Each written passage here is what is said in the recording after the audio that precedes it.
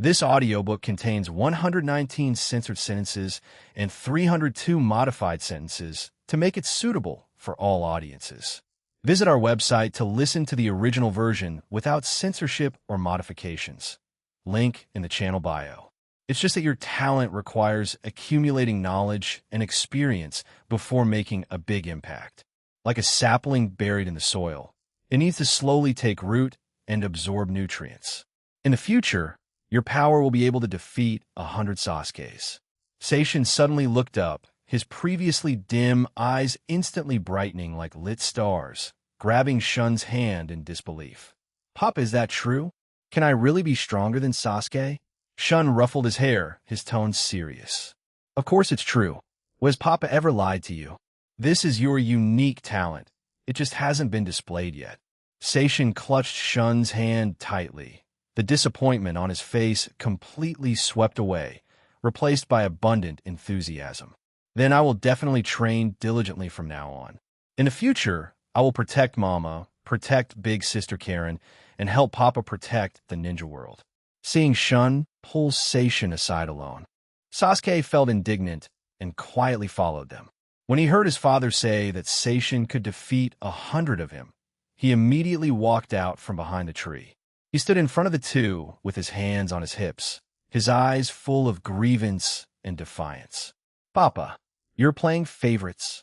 I'm clearly the strongest. I activated my Sharingan at 6 years old, and now I have a two-tomo Sharingan. How can Brother Seishin be stronger than me when he doesn't even have Sharingan? You just like Brother Seishin and don't like me." As he spoke, Sasuke's eyes reddened. What he cared about most was his father's approval. But Shun had said in front of Seishin that Seishin could defeat 100 of him, which made him feel especially wronged. Shun looked at Sasuke's agitated appearance and beckoned him over. "Sasuke, come here. Papa wants to talk to you." Sasuke hesitated for a moment, but still pouted and walked over, yet deliberately stood a bit farther away, clearly still sulking. Shun reached out and pulled him close, stroking his head.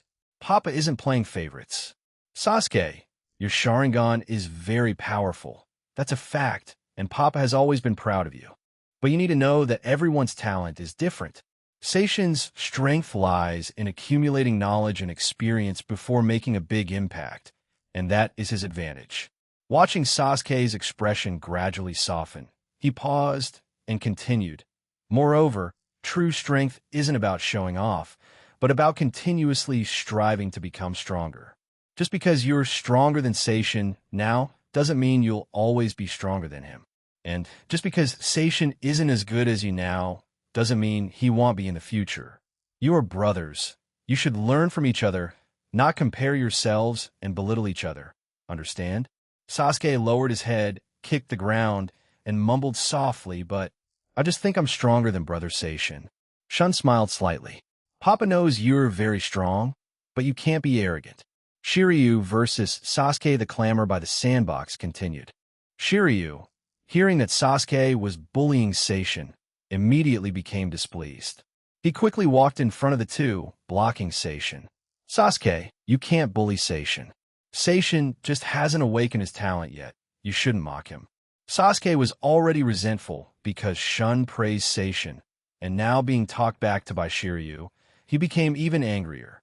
He retorted with his hands on his hips. "When did I bully him? We were just talking about a match. Mind your own business." Shiryu didn't back down either, clenching his fists. "You are bullying him. If you're so capable, have a match with me. We haven't sparred a long time. Let's see who's stronger." Sasuke's eyes lit up. He had wanted to spar with Shiryu for a long time. "Let's fight then. Who's afraid of who?" "Shiryu, don't cry if you lose." The two quickly walked to the open space in the courtyard. Hamamaru, Monica, Shun, Seishin, and Karen immediately ran over to watch. Even May, pushing a baby carriage, stopped and smiled as she watched the two children spar. Shun and several concubines also walked over from the pavilion, standing not far away, ready to watch the children spar. This allowed them to vent their emotions and also observe their growth. Shiryu, in making the first move, Sasuke quickly formed hand signs, his small palms rapidly changing positions. Fire release, great fireball technique. A fireball about 3 meters in diameter shot out from his mouth, carrying scorching heat, and flew toward Shiryu. Shiryu, however, remained calm, his feet slightly apart, and his body nimbly dodged to the side. The fireball flew far past him, landing on the distant sand. "That move is too slow," Shiryu said with a smile, his steps not stopping at all. Sasuke's expression darkened, and his hand sign speed became even faster. Fire release, Phoenix fire technique. Dozens of small fireballs, like a meteor shower, assailed Shiryu, covering all his possible escape routes. But Shiryu still didn't form hand signs. Instead, he took a deep breath, and his body suddenly began to spin. His movements grew faster and faster, the green hem of his clothes forming an afterimage as he spun, like a whirlwind, blocking all the incoming small fireballs. Leaf Dragon God. With a crisp shout, the rotating air current even blew the small fireballs in the opposite direction, where they landed on the open ground and extinguished. How is this possible? Shin-sensei taught you this move. Sasuke's eyes widened. He hadn't expected his Phoenix Barato technique to be so easily countered by taijutsu. He clenched his jaw and began to form Barato, complex hand signs. Barato, Dragon Fire Technique. A fire dragon flew out from his mouth, its body wreathed in flames, thicker and faster than the Great Fireball technique, heading straight for Shiryu. Shiryu's spinning hadn't stopped, and the Leaf Dragon God's air current grew stronger. He pinpointed the direction of the incoming fire dragon, suddenly changed his spinning trajectory, and like a green lightning bolt, passed through the middle of the flame serpent, extinguishing it. "Sasuke, you need to be careful." Shiryu stopped spinning. He pushed off with his feet and charged toward Sasuke. Sasuke instinctively retreated, quickly forming hand signs. Fire release, Great Dragon Fire Technique. This was the strongest B-rank fire release ninjutsu he could currently use. A huge fire dragon, roaring, flew out, its temperature so high that the surrounding people subtly retreated. Everyone thought Shiryu would dodge, but he still charged straight ahead. Bang! The Great Dragon Fire technique fiercely collided with Leaf Dragon God, and the flames and tornado instantly intertwined, becoming a fire tornado, then slowly extinguished. Shun, embracing Makoto, smiled and said, "Sasuke is only 7 years old, but he already has the strength of a Chunin." Makoto gently said, "Hey, be careful, the children are still here." Impossible. Sasuke was flustered. He hadn't expected his B-rank ninjutsu to not even harm Shiryu. In his urgency, he instantly activated his two-tomo Sharingan and then charged forward. Shiryu stopped his Barato and said, "Sasuke, are you going to use your Sharingan? Then it'll get serious too." Sasuke stared at Shiryu's movements, his Sharingan rapidly capturing every subtle motion, trying to predict his attacks. But Shiryu's taijutsu was exceptionally agile, and the explosive power brought by his Senju Sage body made it difficult for Sasuke to evade. Bang! Shiryu seized a weakness in Sasuke's defense and lightly punched him on the shoulder. Sasuke staggered back a few steps. Before he could regain his footing, Shiryu quickly stepped forward, grabbed his shoulder, and gently pushed, causing Sasuke to fall to the ground. Actually lost. Sasuke sat on the ground, looking at his hands, unable to believe he had lost the fight. He clearly had a two-tomo Sharingan and used so many fire-release ninjutsu, yet he was easily defeated by Shiryu using taijutsu. Shiryu quickly stepped forward, reaching out to help him up. "Sasuke, I didn't mean to," but Sasuke roughly shook off his hand. His eyes instantly reddened, and he abruptly stood up from the ground, turning and running towards Shun. He threw himself into Shun's arms, crying loudly, "Dad, I lost. I clearly have a two-tomo Sharingan. So why can't I beat Shiryu? Am I too useless?" Shun knelt down and cupped Sasuke's cheeks. "Although you have a two-tomo Sharingan and possess dynamic vision, you're only 7 years old, and your frame hasn't fully developed. You can't unleash the full power of the two-tomo Sharingan. For example, You just predicted Shiri's movements, but because your speed couldn't keep up, you were easily defeated. Sasuke stopped crying, his eyes teary as he nodded. But Shiryu is even younger than me. Why is his body so strong? Shun smiled and ruffled his hair. Because the Senju clan's sage body ensures that he has a stronger body than ordinary ninjas. Their strength, speed, and defense are far superior to their peers. This is his innate advantage. His tone shifted slightly, becoming a bit more serious. However, Sasuke, I also need to tell you something. Has your temperament been too arrogant lately? Sasuke froze, his gaze somewhat evasive, not daring to look him in the eyes. Shun gently squeezed his shoulder and said, Sasuke, you have a Sharingan, and I am proud of you. But you cannot mock Seishin for not awakening his Sharingan just because you have talent, nor can you believe that you are definitely stronger than everyone else. Sasuke lowered his head and mumbled softly, I just wanted to prove to you that I'm very strong. Shun said gently, look at Shiryu.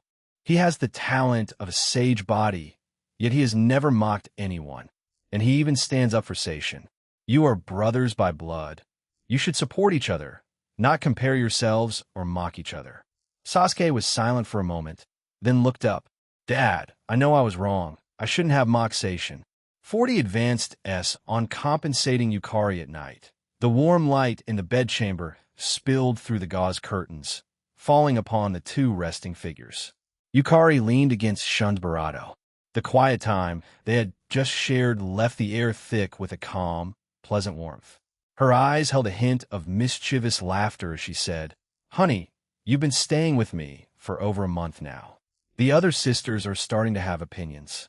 Hearing this, Shun wore a smug smile and asked, Oh, really? Well, what opinions do they have? Yukari reached out and poked Shun's strong chest, her tone playful.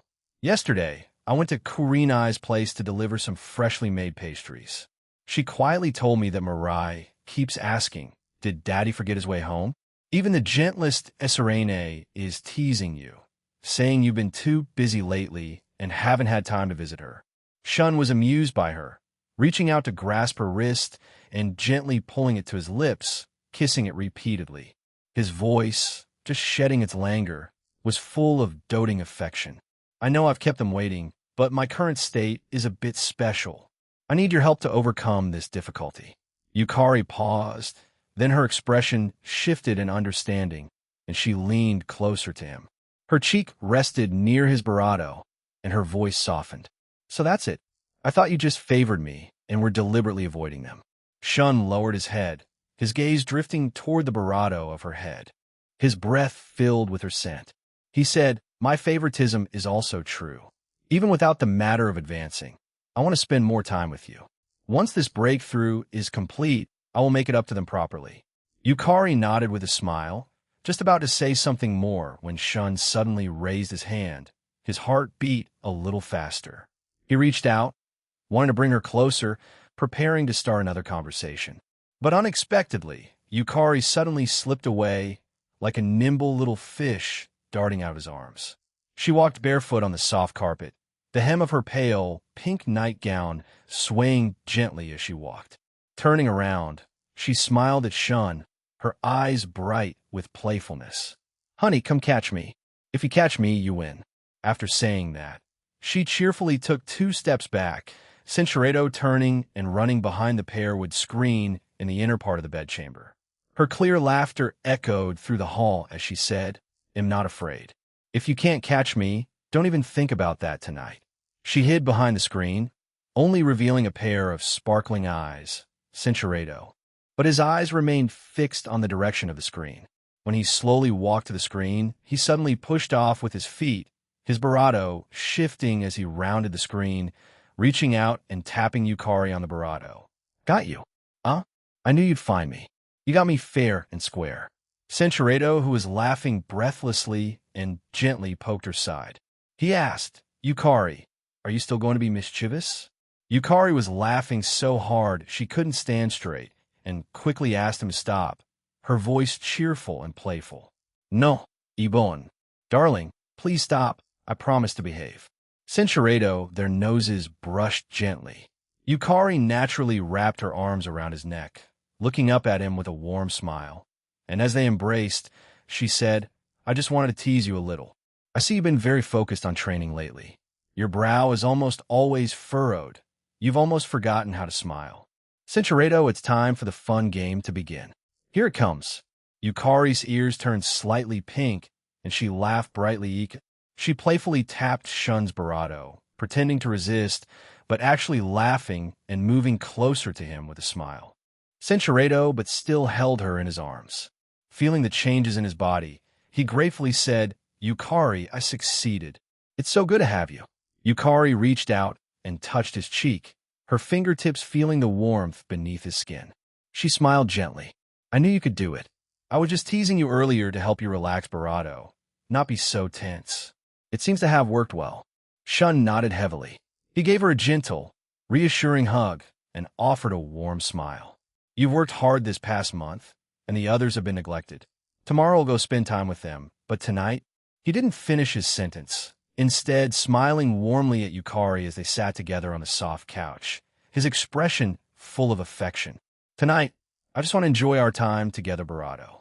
Yukari smiled back, feeling happy and comfortable. Cinchureto Uzumaki Sage Body. Perfect, 50,000 and 25, 12,000. Attributes. Lifespan 200 years. Health 63,000. Chakra 48,000. Health recovery 320 hour. Rinnegan experience 240 day. Host Uchih Shun Strength. 6 paths level lifespan. 25 481 health. 211000 211000 chakra. 1861271 86127 ocular power. 163,016,300 Kekkei Genkai. 6 Tomo Rinnegan. Senju Sage Body. Perfect. Uzumaki Sage Body. Perfect. Wood Release. Perfect. Ice Release. Special. Lava Release. Special. Boil Release. Special. Shun stood high above the nameless planet, surrounded by surging chakra. The planet's surface below still glowed with a scorching red light, and the air was filled with the acrid smell of high-temperature scorching. Even the distant rocks were faintly hot. Since his last departure, the planet's temperature had dropped somewhat, but it was still far from suitable for sustaining life. He took a deep breath, and his golden rinnegan lit up in his eyes. His gaze pierced through the clouds, clearly seeing the energy veins flowing within the planet. To cool it down quickly, I still need to start from the north and south poles. Shun muttered to himself. Then his figure flickered, instantly arriving in the planet's northern polar region. The ground here was entirely exposed magma rock. Just standing there, one could feel the scorching temperature. Cosmic control. He activated his golden 6 Tomo Rinnegan, connecting his own chakra with the planet's energy, preparing to use the planet's inherent energy to create an ice mountain at the North Pole. Ice Release. Extreme Cold Purgatory. With a low shout, a bone-chilling cold instantly surged around him. At the same time, he drew upon the energy in the planet's geodetic veins, transforming it into a sky-filling ice mist that swept towards the North Pole's surface. The magma rock rapidly cooled and cracked in the cold air, and a thick layer of ice began to condense on the ground. The ice layer continuously spread and stacked. In just half an hour, a towering ice mountain rose from the North Pole. The air temperature around the ice mountain plummeted, and snowflakes constantly fell. Immediately after, he teleported to the South Pole, drawing upon the planet's energy in the same manner and casting Ice Release again. When the second large ice mountain was completed, he distinctly felt the planet's energy fluctuations weaken somewhat. This planet was a bit larger than the Ninja World, so creating both North and South Poles in a short time consumed an exceptionally large amount of energy. He looked up at the 2 ice mountains and nodded with satisfaction. With these 2 ice mountains regulating the climate, the temperature should slowly drop. After dealing with the cooling matters, he immediately returned to the Ninja World. He first went to the forests of the Land of Fire, using Wood Release to uproot a large number of adaptable plants from low shrubs to tall trees, and even brought some mosses and ferns that could grow in barren soil. Afterward, he returned to the Nameless Planet, selected several relatively flat islands, and planted the vegetation in a scattered manner. Wood release. Deep forest emergence. The moment he formed the hand seals, the originally shriveled plant sprouts broke through the soil, and branches grew wildly. In just a moment, the first small island was covered in green, with tall trees obscuring the sky, shrubs and vines intertwining on the ground, and even the air gaining a touch of moist, earthy scent. He transformed 2 other small islands in the same way, designating them as the 3 experimental islands. Once the planet's energy recovers in a few days, he'll come back and check on the plant growth. Shun's figure flickered, and he returned to the land of Water's royal palace. As soon as he stepped into the Hall of Government Affairs, he saw a mountain of memorials and immediately lost interest. Now that he could even transform planets, dealing with these trivial government affairs felt like a burden to him. He leaned back on the throne, his gaze casually wandering, finally landing on the female secretary standing in the corner, organizing documents.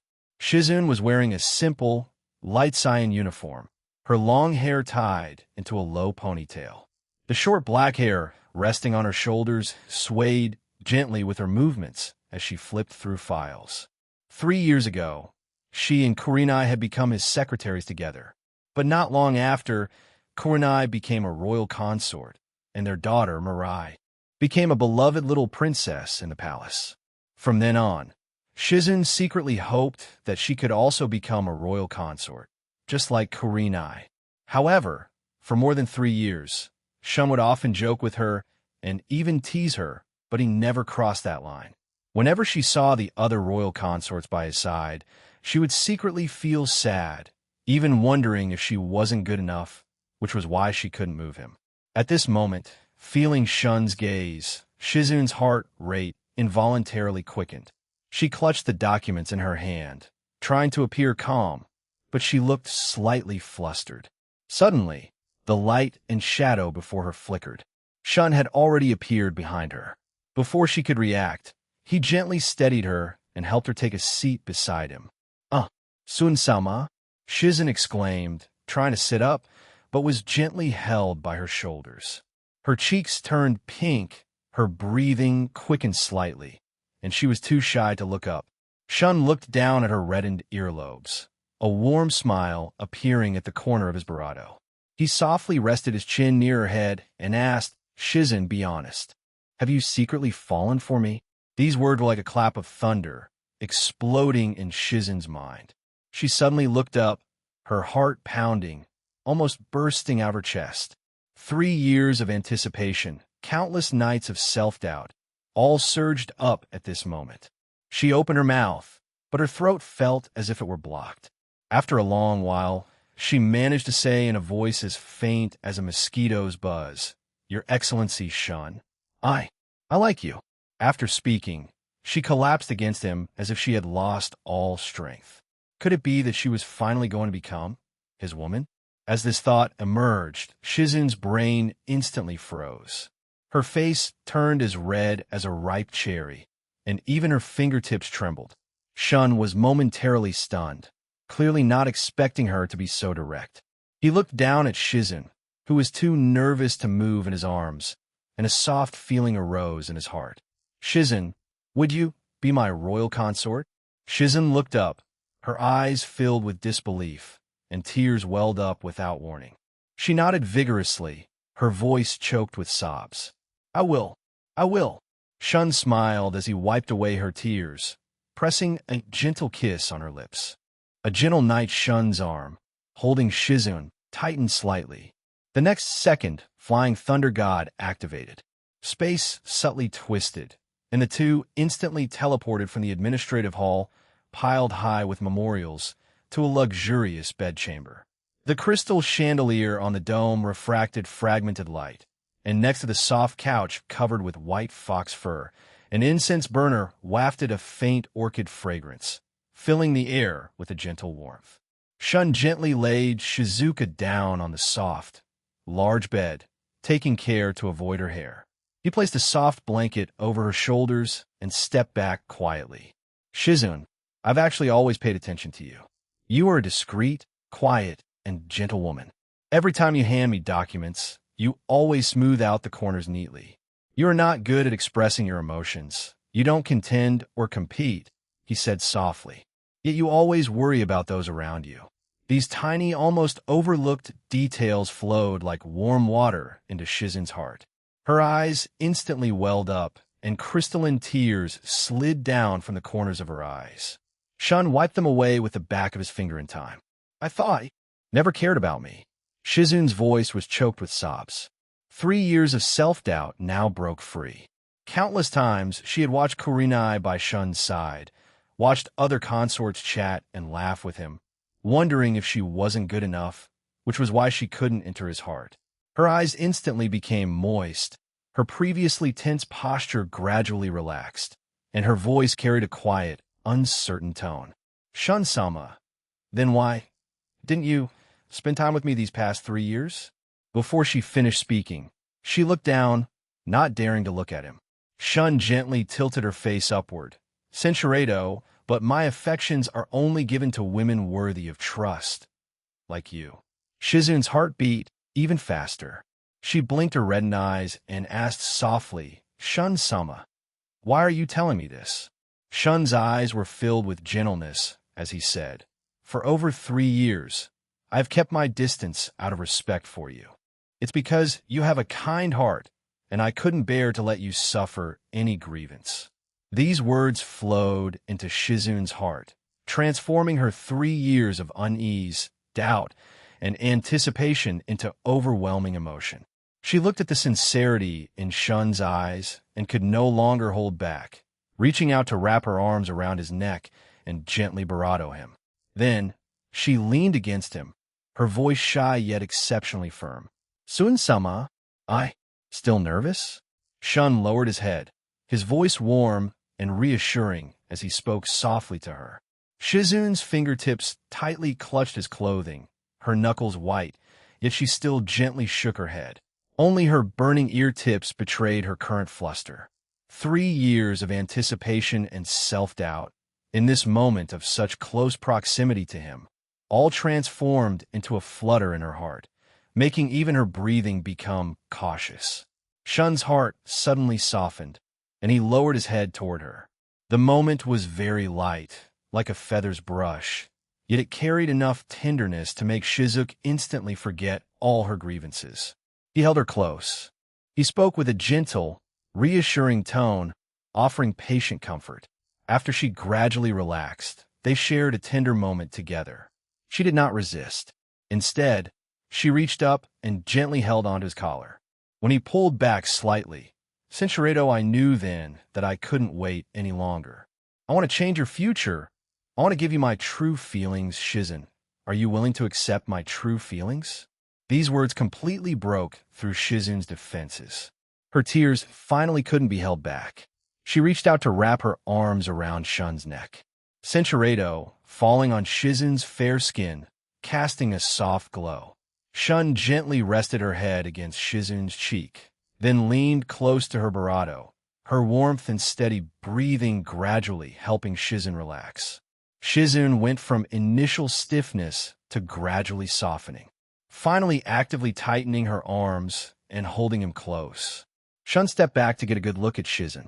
As he did so, his eyes widened slightly, feeling impressed by her appearance. In her usual outfit, Censuredo. Without giving Shizun a heads up, Shun reached out and gently placed his hands on her shoulders in a playful surprise. Startled by the unexpected touch, Shizun let out a brief gasp. Wanting to keep the moment lighthearted, Shun continued patting her shoulders softly, which made Shizun laugh in surprise. Censuredo. Oh. Shun's voice pulled Shizun out of her trance. What's that shiny thing on your legs? Shun asked with a smile. Huh. After a while, Shizun realized what he was talking about and got flustered. It's... Shun smiled. It what? Shizun blushed. You. Why are you teasing me? Shun laughed. Ha. Censuredo.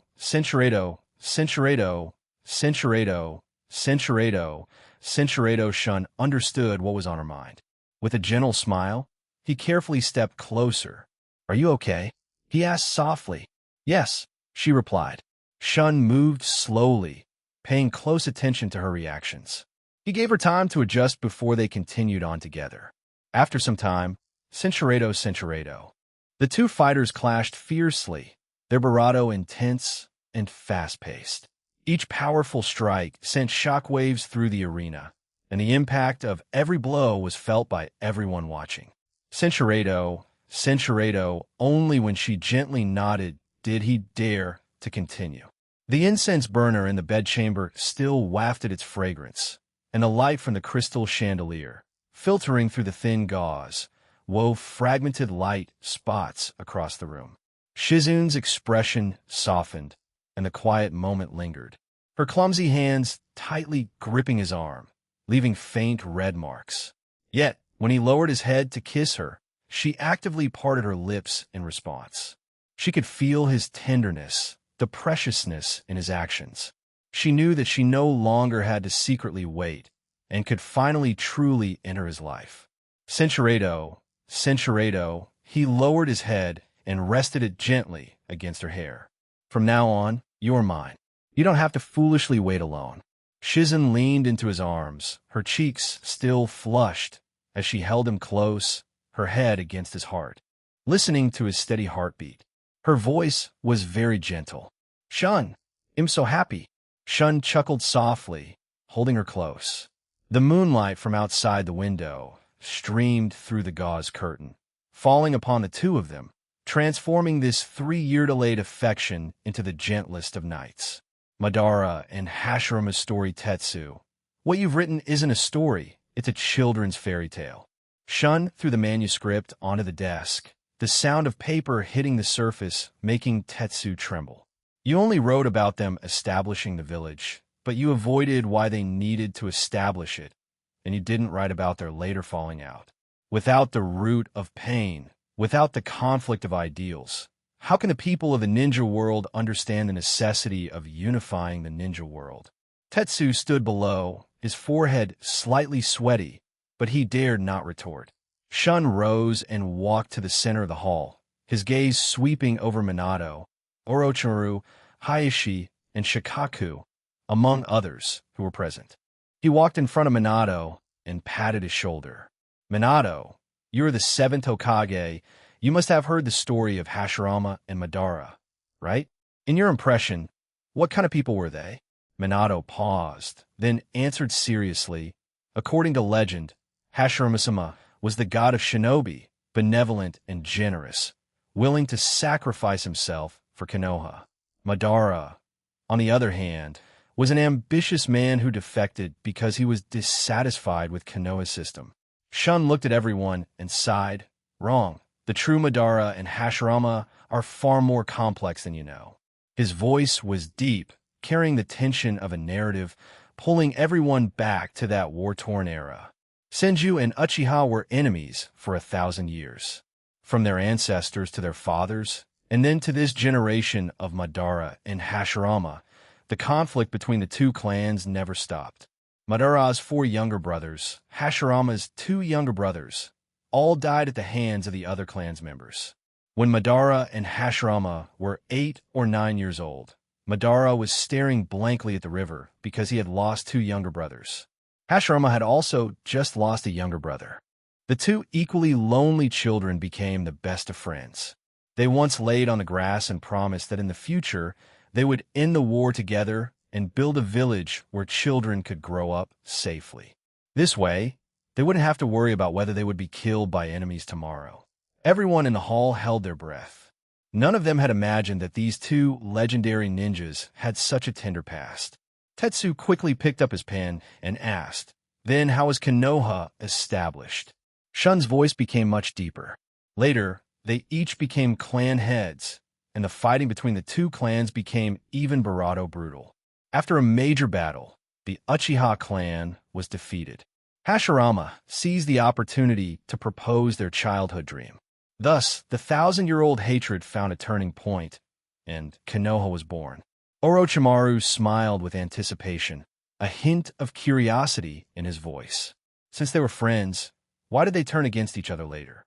Shun's tone shifted, with a hint of sarcasm. After Konoha was established, other countries quickly imitated it, building their own ninja villages, and the ninja world seemed peaceful. But Madara saw through this illusion of peace. He had already foreseen that in the future, conflicts of interest between ninja villages would eventually trigger an even greater war. So he approached Hashirama and suggested that while Konoha was at its strongest, they should destroy other countries to unify the ninja world and completely end the wars in the ninja world. But Hashirama refused. Shun's voice carried regret. He said that the current peace was hard-won, and if war were to be waged, at least 30 of the people in the ninja world would die. He could not sacrifice present lives for future peace. But Madara understood that the Land of Fire occupied the richest land, and once their generation passed, and Konoha lost the power to deter other nations, the Land of Fire would inevitably become a battleground for wars, and even more people would die then. Madara was, after all, the Uchiha clan head, so he wanted to take the Uchiha way, but the clan members had long been accustomed to Konoha's peace and prosperity, and no one was willing to follow him. In the end, he wandered through various countries in the ninja world alone. During Madara's travels in the ninja world, he saw other ninja villages accumulating strength, so he returned to Konoha again and again, urging Hashirama to unify the ninja world. But Hashirama always disagreed, and the two fought fiercely multiple times over their differing ideals of peace. Shun's voice began to grow intense. The final confrontation was at the Valley of the End. Madara controlled Ninetales with his eternal Mangekyo, and he even encased Ninetales in his Susanoo, unleashing majestic attire. Hashirama used his trump card, Sage Art, would release, true several thousand hands, summoning a 1,000-meter-tall, 1,000-hand wooden construct, which forcefully shattered the Susanoo and sealed Ninetales. Minato fell into thought and asked, was the first Hokage's power really that terrifying?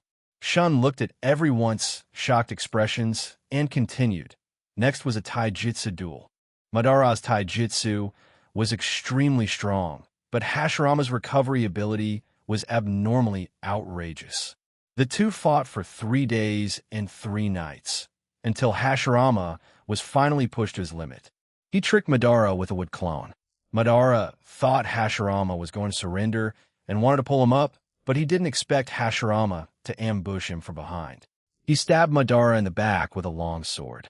At that moment, Hashirama's face was cold as he said, Madara, for peace, for the village, even if it's a friend, a brother, or a child, I can kill them without hesitation. Before Madara died, he said with endless sorrow, Hashirama, you've forgotten why we established the village. You've fallen into darkness. After the story was told, silence filled the hall.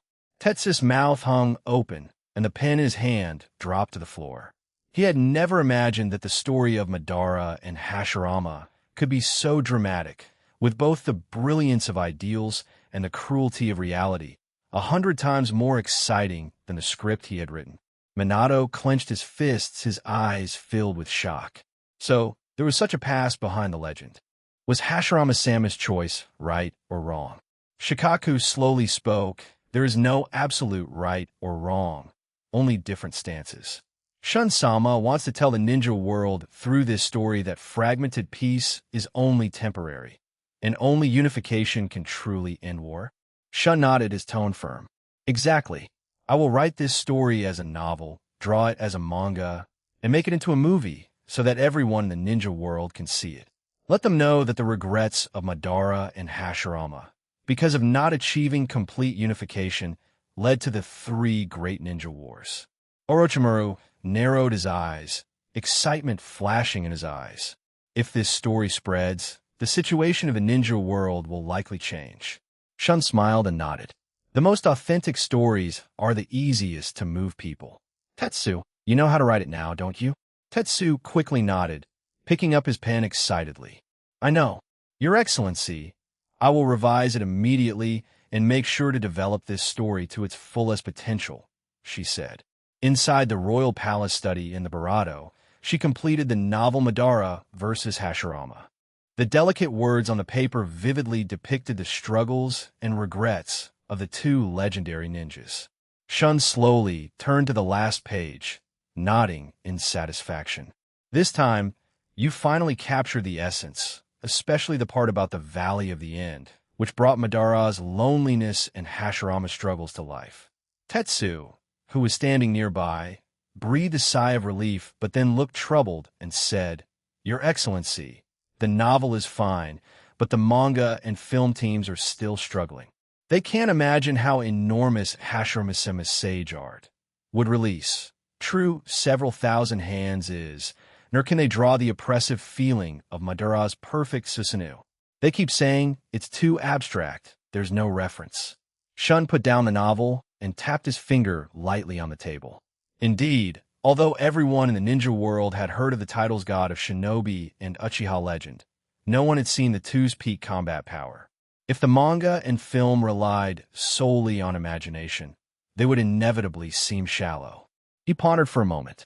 Then, a flash of inspiration appeared in his eyes as he said, "If they can't imagine it, then let them see it with their own eyes."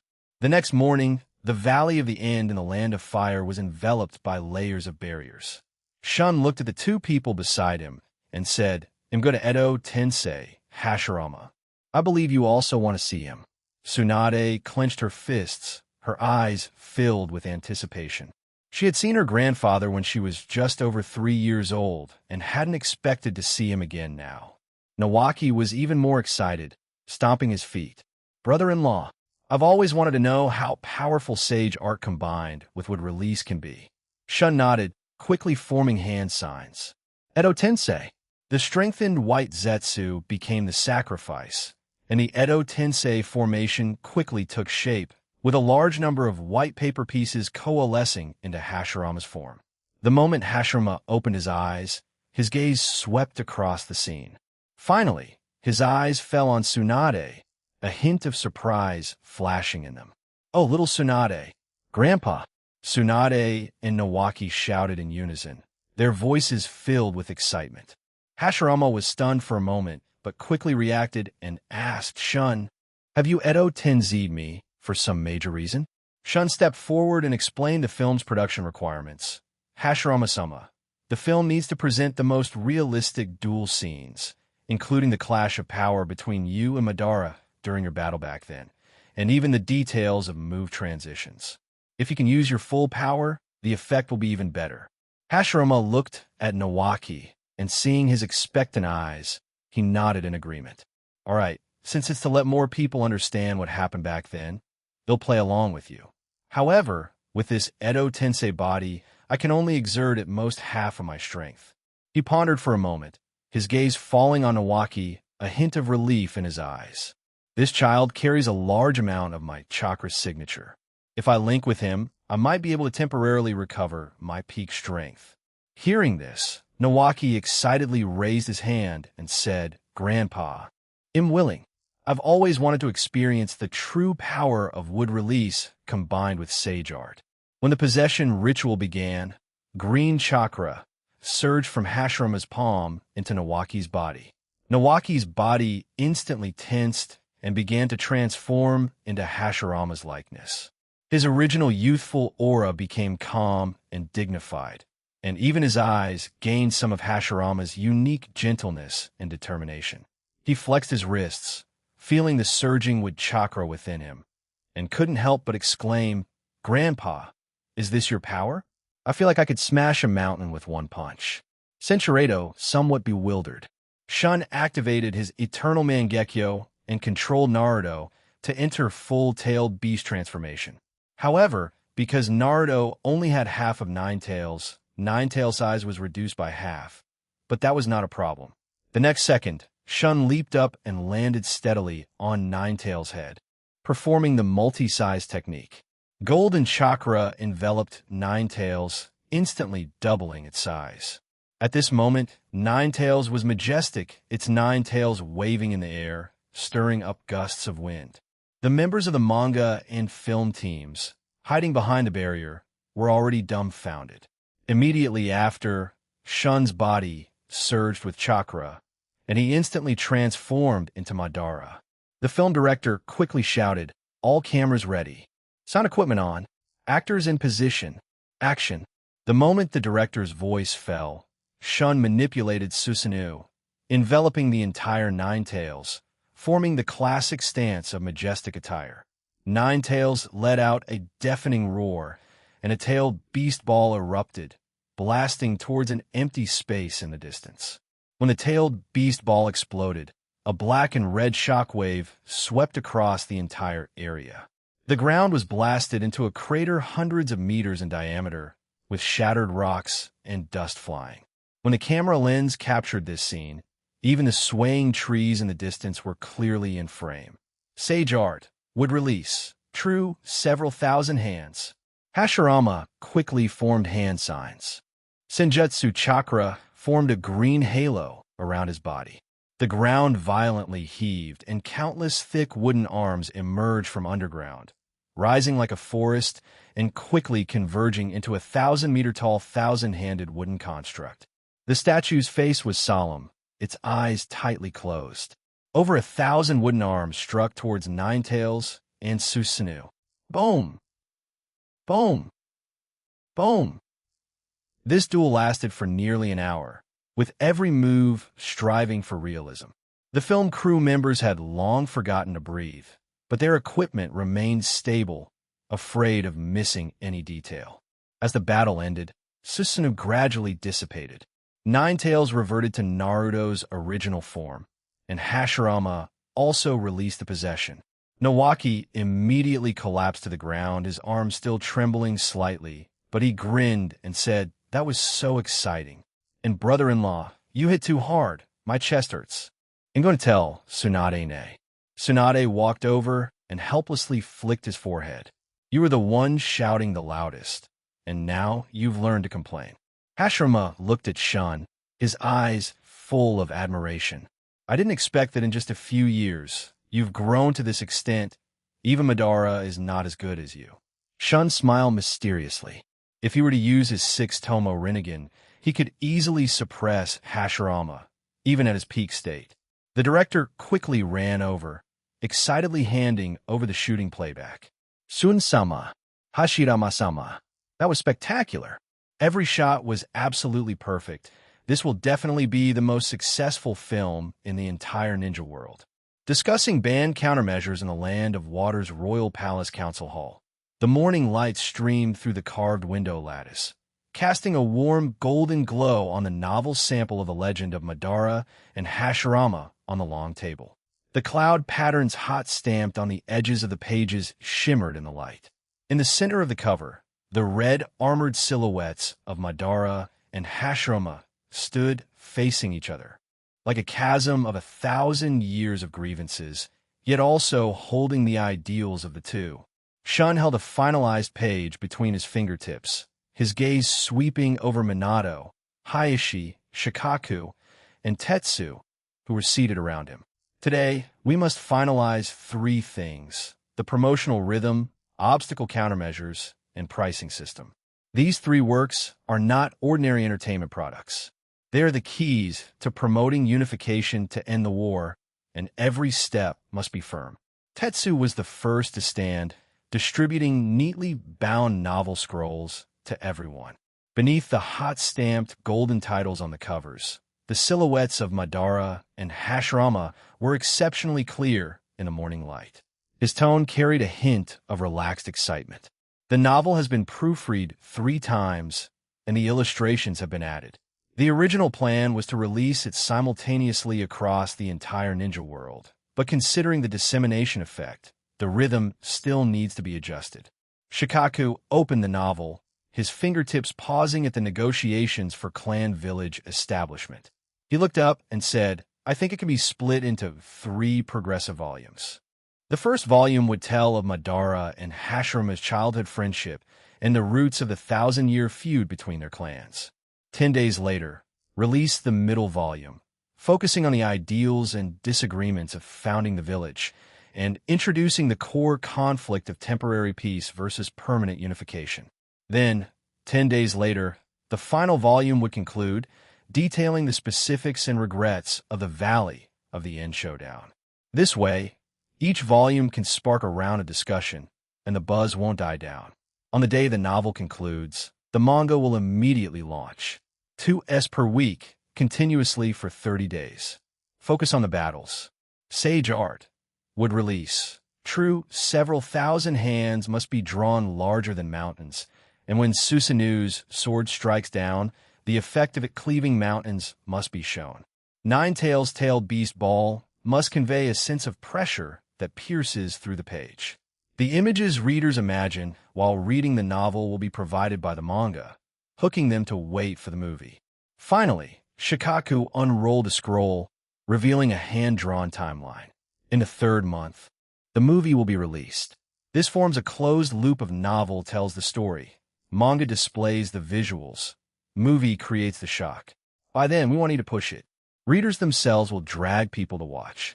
Minato's eyes lit up.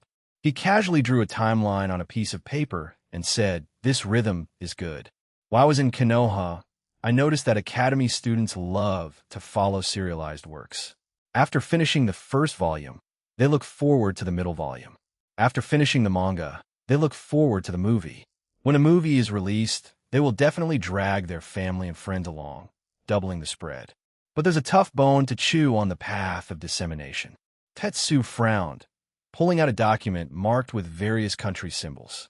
The land of fire and many small countries are not a problem, but the three great nations of wind, earth, and lightning are different. Shun-sama, you previously deterred the three great nations to mediate the land of fire's war, and they are already wary of the land of water's actions. They might impose bans for various reasons. Hayashi's tone was deeper than usual. It's not just the three great nations. The nobles of various countries will also obstruct. If the ninja world is unified, their fiefdoms and privileges will be gone. They might even unite to prevent merchant caravans from entering cities. The atmosphere in the council hall instantly grew heavy, and even the birdsong outside the window seemed to quieten a little.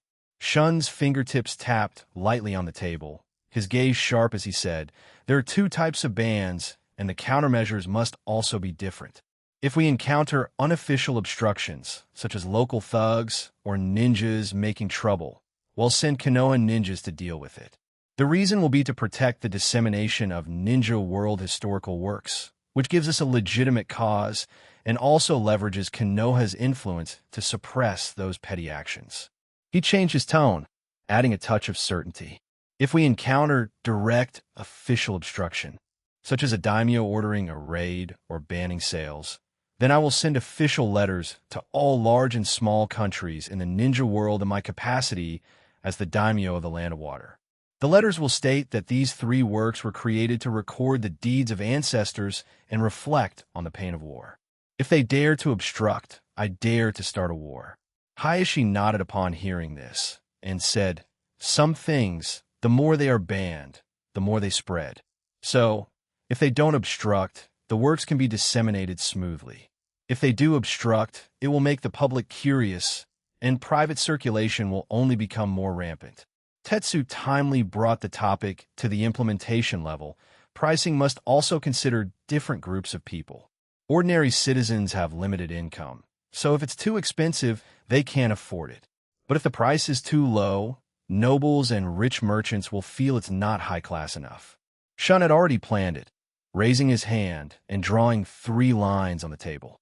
He said, "Novels will have 3 tiers. The low tier is 90 ryo, with only text and a few scene illustrations, targeting ordinary citizens. The middle tier is 180 ryo, with added character close-ups, such as Madara and Hashirama. The high tier is 360 ryo, with numerous battle illustrations and more exquisite illustrations of beautiful female characters, sold to nobles and rich merchants." He looked at the manga manuscript and continued, "Manga is highly visual, so the pricing will be slightly higher. The low tier is 180 ryo, black and white print with 3 color pages. The middle tier is 360 ryo, with key S in full color and a bonus ninjutsu analysis card. The high tier is 600 ryo, including a large Valley of the End Showdown poster and a movie discount coupon, allowing those who buy the high-tier manga to secure their movie tickets in advance. Tetsu quickly jotted notes. He did some calculations in his mind and said, "This covers all demographics from commoners to nobles. It ensures sales and also allows the works to circulate in high society circles through the collectible attribute of the high-tier editions. Their attitude has a greater impact on ordinary citizens." Shun said, "Then proceed with this plan." Shun stood up, the morning light falling on him. Shikaku is responsible for drafting official letters and coordinating trade routes with various countries. Minato will coordinate Konoha ninjas to deal with obstructions. Hayashi will dispatch spies to monitor the three great nations, and Tetsu will oversee printing and pricing.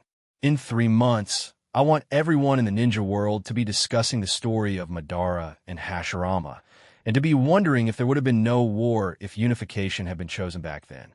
Understood. Everyone responded in unison, each picking up their plans and sample books, quickly leaving the council hall. Their footsteps gradually faded, yet it was as if they were striking the prelude to a storm of unification across the ninja world. Inside the council hall, the morning light remained soft, and a novel sample on the long table lay quietly. The silhouettes of Madara and Hashirama on the cover seemed to come alive in the light. Shun walked to the window, looking at the cherry blossom tree in the courtyard, a smile on his face.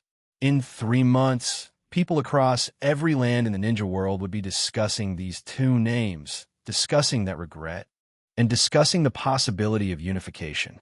This cultural strategy had only just begun. By then, it would also be time to visit Amage Cure and meet Nagato and Conan. 40 Advanced S on Hiruzen has gone crazy more than a month passed quietly amidst the clamor and discussions of the ninja world. The novel The Legend of Madara and Hashirama had all 3 volumes released, and the manga began serialization. The entire ninja world seemed to be swept by a Madara Hashirama craze. Students at the Land of Fire's Academy would gather during breaks, arguing who is stronger, Madara or Hashirama. Inside the Land of Water's royal palace, Tetsu held the latest public opinion report, his face filled with excitement. "Your Highness, novel sales have surpassed 360 million copies, and the premium edition of the manga was snatched up immediately. The net profit from the novel alone is estimated to be over 39 billion ryo." Shun flipped through the report, his fingertip pausing on the item "Student Discussions Unified," a look of satisfaction flashing in his eyes. The seeds of cultural infiltration had begun to sprout. Shikaku stood to the side, adding, "However, the situation in the Land of Fire is the most peculiar. The common people are discussing it enthusiastically, but the aristocratic circles are unusually quiet, as if deliberately avoiding it." Before he could finish speaking, urgent footsteps suddenly sounded from outside the hall. An Uchiha Umbu suddenly appeared and said, "Your Excellency, something has happened in the Barato. Hiruzen, he has eliminated First Prince Uenichi Q's entire family and has proclaimed himself the new daimyo of the Barato." These words were like a clap of thunder, instantly freezing everyone in the hall. The Sarutobi clan has already moved into the Land of Fire's royal palace. Now the Land of Fire is in chaos, and the nobles are all shouting, "Execute the traitor." Shun activated his Eternal Mangekyo, using Divine Eye. He first saw several fleeing Sarutobi clan members being caught by bounty hunters in the mountains, their struggle staining the grass red with battle. At the same time, in the Barato's royal palace, many ninjas who followed Hiruzen in his rebellion were gathered together in celebration. Deep within the royal palace, the lights in several courtyards stayed on all night. Some Sarutobi clan members discussed whether to flee together, believing Hiruzen had gone mad. A certain elder of the Sarutobi clan said, "The clan head is mad. Assassinating a prince and proclaiming himself daimyo is a crime worthy of clan extermination. If we don't leave now, we'll all be buried with him." Upon hearing this, several middle-aged Sarutobi immediately nodded. "Elder, I felt something was wrong for a long time. A few days ago, The clan head told us to secretly monitor the princes and said he wanted to cleanse the land of fire of its parasites. Now that I think about it, he was completely blinded by power. The several of them no longer hesitated. They quickly packed their valuables and took off their clan robes, symbolizing the Sarutobi clan.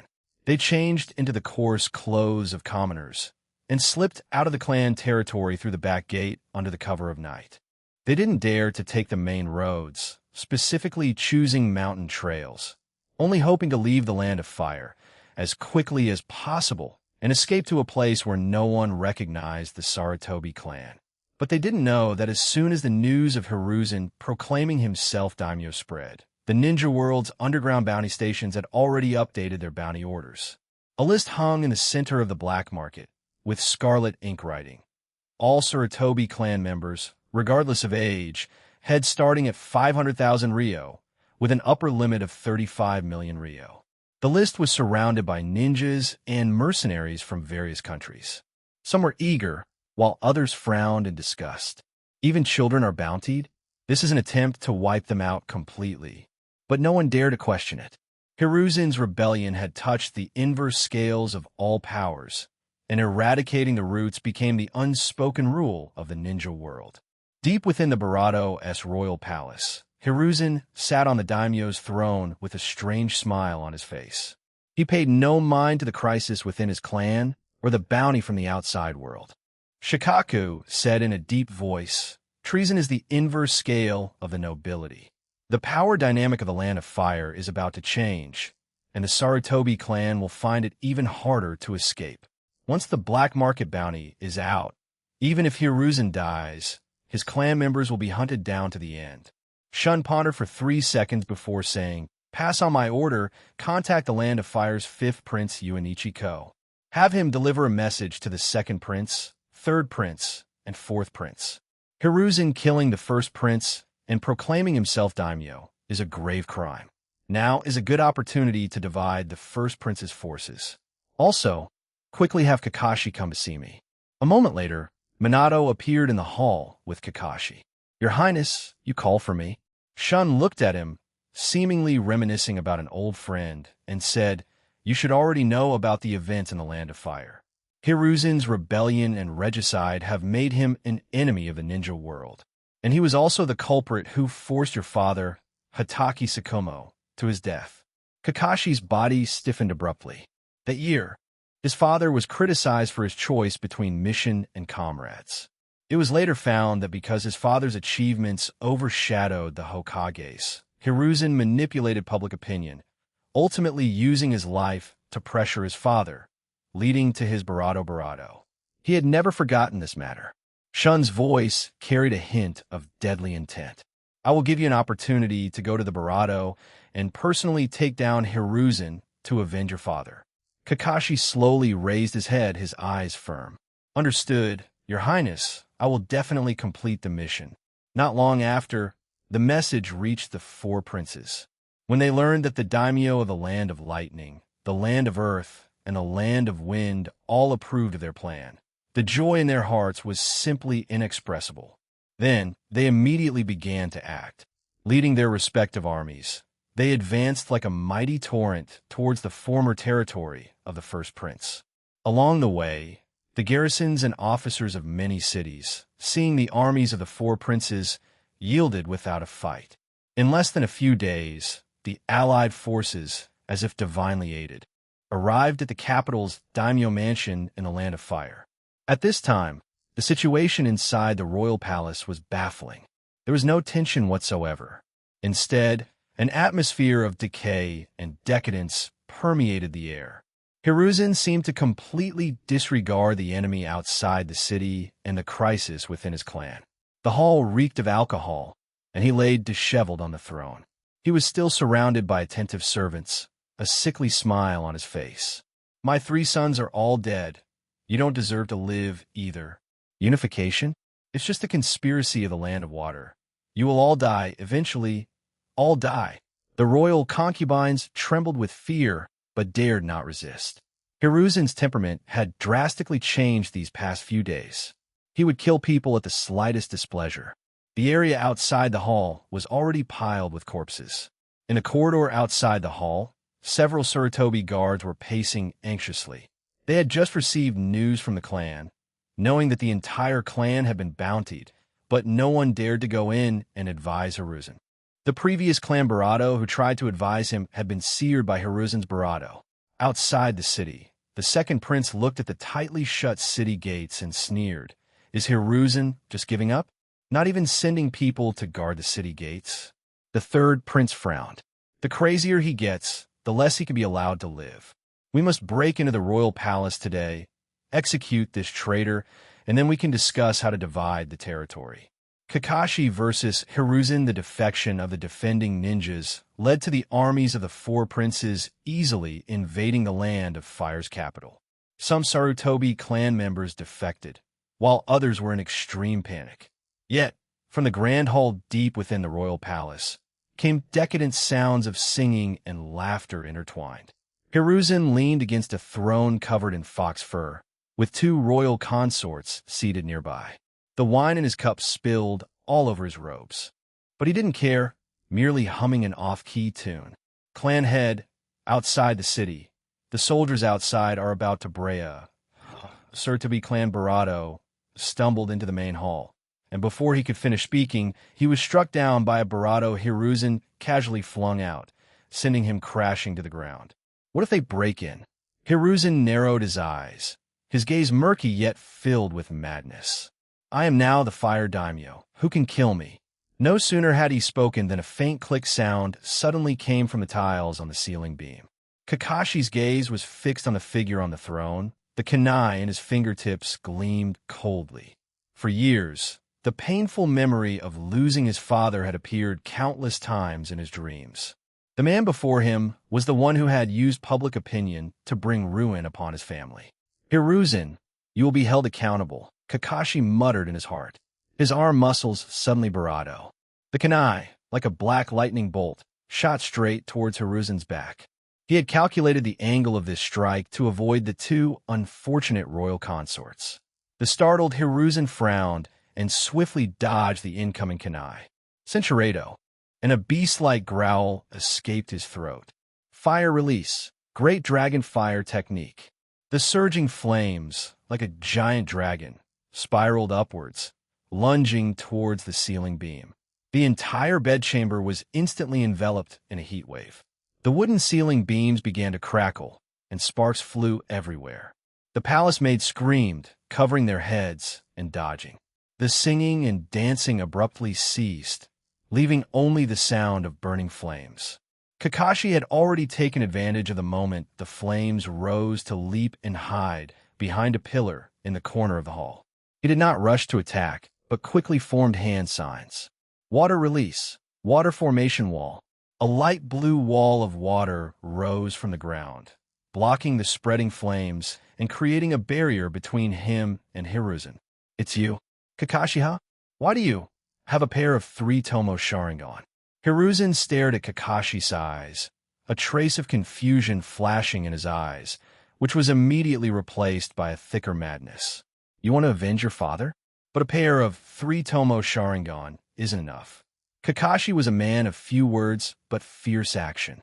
He quickly formed hand signs, lightning chakra instantly coiling around his hands, producing crackling electric sounds.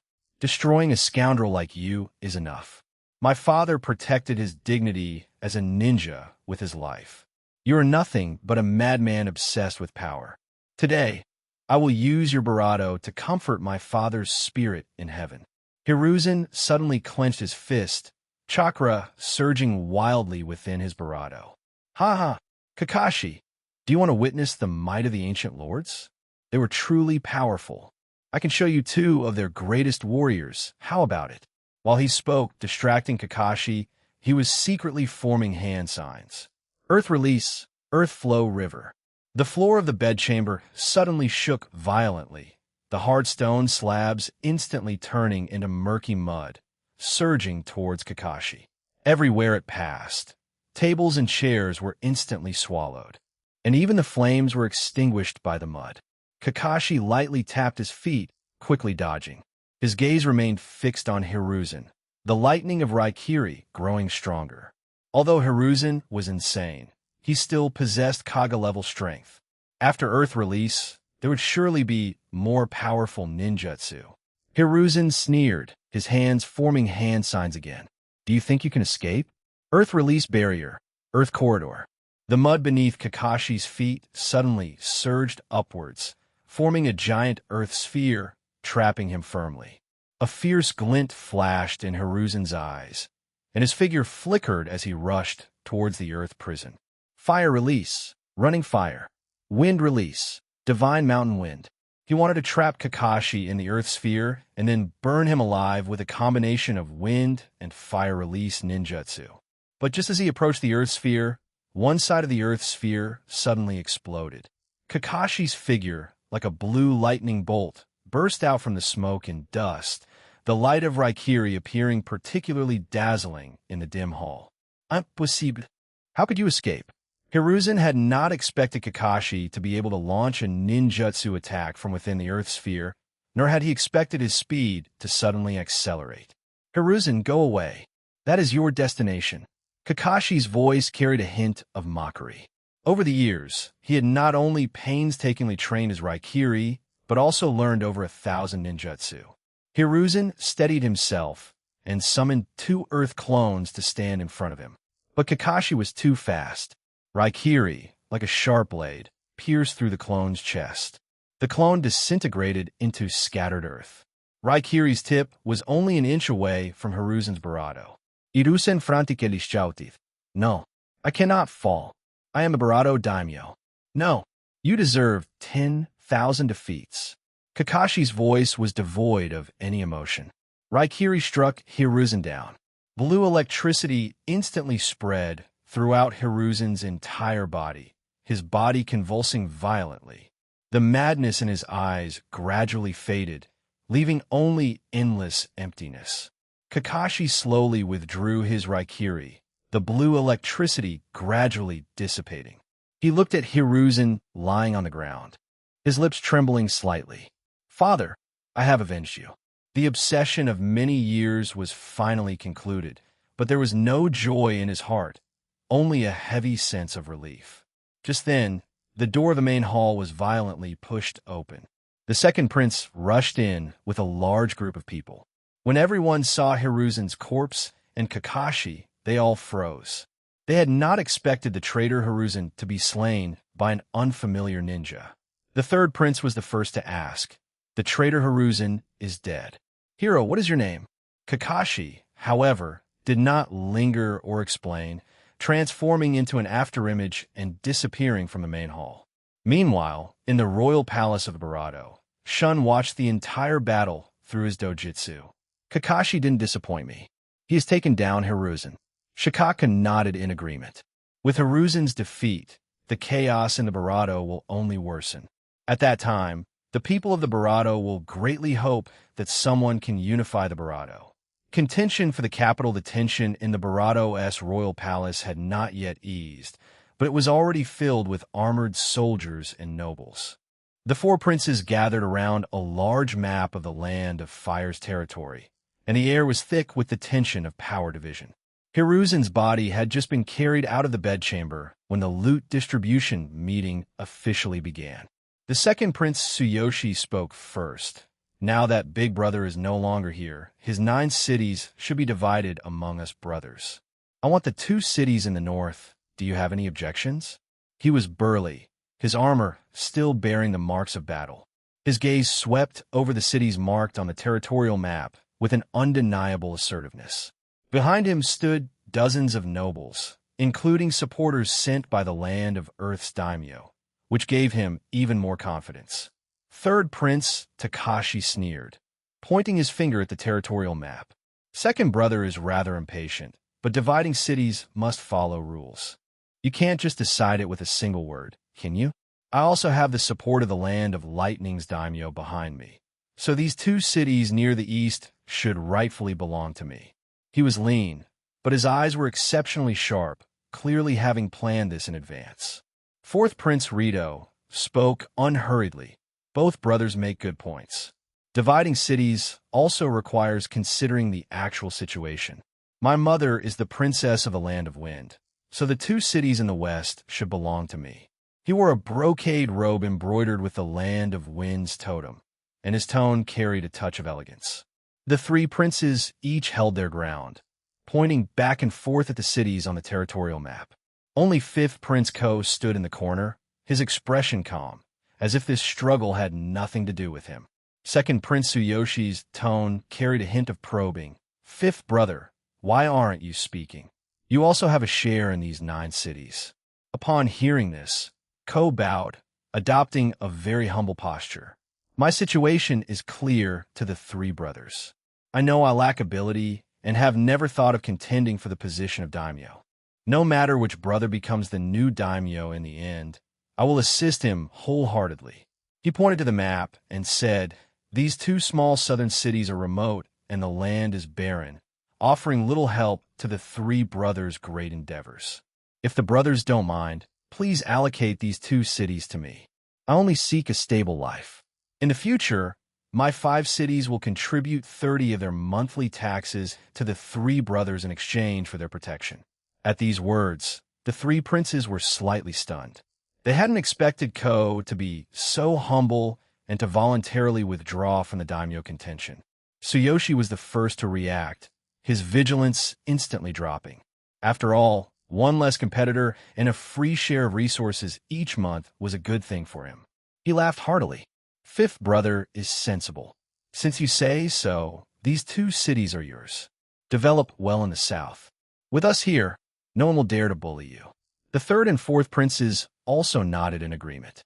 In their view, Ko's voluntary concession not only removed a threat, but also earned them a reputation for brotherly harmony.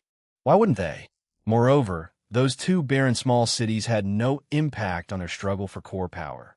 Ko bowed again in thanks, a humble smile on his face, but a fleeting, imperceptible glint flashed in his eyes. He clearly knew that the land of fire was now a place of turmoil. The 3 princes, each backed by a major power, would sooner or later erupt in greater conflict over power. Although the South was barren, it was far from the sphere of influence of the 3 great nations, making it perfect for him to develop in secret. Soon, Ko, with his small retinue, left the capital for the 2 small southern cities. His early departure made the atmosphere in the main hall even more tense. Now, there's only 1 city left.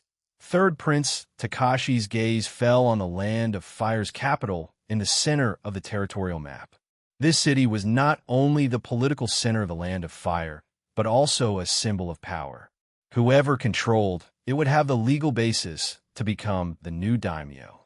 Second Prince Tsuyoshi slammed his hand on the table, his tone forceful.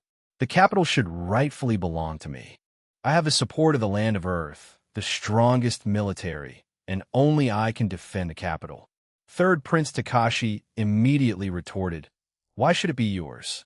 The land of lightning has promised to send troops to help me stabilize the land of fire's order. The capital should be given to me to gain the trust of all nations. Fourth Prince Rito was not to be outdone and said, you have people behind you. Do you think I don't? The land of wind's daimyo is willing to fully assist me.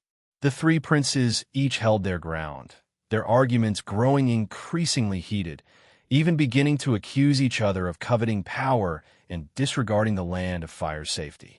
Their supporters also spoke up, defending their respective princes, and the atmosphere in the main hall instantly dropped to freezing point. Seeing the deadlock, Second Prince Tsuyoshi drew the long sword from his waist, pointing its tip at the ground. He said, more talk is useless. The capital belongs to whoever has the hardest fist. If you have the guts, let's meet on the battlefield. Third Prince Takashi was not to be outdone, summoning his ninjutsu squad. Instantly, chakra fluctuations spread throughout the main hall. Fight then. Do you think I'm afraid of you? Fourth Prince Rito quickly advised, I propose that the capital be jointly managed by us 3 parties, with profits equally divided among us. After we determine a winner, we will then make the final decision on the ownership of the capital. Second Prince Tsuyoshi gritted his teeth and said, Joint management? That's also a method. Third brother, what are your thoughts? Third Prince Takashi nodded, sheathing his weapon. All right, I agree. After all, if we were to fight in the capital, the destruction and losses caused by the war would ultimately be heartbreakingly immense. The three princes exchanged glances, then began to divide the capital and deploy troops in the surrounding areas.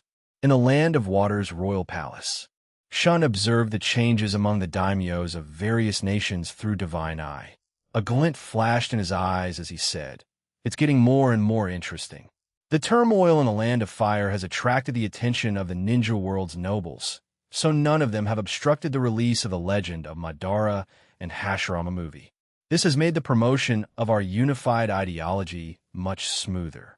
Shikaku stood by, nodding in agreement. This might be destiny. However, Fifth Prince Ko is a smart man, withdrawing from the contention early to secretly accumulate strength. Perhaps he will become an important chess piece in our subsequent plans. Hayashi's expression was solemn, his voice steady. Indeed, let them be chaotic for a while. When the people grow tired of war, we will make our move. By then, the time for us to unify the ninja world will be ripe. Shun raised his eyebrows, deep in thought. The turmoil in the Land of Fire alone is probably not enough. The ninja world needs a major villain to highlight that the unification of a ninja world is the salvation awaited by the masses. Villain and savior the sky of the Land of Rain was perennially shrouded in gloomy rain. But at this moment, it was as if someone had pressed a pause button, the rain stopping abruptly and eerily. Deep within Akatsuki's base, Nagato sat in a specially made mechanical chair, surrounded by 6 pain puppets, his gaze exceptionally vigilant. Just a moment ago, an indescribable pressure had suddenly enveloped the entire base. The next second, Shun's figure appeared before him, his golden 6-tomo Rinnegan particularly dazzling in the dim room. "Shun, why do you have a golden Rinnegan?" Nagato's chakra surged rapidly within his body, and the eyes of the 6 paths of pain lit up simultaneously, ready to attack at any moment. He could feel that the man before him possessed strength far exceeding anyone he had ever seen, including the former Madara. Shun released a faint pressure and said, "Because the limit of the Rinnegan is the 9-tomo Rinne Sharingan. As for your Rinnegan, Madara secretly transplanted it into you when you were young. He wrote the script for your life, and I am here to change your destiny." Nagato and Conan frowned. Cinchuredo, including death and resurrection. Madara used this forbidden jutsu to feign death at the hands of Hashirama, then hid to awaken the Rinnegan. He only successfully awakened the Rinnegan in his old age, which is why he specifically chose you as the vessel for the Rinnegan. Conan looked at Nagato, a hint of sadness in her eyes, and retorted, "What can you do to prove that what you're saying is true?" Shun transformed his golden 6-tomo Rinnegan into an eternal Mangekyo, then into a 3-tomo Sharingan, then into normal human eyes, and finally back into the golden 6-tomo Rinnegan. Nagato's father is from the Senju clan, and his mother is from the Uzumaki clan. He possesses the bloodline of both the Senju and Uzumaki, which is why he can bear the immense consumption and pressure of the Rinnegan. Madara's plan was for Nagato to revive him using Rinne Tensei, so he trained a puppet to guide and control him, which is the mysterious masked man you saw. Nagato asked, You didn't specifically come all this way just to tell me this, did you? What is your true objective?" "Nagato, what are your thoughts on peace?" Shun slowly spoke, his tone calm, yet carrying an undeniable power. Nagato put down the novel, his eyes becoming complex. "My peace is to collect all 9-tailed beasts, combine them into 10 tails, become the 10 tails Jinchuriki, and use absolute power to deter the entire ninja world, so that all countries dare not wage war again." Shun shook his head. Peace achieved through deterrence is only temporary. Once your power weakens, or a stronger person emerges, war will break out again. Just like after Hashirama's death, Konoha's deterrent power declined, and didn't the ninja world still fall into chaos? He paused, a sharp glint in his eyes.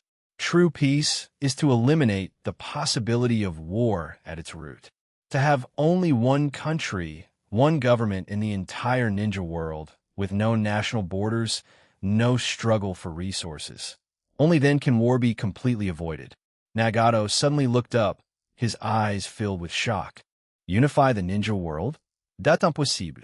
The feudal lords and nobles of each country would never agree. They would resist with all their might. Shun's gaze fell on Nagato as he said, "Therefore, I need a villain. I need you, in the name of the land of rain, to conquer the land of grass. At that time, the land of earth will certainly declare war on you. I hope you act powerful enough, evil enough, to make everyone in the ninja world believe that you want to destroy the world and rule everyone." Conan, who was at his side, suddenly spoke, her eyes vigilantly fixed on Shun. "Are you crazy? Doing this will make Akatsuki a target for everyone, and Nagato will be in danger. You're not pursuing peace at all. You're using us." Shun looked at Conan, his tone still calm. "With my strength, if I wanted to unify the ninja world by Barato, I could have done so a long time ago. But that would result in many deaths, and I don't want to see such an outcome." His gaze returned to Nagato, his voice gaining a hint of solemnity. "The ninja world needs a villain to eliminate those stubborn feudal lords and nobles for me. They're the biggest obstacle to unification. When you have beaten them into submission, when the people of the ninja world yearn for someone to step forward and end the chaos, then the land of water will appear as a savior and unify the ninja world. This way, the resistance from various countries will be minimized, and casualties will also be the lowest." He paused, his eyes turning sharp. "Nagato, are you willing to bear the burden for the peace of the ninja world?" Nagato fell silent. He looked at Conan's worried eyes, then thought of his own ideals from many years ago. He pursued peace, even if the methods were extreme, but Shun's words showed him another possibility. But he also knew that becoming a villain meant enduring the scorn of the entire ninja world. "Can I refuse?" Nagato's voice trembled slightly. He tried to resist, but found that his body was unable to move under Shun's pressure. Shun's golden Rinnegan suddenly glowed, and a stronger pressure instantly filled the room. Nagato's mechanical chair began to tremble slightly, and Conan sank to the floor, her face pale. "You can refuse. In that case, I will take back the Rinnegan. After all, those eyes belong to Madara. You are merely a temporary user." He paused, his gaze falling on Conan. Cinchuredo Conan struggled to lift her head, her eyes filled with anger and unwillingness. "Shun, you wish. I would rather die than go with you." Shun ignored Conan, only staring at Nagato, pressing him. "Nagato, make your choice now. Either become my tool and continue pursuing your ideal of peace." Cinchuredo doing so would not only mean losing the Rinnegan and the chance to pursue peace, but also implicating Conan. Shun's plans for Akatsuki after a long while. Nagato slowly closed his eyes. When he opened them again, his gaze was filled with unwavering determination. "I choose the former. I will conquer the land of grass and declare war on the land of earth, as you requested. But you must guarantee that Conan will not be harmed." Conan's eyes were filled with heartache and worry, tears streaming down her face. "Nagato, you shouldn't have agreed to him." Shun's lips curved slightly, and the pressure from his golden Rinnegan gradually receded. He said, "Don't worry, I never break my word. From today on, you'll be the great villain of the ninja world, and I will be behind the scenes, watching you pave the way for peace." Nagato looked at Conan's reddened eyes, gently wiping away the tears on her cheeks with his fingertips. His movements were careful and extraordinarily gentle. He said, "Conan, don't cry. For you, and for the peace of the ninja world, I am willing to bear eternal infamy." Conan wanted to say more, but then she saw a faint green glow emanating from Shun's palm. A glass tube containing a viscous liquid slowly floated up, hovering in front of Nagato. Shun explained, "This is a specially formulated Hashirama Cell's optimization fluid. It can increase Nagato's chakra reserves and physical recovery ability, enough to heal his leg injuries. At the same time, It will enhance his control over the Rinnegan and the Gedo statue. With it, Nagato will have the strength to support the subsequent plan, but do not easily use would release. Conan stared at the medicine tube, her brows tightly furrowed. The liquid in the glass tube shimmered with tiny green luminescence, possessing a powerful life force. She yearned for Nagato to recover his health, yet she also feared that a conspiracy was hidden within the medicine. But then she thought, given the other party's strength, if he truly wanted to harm them. Cinchuredo, as the green liquid was slowly injected, Nagato's body instantly glowed with a faint green light, and chakra began to surge wildly within him. His originally emaciated body visibly plumped up, his pale skin gradually gained color, and even his dry white hair was dyed a vibrant red. Most astonishing were his legs.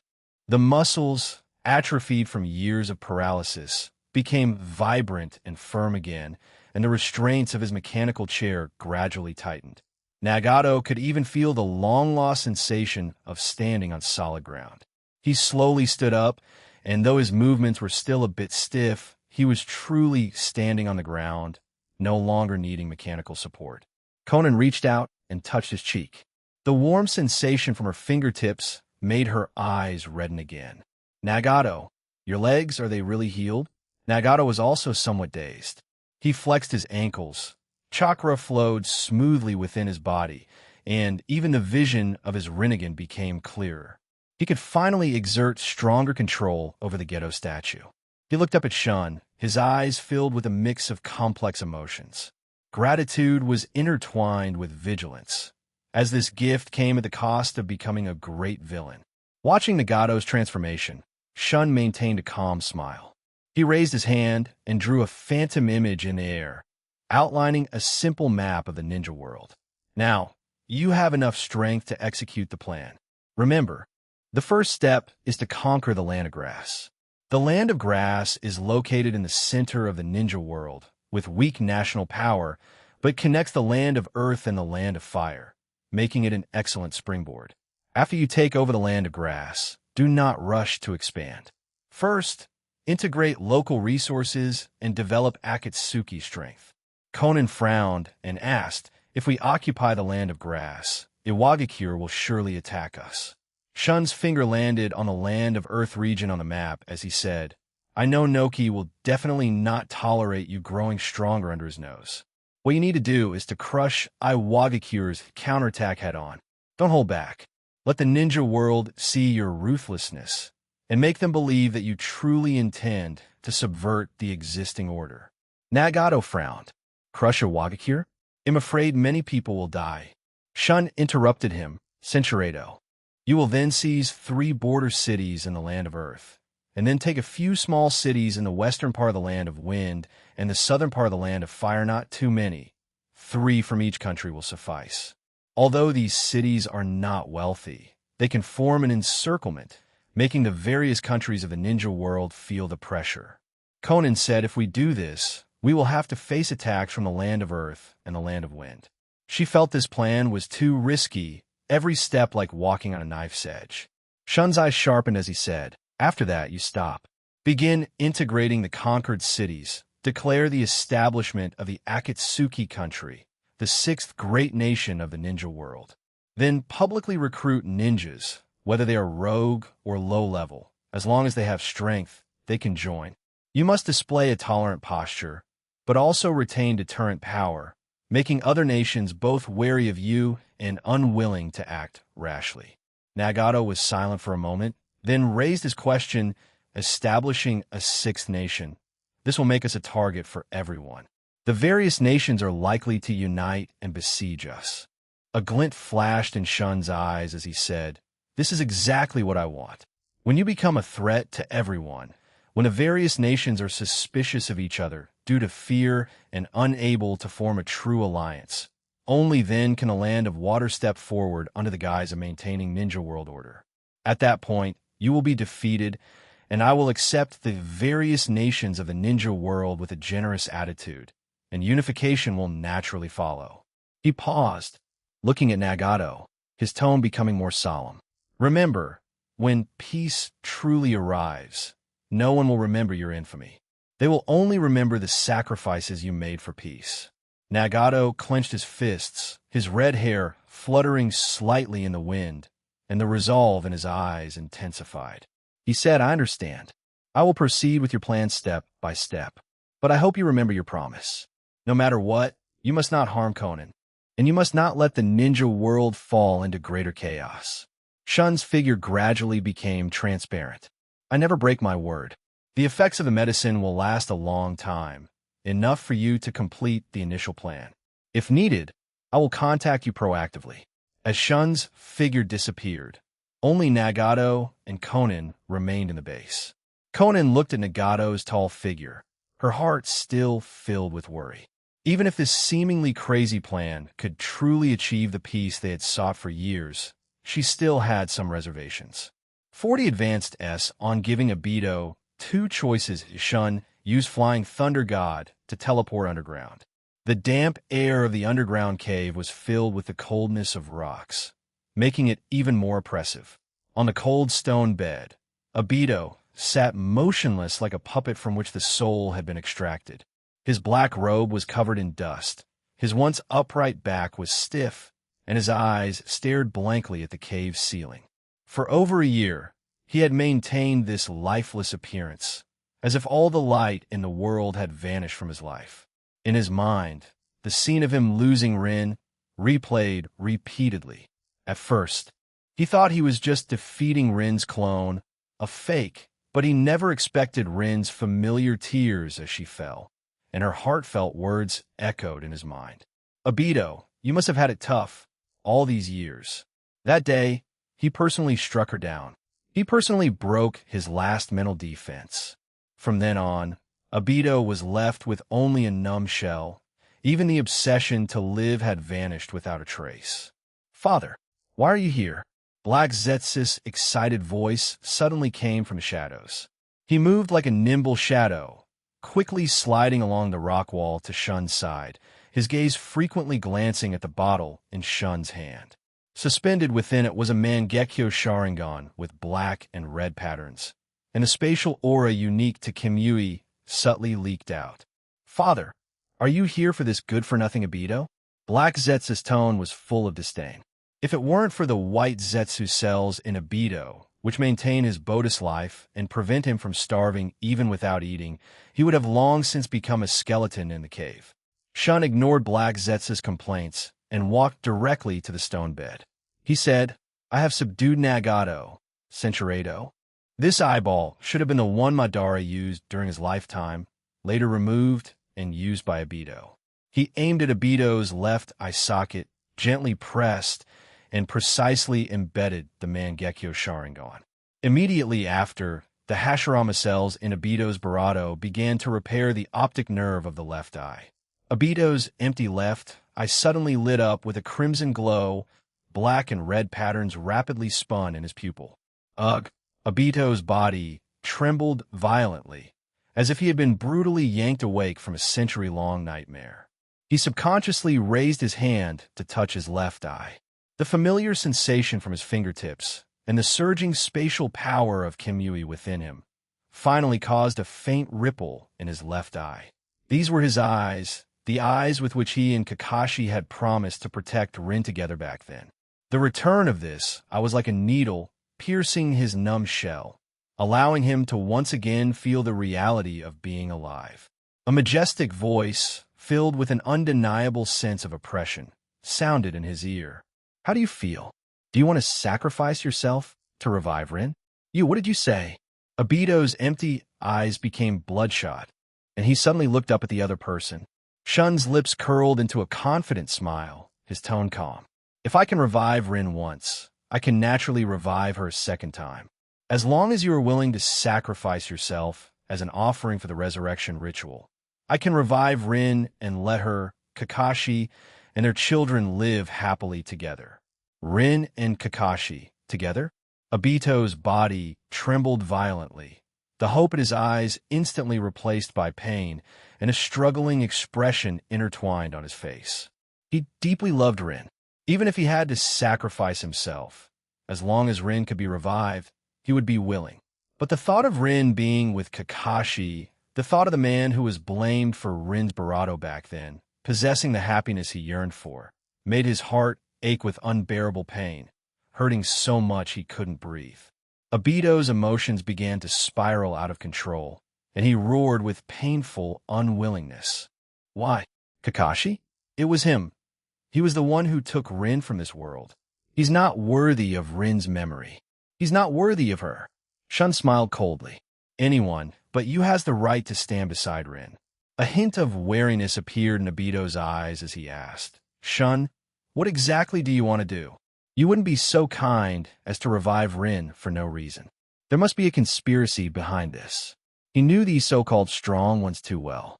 Behind every gift lay an unimaginable price. Shun's tones suddenly turned cold, and the golden six-tomo Rinnegan lit up in the dim cave, a powerful pressure instantly enveloping the entire cave. Obito felt as if an invisible hand was clutching his throat, making even breathing difficult. Obito, I'm just giving you a choice. It seems you're unwilling to sacrifice. It doesn't matter if you're unwilling.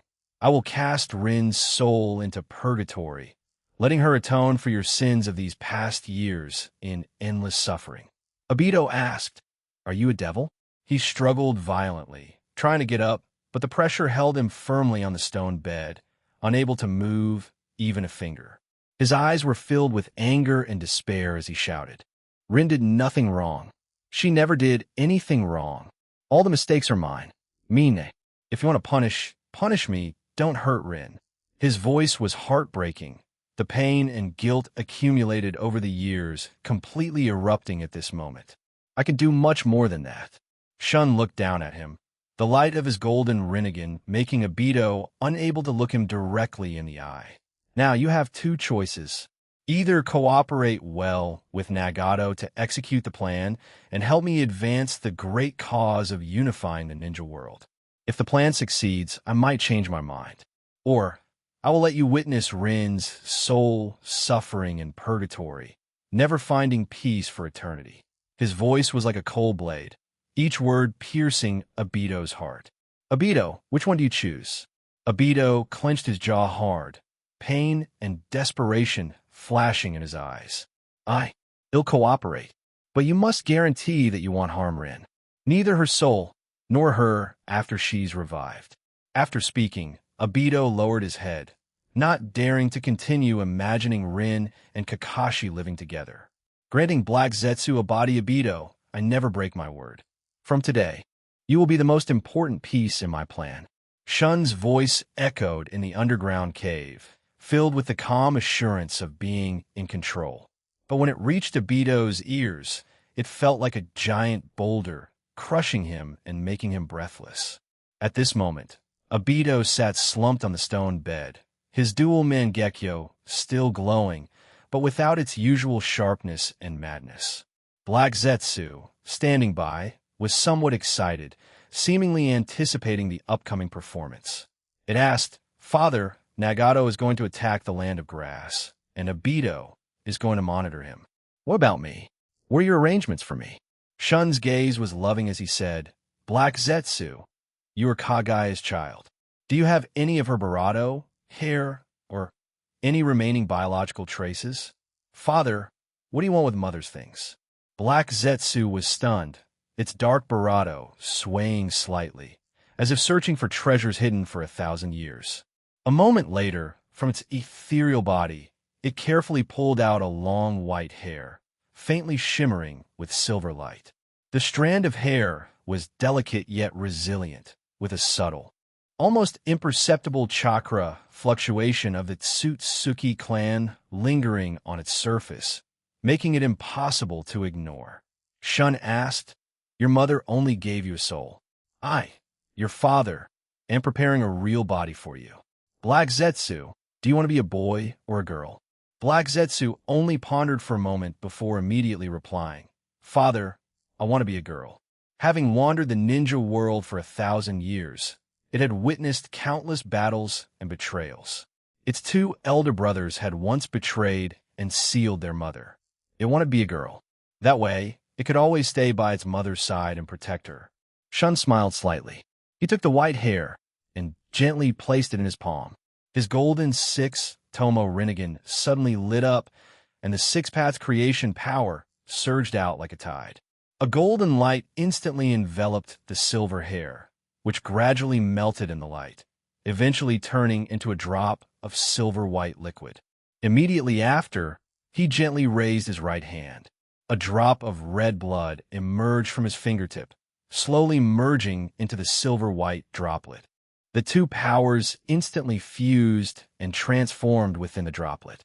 The droplet expanded at a visible rate, growing to the size of fingertip, then a fist, and then gradually outlining a human form in the light.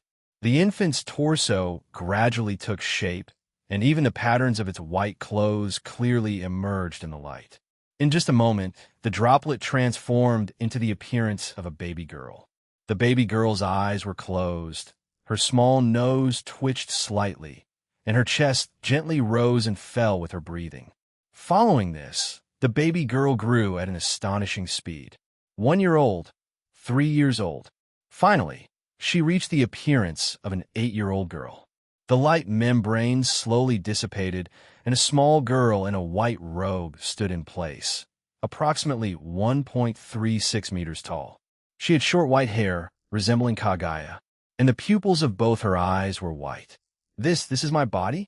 Black Zetsu's soul trembled as it merged into the girl's body. She had lived for 1,000 years and finally had her own body. Shun watched Black Zetsu's soul slowly merge into the girl's body and said, "From today, this body is yours. As your father, I will give you a new name." The girl's eyes slowly opened. Black Zetsu's consciousness flashed in her white pupils, and her tender gaze held the complexity of 1,000 years of accumulated experience, yet she couldn't hide the joy of new life. "You are the child of Kaguya and me, so you will no longer be called Black Zetsu. From today, you shall be called Uchih Zetsu." Shun's fingertip gently touched the girl's brow, and a surge of chakra flowed in. Within this body, there is both Kaguya's Byakugan and the power of the Uchiha Sharingan. You can freely switch between the two dojutsu, no longer limited by bloodline, and in the future, you will also be able to possess the Rinnegan. "Uchiha Zetsu, is that my new name?" The girl murmured her new name, a bright light bursting forth in her eyes. She tried to focus her chakra, and veins bulged around her left eye, which turned bluish-white. This was the Byakugan of the Tsutsuki clan.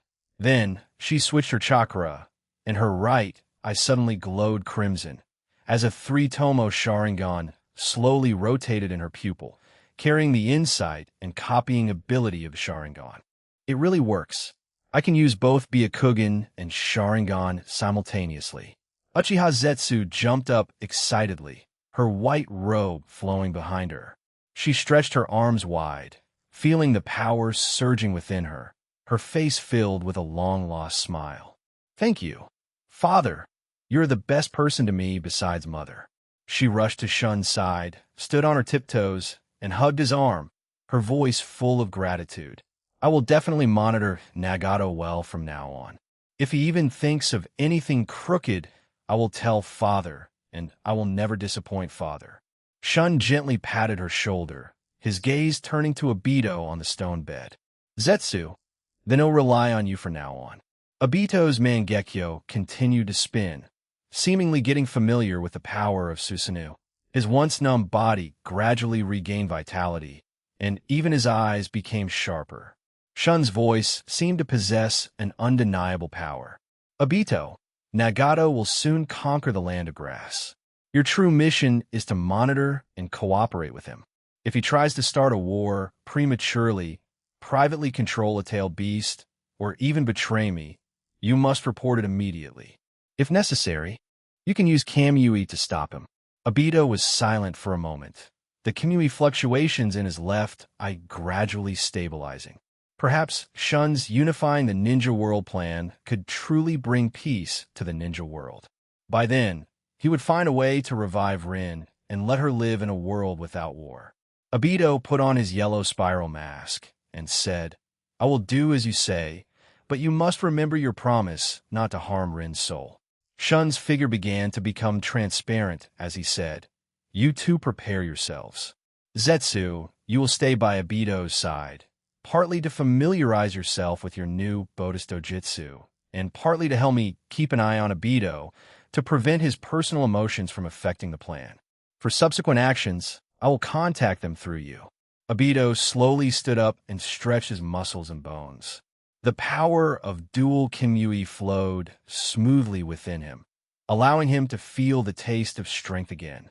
He placed his hand on Zetsu's shoulder and said, "Let's go, we'll go see Nagato. I hope this plan can truly end the wars in the ninja world.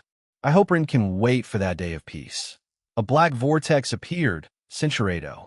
This modern era seems much more interesting with the rise of bizarre beings like devils and evil spirits. Armed with a collector system, which grants rewards for each collection, Sukuna aims to surpass his peak and have fun. Detected that the host has successfully collected the anomalous individual ghost devil and its core concept. Reward issued. Special ability. Unseen hands reward issued. Physique. Devil body confirmed recovery of special grade cursed object. Sukuna's finger reward. 1 finger's worth of cursed energy, creating a moon. Shun's figure suddenly appeared in the sky of the nameless planet. Today's sky was graced by a scorching sun, its orange-red glow spilling onto the ground, warming the rocks.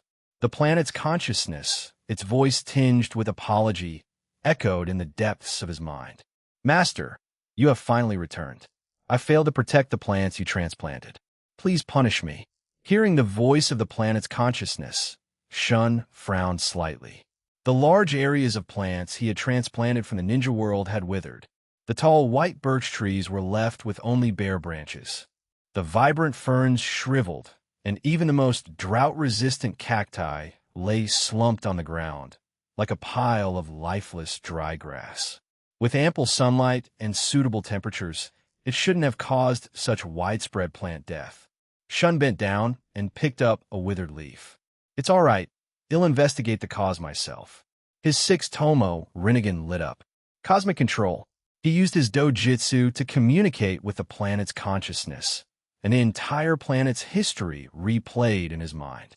This planet, twice the size of the ninja world, from the grasslands of the equator to the ice fields of the poles, from the dried riverbeds to the shallow waters, every detail of every inch of land was clearly fed back into his consciousness.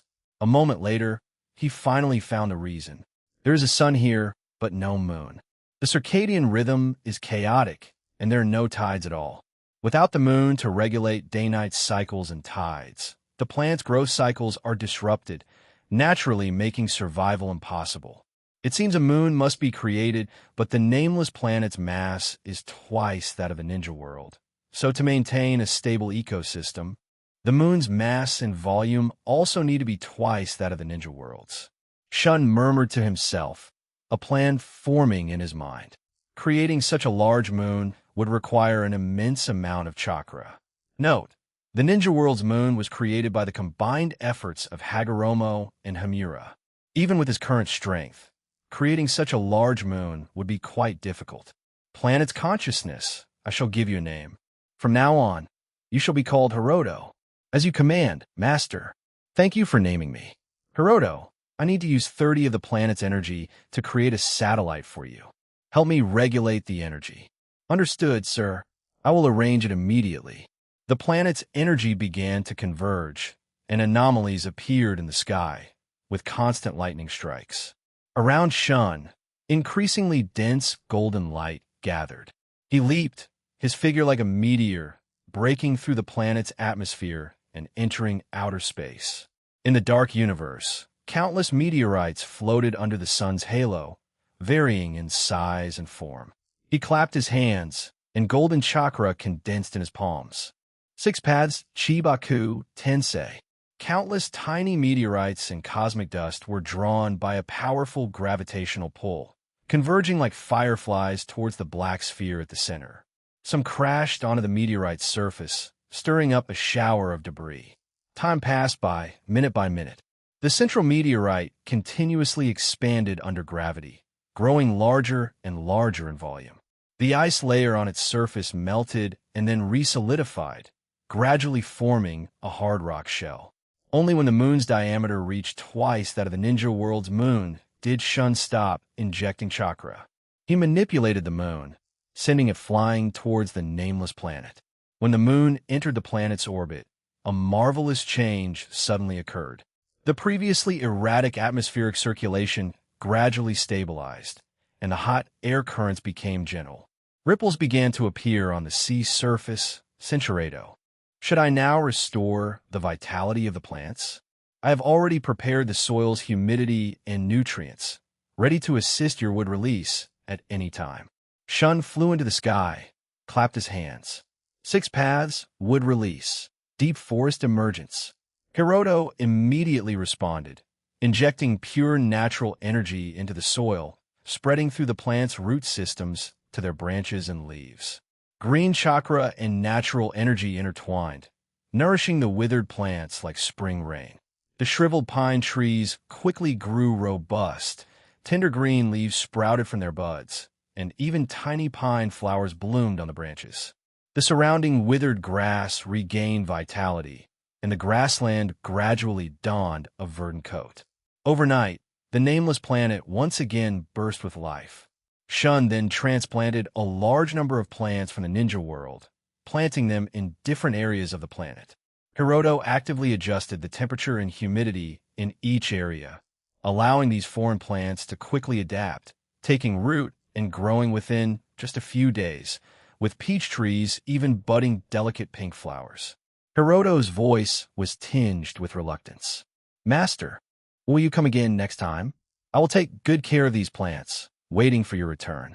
The oxygen content in the air noticeably increased. The surroundings were full of fresh plant aroma, and even the wind carried a faint floral scent. Seeing such results, Shun smiled with satisfaction. Hiroto, I will bring some people here to let them witness your transformation.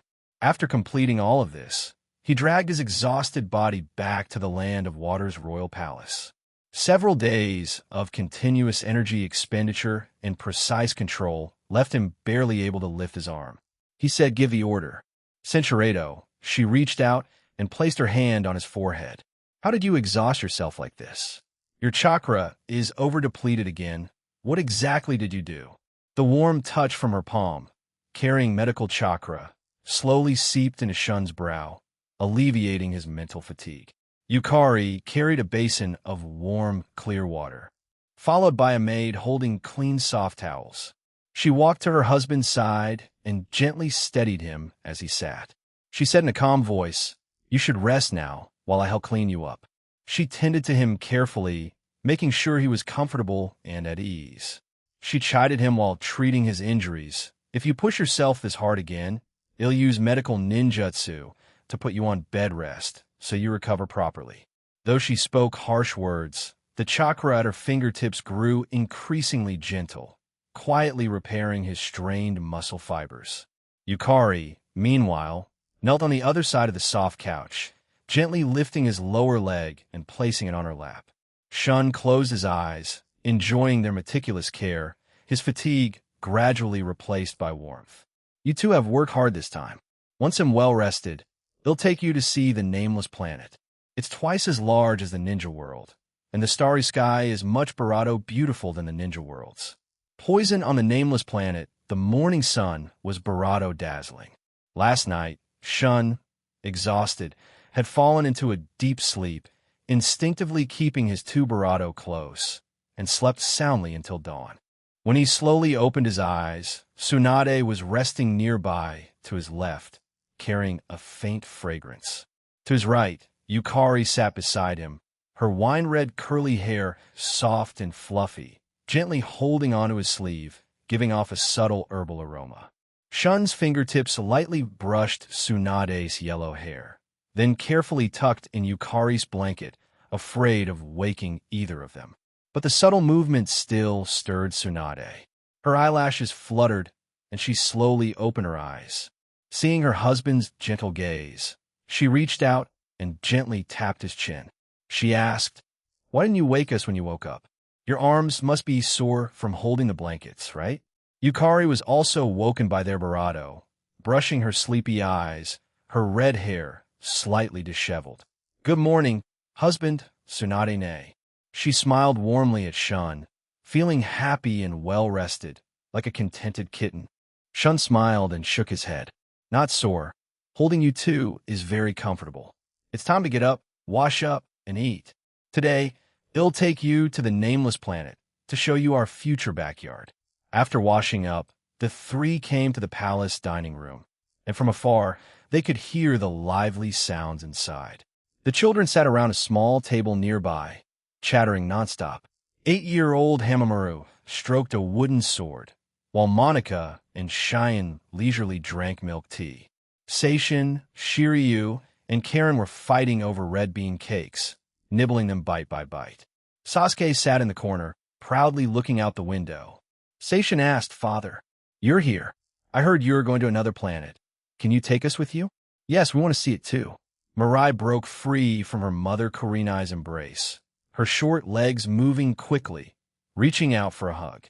Shun bent down to pick up Mirai, then patted Seishin's head, smiling. "This time, he'll take your mothers to scout ahead. Next time, he'll definitely take you, all right?" The children chorused, "All right." 3-year-old Ik, dropping his toy sword, ran to Shun's side, grabbing his pant and shaking it. "Papa, bring me a present. The biggest one." May smiled and picked up Ik. "Ik, stop fussing. Your father needs to discuss things with your mothers." Mikoto reached out and ruffled Sasuke's hair. "Sasuke, why aren't you playing with your brothers and sisters today?" Sasuke looked up, a hint of grievance on his small face. "Itachi and I has been out on a mission for over 4 months and hasn't returned yet. I miss him a bit." Shun walked over, rubbed Sasuke's face, his tone gentle. "Itachi will be back next month, and he'll bring you presents." "Happy?" Sasuke's eyes lit up. "Really? Then he'll practice fire release diligently, so when Itachi and I returns, he can see if I've improved." Shun ruffled his hair and said, "Of course it's true." Breakfast ended in a lively atmosphere. Shun held Tsunade and Yukari's hands, and then gave a few instructions to the other women, such as Sarah and Mikoto, asking them to look after the children. Immediately after, a golden light flashed, and the figures of the three instantly appeared on the nameless planet. "Master, you've arrived. Are these your consorts?" Shun responded in his consciousness. "You've worked hard, Hiroto." Tsunade frowned, raising her hand to cover her mouth and nose. "Shun, don't you think there's a strange smell in the air?"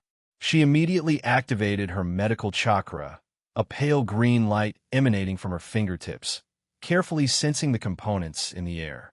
As a top medical ninja in the ninja world, her sensitivity to poisons and harmful gases far exceeded that of ordinary people. A moment later, Tsunade's expression gradually became serious. "There's something wrong with this air. It contains multiple harmful gases. Although the concentration isn't high, long-term breathing is not good for the body." Yukari stopped, sniffing carefully, and indeed detected a subtle, pungent odor. Her expression instantly changed. "It really does. I was too excited just now and didn't notice." "Honey, didn't you smell it?" Shun took a deep breath. With his physique, even if there were toxic substances in the air, they would be automatically filtered by his body, making him completely unaware of any abnormality. It was then that he realized it wasn't that the air had no problem, but that his body was too strong, completely immune to these harmful gases. "I didn't feel it. It's probably because my body can automatically resist these gases." He immediately activated Divine Eye, and a golden light swept across the surrounding air. The invisible gas molecules in the air instantly became visible in his eyes. In addition to normal oxygen and nitrogen, there were several harmful gases mixed in the air. Although the concentration was low, they were indeed present. "Hiroto, what's going on?" Shun asked inwardly, his tone bravado serious. He had to confirm that the area was completely safe before bringing the children. Hiroto's voice carried a hint of apology. "Bravado, the harmful gases escaped when you struck the core with the meteor. Because the time was too short, there are large amounts remaining on the planet."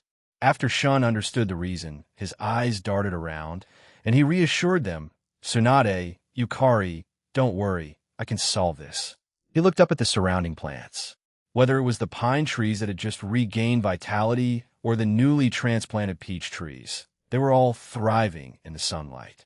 Hiroto, mobilize the natural energy of the surface plants, cooperate with my wood release, and make all plants accelerate the absorption of harmful gases while releasing more oxygen. We must thoroughly purify the air. Yes, master. Hiroto immediately responded. Shun floated into the sky, golden light emanating from his body.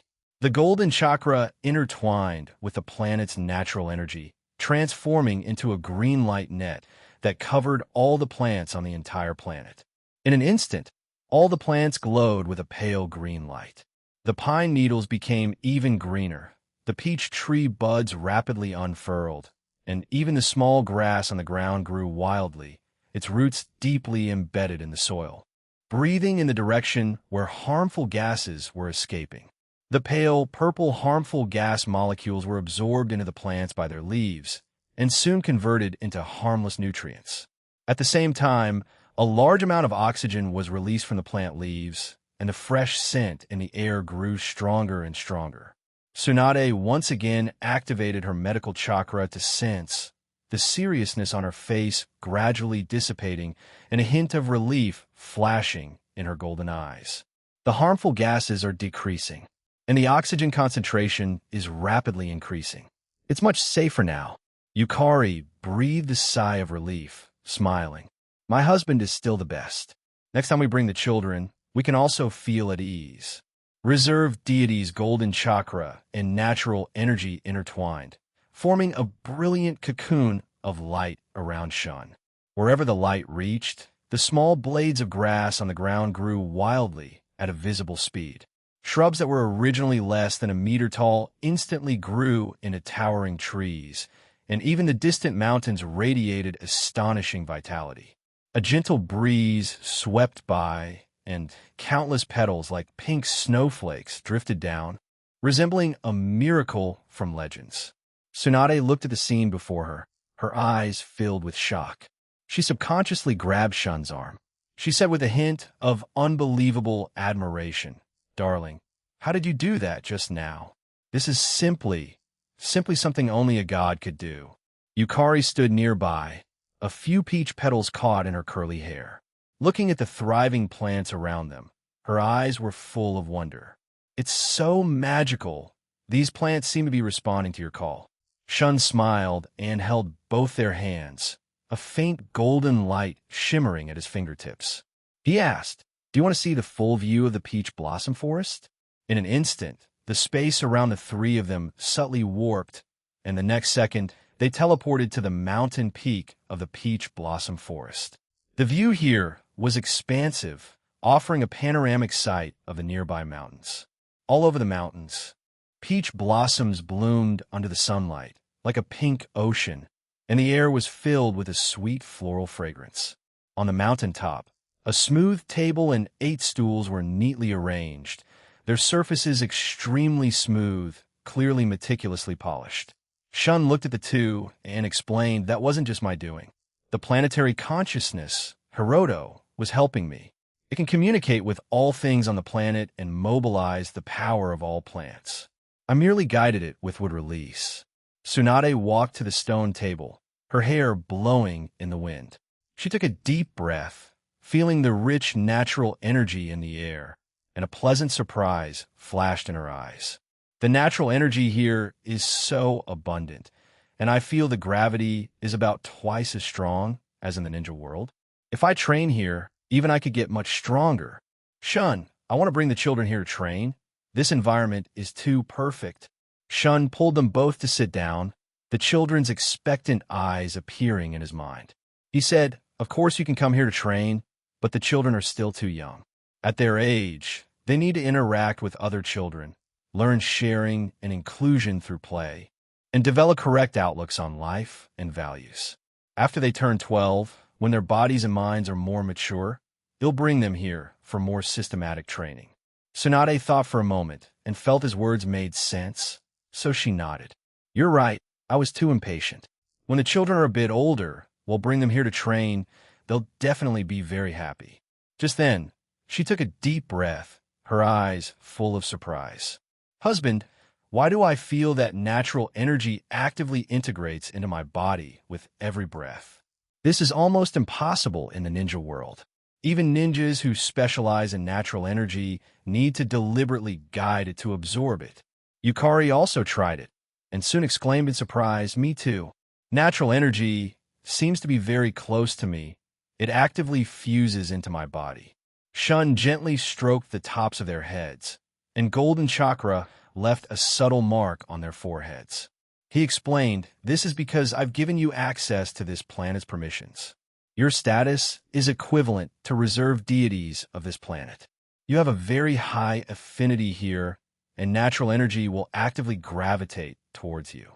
He paused, then spoke to the air, "Hiroto, say hello to my two consorts." The next second, a gentle voice resonated in Tsunade and Yukari's consciousness. "Hello, two consorts. I'm the consciousness of this planet, and my name is Hiroto."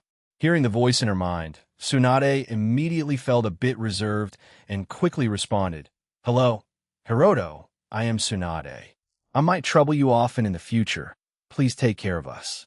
Yukari also respectfully said, "Hello, Hiroto, I am Yukari. Please take care of me in the future." "Thank you." "You're welcome." Tsunade suddenly remembered something. She tried to mobilize the surrounding natural energy, wanting to activate Sage Mode, which she hadn't mastered for many years.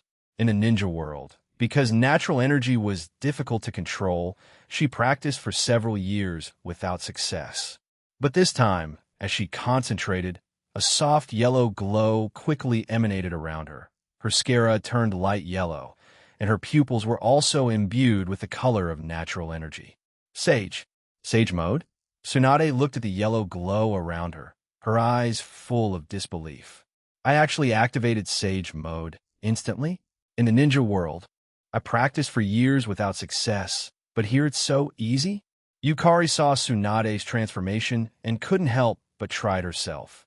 She took a deep breath, mobilizing the surrounding natural energy, and almost instantly, a light green natural energy enveloped her body, successfully activating Sage Mode. Her curly hair, wrapped in natural energy, shimmered with a faint red-green luster. "This is incredible." Yukari looked at her hands, her eyes full of pleasant surprise.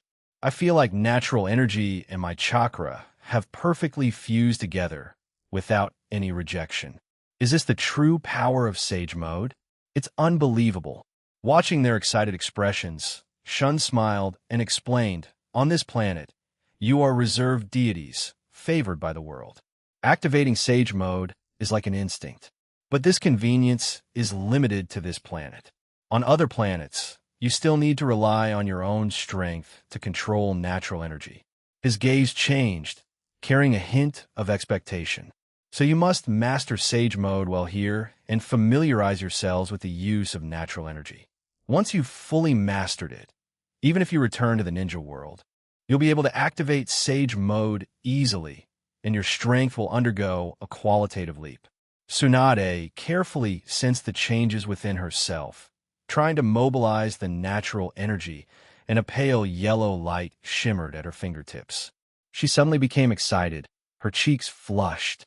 "The natural energy here is very pure. As natural energy fuses into my body, I feel my body being constantly strengthened. My cell vitality is also continuously increasing, and even my chakra volume has greatly increased." In Sage Mode, Yukari's body glowed, and her red-green hair danced in the air, as if it had a life of its own. She gently waved her finger, and the surrounding natural energy condensed into lifelike peach blossoms suspended beside her. Controlling this natural energy truly feels like an instinct. It only requires imagination to transform. 40 Advanced S on Two Little Lives. Tsunade was practicing Sage Mode when she suddenly noticed the surrounding peach blossoms seemed to be paused. "What's going on?" She abruptly stopped her training, her eyes filled with surprise. A transparent energy barrier instantly enveloped the three, as if they had entered two different worlds. Shun's 6-tomo Rinnegan lit up as he said, I used divine acceleration to adjust the time flow here to 24 times faster. This means that if we stay here for 1 day, only 1 hour will pass in the ninja world. If we stay for 11 days, only 11 hours will pass in the ninja world. This way, you will have ample time to practice Sage Mode and still make it back to have dinner with the children. Yukari covered her mouth in surprise. 24 times. So if we train here for more than 12 days, only half a day will pass in the ninja world. That's amazing. Shun gently stroked the barrier with his palm, sensing the changes within.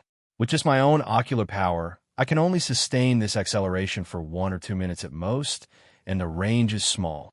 But with Hiroto mobilizing the entire planet's energy as a backup, it can not only sustain for 11 days, but also precisely control the accelerated area without affecting the ecology of other parts of the planet. Hiroto's gentle voice echoed in the three's consciousness. It is my honor to serve my lord and his queens. The energy reserves are sufficient, and if you need to extend the acceleration time, you can tell me at any time.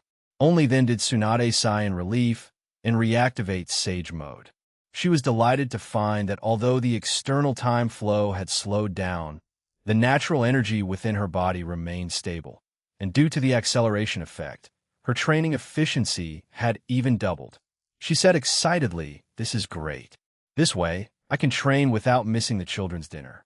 Over the next 11 days, only 11 hours in the ninja world, the three were completely immersed in training.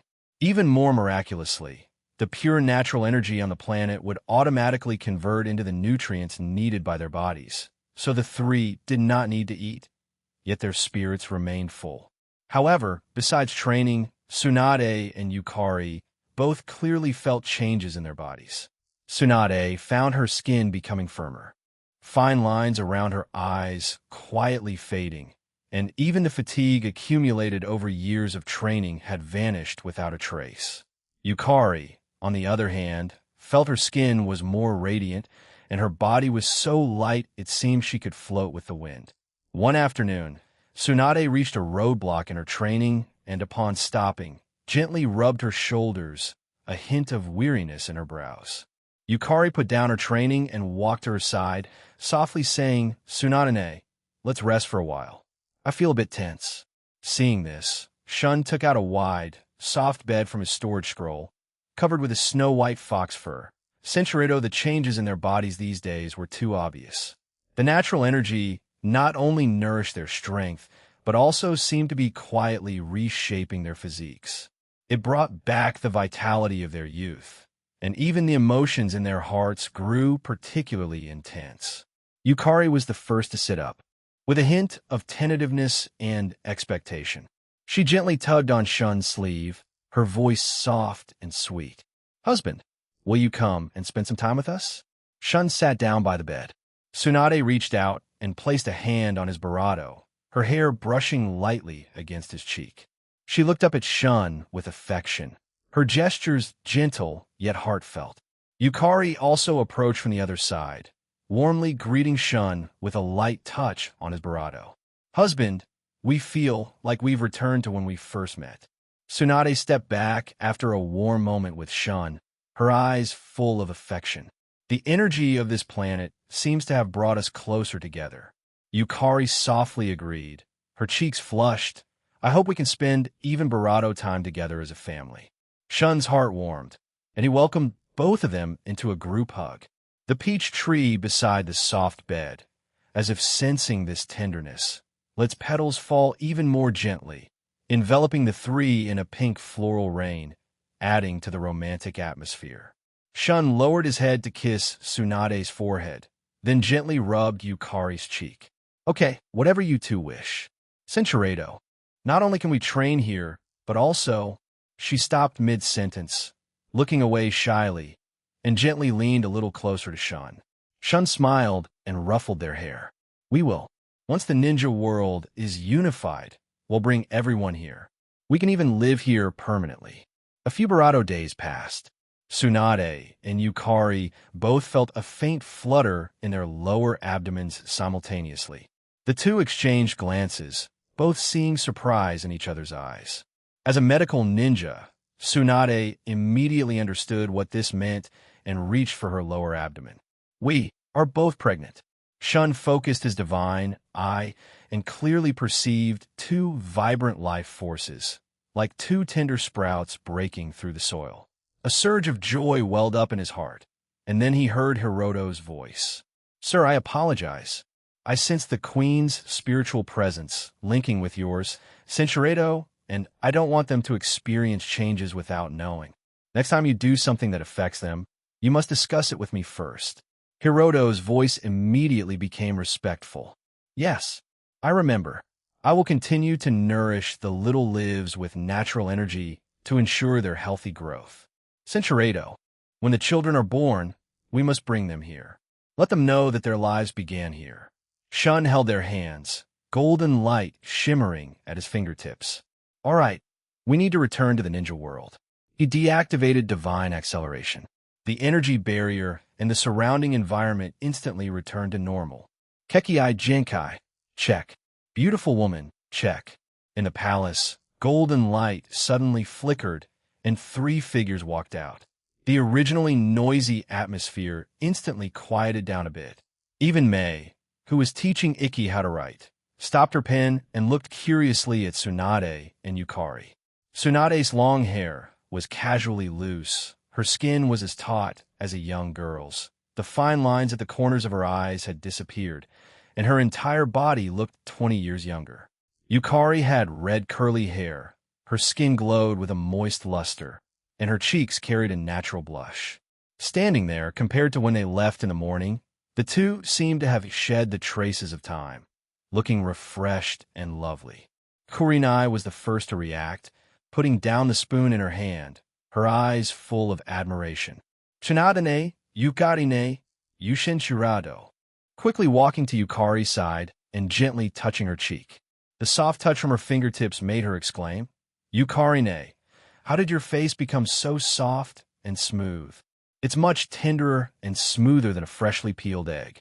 Honestly, Senshirado, she deliberately left them in suspense, a playful glint in her eyes. Some things are more surprising when experienced firsthand. Chie and Ami, being more timid, didn't step forward to ask questions.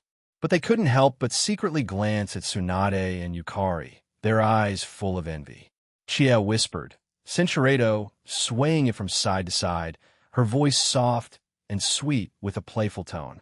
"Husband, look at Tsunade and Yukari. They've become so beautiful. I want to go to the nameless planet, too.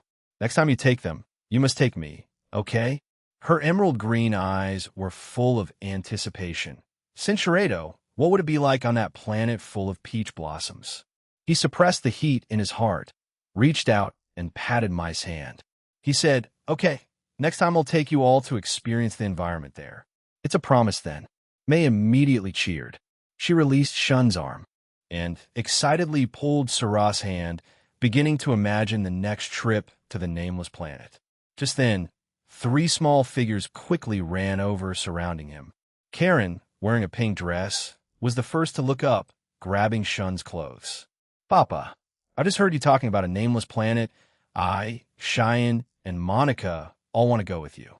Cheyenne and Monica nodded. Cheyenne hugged Shun's other leg and whispered, "Papa, are there many beautiful flowers there? I want to pick flowers for mothers to wear." Monica, being more sensible, added, "We also want to train with Papa and become stronger.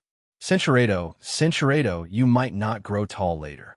Upon hearing this, Karen subconsciously touched the top of her head, her face full of worry.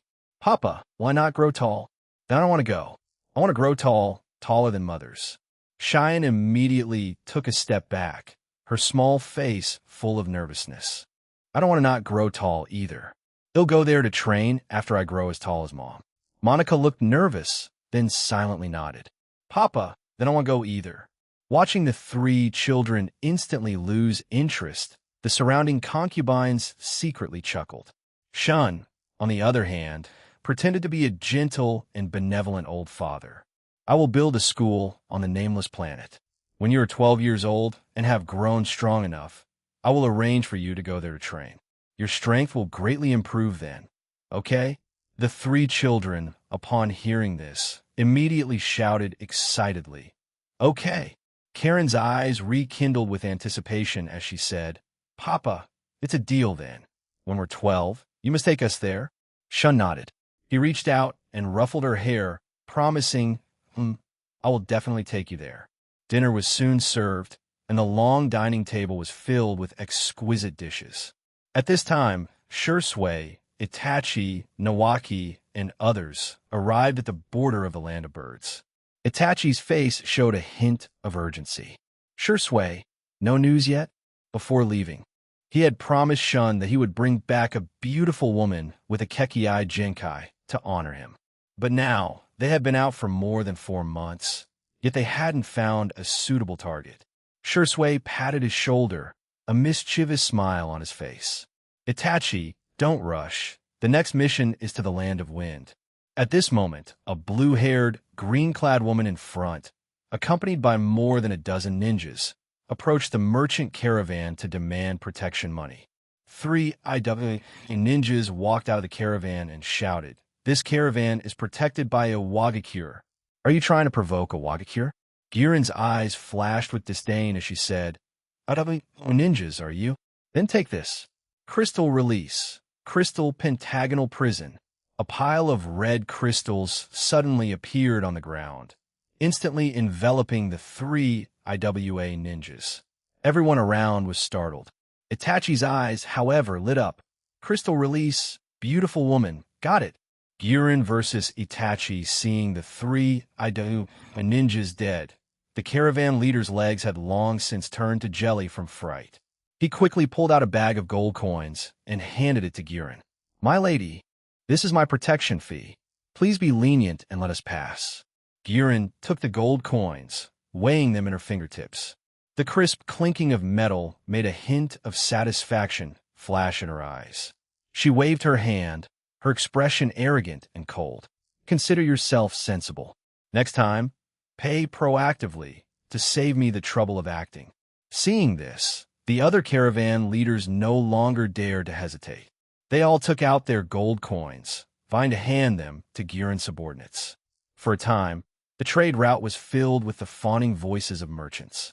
Meanwhile, Girin's subordinates were busy counting the money, their faces beaming with petty triumph. Big sister, there are still 6 people over there. They don't look like a caravan. Should we go collect a fee? Nurari sidled up to Girin, pointing to Itachi and Shursui. Among others, not far away, greed shining in his eyes. He was about to step forward, but Girin sharply called out, Nurari, come back. They're not weak. Don't cause trouble. Nurari paused, and though somewhat unwilling, he sullenly retreated. Itachi saw all of this, and his eyes grew brighter. Not only did Girin possess the rare crystal release Kekiai Genkai, but her appearance was vibrant, and her demeanor was cold, commanding, and strong. His father, Shun, would definitely like her. He suppressed the excitement in his heart and whispered, Shursui, did you see that? That woman can use crystal release. Her demeanor is proud, and she's beautiful. This is exactly the person I'm looking for. His voice couldn't hide his excitement, and his gaze was fixed on Girin. Girin seemed to sense this burning gaze. Her brows furrowed slightly, and she instinctively looked towards the trees. Shizui's eyes were filled with approval as he said, She is indeed a rare talent. Her crystal release is powerful, and her appearance and demeanor are worthy of Shun-sama. It's just that she engages in highway robbery. I wonder about her character. Itachi pointed to the caravan, his fingers touching the kunai at his waist, and said, She didn't kill innocent people, did she? Her character can't be too bad. Moreover, her strength is formidable, yet she only collects protection fees here. She must have difficulties.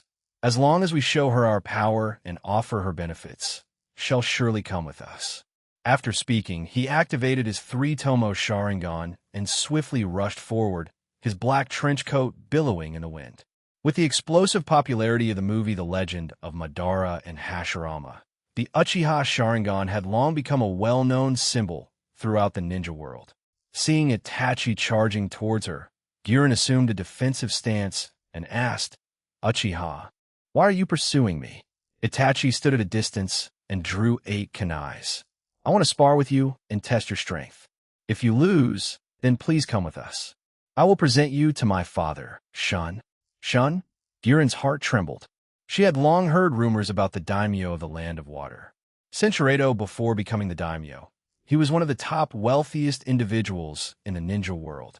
However, having grown up in a chaotic world, she never thought of relying on others. Then go ahead and try. Itachi quickly retreated backward, creating distance, and with a flick of his wrist, 8 kunai flew towards Girin.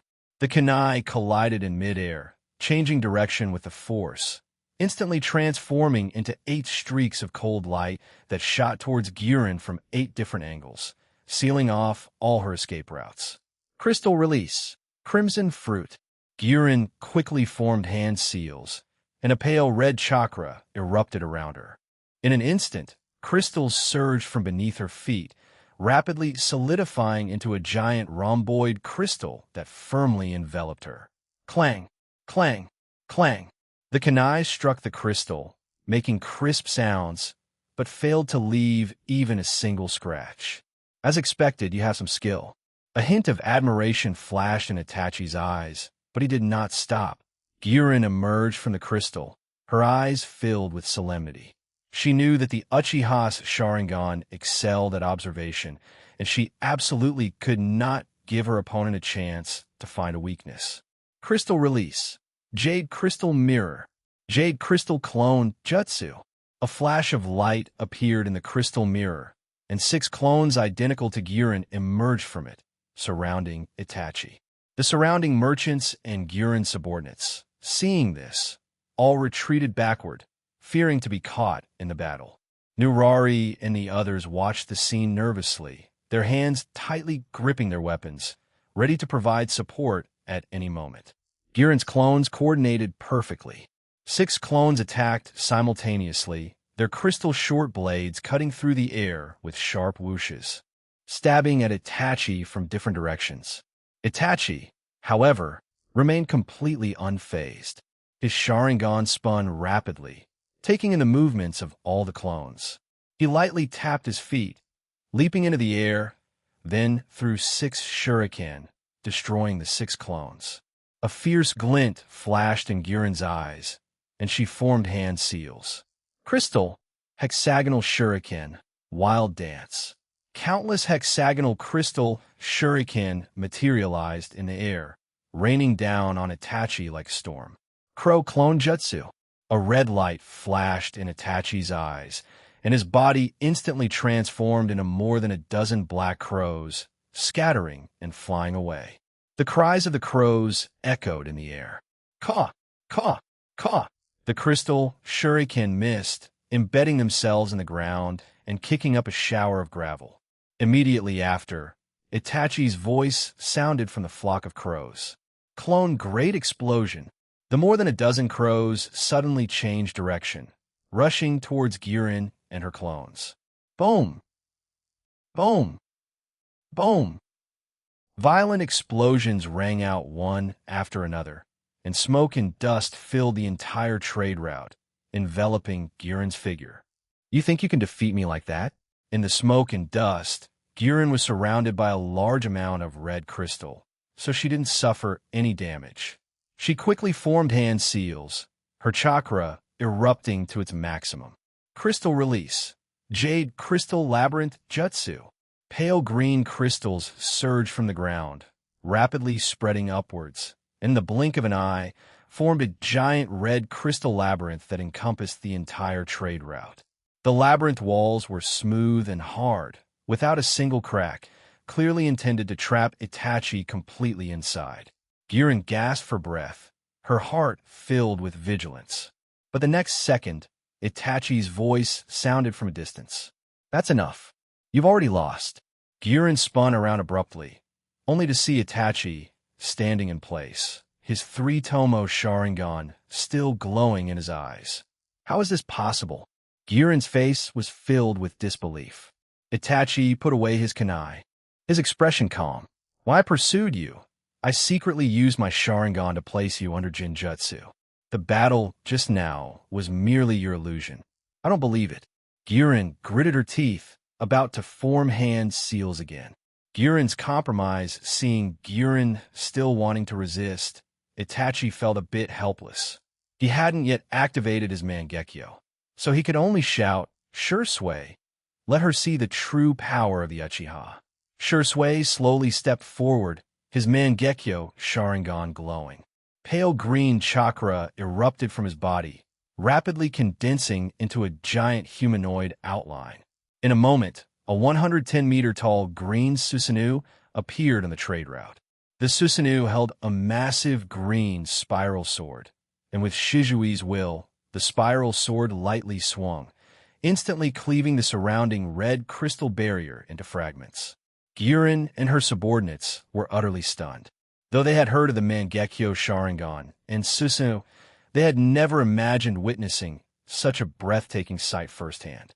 The pale green Susanoo stood there like a deity, its powerful pressure making even their breathing difficult. Girin's shoulders drooped, the stubbornness in her eyes gradually fading, replaced by a hint of helplessness. I lost. I'll go with you, but please don't harm my subordinates.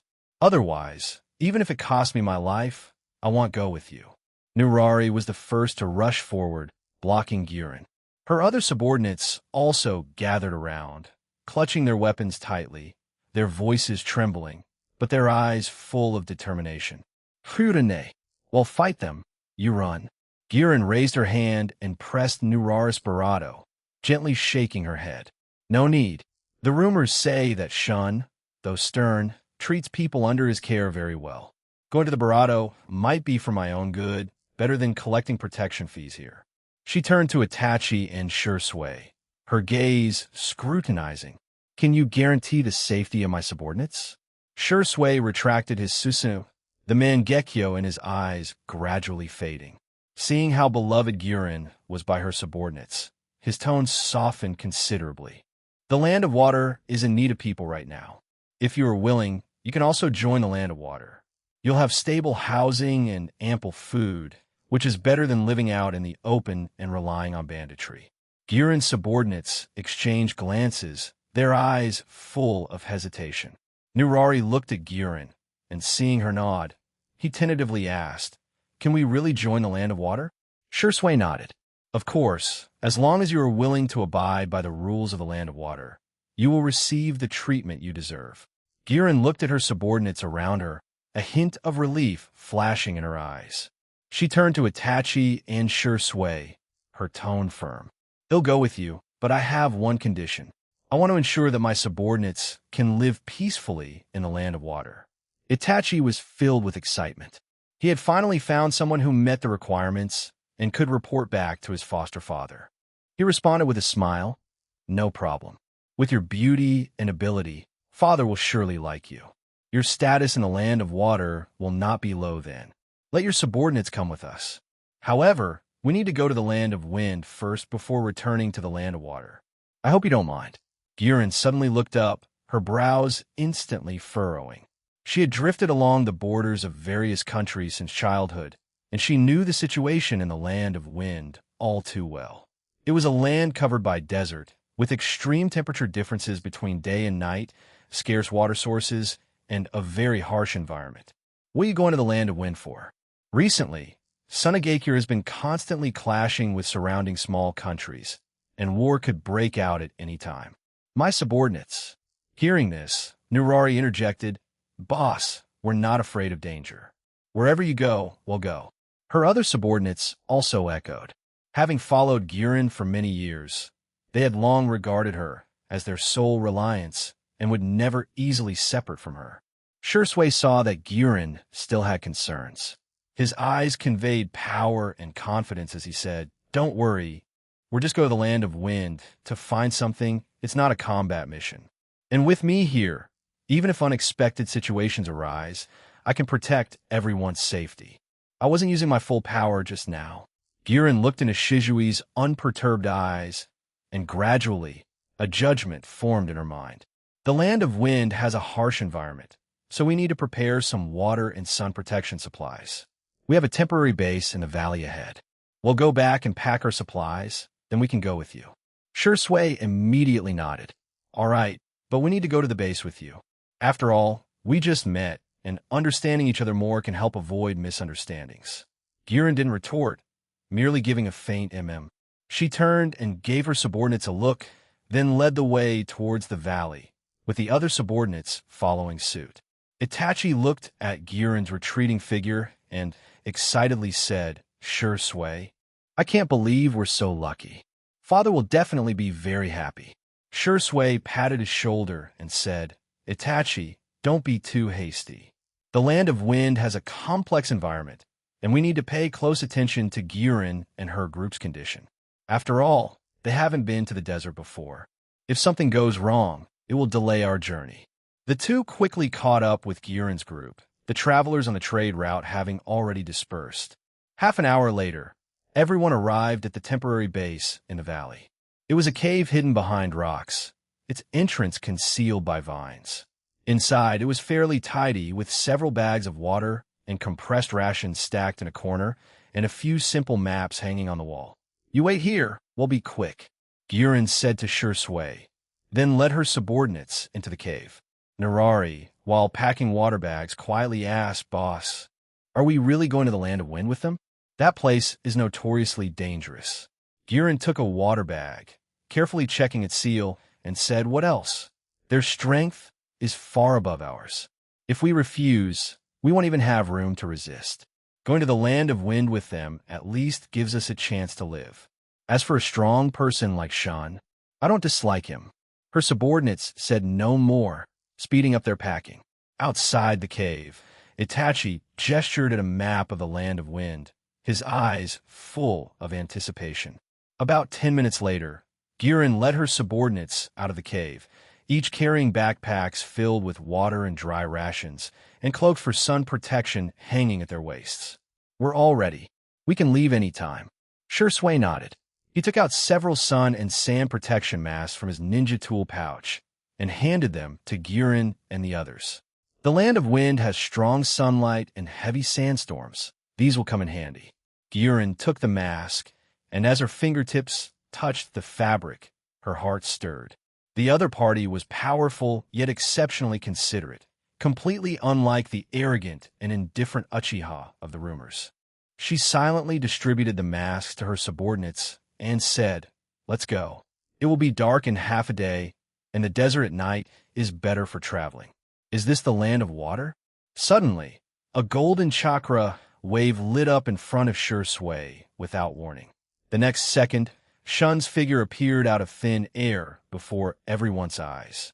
Shun's gaze swept over everyone as he said, "Shui, Itachi, Nawaki, your mission has ended early. I'm going to take you back to the Land of Water." Actually, he would occasionally take the queens to the nameless planet to train, and the children needed someone to look after them. So he thought of Itachi as the perfect nanny. Shizui's heart tightened, and he immediately bowed respectfully. "Understood, clan head." Itachi's eyes lit up, with a hint of excited eagerness to take credit. "Father, this is Girin, a wonderful companion I found for you, possessing the rare crystal release, Kekkei Genkai. What do you think?" Shun's gaze swept over Girin, taking in her appearance. Girin wore a green dress, her blue hair tied high, carrying a confident, commanding presence. She cut a striking figure among the group. He gave a brief nod. "Itachi, you truly are my good son. Not bad, you have good taste." Itachi quickly pointed to Narari and the others behind Girin and said, "Girin's companions want to join our Land of Water. They are all excellent ninjas and can contribute to the Land of Water." Shun looked at the group of subordinates, standing ramrod straight, and said, "You can arrange it. I have no objections. Itachi, you've been out for over 4 months. Sasuke, Karen, and the others are constantly talking about you. Hearing the children miss you." Itachi immediately smiled. After being away for so long, he also missed his younger siblings at home. Immediately after, Shun raised his hand to form a hand sign, and a complex black formula instantly appeared on the ground. "Don't be nervous. I'm sending you back to the land of water."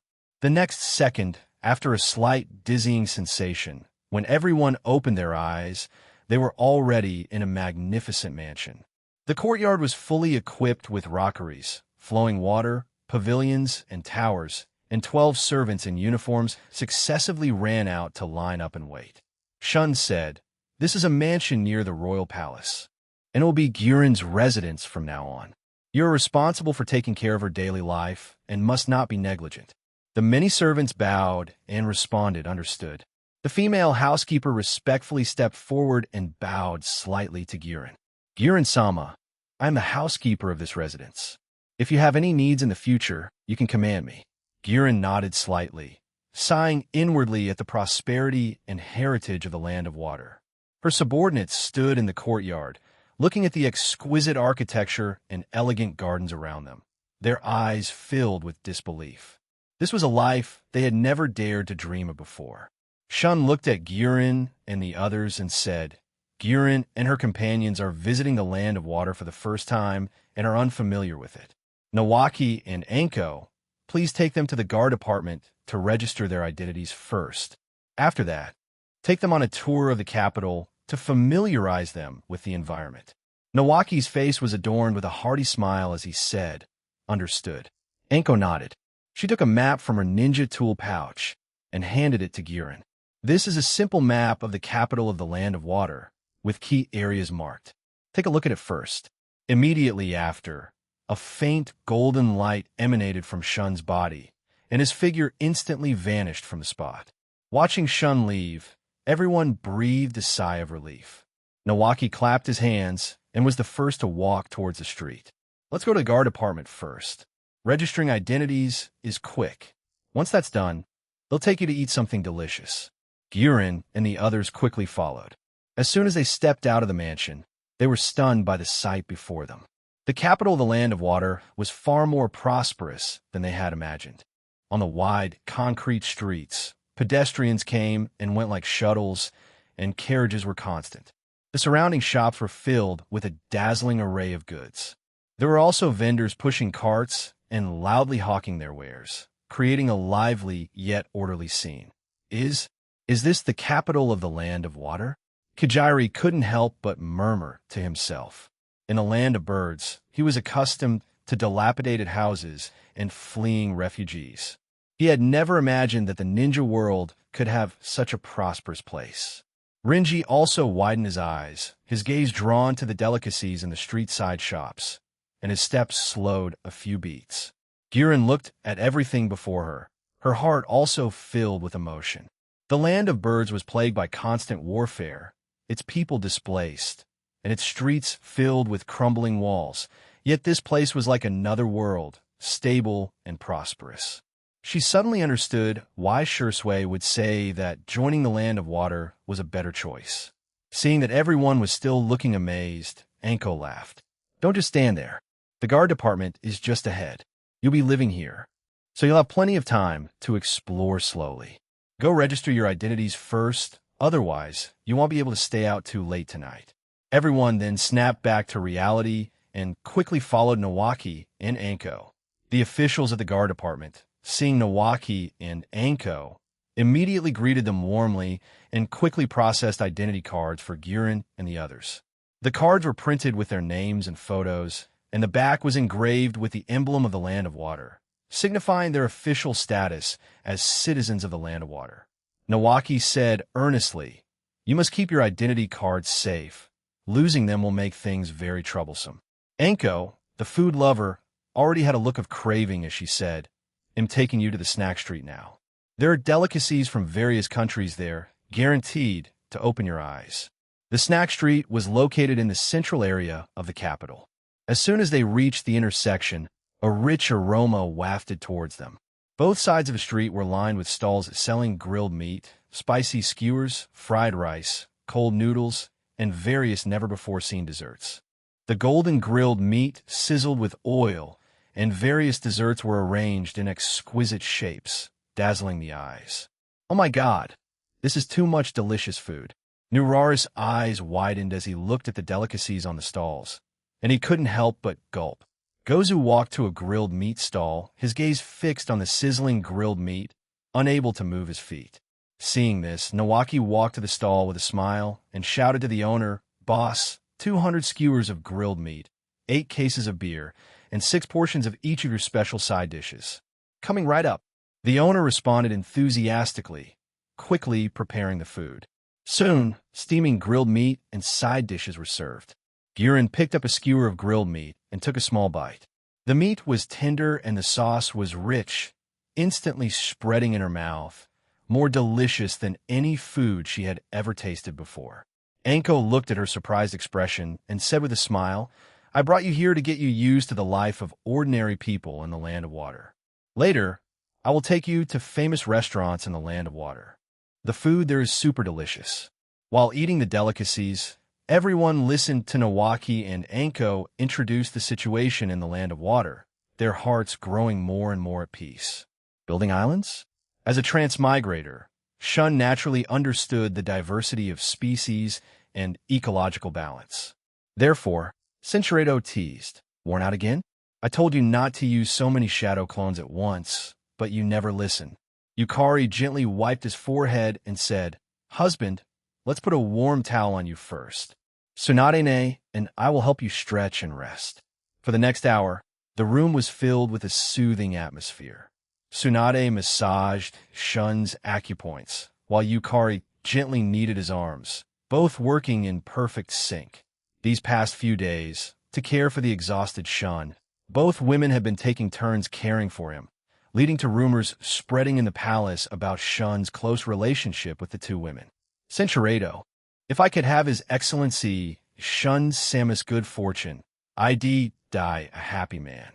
The rumors, as if on wings, spread from the palace to the common folk, quickly reaching the entire capital of the Land of Water.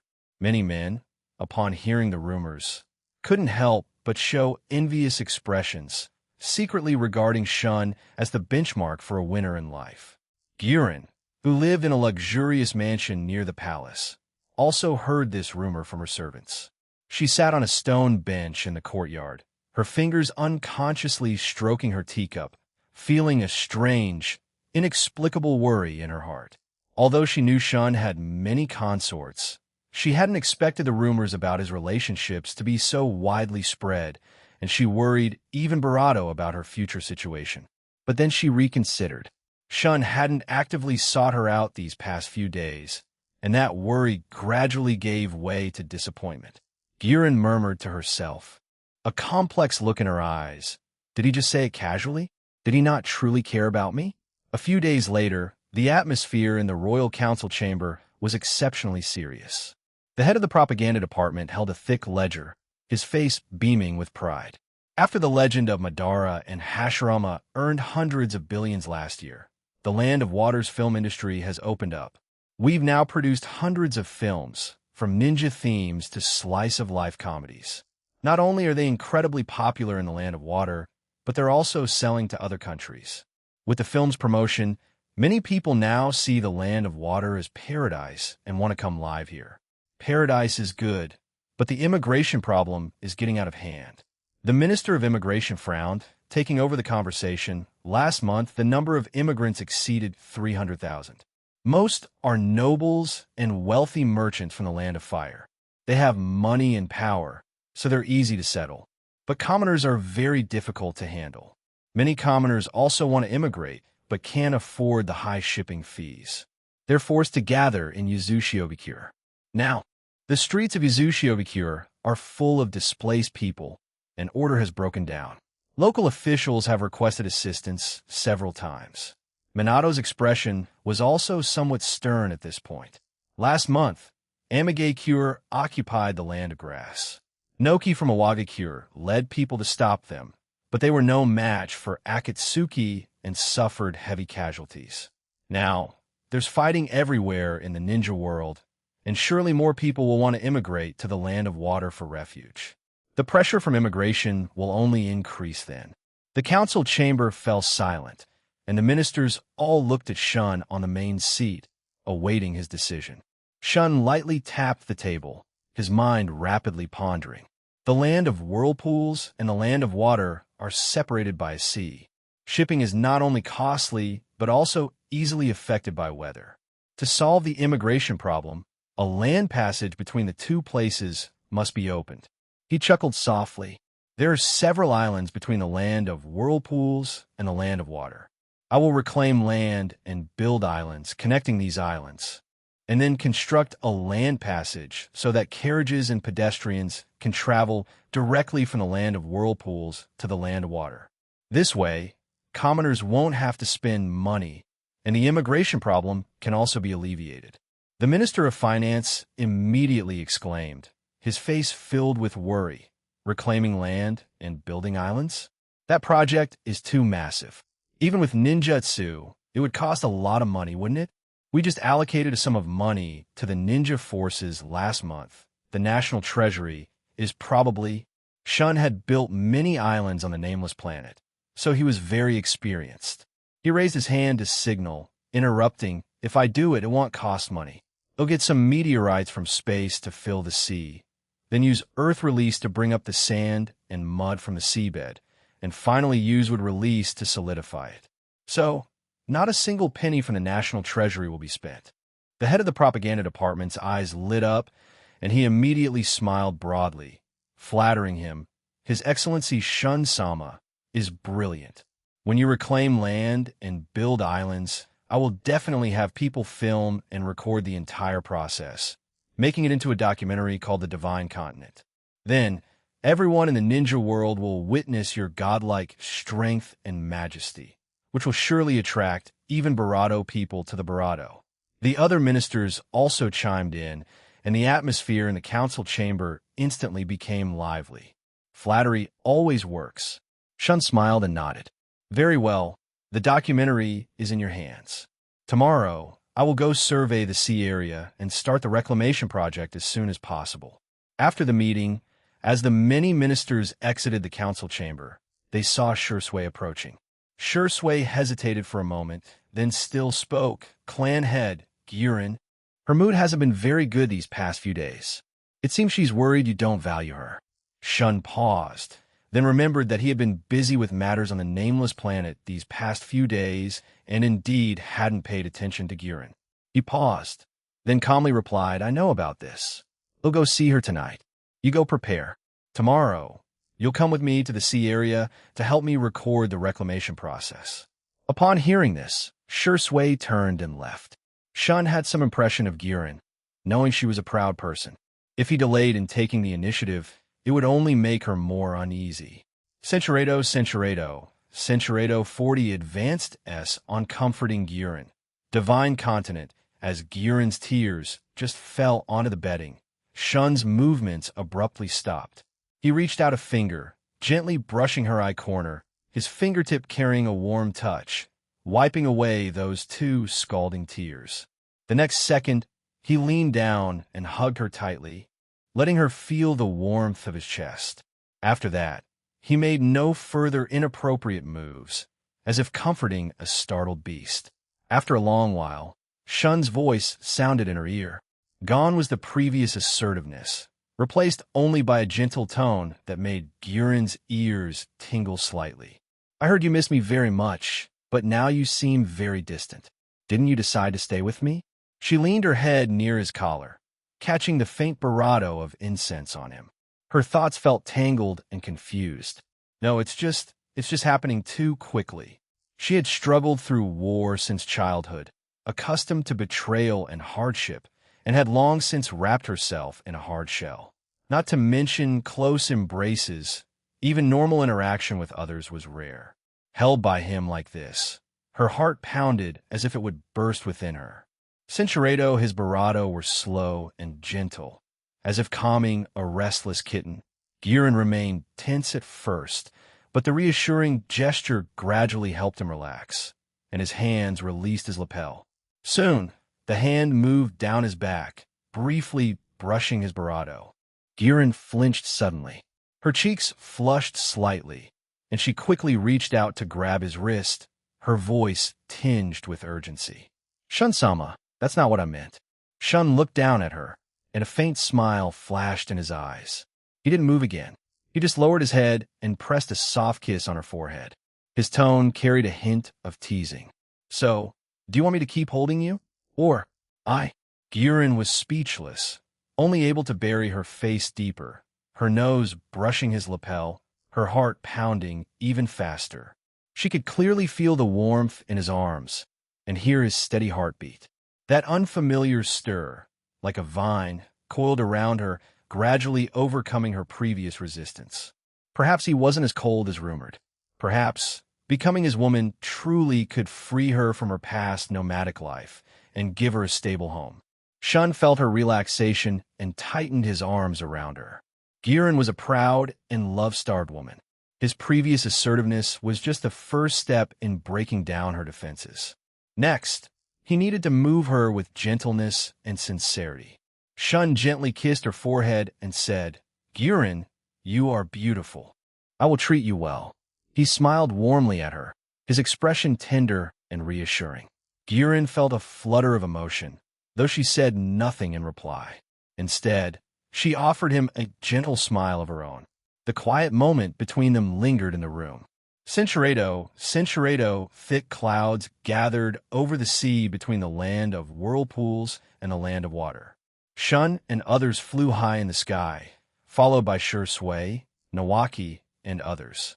In the distance, a filming crew arranged by the head of the propaganda department held specialized cameras, ready to record this miracle. Start filming.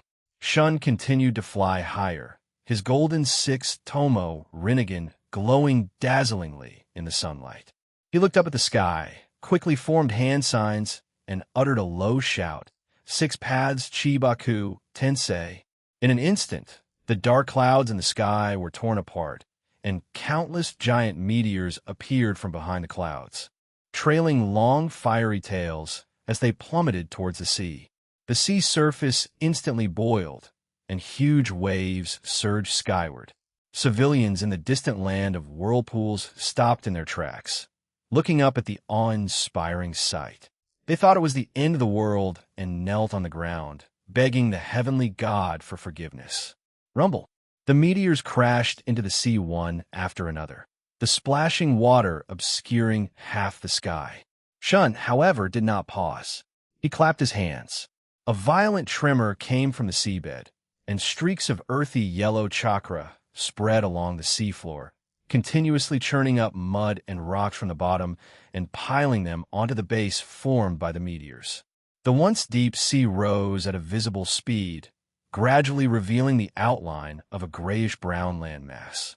The members of the filming crew were dumbfounded, their cameras trembling slightly in their hands.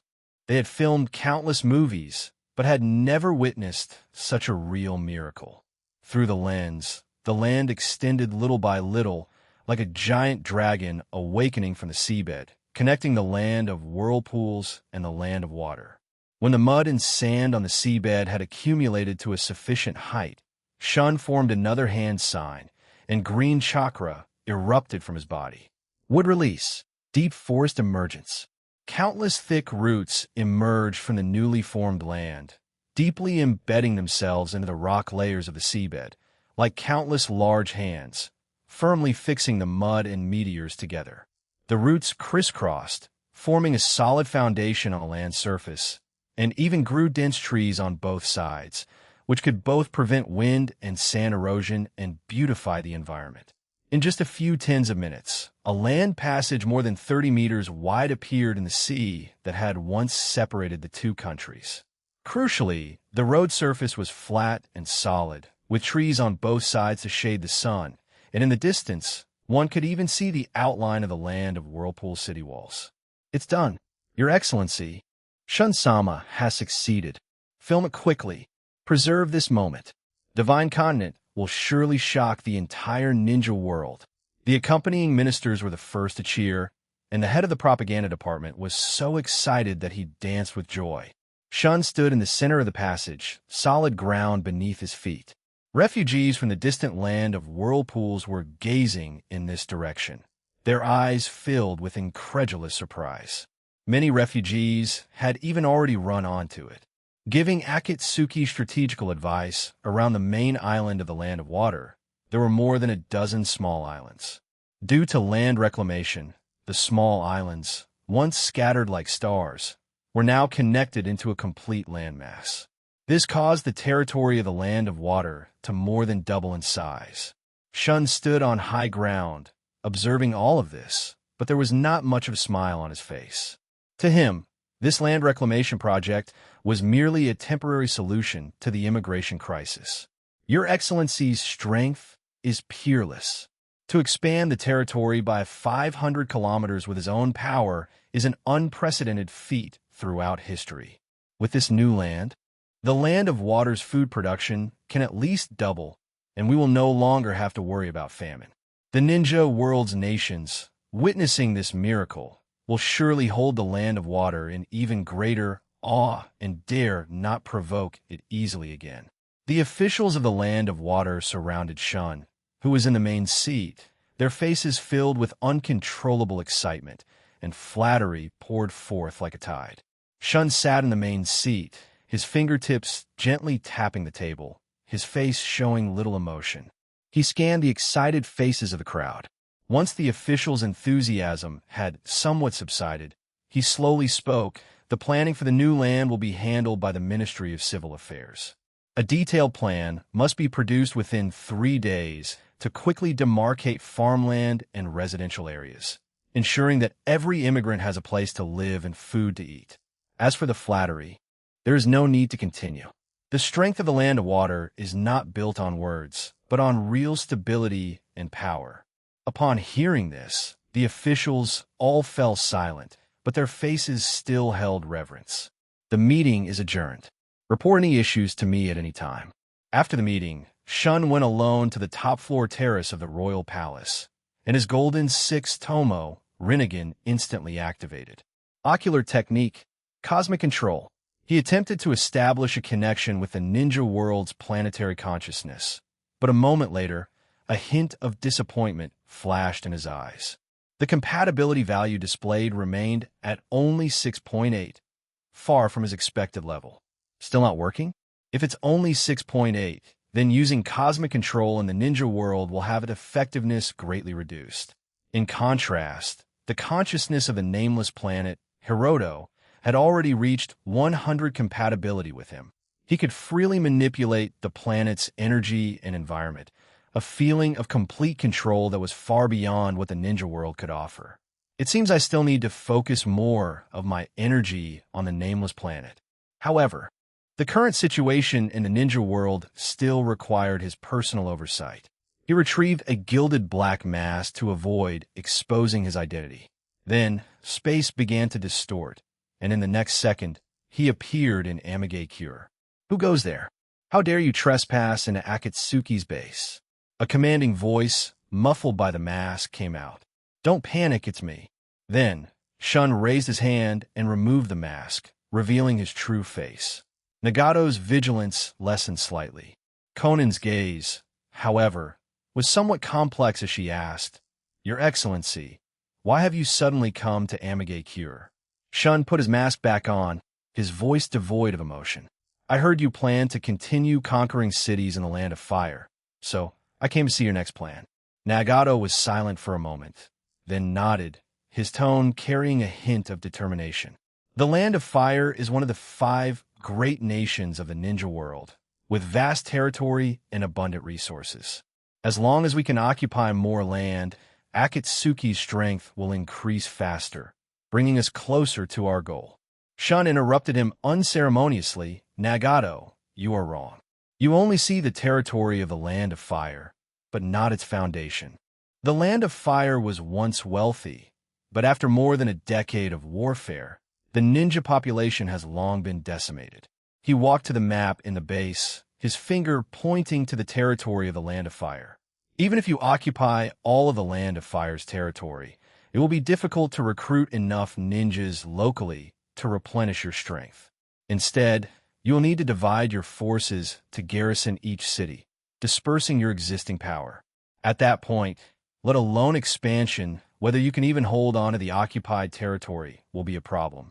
Nagato was stunned. He had never considered this aspect. These days, his mind had been entirely focused on expanding territory, but he had overlooked the most fundamental reserve of strength. He instinctively pressed on, "Your Excellency, then what do you think I should do?" Shun walked to the map and pointed to the location of the Land of Birds.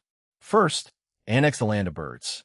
The Land of Birds is located at the junction of the lands of wind, earth, and rain, making its strategic position important.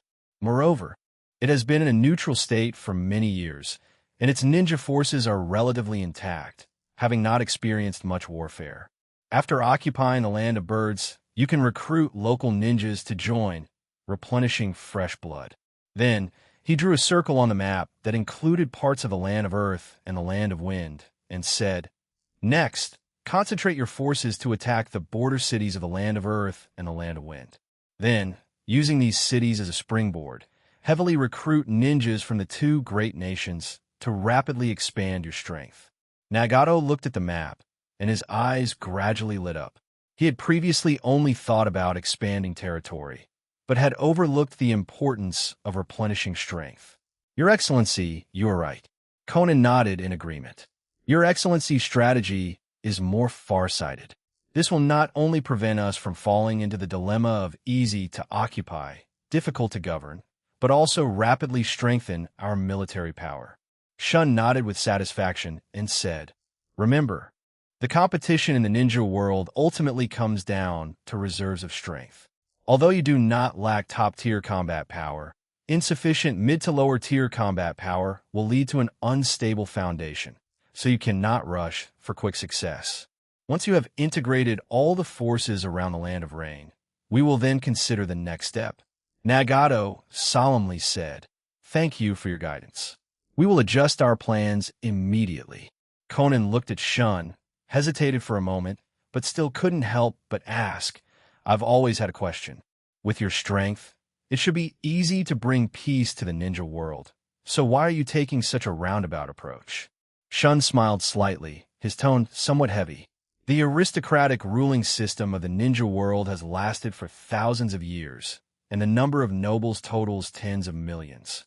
Am I to remove them all from power? Overthrowing the old system is easy, but establishing a new one is very difficult.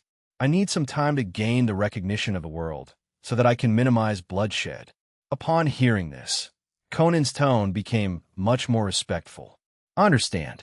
Thank you, Your Excellency, for clarifying." Shun nodded slightly. "I have other matters to attend to, so I will return to the Land of Water first. If you have any questions, contact me at any time." After he finished speaking, the space around him distorted, and his figure instantly vanished. Nagato watched Shun come and go in a hurry, lost in thought. Conan, however, took his hand and gently said, "Nagato, don't think about it. I know your worries, but no matter how much you think, it won't change anything. The gap in strength between us and him is too great." Nagato smiled helplessly and said, "I understand. As long as the wars of the ninja world can be ended." Land of Akatsuki, Land of Water's royal palace. A golden spatial fluctuation suddenly appeared within the palace. As Shun's figure emerged, he saw Tsunade hurrying to greet him. Tsunade was wearing white silk casual clothes, her hair loosely tied back, and a hint of worry on her face. "Where did you go? We've been looking for a long time. Dinner is almost cold." After speaking, she turned and picked up a cup of hot tea from the table, steam still rising from the cup. "It's a bit chilly outside. Quickly drink this hot tea while it's warm." Shun took the hot tea. Warmth spread from his fingertips throughout his body, dispelling the chill of the night. "I went to Amigay Cure and discussed strategic directions with Nagato." Tsunade nodded gently, not asking further. "First, drink some hot tea to warm yourself up.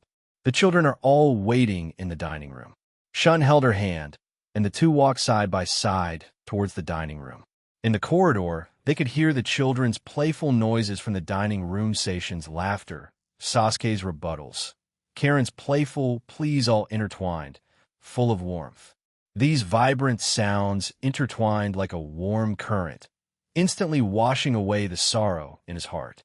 A smile unconsciously curled at the corner of his lips, and his steps quickened slightly. As he pushed open the door, the noise in the dining room instantly ceased. The children all turned their heads to look. Karen was the first to rush over, hugging Shun's leg. "Papa, you're finally back." Sasuke put away his previous arrogance, stepping forward quickly, his eyes full of anticipation. "Father, I can already activate the 3-Tomo Sharingan. Do you want to see?" Shun bent down to pick up Karen, ruffled her hair, and then patted Sasuke's shoulder. "Okay, we'll go to the training ground to see after dinner, but for now, let's eat, or the food will really get cold." Mirai also ran over, shouting, "Papa, I want a hug too." Shun smiled gently, then used his right hand to pick up Mirai. The family sat around the dining table, the aroma of dinner filling the air. Tsunade continuously placed food on Shun's plate, and the children chattered, sharing the day's interesting events, filling the dining room with a warm atmosphere. Time quietly slipped away amidst the busyness, and several months passed in a flash. The peace of the ninja world was shattered, and a wave of expansion sweeping across various countries suddenly erupted. The first news came from Nagato.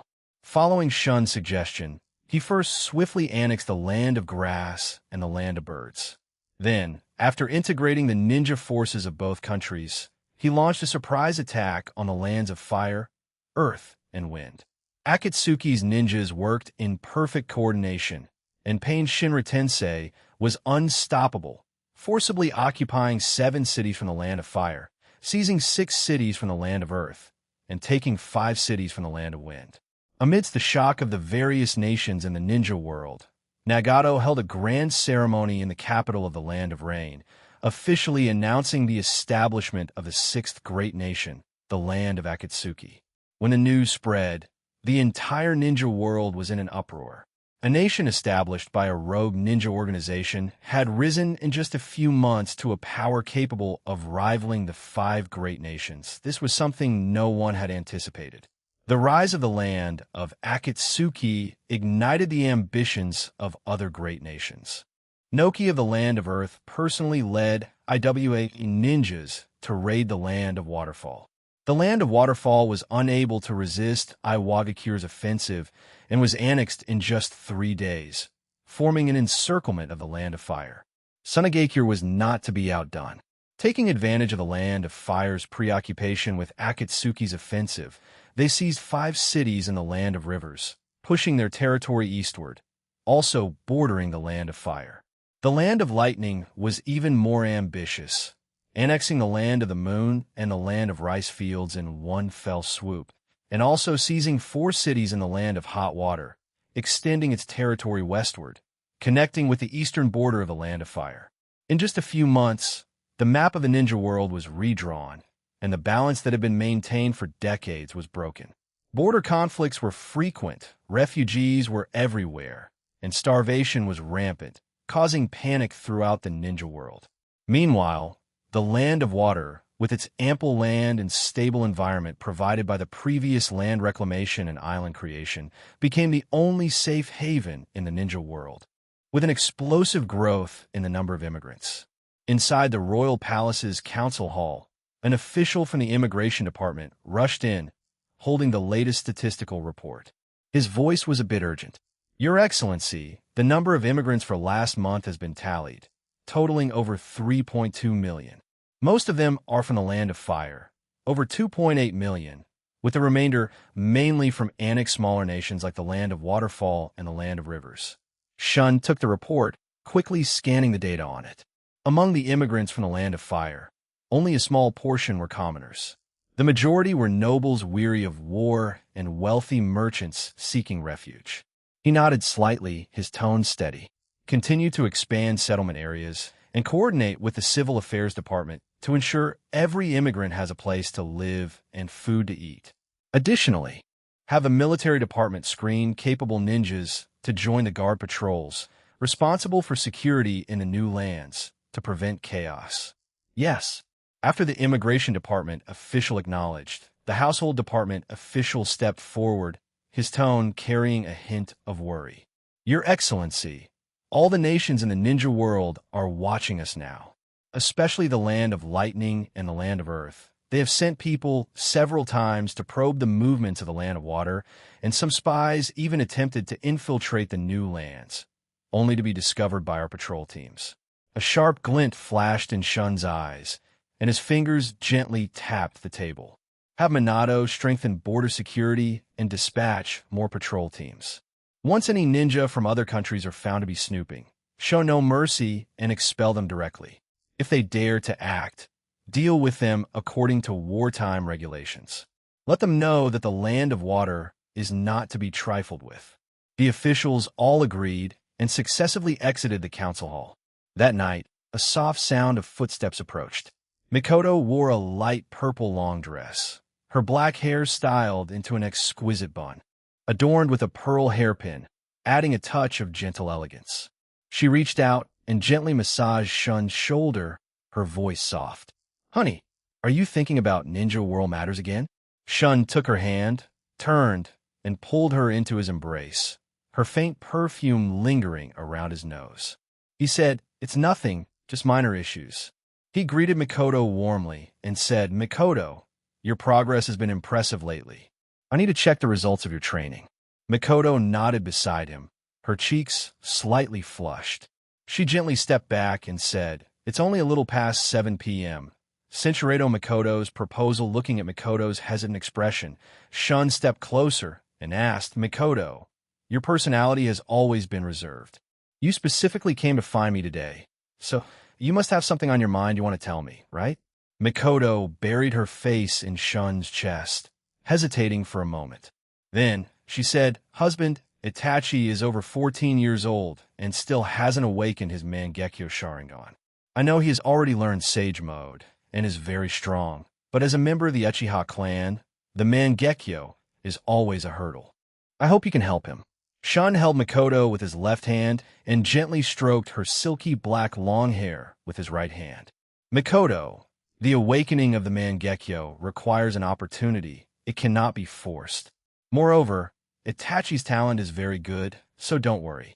Even General Kage-level experts are no match for him now, so what do you have to worry about?"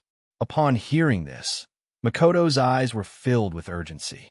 With a hint of anxiety in her voice, she pleaded, "But Sasuke activated his 3-Tomo Sharingan at 8 years old, and Itachi, after awakening his Sharingan at over 5 years old, is now over 14 years old and still stuck at the 3-Tomo Sharingan. How can I not be anxious?" Shun smiled helplessly, reaching out to gently tap her cheek. "Sasuke has my bloodline and also has Yin Nine Tails inside him, providing high-quality Yin chakra, so activating the 3-Tomo Sharingan is relatively easy. Moreover, awakening the Mangekyo is much, much harder than a 3-Tomo Sharingan.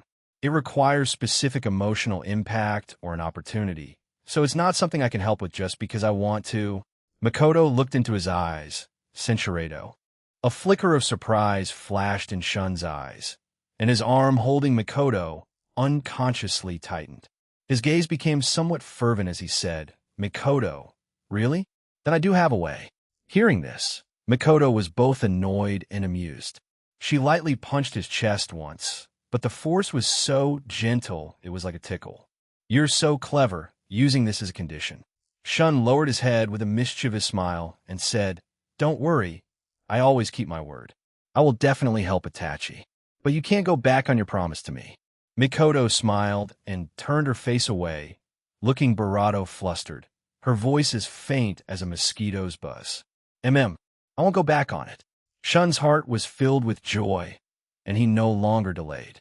A golden spatial gate appeared around him, and he held Mikoto tightly in his arms. The next second, their figures appeared inside Mai's bedchamber. Mei was sitting at her dressing table. She removed her hairpins, and her reddish-brown curly hair fell softly over her shoulders. She was dressed in a light blue nightgown, looking graceful. Seeing the two appear suddenly, she was first startled, then a playful look came into her eyes. A warm smile spread across her face as she said, "Oh, Mikoto-ne is here too." Cinchureto, before she could finish her sentence, space twisted again. This time, the scene before the three of them completely changed. It was no longer the palace of the land of water. Above their heads was a vast starry sky.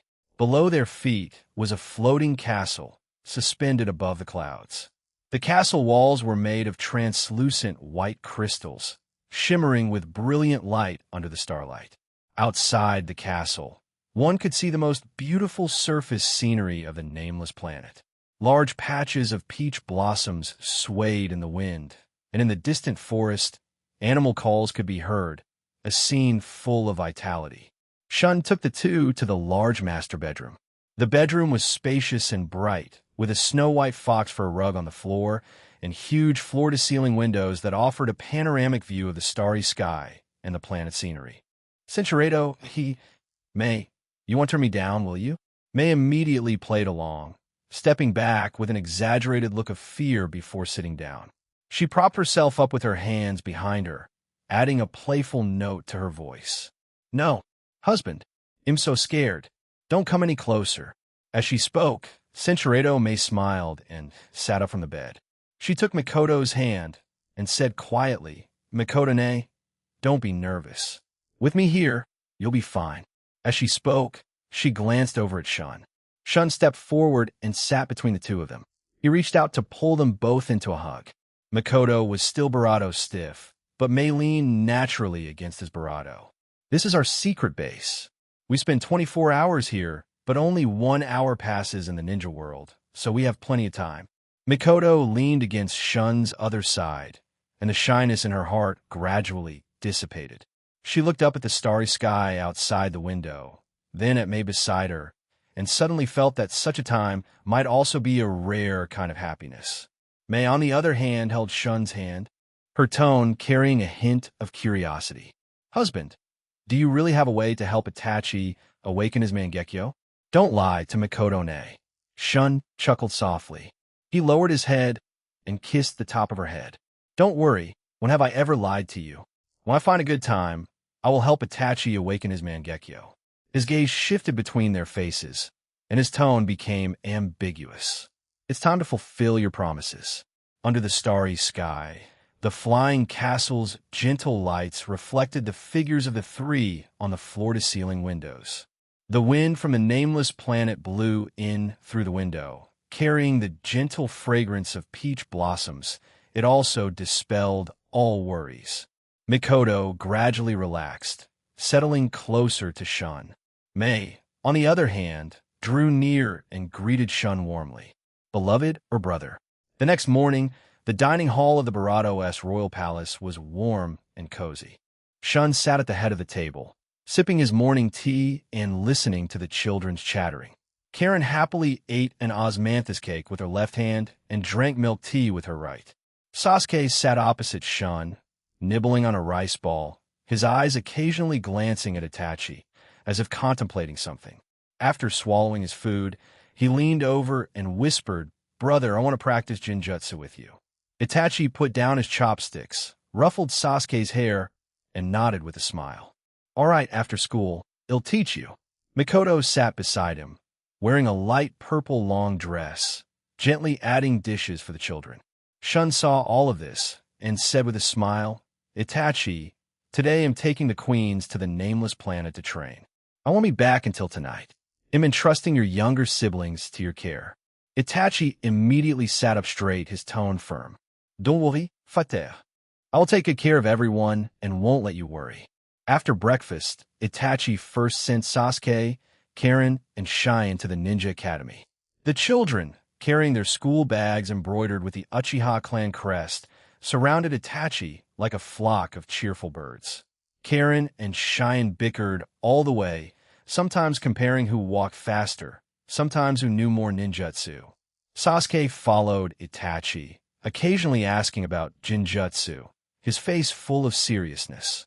The entrance of the Ninja Academy was already bustling, and other children also arrived one after another, laughing and playing as they entered.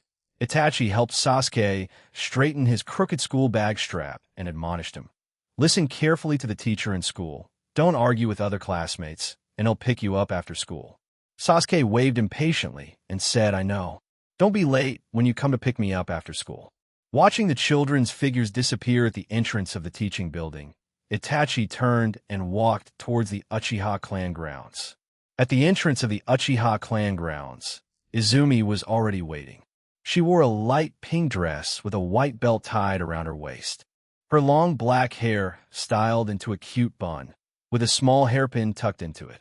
Seeing Itachi approach, her eyes instantly lit up, as if filled with starlight. She hurried forward and said, "Itachi, you're here. I thought you'd be a bit late after dropping off your younger siblings." Right beside her, a lunchbox was present. It was made of bamboo, wrapped in blue cotton cloth, and warm to the touch. Itachi held Izumi's right hand, prompting her cheeks to flush slightly. Itachi looked at the lunchbox beside them and asked, "Izumi, are these the snacks you made?" Izumi nodded. They're red bean paste pastries and fried crispy pork, along with some juice and desserts. Sasuke, Shiryu, and Karen all like them. Then, the two walked side by side towards the Ninja Academy. The peach trees by the roadside were in full bloom. Pink and white petals drifted down with the wind, landing in Izumi's hair. Itachi subconsciously reached out to brush them away for her, his fingertips touching her soft hair, and his heart inexplicably quickened by half a beat. Izumi's cheeks grew redder, but she didn't pull away, only quietly talking about recent interesting things in the clan. "Yesterday, Mom taught me embroidery, but my stitches were all crooked, and she laughed at me for a long time." Itachi listened quietly, occasionally responding with a few words. At noon, the crisp sound of the school bell rang, echoing around the street. The children happily ran out of the classroom, like a flock of released birds. Sasuke was the first to pounce on Itachi, hugging his arm. "Brother, you're finally here. Izumi-chan is here too. Here I am, what's the rush? Let's go eat over by the woods." Itachi smiled helplessly. Cheyenne and the other children also gathered around. Izumi smiled as she helped Itachi distribute the snacks, Senchuredo. He immediately shielded his younger siblings behind him. Chakra surged wildly within him as his three-tomo Sharingan instantly activated, locking onto the man in front of him. The man wore a black cloak with red clouds and a spiral-shaped yellow mask on his face, revealing only one crimson Sharingan. "Obito, what do you want to do?" Itachi's voice became somewhat cold. He had long heard information about this man from his father. A former Uchiha, now a member of the Akatsuki, possessing the bizarre Kimui Dojutsu. His strength was unfathomable. Obito shook Sasuke in his arms, his voice from beneath the mask carrying a hint of playfulness. "Originally, I wanted to take 9 tails, but I didn't expect to find you two together. This makes me very unhappy." He paused, then his arm tightened sharply. Sasuke groaned in pain, his face instantly turning crimson. Obito's tone turned sinister. "How about this? I'll give you a choice. Do what I say, and I'll let Sasuke go. If you don't choose, then I can only take your brother down." "Itachi and I-san, don't listen to him. I'm not afraid of what happens to me. Stop him." Sasuke struggled with all his might, trying to break free from Obito's grip, his voice growing weaker as he struggled.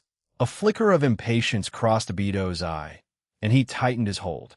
Sasuke's face drained of color. His breathing became increasingly difficult. His limbs began to flail weakly, and a look of despair gradually appeared in his eyes. "Sasuke," Itachi felt as if an invisible hand was tightly squeezing his heart, making it almost impossible for him to breathe. His chakra surged wildly within him, but he dared not act rashly. He knew that Obito's Kimui could make him Barato, and his attacks would likely not harm him, but rather enrage him. "Itachi, don't hesitate." Izumi suddenly stepped out from behind Itachi, her face pale. "Sasuke cannot be harmed. He is your brother, the future of the Uchiha, and the hope of the Barato. Please, and save Sasuke." "Izumi."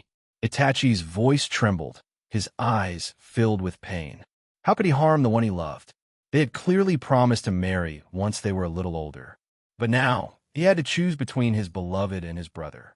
Obito's hand, clutching Sasuke firmly. The grip tightened further. Sasuke began to lose consciousness, growing weaker by the moment. Obito said, "Itachi, you don't have time to hesitate. If you don't act now, your brother won't make it." Advanced S on none of it was real. Izumi closed her eyes, tears rolling down her cheeks. Her voice was somewhat poignant, yet tinged with reluctance. "Itachi, do it. I don't blame you. I'm willing to accept whatever you decide." Itachi's fingernails dug deeply into his palm, a sharp pain spreading between his fingers. He suddenly opened his eyes, his three-tomo Sharingan beginning to spin. He looked at Izumi's pale face, at the trust and resolve in her eyes, and his inner defenses completely collapsed. "I'm sorry, Izumi." His voice was pained, his arm trembling as he drove the kunai toward her. The moment was painfully clear, and everything fell silent. Barato instantly stained Izumi's light pink dress, like a blooming crimson cherry blossom. She collapsed into Itachi's arms, her figure gradually losing strength, yet she still struggled to lift her hand and gently touch his cheek. Her eyes were full of tenderness and reluctance as she said, "Itachi, live well. Take care of yourself." Her hand slowly fell, and her eyes closed forever. "Obito, you should let them go." Itachi held her body, tears streaming from his eyes like broken pearls. His body trembled. His heart felt as if it were being torn apart, the pain almost making him lose consciousness. Obito watched Itachi's tormented expression, a cruel smile forming under his mask. The hand gripping Sasuke suddenly tightened with a sharp sound. Sasuke collapsed, his head falling to one side, no longer moving. "Oh dear, how unfortunate," Obito said as he deliberately released his grip, letting Sasuke fall to the ground. He prodded at Sasuke, his tone full of provocation. "Oh dear, how unfortunate things turn out for Sasuke. What do you think Shun would do if he learned what happened to his most beloved youngest son?" Itachi suddenly lifted his head, his eyes fixed on Obito. Senchuredo, the three-tomo Sharingan in his eyes began to spin and change rapidly, and complex and eerie patterns gradually appeared in his red pupils. A powerful, chilling aura emanated from within him. The surrounding peach trees shed their leaves, as if in fear of this power. As Obito felt this chakra, a hint of surprise flashed in his eyes, which then returned to a playful expression. "Oh, you've even activated the Mangekyo Sharingan? Congratulations. What a pity your brother and loved one are both dead. So what meaning do those eyes have?" With that, a black vortex appeared around him, and his figure gradually vanished. Itachi knelt on the ground, holding Izumi's Barato, staring blankly at Sasuke not far away. His eyes reddened as if on the verge of tears. The Mangekyo Sharingan slowly rotated in his eyes, emitting a chilling aura. His Barato trembled. "Obito, I will make you pay for this. I will." Just then, a golden spatial gate suddenly lit up. Shun and Mikoto appeared side by side. Mikoto's eyes were filled with guilt and heartache. "Itachi, wake up, this isn't real." Shun raised his hand to form a hand seal, and golden chakra spread like flowing water, enveloping Itachi, Izumi, as well as Karen and Shun. As the chakra flowed, the surrounding scenery began to distort and dissipate. The classroom, Karen, Shun, Sasuke's body, and even Obito's afterimage, all shattered like bubbles, leaving only Itachi, Izumi, and the Uchiha clan grounds wall behind them. Itachi suddenly froze, and Izumi in his arms stirred slightly. She opened her eyes and looked at him in confusion. She asked, "Itachi, why am I here? Weren't we going to the Ninja Academy? Going to the Ninja Academy?" Itachi looked around blankly, only to realize that he hadn't strayed far from the Uchiha clan grounds. The bluestone slabs beneath his feet were still the spot where he had met Izumi just now, and the faint scent of peach blossoms still lingered in the air. Mikoto walked up to him, her voice filled with guilt. "Itachi, I'm sorry. It was me. I saw that you were 14 and hadn't awakened your Mangekyo yet, and I was really anxious, so I asked Shun to help you." Looking at the Mangekyo patterns in Itachi's eyes, Shun sighed. Perhaps this was fate. Awakening the Mangekyo requires a strong emotional shock.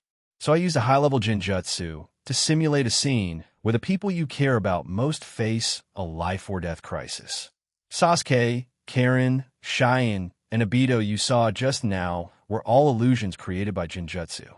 You and Izumi never went to the school, and no one was hurt. Itachi's mind was a bit chaotic, as if fighting with itself. He stared blankly at his mother, Mikoto, then looked at his father, Shun, and then lowered his head to look at Izumi, who was perfectly fine beside him. The anger and killing intent within him were finally suppressed. He raised his hand and touched his eyes. The Mangekyo Sharingan patterns were clearly visible, and that powerful force was still flowing within him. Mother, father. Itachi's head still ached a little, and his voice trembled slightly. He looked at Izumi, his eyes full of apology as he said, Izumi, I'm sorry for dragging you into the Jinjutsu as well. Izumi paused, then gently shook her head and said, It's okay, as long as you're all right. And you've finally awakened your Mangekyo. Isn't that a good thing? Mikoto stepped forward and gently hugged Itachi, patting his back softly. Mother was too anxious. I won't let you suffer like this again. Itachi rubbed his temples and said, Mother, I was a bit disoriented just now, but I'm fine now. Shun cleared his throat and interrupted, Itachi, you have already awakened your Mangekyo. To avoid the tragedy just now, you should master this power well. In a while, I will help you fuse Fugaku's Mangekyo ocular power, so you'll have the eternal Mangekyo. Hearing Fugaku's name, Itachi paused slightly. When he was just over 5 years old, he had personally witnessed his father, Fugaku, turn into a tree. More than 9 years had passed since then, and he had almost forgotten Fugaku, relocating civilians to another planet. The atmosphere in the royal palace's council hall was somewhat heavy. Ministers stood solemnly in the hall, holding reports, their breathing even lighter than usual. The ninja world had been unusually quiet recently. No new wars had broken out, and no great nations had provoked each other. Yet, this calm made everyone uneasy, as if it were a prelude to a coming storm. Your Excellency, the number of civilian immigrants has continued to increase over the past few months. The Minister of Revenue held a report, his hands trembling slightly. According to statistics, over 20 million civilians from the Land of Fire have poured into our country. In addition, over 5 million nobles and merchants from various countries have also immigrated, mostly concentrated in the newly created land areas. The Minister of Foreign Affairs pondered for a moment, then added, the Land of Fire previously had over 300 million people, but after many years of war, a large number of nobles and wealthy individuals immigrated to the Land of Water, causing a significant drop in civilian income in that country. However, the taxes they pay have not decreased. So many civilians can't even get enough to eat and can only risk fleeing. Now, the residential areas on the new land are almost saturated, and accepting more immigrants might lead to resource scarcity. Shun gently tapped the table with his left hand, his gaze sweeping over the data in the report. The large-scale immigration from the Land of Fire was originally a crucial part of his plan. A country that loses the support of its nobles and wealthy, relying solely on exploiting its civilian population to sustain itself, will sooner or later experience instability and will be easier to unify in the future. After 2 seconds of thought, he nodded slightly and said, There's no need to worry about resource scarcity. I have my own arrangements. Upon hearing this, the meeting room fell silent. Seeing this, Minato stepped forward and said, Your Excellency, Iwagakure, Sunagakure, and Kumogakure have recently sent many spies to infiltrate the Land of Water. They have been collecting information about Obito because they suspect Akatsuki is connected to the Uchiha clan. As soon as these words were spoken, a low murmur of discussion immediately arose in the council hall. What are Iwagakure and Sunagakure trying to do? Are they planning to unite against the land of Akatsuki?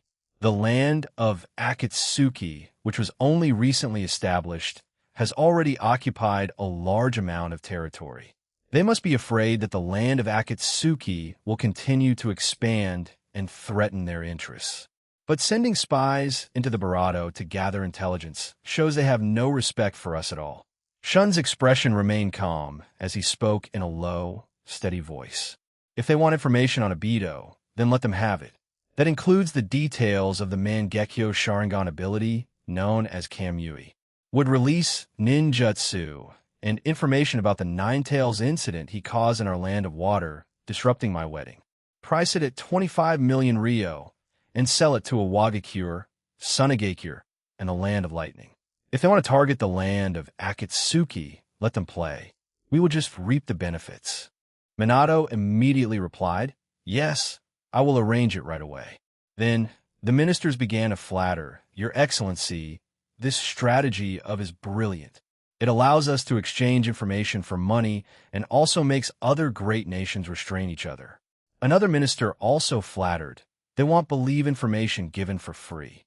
This way, we can sell information and also disrupt the ninja world situation, gaining more development time for the land of water."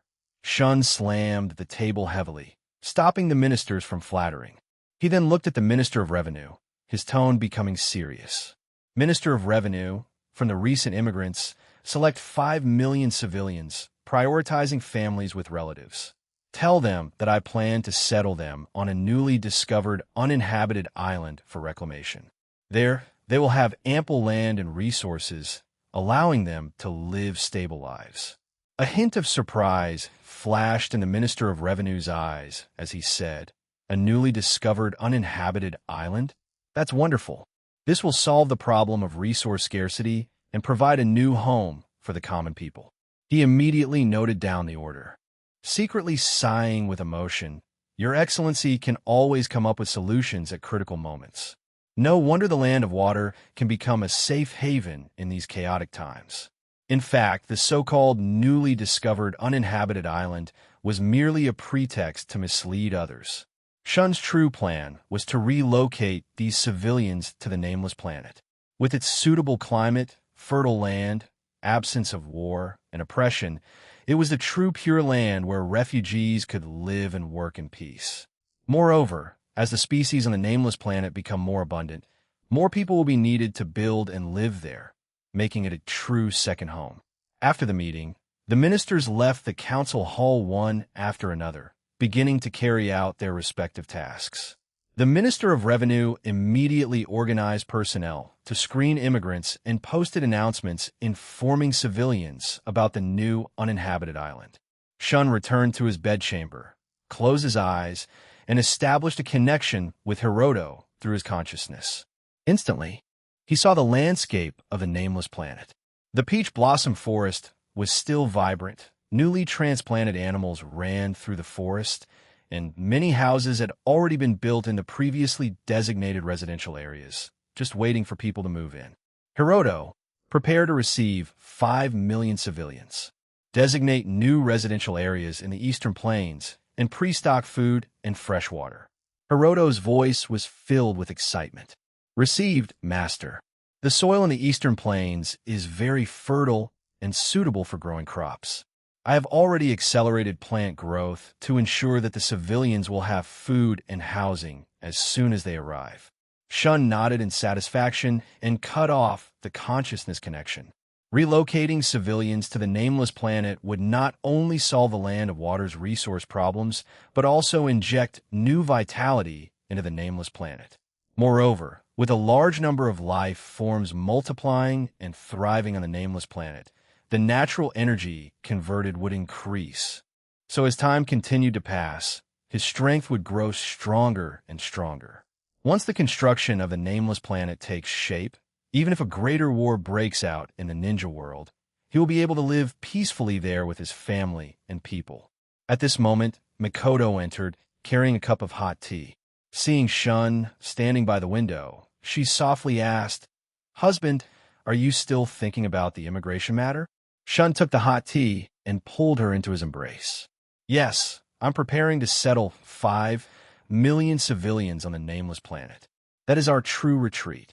Mikoto leaned against him and said, "The decisions you make are surely for everyone's good. It's just, Itachi has just awakened his Mangekyo. If the ninja world falls into great chaos, will he be in danger?" Shun lowered his head beside her. "Itachi has grown up. We must believe in him. He has the ability to protect himself and protect his younger siblings. What we need to do is to create a safer future for them." Mikoto smiled and gently nudged her husband, saying, please behave, dear. Cinchuredo. Let's build a new home together.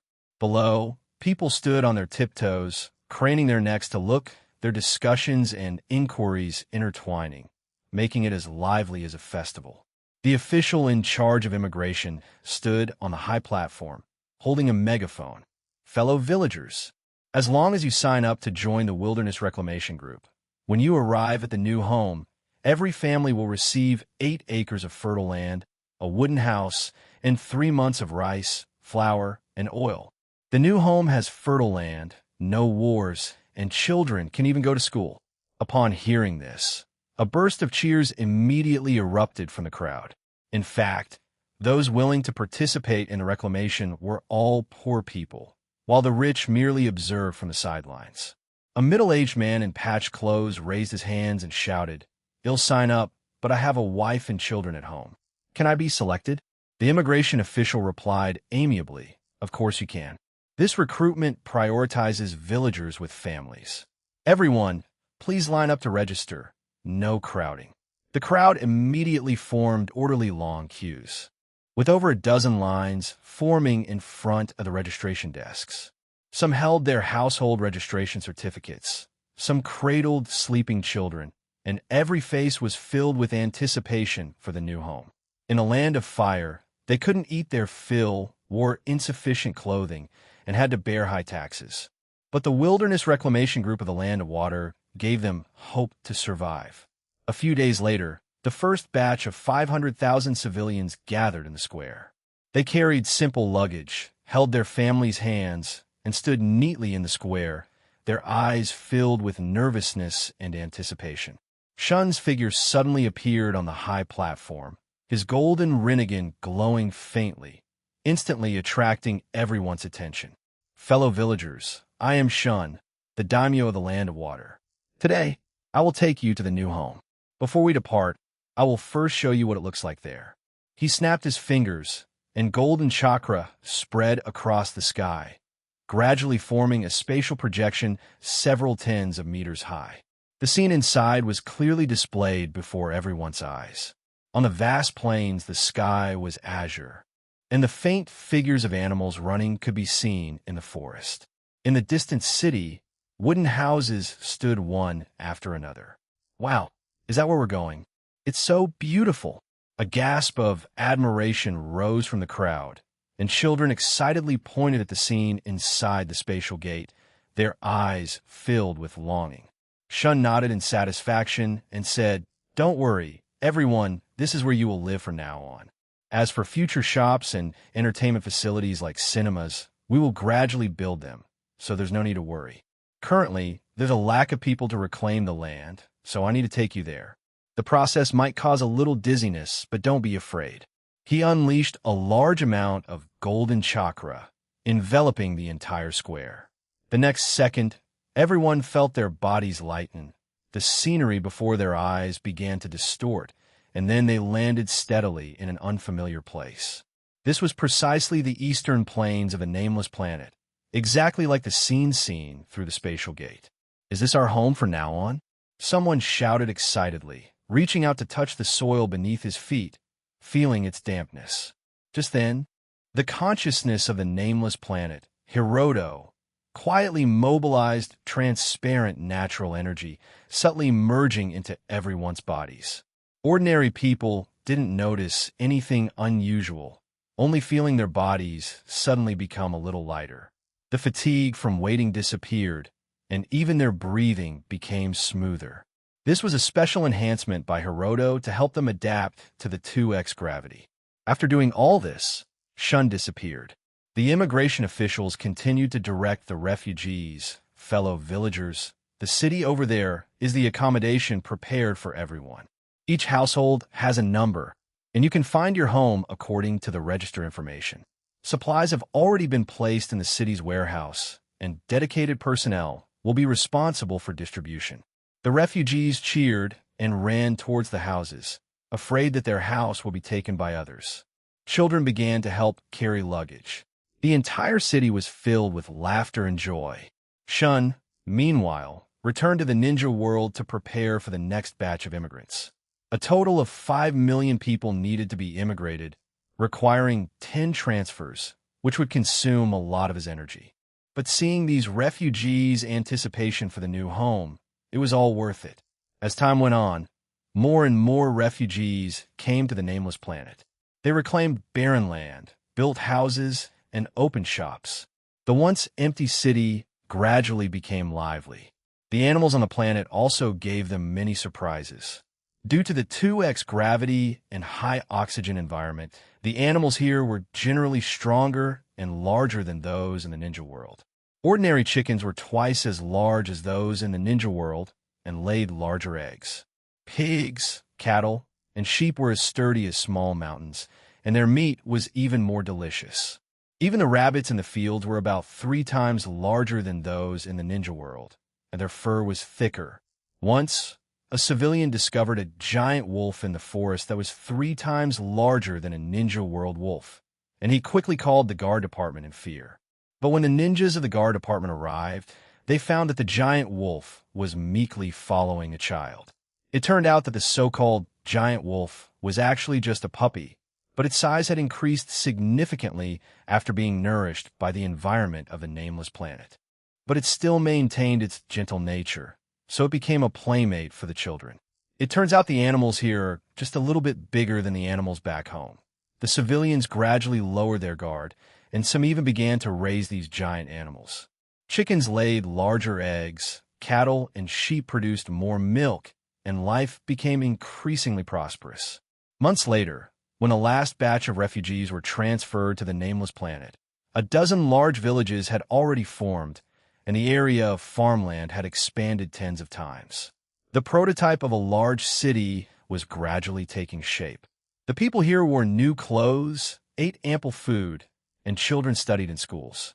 The past worries on their faces had long disappeared, replaced by stability and happiness. Shun stood in the sky, looking at the prosperous scene before him, his heart filled with a sense of accomplishment. Now, the nameless planet truly feels like a home. Next, we just need to send people here to film some promotional videos. It will be much easier to attract immigrants in the future. As the sun set, the sky of the nameless planet was dyed a warm orange red. People ended their day's labor, gathered in their yards to eat and chat, and children played under the streetlights. All of this was just the beginning of the nameless planet's prosperity. In the future, more people will come here, and it will become a true paradise on Earth. Igeo has gained weight. The promotional video for the Land of Water's Pioneer Corps quickly spread throughout the ninja world.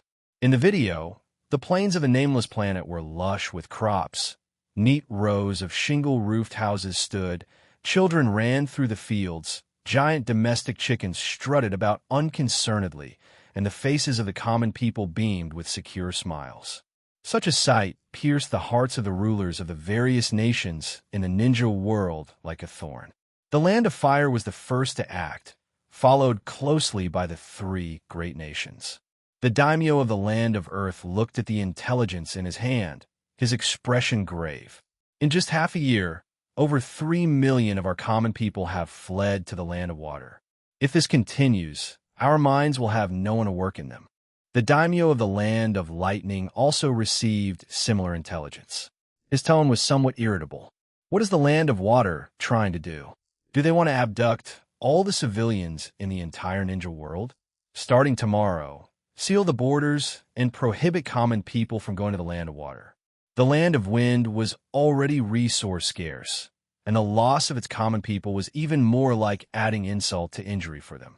Looking at the list of rogue ninjas, 4th Kazekage Raza was a bit disbelieving. It's one thing for civilians to flee to the Land of Water, but why are even ninjas from our village defecting to the Land of Water? At this moment, in the study of the Land of Water's royal palace, Mabui clearly reported the immigration data. Currently, the number of immigrants on the nameless planet has broken through 60 million. Common people from the Land of Fire account for 60. Common people from the Land of Earth, Land of Lightning, and Land of Wind account for 20, and the rest are immigrants from other small nations. The settlement for the 12th batch of Pioneer Corps has already been chosen. It's in a new village on the Western Plains, and can accommodate 5 million people. Shizun also reported diligently. The medical stations on the nameless planet have increased to 25, with each medical station equipped with 8 medical ninjas.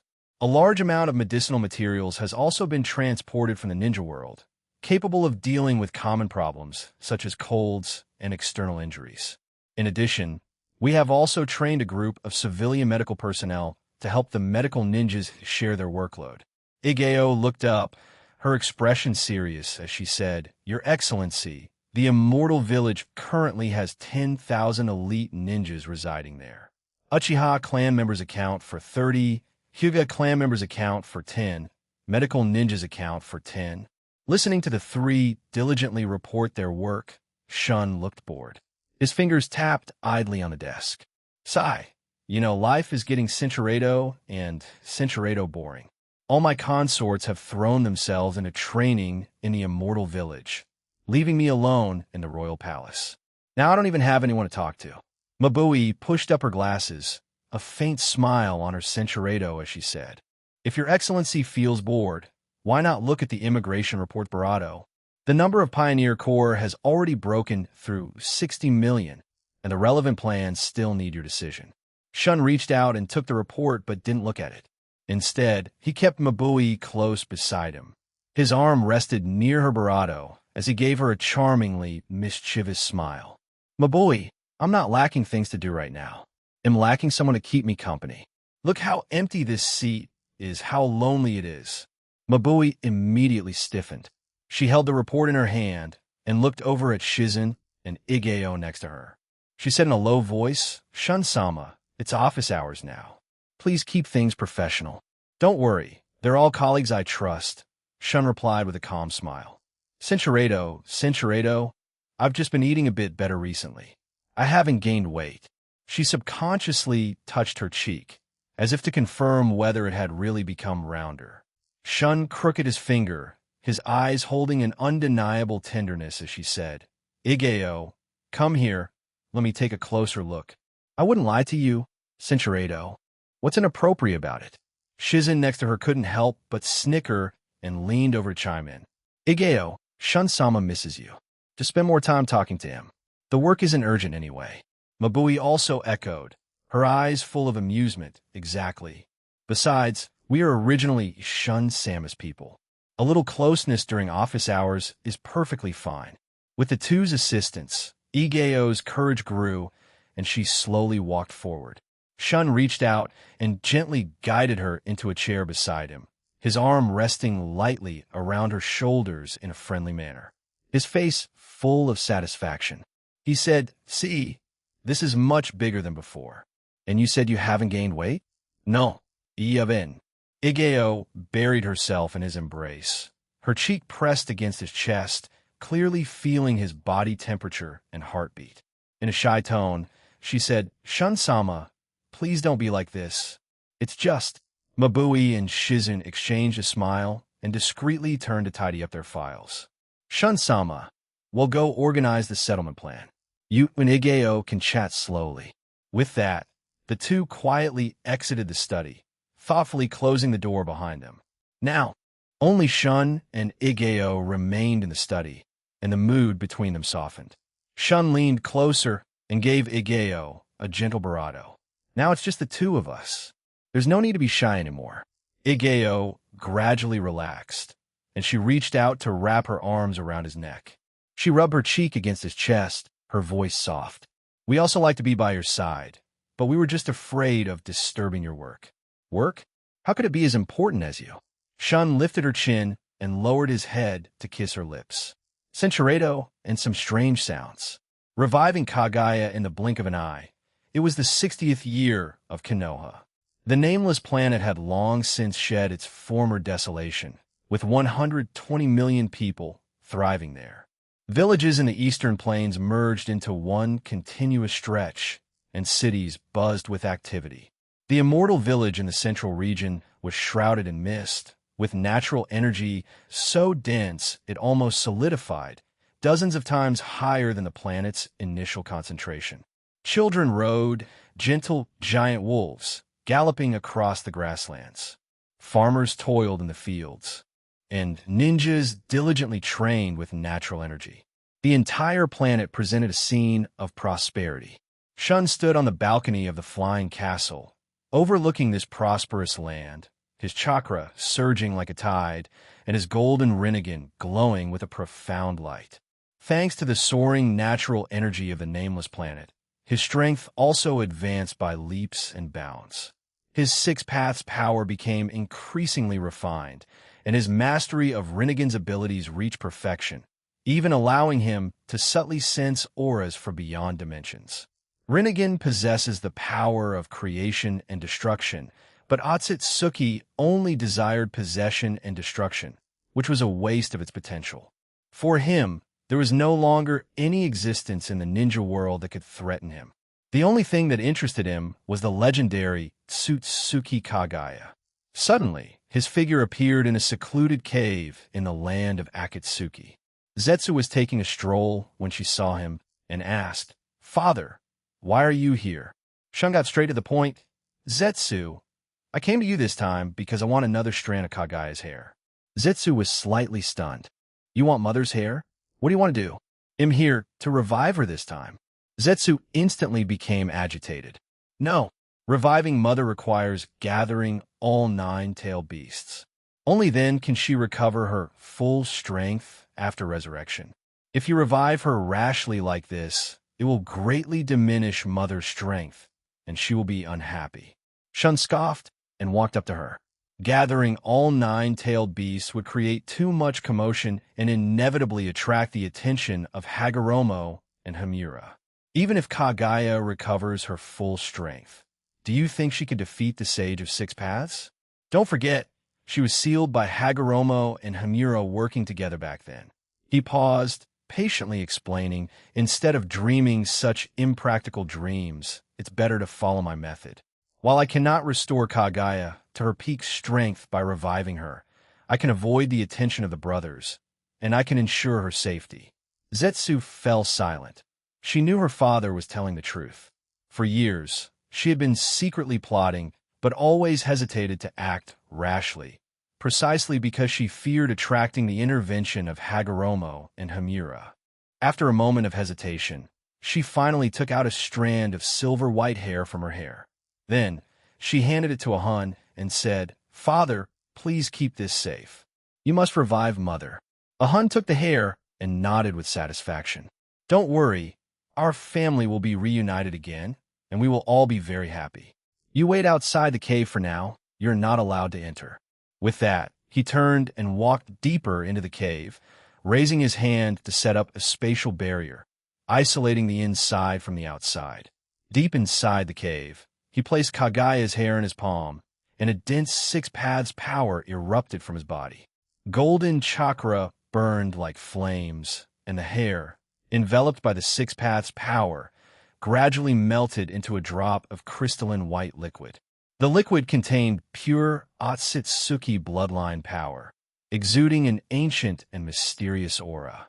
Immediately after, Shun clapped his hands together and whispered, "Six Paths, Yin and Yang release." Black Yin and Yang chakra surged out, fusing with the white liquid. The liquid slowly rotated in the air, gradually condensing into the outline of a human body. A tall figure, fair skin, it was the likeness of Otsutsuki Kagaya. Only, at this moment, Censuredo, when had she ever suffered such humiliation? "Who are you? How dare you be so disrespectful to me?" Before her words finished, Kagaya's figure suddenly disappeared, striking Shun's chest with a sharp palm attack. Her taijutsu was extremely refined. Every movement was as fast as lightning, containing world-destroying power. Her palm technique was very similar to the Hyuga clan's Gentle Fist, but its power was dozens of times greater than Gentle Fist. However, Shun remained completely unperturbed, easily dodging all of Kagaya's attacks. Watching Kagaya fight with such elegance was a delight. The more fiercely she attacked, the more agile and graceful her movements became. The more Shun watched the beauty dance, the more excited he became. The more they fought, the more Kagaya was shocked. The strength of the man before her far exceeded her imagination. Outside the cave, Zetsu heard the fierce sounds of fighting inside and was burning with anxiety. She tried to rush in several times, but was always blocked by the spatial barrier Shun had set up. "Mother, are you all right?" She called out anxiously, but received no response. Inside the cave, Shun saw Kagaya gradually losing stamina and stopped toying with her. He raised his hand and grabbed her wrist, and with a gentle tremor of Six Paths power, he temporarily sealed her chakra. Kagaya felt her body go soft, unable to move, and could only glare angrily. "What exactly do you want to do?" Shun took out a silver-white robe from his spatial ninja tool and gently draped it over her. His movements were somewhat gentle, and his voice was also soft. "Don't be nervous. I mean no harm. I revived you because I just want to talk to you about the Otsutsuki clan." Kagaya was stunned. She looked at the robe on her body, then at the man before her, and the vigilance in her eyes gradually faded. This man was powerful, yet he hadn't laid a hand on her and even gave her clothes to wear. What was his true purpose? Seeing Kagaya's puzzled expression, Shun revealed a sly Cinchuredo. A moment later, the barrier finally disappeared. Zetsu rushed in. "Mother, I finally..." 40 advanced S on how to tame Kagaya. Just then, a small white figure ran in quickly. It was a little girl of about 10 years old, wearing a white dress and silver white hair, looking just like Kagaya when she was young. When she ran to Kagaya and looked up, revealing those familiar, fawning eyes, Kagaya suddenly realized this was Black Zetsu. The little girl's voice was clear, yet with a unique, deliberately softened tone. "Mother, I finally resurrected you." She stretched out her small hand, wanting to hold Kagaya's left hand. "You are Black Zetsu? How did you change into this appearance?" Kagaya instinctively took a step back, avoiding her touch, her brows furrowed tightly, her tone filled with undisguised disdain.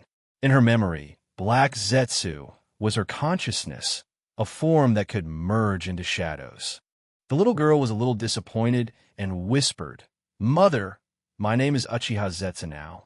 Father Shun used your cells and his cells to create this body, so I took his surname, Uchiha, to be more like a family." Shun crossed his arms, and when he saw Kagaya's disdainful eyes, his expression gradually turned cold. Kagaya sneered, her tone full of dissatisfaction. "A family? Your so-called resurrection is to make me wake up in such a weak state? Without even the chakra of 10 tails, you rush to resurrect me in this way. You're simply useless." Zetsu lowered her head. Her eyes instantly turned red, and her voice became choked with tears. "Mother, I tried for over 1,000 years. It was so hard to finally resurrect you with Father. Enough." Seeing Kagaya's arrogant demeanor, Shun grew angry. He straightened up and walked towards Kagaya step by step. "Kagaya, for over 1,000 years, Zetsu has been trying to resurrect you. It's one thing that you're not grateful, but you even scold her like this?" Hearing someone scold her, Kagaya became even angrier. She retorted, her neck stiff. "What does it have to do with you how I discipline my own people? If it weren't for my lack of chakra, just now, could you have easily defeated me? If I had the complete 10 tails inside me, I could activate the 9-tomo Rinasharingan. Would you still be able to defeat me then?" Shun seemed to have heard a joke and mocked. "Defeat you? 1,000 years ago, Hagoromo and Hamura still sealed you, even with 10 tails. With my current strength, I'm stronger than Hagoromo and Hamura were back then. So even if you possess 10 tails, it won't change the outcome." Hearing those two names, Kagaya instantly became furious, her eyes erupting with complex hatred. "Hagoromo, Hamura, how dare you mention the names of those two rebellious sons?" She suddenly raised her right hand and slapped it across. It seemed she wanted to give this man, who had repeatedly offended her, a small lesson. But the moment her palm fell, Shun accurately grabbed her wrist. He exerted a slight force, pulling her arm towards him as she struggled to push him away. But her chakra was firmly suppressed by his 6 paths power, making her unable to move at all. "Let go of me." She was both ashamed and angry, her face pressed against him, which made her even Barato irritated. Shun, however, did not let go. Instead, he lowered his head slightly and, before she could react, said something that caught her off guard. The sudden moment instantly made Kagaya freeze, and her struggles ceased. But after only a second, Cinchuredo, your temper is Barato fiery. It'll help you cool down. Now you should be able to calm down. How dare you offend me? Kagaya's cheeks instantly turned from red to pale, all color draining, and her eyes flashed with a fierce, dangerous chill. She suddenly raised her other hand, Barato gathering a surge of chakra, and slapped it towards Shun's cheek. Shun was quick, easily catching her wrist and pinning her hands behind her back. Having done all this, he smiled charmingly and said, "Zetsu, it seems your mother still has a bit of temper. It'll take her to cool down first, and it'll come back for you later." With that, the two figures instantly disappeared from the cave. Zetsu stood frozen in place. She looked at the empty cave and mumbled softly, "Father, Mother, please come back soon." In a flash, Shun appeared in a luxurious bedroom, holding Kagaya. He released Kagaya's hands and pushed her aside. Then, Cinchuredo and she instinctively took 2 steps back. "Aunt, what do you want to do?" With her chakra suppressed, she felt a strange sense of fear facing the man before her. Shun walked towards her step by step, a cold smirk on his face. "Today is the day I settle this. I originally didn't want to have to push this so far." Cinchuredo drawing her attention to meet his gaze. "Don't worry, I won't mistreat you. You will become my 10th queen, and I will protect you from now on." After saying that, he stepped back. Kagaya kept moving away until her legs reached the soft bed. She sat down, her posture relaxing. Shun turned and walked toward the window. "Cinchuredo." Kagaya opened her barato, wanting to scold him, but found that she did not know what to say. At that moment, arrogance and fear intertwined in her heart, leaving her with a new sense of helplessness. From a moment Shun decided to bring Kagaya back, their lives became intertwined. Cinchuredo is much barato interesting than a 1,000-year-old ice sculpture. He tilted her face upward with a finger, compelling her to meet his gaze, his eyes filled with a triumphant amusement. How dare you?" Kagaya's posture was rigid like a fully drawn bow, the hostile aura bursting from her white pupils almost solidifying. Yet, the warm feeling in her barato inexplicably sent a shiver down her spine. The Otsutsuki clan was known as the God Race. As long as they consumed a chakra fruit, they could possess an extended lifespan. She had lived for thousands of years, witnessing the reproduction, struggles, and demise of humans.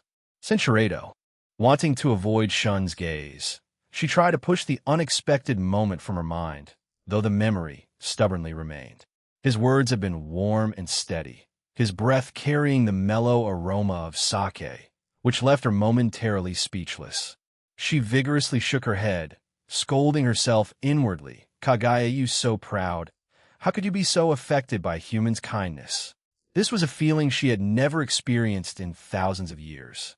It was as if a long-dormant emotion was stirring within her, gently challenging the careful composure she had maintained for centuries. Seeing Kagaya's expression, Shun calmly tucked a loose strand of hair behind her ear. He lifted her chin and made her look him in the eye. "Kagaya, there's something you'll definitely be interested in regarding the latest decision from the Tsutsuki higher-ups." The words Tsutsuki higher-ups seemed to possess a special power, immediately calming Kagaya. She abruptly looked up, her white pupils filled with vigilance.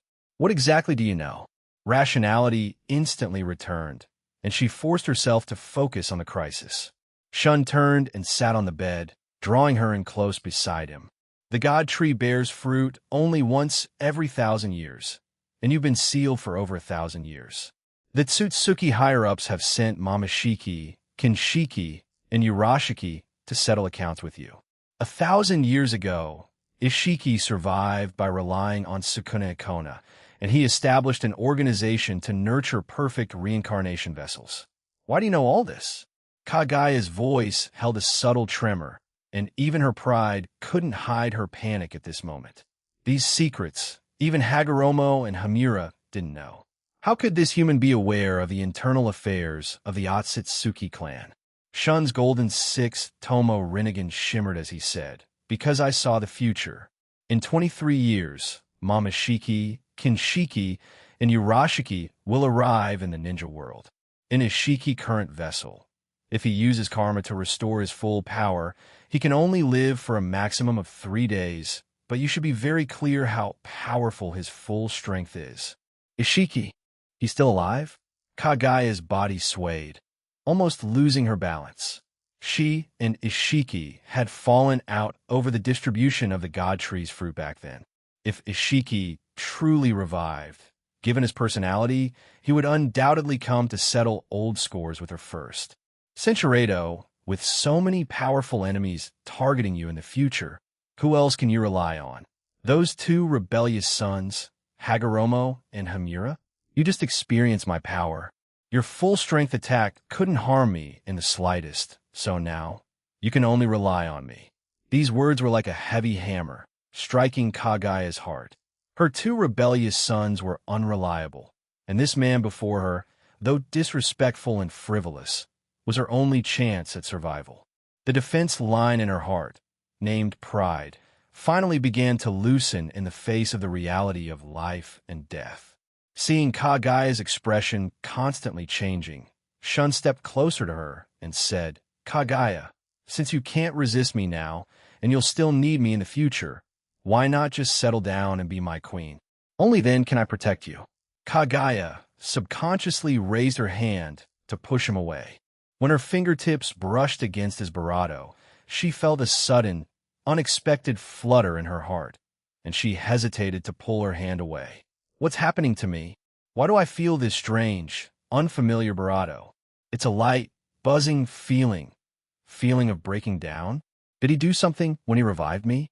She had lived for thousands of years and had never experienced anything like this. Her rational mind told her this was an unusual condition, yet her heart reached out for this unfamiliar warmth. Shun seemed to see through her confusion.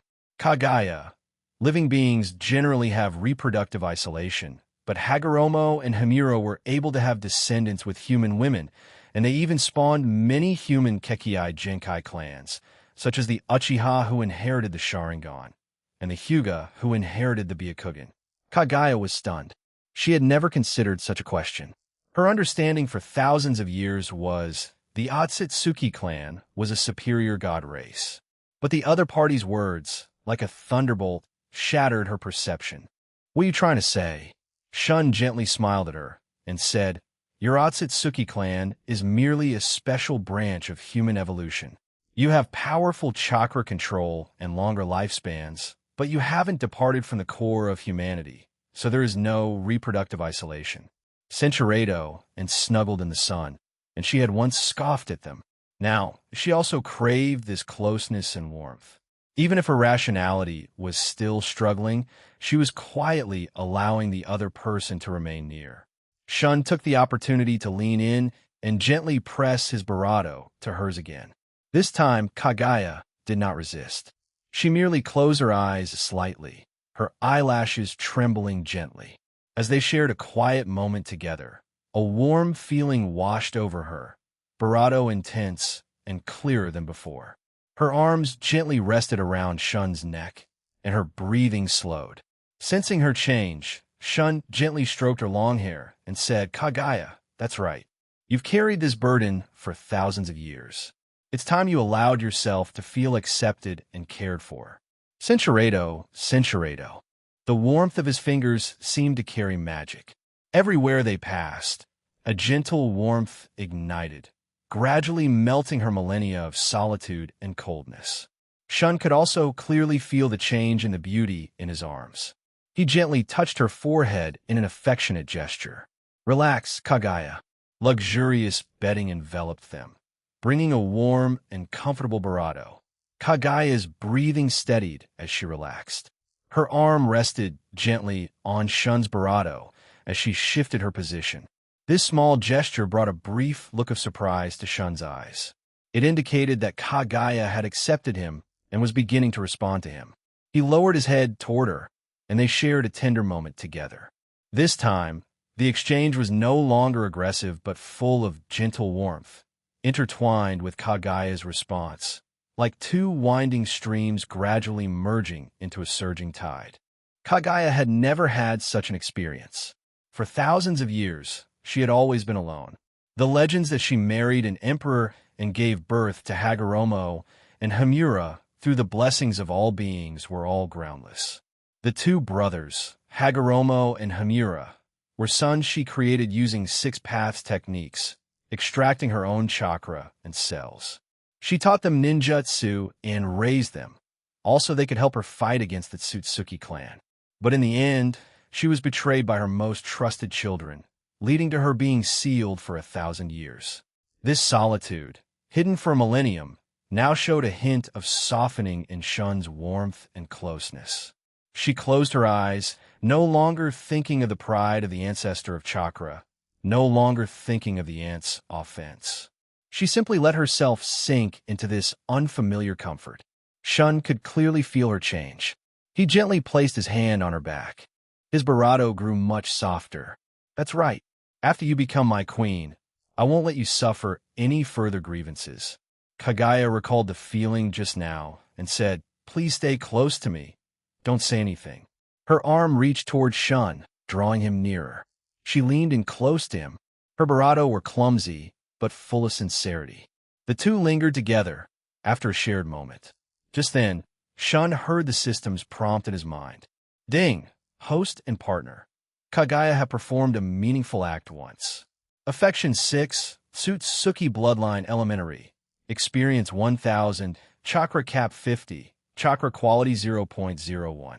Ding! Upgrade conditions met. Congratulations, host, you have obtained Tsutsuki Bloodline Intermediate. The system prompt made Shun pause slightly. Then, a smile he couldn't suppress appeared on his lips. Kagaya possessed 6 paths, level strength, and engaging with her yielded many benefits. He could clearly feel the surge of chakra within his body. Within the originally rich 6 paths power, there was now a trace of pure Tsutsuki aura, flowing with greater control and explosive power. Kagaya in his arms also seemed to have noticed the change. She activated her Byakugan, a faint halo glowing in her white pupils. She asked in confusion, "Your chakra quality seems to have increased?" Shun kissed her forehead and said, "This is a secret technique. Our chakra nourishes each other, so not only do I get stronger, but you will also get a bit stronger." Kagaya was slightly stunned. There's such a secret technique. She carefully felt the changes within her bravado. The originally thin chakra now had a hint of warmth, and its circulation speed was also bravado faster. This tangible improvement deepened her reliance on Shun. She said nothing bravado, only stepping closer with renewed trust. Centurato. Upgrade conditions met. Congratulations, host. You have obtained Tsutsuki Bloodline Advanced. Feeling Shun grow stronger again, Kagaya's gaze instantly became fervent. Although her own strength had improved somewhat, Shun's improvement was much greater. There must be another reason for this. Thinking of this, Centurato, but they carried a tenacious spirit of not wanting to be outdone. She carefully followed Shun's earlier actions, reaching out to him with care. She tentatively tried to mobilize chakra, resonating with his aura once again. Ding! Ding! Host and partner, Kagaya's bond has deepened. Affection 8 Tsutsuki Bloodline Advanced. Experience 1000, Chakra Cap 50, Chakra Quality 0.01. Ding! Upgrade conditions met. Congratulations, host. You have obtained Tsutsuki Bloodline Special. System prompts rang out one after another, and Shun could clearly feel the changes within his body. The moment Tsutsuki Bloodline Special awakened, a faint silver light appeared within the golden chakra, and even the 6 paths power became more refined. Kagaya's body was also enveloped in a faint chakra halo, her white pupils filled with surprise. My chakra has recovered by 12. The light and shadows shifted in the bedroom, and it wasn't until the sun had completely set that the quiet time in the room gradually came to an end. Kagaya leaned in Shun's arms, her eyes showing a hint of contentment and curiosity. I never thought spending time with you like this would be so rewarding and peaceful. Kagaya's genius as night fell. The ninja world's starry sky was exceptionally brilliant. Zetsu's eyes widened in surprise the moment she saw the newcomers. Shun walked over slowly, holding Kagaya's hand. Kagaya had changed into a silver-white dress, and the previous coldness and arrogance on her face were replaced by a faint blush. Especially her left hand, which Shun was holding, showed no resistance at all. That intimacy left Zetsu dumbfounded. Mother? Father? Zetsu tentatively called out, her head full of questions. Why are you holding hands? Just that afternoon, she had seen her mother hitting and scolding her father. How could they become so close again after only one afternoon? Kagaya's cheeks flushed slightly upon hearing Zetsu's voice. Shun smiled and ruffled her hair, showing the tenderness of a loving father. Silly girl, we're a family now. Isn't it normal to hold hands? A family? Zetsu blinked, even more confused. She turned to look at Kagaya and noticed that her mother's eyes, when they fell on her father, carried a hint of affection she had never seen before. It was a gaze of warmth and reliance, completely different from her previous indifference. In Zetsu's head, countless question marks spun. What exactly happened this afternoon to cause such a big change in her mother? Flying Thunder God technique. Instantly, the three appeared in the hall of a luxurious mansion. The opulent room was already filled with a feast of delicious food. Shun pulled Kagaya to sit opposite Zetsu. He picked up the serving chopsticks and placed a giant chicken leg on Kagaya's plate. Eat quickly. This is made from a wild chicken from the nameless planet. Much more tender than chicken from the ninja world. Kagaya, I want to teach you some ninjutsu that can enhance some of your strength. A hint of curiosity flashed in Kagaya's eyes as she asked, Ninjutsu? Are the Tsutsuki clan's shinjutsu I possess not strong enough? In her understanding, the Tsutsuki shinjutsu far surpassed the ninja world's level.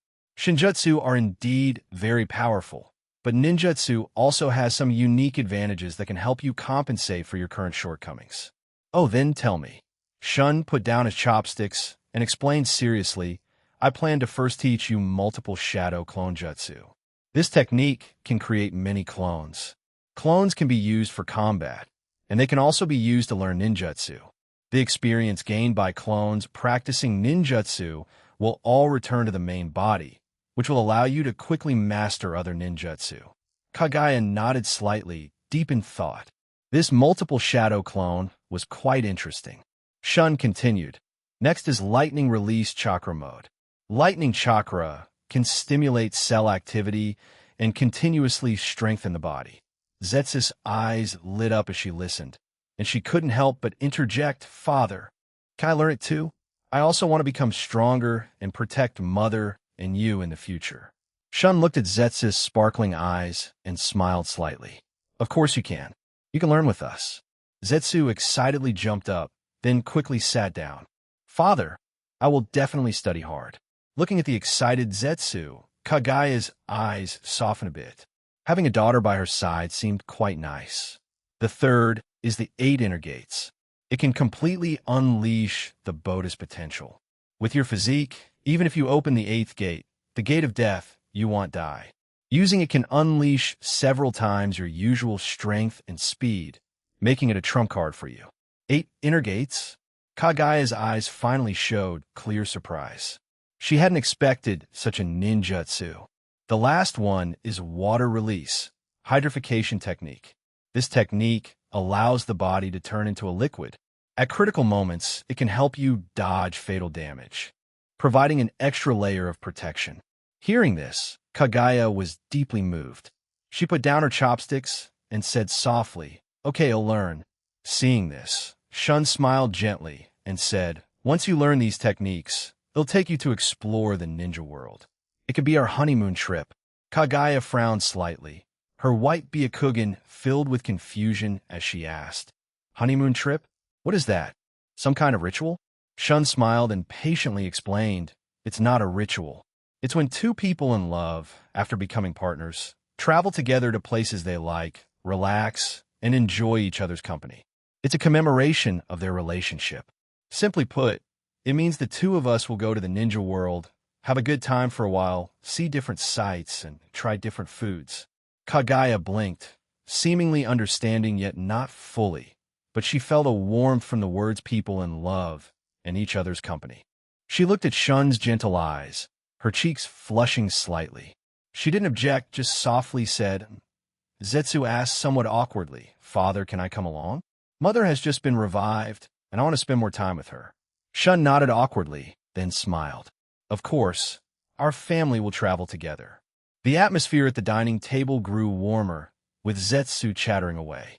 She spoke of some secret stories and strange occurrences she had learned over the past 1,000 years.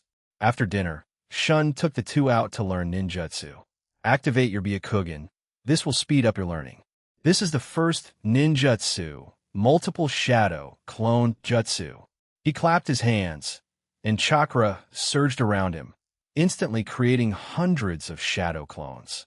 Kagaya stood by, her white Byakugan intently observing the flow of his chakra. Then, she clapped her hands, and the next second, hundreds of shadow clones appeared in the training ground. Mother, you just learned it?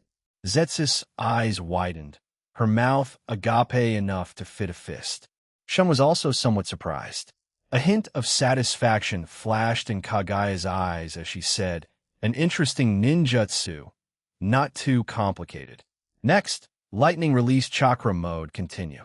Shun explained seriously, lightning release chakra mode is wrapping lightning chakra around your entire body to stimulate cell activity. Be careful to control the chakra concentration to avoid damaging your body. After he finished speaking, blue-white lightning glowed around him. His hair stood on end, and his aura instantly became sharp. Sensuredo hydrification technique. Kagaya still mastered them perfectly after one look. Mother, you are too amazing. Honeymoon trip, a lizard was chasing a scorpion. The lizard's speed increased, and it was about to catch up to the scorpion. But just then, the scorpion suddenly turned. Its pincers clamped down on the lizard's front leg, and its stinger fiercely struck the lizard's abdomen. The lizard hissed in pain, but didn't retreat. Instead, it opened its mouth and bit firmly onto the scorpion's back. Zetsu watched, holding her breath, and whispered, if I were the scorpion, wouldn't it have been better to just stay hidden in a sandhole? That way, the lizard wouldn't have found it. Shun smiled and shook his head. Zetsu, if it stayed hidden in a sandhole forever, it would die of thirst and hunger. For life to continue, it must face risks. Otsutsuki possesses the power to destroy worlds and the might to create them. Creation requires patience and tolerance, but destruction only needs a momentary impulse.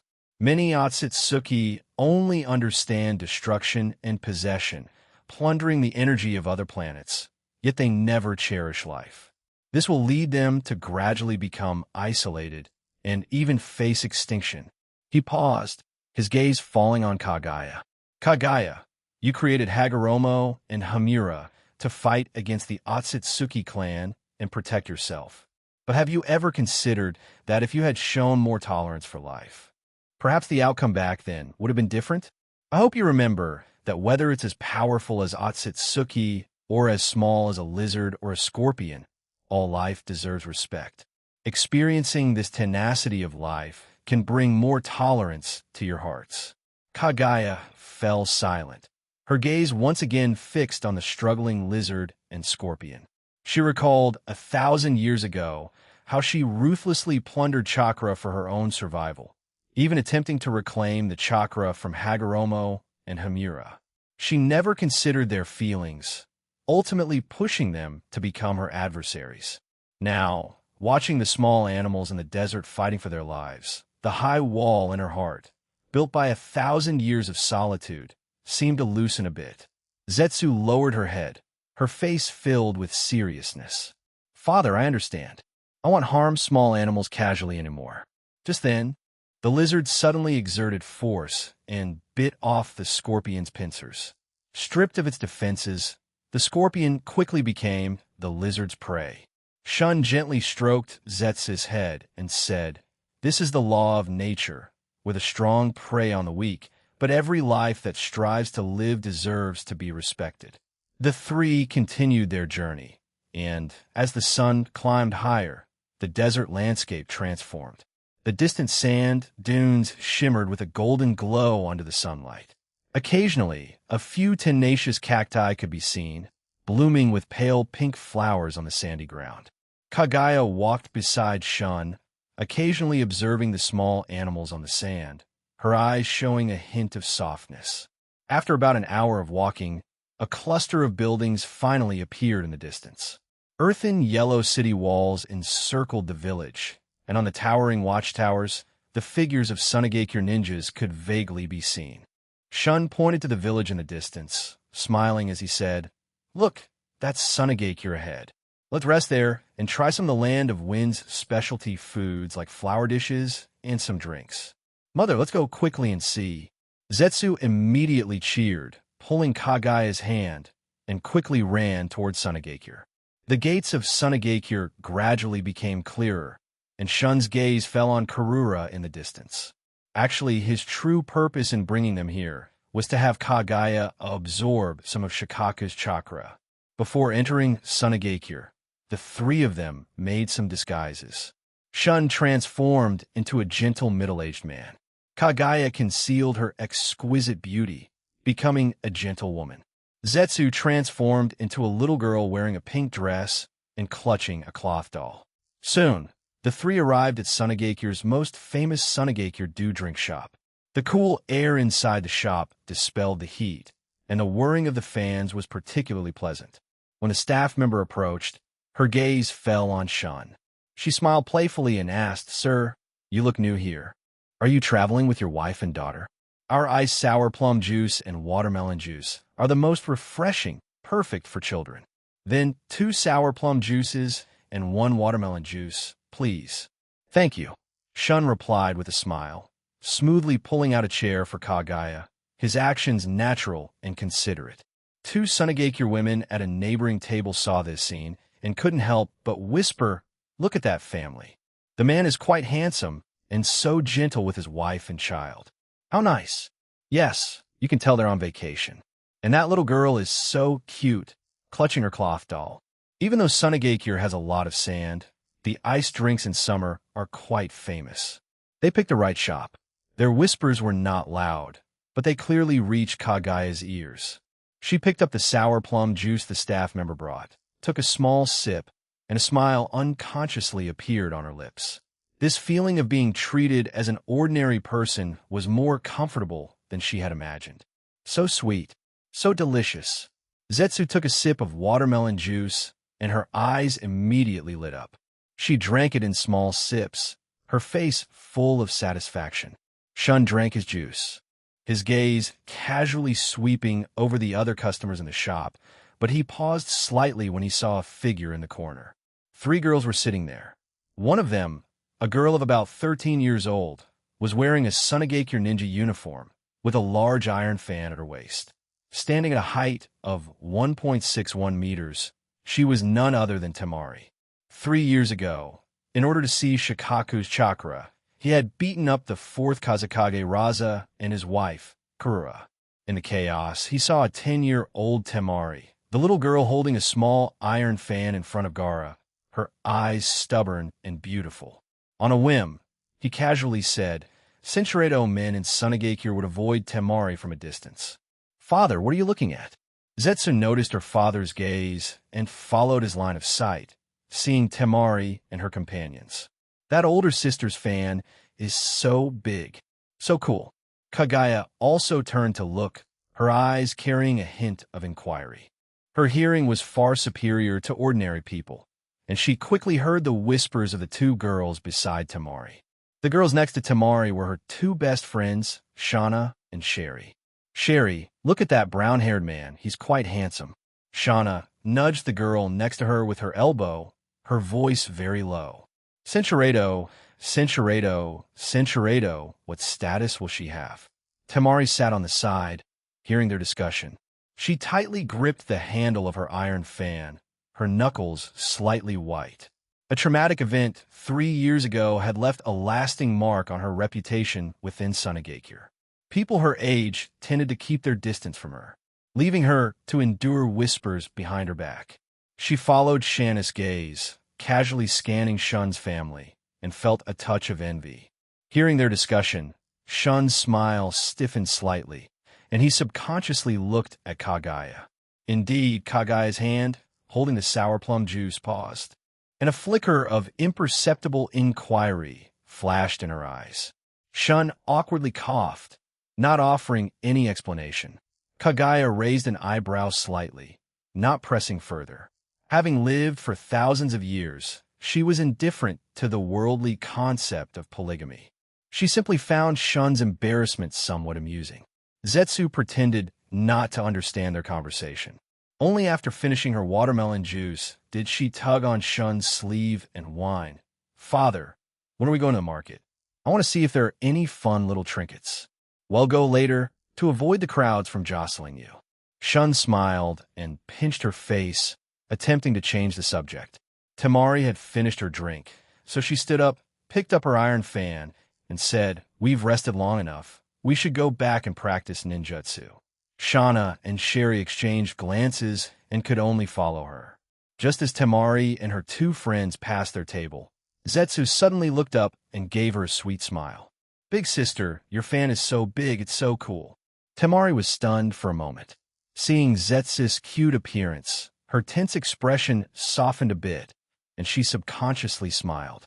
"Little one, this fan is for fighting." Her gaze swept over Shun and Kagaya, finding the couple harmonious. She didn't think much of it and left the drink shop with her best friends. Watching Temari's retreating figure, Shun breathed a sigh of relief. Kagaya seemed to see through his thoughts and gently touched his hand. "What? Are you afraid he'll ask you about the past?" Shun held her hand and said earnestly, "It's not fear. I just don't think it's necessary to bring it up." Kagaya's eyes shifted slightly, and she stopped teasing him. "Let's go. Let's explore other places." The three walked out of the drink shop and headed towards the market. The market was bustling with activity, stalls filled with hand-woven carpets, colorful fabrics, fresh fruits, and various small toys. Zetsu excitedly pulled Kagaya's hand, weaving through the various stalls. Gaara versus Zetsu, the market in Sunagakure was bustling, with vendors constantly hawking their wares. Karura, dressed in a dark red robe, slowly walked through the crowd, holding Gaara's hand. Karura had a gentle demeanor, yet there was a subtle, almost imperceptible worry in her eyes. 10-year-old Gaara, with his fluffy red hair resting on his shoulders, had an alert and distant look in his eyes, unbefitting his age. Shun's heart stirred. With Karura still alive and by his side day and night, she would undoubtedly be very protective of him. He wondered what Gaara's current strength was like.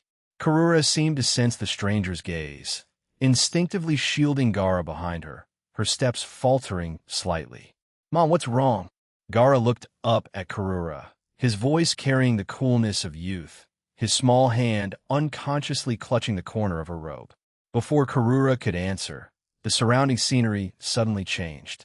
The bustling market instantly vanished, replaced by an empty space outside Sunagakure, filled with yellow sand, not a soul in sight. Startled, she immediately channeled the magnet chakra within her body. The sand around her quickly gathered, firmly shielding both herself and Gaara. "Space-time ninjutsu? What do you want?" Shun merely smiled and said, "There's no need to be nervous, Karura-sama. I just want the two children to spar a bit." Karura was about to control the sand to attack, but found her body suddenly stiff, unable to even channel chakra. "Zetsu, go play with Gaara." Zetsu immediately bounced overexcitedly. "Yay, I finally get to fight." She stood outside the sand shield, waving at Gaara inside. "Hey, you're Gaara, right? I'm Zetsu, let's have a match." "No crying if you lose, okay." Gaara retorted coldly. "Who's gonna cry? You're the one who needs to be careful. Don't get beaten to tears by my sand." Karura, unable to move, cried out anxiously, "Gaara, run. I'm under a Jinjutsu." A hint of ruthlessness flashed in Gaara's eyes. He would never abandon his mother and run away alone. Without the slightest hesitation, he quickly formed hand signs. The sand around Gaara instantly condensed into countless spherical sand bullets, firing at Zetsu like a machine gun. Zetsu was already prepared, clapping her hands together. Multiple shadow clone jutsu. In an instant, hundreds of shadow clones appeared in the open space, rushing towards the sand bullets. Bang, bang, bang. Sound were constant as the sand bullets blew up the shadow clones one by one. However, Zetsu had too many shadow clones, so Gaara was a bit overwhelmed. Zetsu's main body stood still, shouting with a laugh, "Your sand is pretty strong, but this much attack won't hit me." Gaara frowned deeply. To protect his mother, who was under a Jinjutsu, he quickly manipulated the sand, lifting himself and Karura into the air. He snorted coldly, "Don't get cocky, this is just the beginning." But just as he thought he was safe, a sharp pain suddenly shot through his back. Zetsu had activated lightning release chakra mode, moving so fast that he surpassed Gaara's reaction time and delivered a powerful kick to his back. "Ah!" Gaara cried out in surprise, falling from midair with Karura. Fortunately, he managed to quickly activate his sand armor to protect his body, preventing serious injury. He regained his footing, glaring at Zetsu with displeasure. "How can you ambush in a fight? That's cheating." Zetsu, a 1,000-year-old schemer, stuck out her tongue and said, "That's called all's fair in war." Blast it! The vigilance in Gaara's eyes intensified. He knew the opponent's strength far surpassed his own and dared not be careless anymore. He formed hand signs again, chakra surging wildly. "Take this." Magnet release. Grand Sand Waterfall, funeral. The ground violently shook, and a massive amount of sand gathered into a sand wave over 20 meters high, sweeping towards Zetsu, as if to bury her completely. Zetsu, however, was unhurried, performing the multiple shadow clone jutsu again. Hundreds of shadow clones quickly stacked on top of each other, like a small mountain, easily leaping over the sand wave and rushing towards Gaara in midair. "Your sand wave is magnificent, but I have plenty of clones too." Gaara immediately controlled the sand to attack the shadow clones and shouted, "My sand will bury all your shadow clones." While Gaara's attention was drawn to the shadow clones, Zetsu's main body had already used the cover of the shadow clones to get behind him. She concentrated chakra in her hands, using gentle fist techniques, and struck the back of Gaara's neck. Gaara's vision went black, and his body limply collapsed, his sand shield dissipating with him. Seeing this, Karura was so anxious that tears almost fell, but she couldn't move due to the Jinjutsu. She could only cry out anxiously, "Gaara, Gaara, please let my child go. Do whatever you want of me." Zetsu retracted her chakra, squatted beside Gaara, and gently nudged him. "Hey, are you okay? I didn't use too much force." Seeing no reaction from Gaara, she turned to Shun and said, "Dad, he seems to have fainted. Did I hit him too hard?" Shun merely raised his hand and snapped his fingers, and Karura regained her ability to move. She immediately rushed to Gaara's side, holding him in her arms, checking his condition. After confirming that Gaara had only fainted and was not injured, she breathed a sigh of relief. Karura turned to Shun, her eyes filled with wariness and confusion. "Who exactly are you? What exactly do you want to do?" Shun's gaze fell on the unconscious Gaara. He shook his head and said calmly, "Gaara's talent is excellent, but your protection of him is too thorough. This has led to him lacking tempering, making it difficult for him to even face peers." Karura was slightly stunned. She understood what the other party meant. She hadn't expected her care to become an obstacle to Gaara's growth. Then she came to her senses. There was no such kind stranger. "You kidnapped us here. Surely you didn't just want to tell me this." Shun and his companions were disguised, so Karura did not know their identities. "Don't worry, I won't harm you. Have a good sleep. When you wake up, Gaara will be the new one-tail Jinchuriki." Karura felt her eyelids growing heavier and heavier, and then she fell asleep. "Kagaya, I will release one tail, and after you extract 90 of its chakra, I will seal it into Gaara's body. In fact, treating 10 tails as a chakra battery, extracting chakra when needed." was a common practice for the Tsutsuki clan. It was just that Kagaya didn't understand why Shun wasn't taking one tail with him. Understood. Shun reached his hand towards Karura's stomach, then released one tail from the sealed space, and incidentally injected vitality into Karura to sustain her life. Ha! Senshirado Kagaya instantly activated her Byakugan, her eyes sharply focused with an unmistakable intensity. She spoke with an irresistible authority, Byakugan, pressure. She merely glared, and in that instant, an invisible pressure enveloped Shikaku. It was an absolute suppression stemming from the depths of its bloodline, like an ant facing the sky, like a cub facing a tiger. Shikaku trembled all over, its raised giant claw freezing in midair. The next second, its massive body crashed to the ground with a boom, its limbs pressed tightly against the scorching yellow sand, unable to move even a single finger, only able to stare at Kagaya with eyes full of terror. What kind of power is this? Why do I feel fear in my very bones? Who exactly are you? Kagaya did not speak. She slowly walked to Shikaku's front. She raised her right hand, her palm aimed at Shikaku's body. An invisible suction force surged out.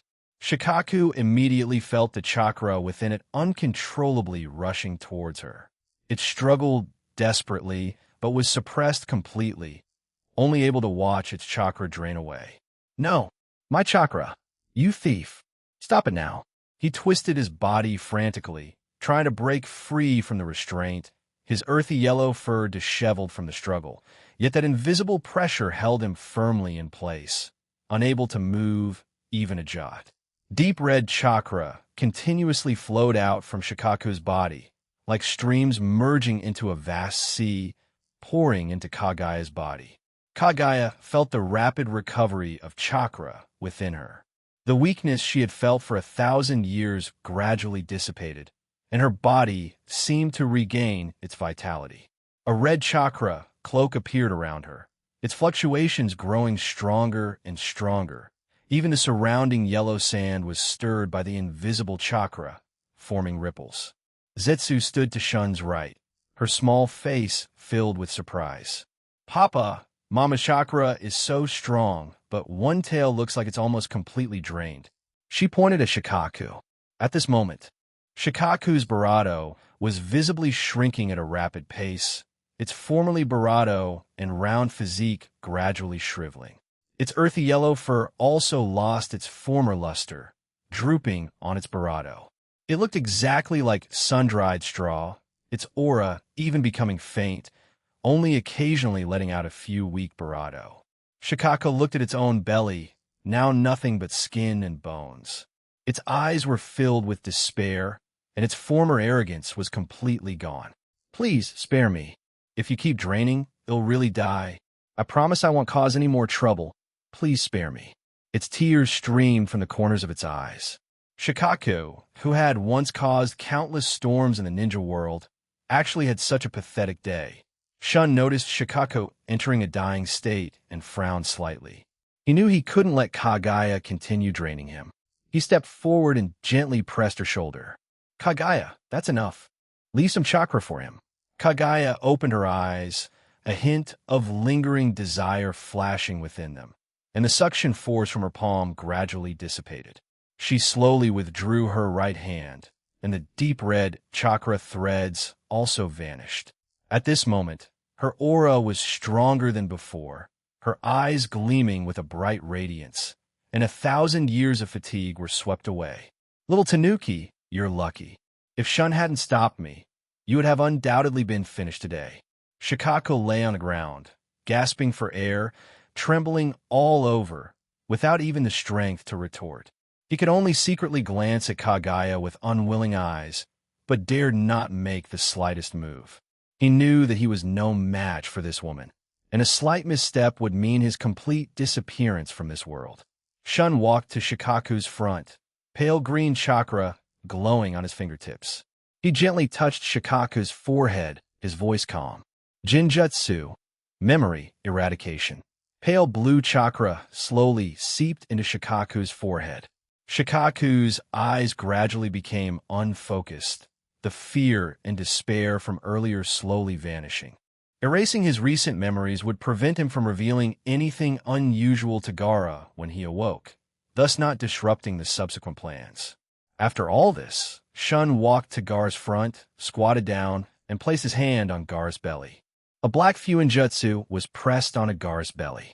Under the pull of the Fuinjutsu, Shikaku let out a faint wail, wanting to struggle and resist, but due to excessive chakra depletion, even mobilizing a single thread of chakra became difficult.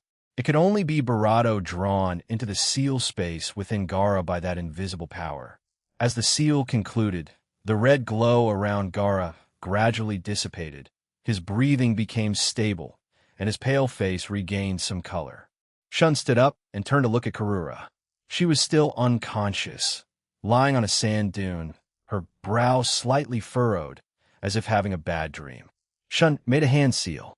Flying Thunder God technique. The next second, Karura and Gaara's figures returned to their home in Sunagakure. The yellow sand gradually settled, and the surroundings returned to their previous calm, as if the intense battle that had just occurred had never happened. Shun walked to Kagaya's side. He looked at the chakra cloak still lingering around her, and asked with a smile, "Kagaya, how do you feel?" Kagaya moved, feeling the surging chakra within her, and said, "One tail's chakra is too little. It only restored about 0.5%. It's not as fast as absorbing your chakra a few Barato times." After speaking, she subconsciously glanced in the direction where Shikaku had disappeared, a hint of regret flashing in her eyes. Actually, she wanted to take one tail back and just draw a little chakra from him regularly. Seeing this, Shun paused slightly, then smiled. "I plan to collect the chakra of the 9-tailed beast to help you activate the Rinnesh Sharingan." Hearing the words Rinnesh Sharingan, Kagaya's eyes flashed with anticipation, and she gently nodded. If she could successfully activate it, she would be able to return to her true peak state. Next, we'll go to the Land of Lightning. Kumogakure has 2 tails Matatabi and 8 tails Gyuki. We can collect their chakra together. And while we're there, it'll show you in Zetsu the unique thunderstorm scenery of the Land of Lightning, which will be the second stop of our honeymoon trip. Shun raised his hand, and a pale golden spatial vortex reappeared before the 3 of them. Through the vortex, the stormy scene of the Land of Lightning could be vaguely seen. Kagaya versus Kumogakure as the spatial vortex dissipated. Roaring thunder and humid air rushed towards Shun and his group.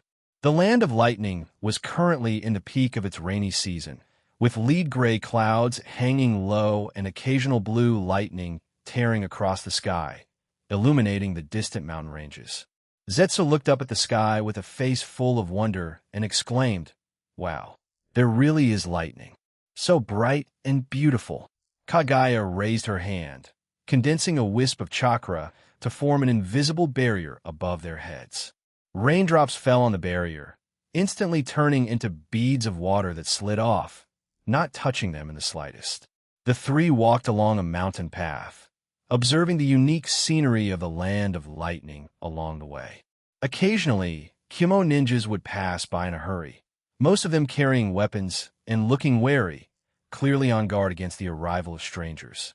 Zetsu said, "Dad, the people in the Land of Lightning all seem very serious." Shun explained, "The Land of Lightning has been in constant warfare for many years, and Kumogakure is known for its militaristic management. It's normal for them to be wary of strangers." His gaze swept over a distant valley, where he could faintly sense 2 powerful tailed beast chakra signatures, the presence of 2 tails Matatabi and 8 tails Gyuki. Kagaya also noticed the tailed beast chakra, a hint of anticipation flashing in her eyes. "Is it 2 tails and 8 tails?" They're in Kumogakure affiliated camp, just ahead." Shun nodded, then suddenly stopped. "This time, I want you to fight alone. Your chakra has only recovered by 20%, so this is a good opportunity to get familiar with actual combat. It'll first seal some of your strength to make the fight more challenging. Zetsu and I will just watch from the side and won't meddle." Kagaya was stunned for a moment, then understood his intention. 1,000 years of being sealed had made her somewhat rusty in actual combat. Suppressing her strength appropriately and facing strong enemies alone would help her regain her fighting sense. She nodded, her tone confident. "You don't need to meddle, I can handle it." Shun raised his hand, his fingertips glowing with faint golden chakra, and gently pressed it against Kagaya's forehead. The faint golden chakra seeped into Kagaya's form through her forehead. She could clearly feel her chakra being suppressed layer by layer. "Let's go meet Kumogekyu's tailed beast Jinchuriki." Shun held Zetsu's hand and followed behind Kagaya, walking towards the valley. The camp in the valley was heavily guarded, with dozens of Kumo ninjas holding ninja blades and patrolling around 2 tents. In front of the tents, a woman in a black outfit with short yellow hair was meditating with her eyes closed. Barado chakra swirled around her.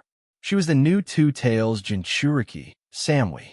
Not far away, a burly man, the 8-Tails Jinchuriki bee, was happily playing a biwa. "Who are you? Why are you trespassing in the Kumogekure camp?" Samui was the first to notice their arrival. She opened her eyes, which were full of vigilance, and the fire chakra around her instantly surged. Matatabi's chakra surged within her, clearly ready for battle. He stopped playing, quickly walking out with his 7 swords, his eyes showing a hint of caution.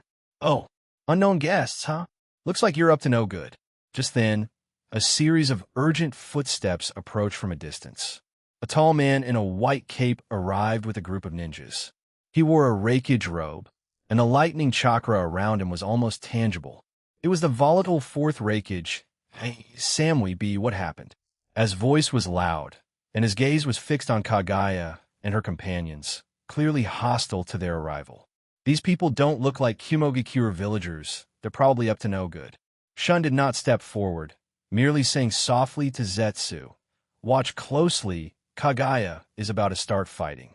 Zetsu nodded, clutching her father's clothes tightly with her hand, watching her mother without blinking. Kagaya slowly stepped forward, her chakra gently surging around her. Although some of her power was sealed, the chakra ancestor's aura remained formidable. This made Samui, B, and A instinctively tense up, and even the patrolling ninjas around them stopped, surrounding the 3. "What I want is the chakra of 2 tails and 8 tails. If you don't want to fight, then obediently hand over the tailed beast chakra." Kagaya's voice was calm, yet carried an undeniable authority, as if stating something self-evident. "Arrogant!" A roared, his lightning chakra instantly surging, golden lightning enveloping his body. "Lightning release! Lariat!" His speed was like lightning. Cinchuredo, it was surprised that his signature technique was so easily avoided. Startled, he was about to turn and adjust his attack when Kagaya kicked him in the back.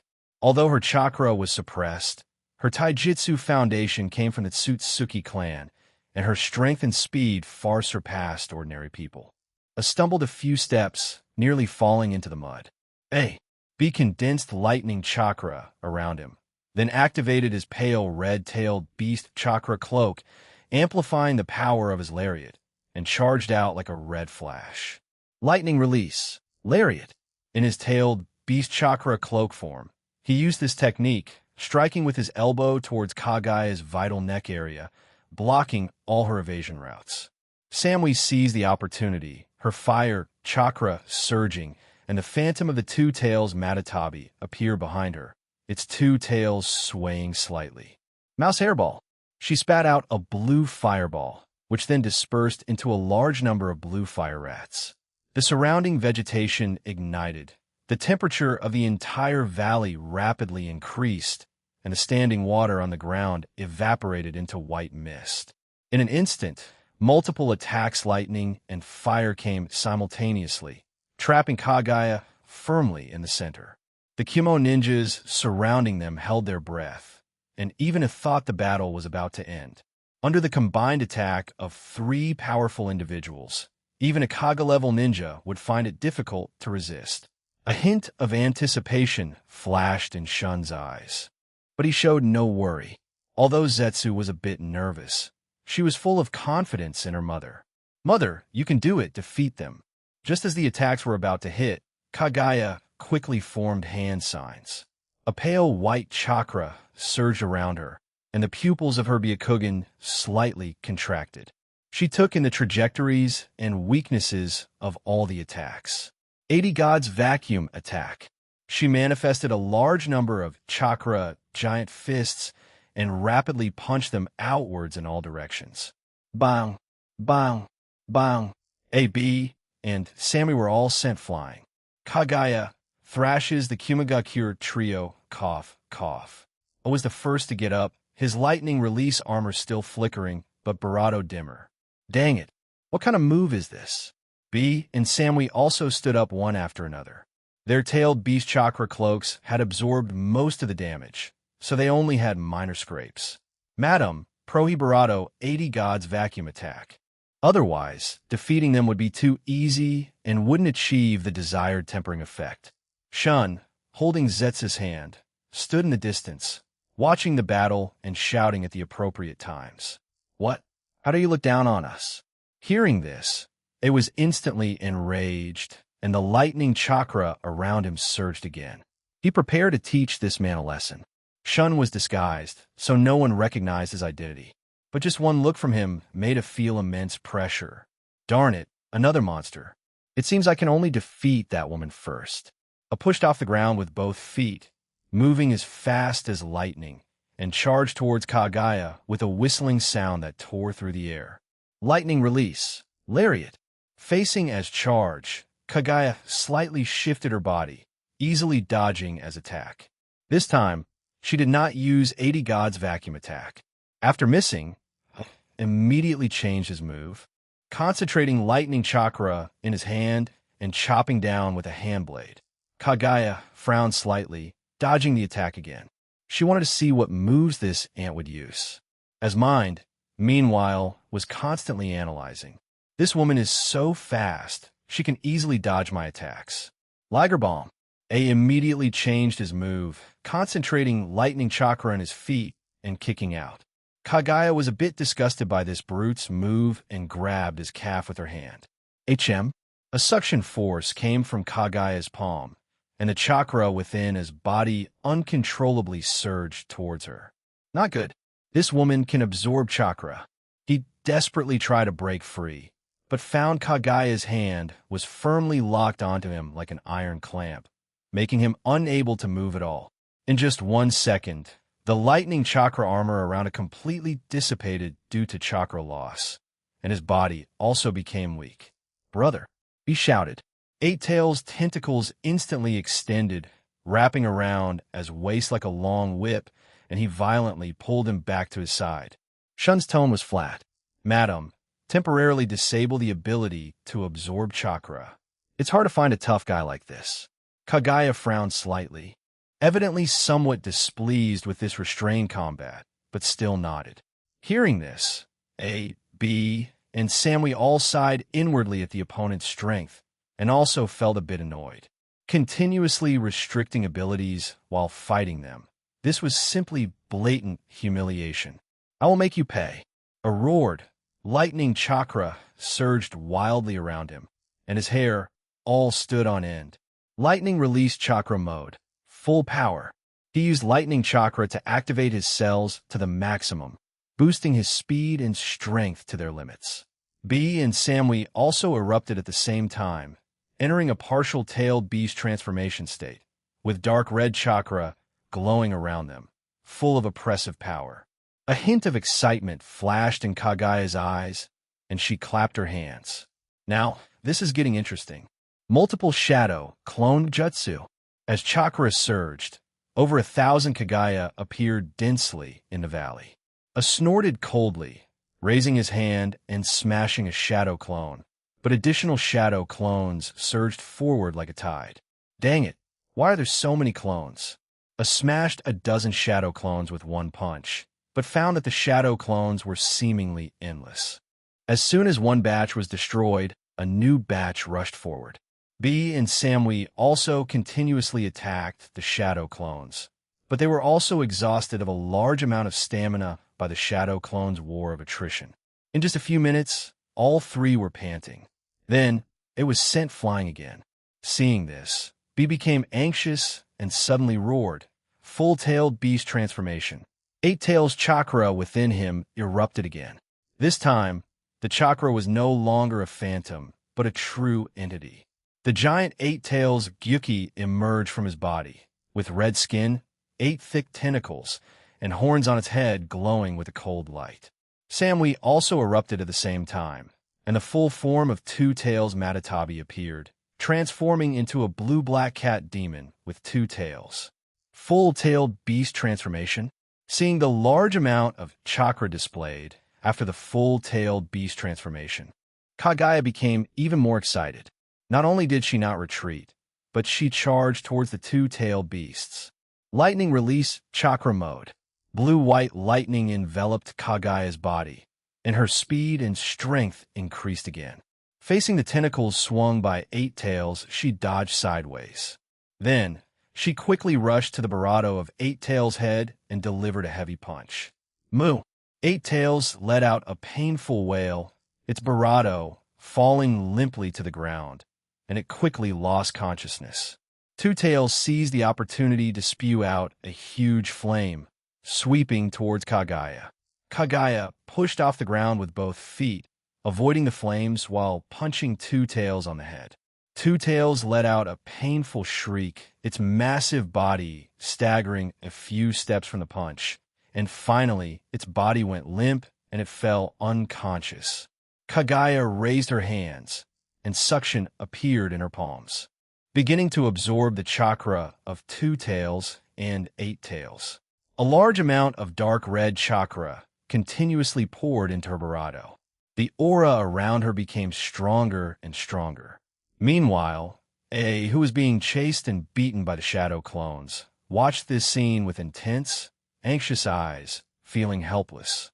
He was entangled by dozens of Shadow Clones, unable to even get close to Kaguya, and could only watch helplessly as the tailed beast chakra was absorbed. Shun walked forward and gently pressed Kaguya's shoulder. "Madam, that's enough. If you keep absorbing, they will die." Kaguya nodded, retracting the suction from her palms. At this moment, her aura was much stronger than before, and her eyes were full of vigor. The next second, the 3 figures disappeared from their original spot. A looked in the direction where the 3 had disappeared, his eyes filled with confusion and shock. Then, he woke up B and Samui. That woman, her strength is too great, and she can even absorb the chakra of both 2 Tails and 8 Tails at the same time. It's too bizarre. Samui frowned, her tone somewhat heavy. Recently, in the ninja world, powerful ninjas keep appearing suddenly. What exactly are their goals? It's really hard to guess. He shook his head, his eyes full of solemnity.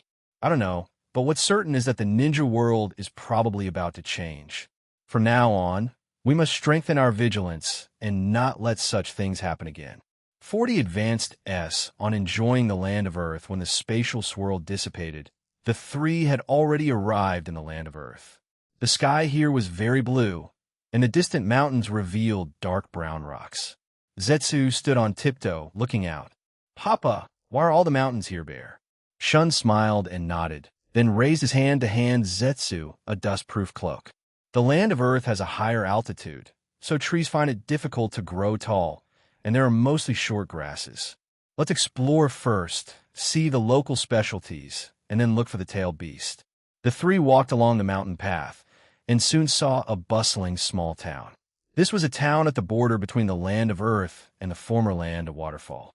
The houses on both sides of the street were half the unique rock architecture of the land of Earth, and half the wooden attic in the style of the land of Waterfall. Among the passers-by, there were both soldiers in Wagakure ninja uniforms and villagers in traditional land of Waterfall attire. The atmosphere was not harmonious, and a hint of wariness could be seen in the villagers' eyes. "Daddy, look at that young miss in red." Zetsu suddenly stopped, her eyes sparkling as she pointed to a spot not far away, her face full of surprise. That figure stood out in the crowd, wearing a well-tailored red cheapao. The collar and cuffs were embroidered with light gold cloud patterns, and the skirt hem reached just above her knees, revealing slender calves, paired with a pair of black short boots, making her appear both nimble and elegant. Shun followed Zetsu's gaze. The girl was about 1.52 meters tall, with neat black short hair. She had the chakra of the seven tails, so it was no wonder Zetsu noticed her. Shun blinked and softly explained, "That's Uchih, Noki's granddaughter. It seems that after Iwagakure subdued Seven Tails, they chose her to become the Seven Tails Jinchuriki." Zetsu's gaze was fixed on Kurotsuki's Chi-Pao. She tightly clutched Kagaya's closed corner and whispered, "Mommy, that older sister's red dress is so beautiful. Let's buy a few.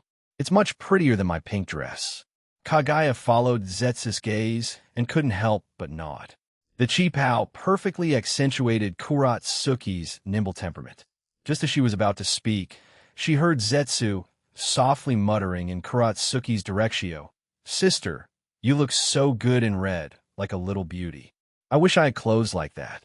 Although her words were soft, the sharp-eared Kurotsuki heard them clearly. She suddenly turned her head, her gaze locking onto Zetsu, and saw Zetsu's eyes fixed on her Chi-Pao. But when she heard Zetsu's next words, she was stunned. "It's a pity older sister is too young. Otherwise, if Daddy took you in as family, I could see you every day." Kurotsuki quickly walked up to Zetsu, placed her hands on her barato, and frowned as she scolded, "How can you talk like that, child? What scandalous talk! If others hear you say such things, you could easily get beaten. But, do you like my Chi-Pao?" She looked down at her Chi-Pao, and her tone softened. It was a happy thing to have her clothes liked by someone her age. Zetsu didn't expect her words to be overheard. She looked up with a grinning face and said, "I super love your red dress. Do they sell it here? I want to buy a few too, no matter the price." "Oh, by the way, sister, are there any other fun places here? We're here for a trip and want to hire you as a guide. How about 1 million a day? I can use the rest of the money to buy kipeos." Kurotsuki's eyes instantly lit up when she heard 1 million a day. Although she was Noki's granddaughter, she had never seen so much money. Moreover, patrol missions were inherently boring. Being able to earn money while playing with someone for a day and helping a little girl find a Chi-Pao shop was a good thing. She tilted her head and thought for a few seconds, then looked at her patrol teammates waiting in the distance, and whispered, "Then I'll tell my teammates and spend a day with you all. I know a Chi-Pao shop. It's in the alley ahead. I'll take you there later." Zetsu jumped up excitedly, reaching out to touch the hem of Kurotsuki's Chi-Pao, but then, fearing she might dirty it, carefully withdrew her hand. "Yay! Thank you, older sister. Shall we go to the Chi-Pao shop now?" Kurotsuki suggested with a smile. "Not so fast. They'll take you to eat something delicious, then to see the water flow dance, and finally to the Chi-Pao shop. How about that?" She had long wanted to find someone to share the town's interesting stories with. Kagaya looked at the two, becoming familiar with each other, and smiled helplessly. This child, she's more enthusiastic about clothes she likes than anything else. Shun nodded with a smile. With Kurotsuki as a guide, we can learn about the land of Earth, fulfill Zetsu's wish, and also investigate the situation in Iwagakure. It's hitting 3 birds with 1 stone. Kurotsuki quickly greeted her teammates, and then took Zetsu, Shun, and Kagaya on a tour of the town. She first took the 3 to the land of Earth's most famous grilled rock fish stall. The vendor used volcanic rock as a grill, coating fresh fish with spices and grilling it until it was crispy outside and tender inside, with a faint rocky aroma. Zetsu took a bite of the grilled fish, and her eyes immediately lit up. So delicious! Even better than the barbecue in Kumobikure. But I still want to go to the Chi-Pao shop quickly. Kurotsuki was amused by Zetsu's eagerness and quickened her pace to take them to see the traditional water flow dance of the former land of waterfall. The dancers used chakra to control the water flow, making it dance to the music, sometimes transforming into butterflies, other times into flowers. Zetsu watched intently and whispered to Kagaya, "Mommy, the water flow dance is beautiful, but I still want to wear a red dress." Kagaya smiled and ruffled her hair. "They'll take you there in a bit. Don't rush." After enjoying the water flow dance, Uchih finally took Zetsu to the Chipow shop. The shop was small, filled with various kipayos in red, pink, and light blue, with different patterns embroidered on the collars and cuffs. Zetsu immediately rushed in, picked up a pink Chipow embroidered with a small fox, and held it up against herself. "Mommy, does this one look good?" "And this red one, it's just like older sisters." The shop owner was a kind old grandmother who, seeing Zetsu's delight, smiled and said, "Little girl, you have excellent taste. Both of these are newly made and suit you very well." Shun smiled and paid. Zetsu hugged her new kipayos, so happy she couldn't stop smiling, even skipping as she walked. It wasn't until sunset that Uchih reluctantly bid Zetsu farewell. "I have to patrol tomorrow, so I can't play with you. If you still want to explore, you could go to the volcanic observation deck on the east side. You can see a beautiful volcanic sunset there. Oh, and if your new Chipow doesn't fit, you could come find me again. I know a tailor." Zetsu waved her hand. "Okay, goodbye, sister. I'm going to wear my new Chipow tomorrow." Watching Uchih's retreating figure, Shun said to Kaguya, "We're on our honeymoon. Let's go to the observation deck first, and then look for the tailed beast tonight." Uchih's wonderful dream. Deep in the night, the sky was as dark as ink, and dozens of jonin lay in ambush.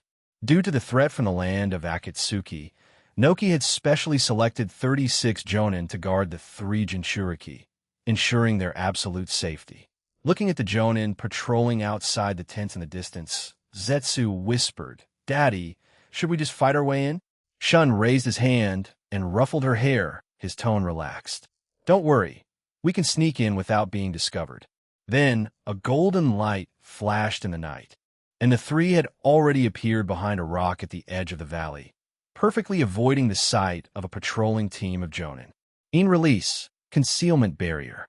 Shun quickly formed hand seals, and a faint golden barrier silently enveloped the 3 of them, instantly becoming transparent. This barrier could only conceal their chakra and aura and would not cause any impact on the surroundings. The patrolling jonin still moved along their original routes, completely unaware of the 3 people so close by. "The barrier can hide our aura. We'll approach slowly," Shun whispered to the 2. Then, he led them like shadows in the night, moving slowly along the edge of the cliff. Kaguya's Byakugan was activated the entire time, precisely avoiding the sight of every patrolling team of jonin, and in just a few minutes they arrived in front of the leftmost tent. This was the residence of Rashi, the 4 tails Jinchuriki. A faint candlelight shone from inside the tent, indicating he was not yet asleep. Shun gently lifted a corner of the tent flap. Rashi was sitting cross-legged on the ground, training, with a faint lava chakra swirling around him. As Rashi sensed a slight change in the airflow and was about to open his eyes, an invisible chakra quietly entwined his consciousness. "Jinjutsu, Sharingan." Rose's eyes instantly became unfocused, his body still maintaining the cross-legged posture, seemingly still training, but in reality, he had fallen into a deep Jinjutsu. Shun nodded to Kaguya. "You can start now. Leave some chakra to sustain his life."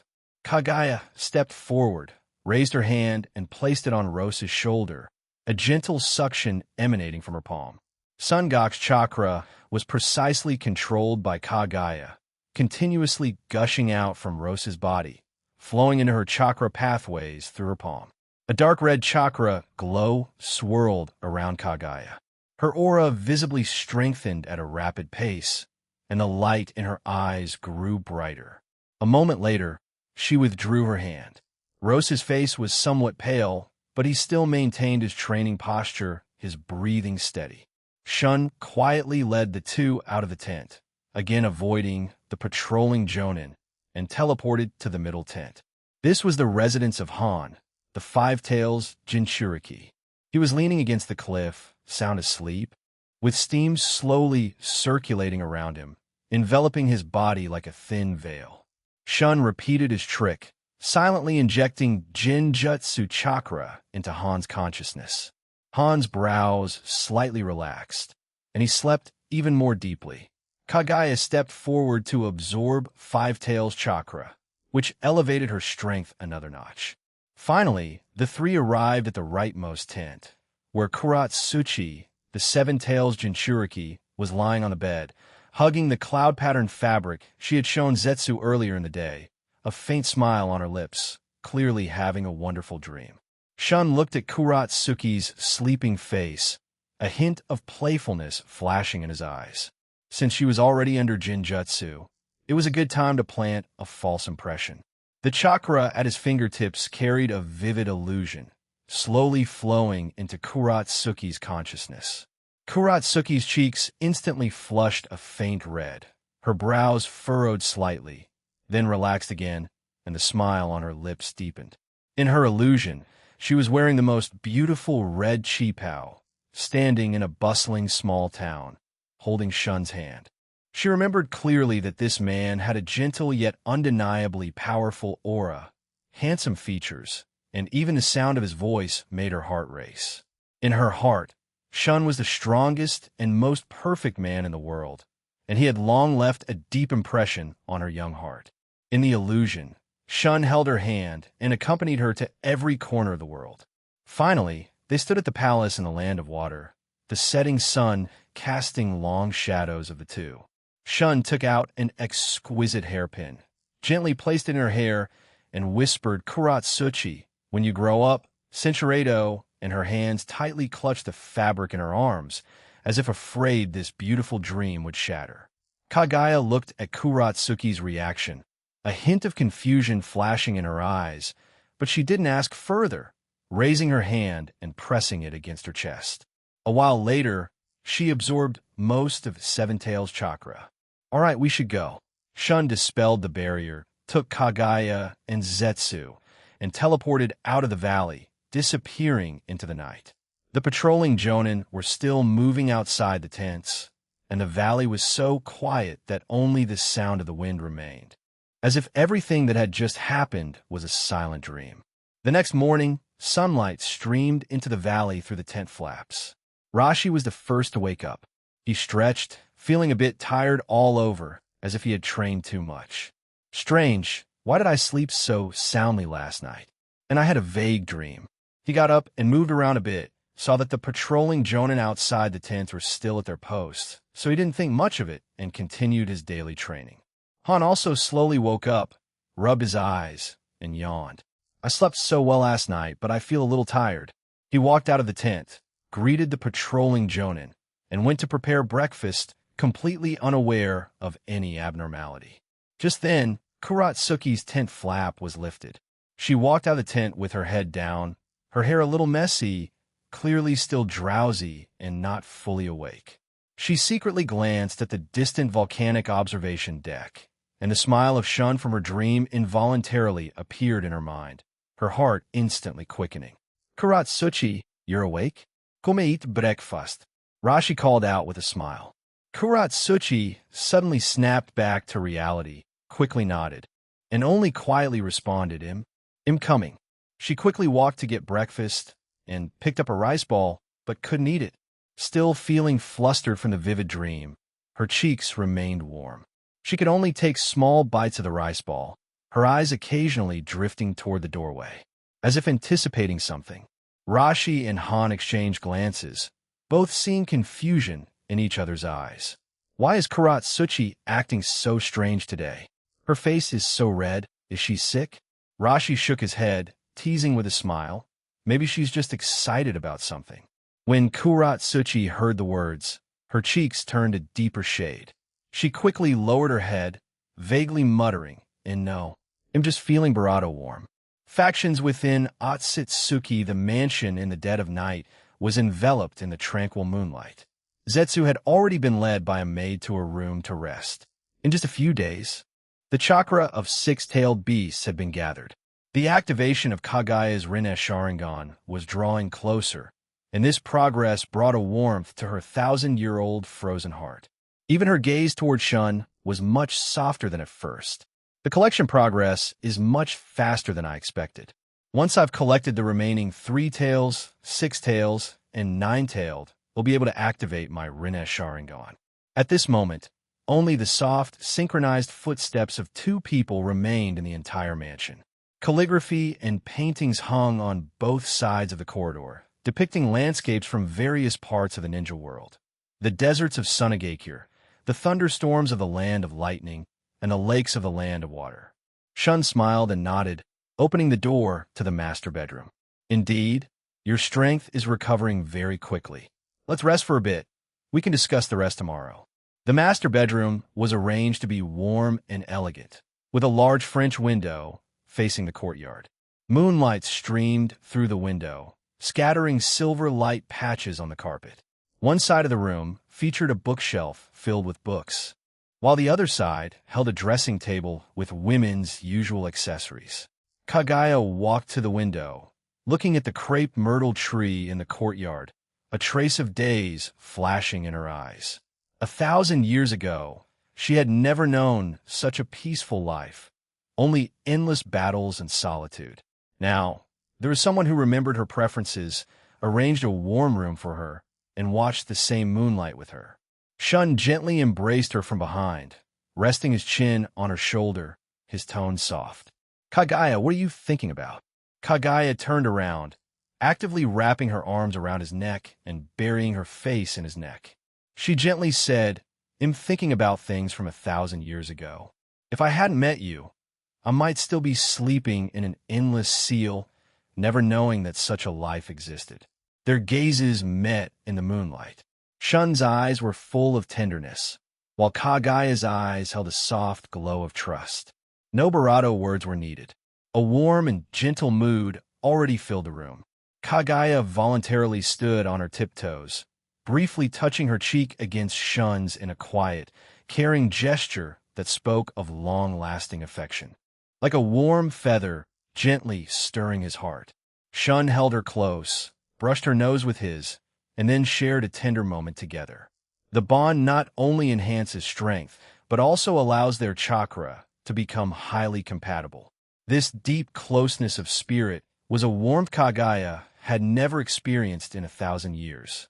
Cinchuredo, he asked jokingly, Kaguya, there's something I want to ask you. In the future vision, Hagoromo said you married the emperor of the land of ancestors, and only then gave birth to him and Hamura. Upon hearing this, Kaguya's body instantly stiffened, carrying 1,000 years of suppressed fury. Hagoromo is talking nonsense. How could I marry an ant? Hagoromo and Hamura are lives I created using 6 paths techniques.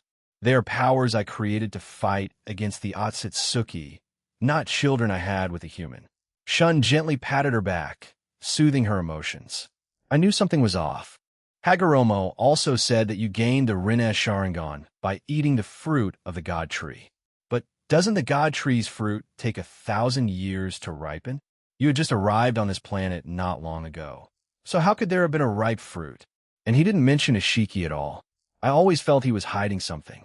Kaguya's emotions gradually calmed down as she recounted the past from 1,000 years ago. There are many factions within the Otsutsuki clan. Ishiki and I originally belonged to different factions. Later, our faction lost in a power struggle, and the higher-ups intended to use me as a pawn, sending Ishiki and me to this planet to plant the God Tree. I didn't want to be their tool, nor did I want to watch this planet be drained by the God Tree. So, I chose to resist. I didn't plant the God Tree as ordered. Instead, I chose to become the Ten Tails Jinchuriki, coexisting with Ten Tails. With Ten Tails' power, I prematurely activated the Rinnesh Sharingan, then defeated him and fed him to Ten Tails. Only then could Ten Tails activate its God Tree mode. Shun suddenly understood, finally grasping the difference between Kaguya and other Tsutsuki. No wonder Ishiki, Mamashiki, Kinshiki, and Urashiki don't have eyes on their foreheads in their normal state.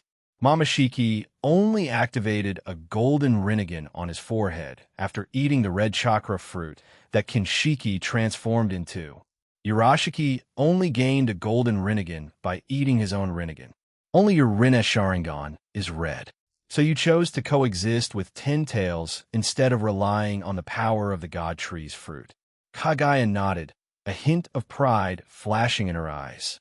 She actively rubbed her head against Shun's ear, saying softly, "The destruction faction of the Otsutsuki clan only relies on planting god trees and plundering planetary energy to increase their strength. My faction is the creation faction. We advocate creating planets, coexisting and prospering with planetary life forms, ultimately achieving a win-win situation, and becoming the Ten Tails Jinchuriki. Sharing chakra with the Ten Tails is the path I chose." Shun held Kagaya tightly, his heart filled with tenderness. 1,000 years ago, she single-handedly resisted an entire faction and had to hide her true intentions, surely enduring unimaginable pressure. "I won't let you be alone anymore. I will help you completely resolve the threat of the Otsutsuki clan, so you no longer have to be bothered by past events." Kagaya looked up slightly, seeing the earnest look in Shun's eyes. Her own eyes filled with emotion. She reached out and gently held Shun's hand, grateful for his bravado. Her presence close to him bravado. The solitude and pain of 1,000 years transformed into warmth at this moment. The sunlight outside streamed through the window, illuminating every corner of the room, and also illuminating their determination to face the future hand in hand. Kagaya said, "We should collect the remaining 3 tails, 6 tails, and 9 tails as soon as possible. Once I fully recover my strength, we will go find Ishiki and completely eliminate this hidden danger." Shun smiled and nodded, holding her as he lied down. "Kagaya, there's no need to rush. For now, let's rest well and recharge our spirits." Ding, host and partner, Kagaya have shared a meaningful moment together. Affectio en chasse, odzfine special, expet omie, chakra kapchinzich. Hyuga meet their ancestor. The crepe myrtle flowers in the courtyard were in full bloom, and the air was filled with a faint floral fragrance. Shun held Kagaya, who had just woken up, and sat on the cushion in the living room. He brushed Kagaya's stray hair from her ear and softly said, "I've already had them bring 3 tails over. It should be arriving soon."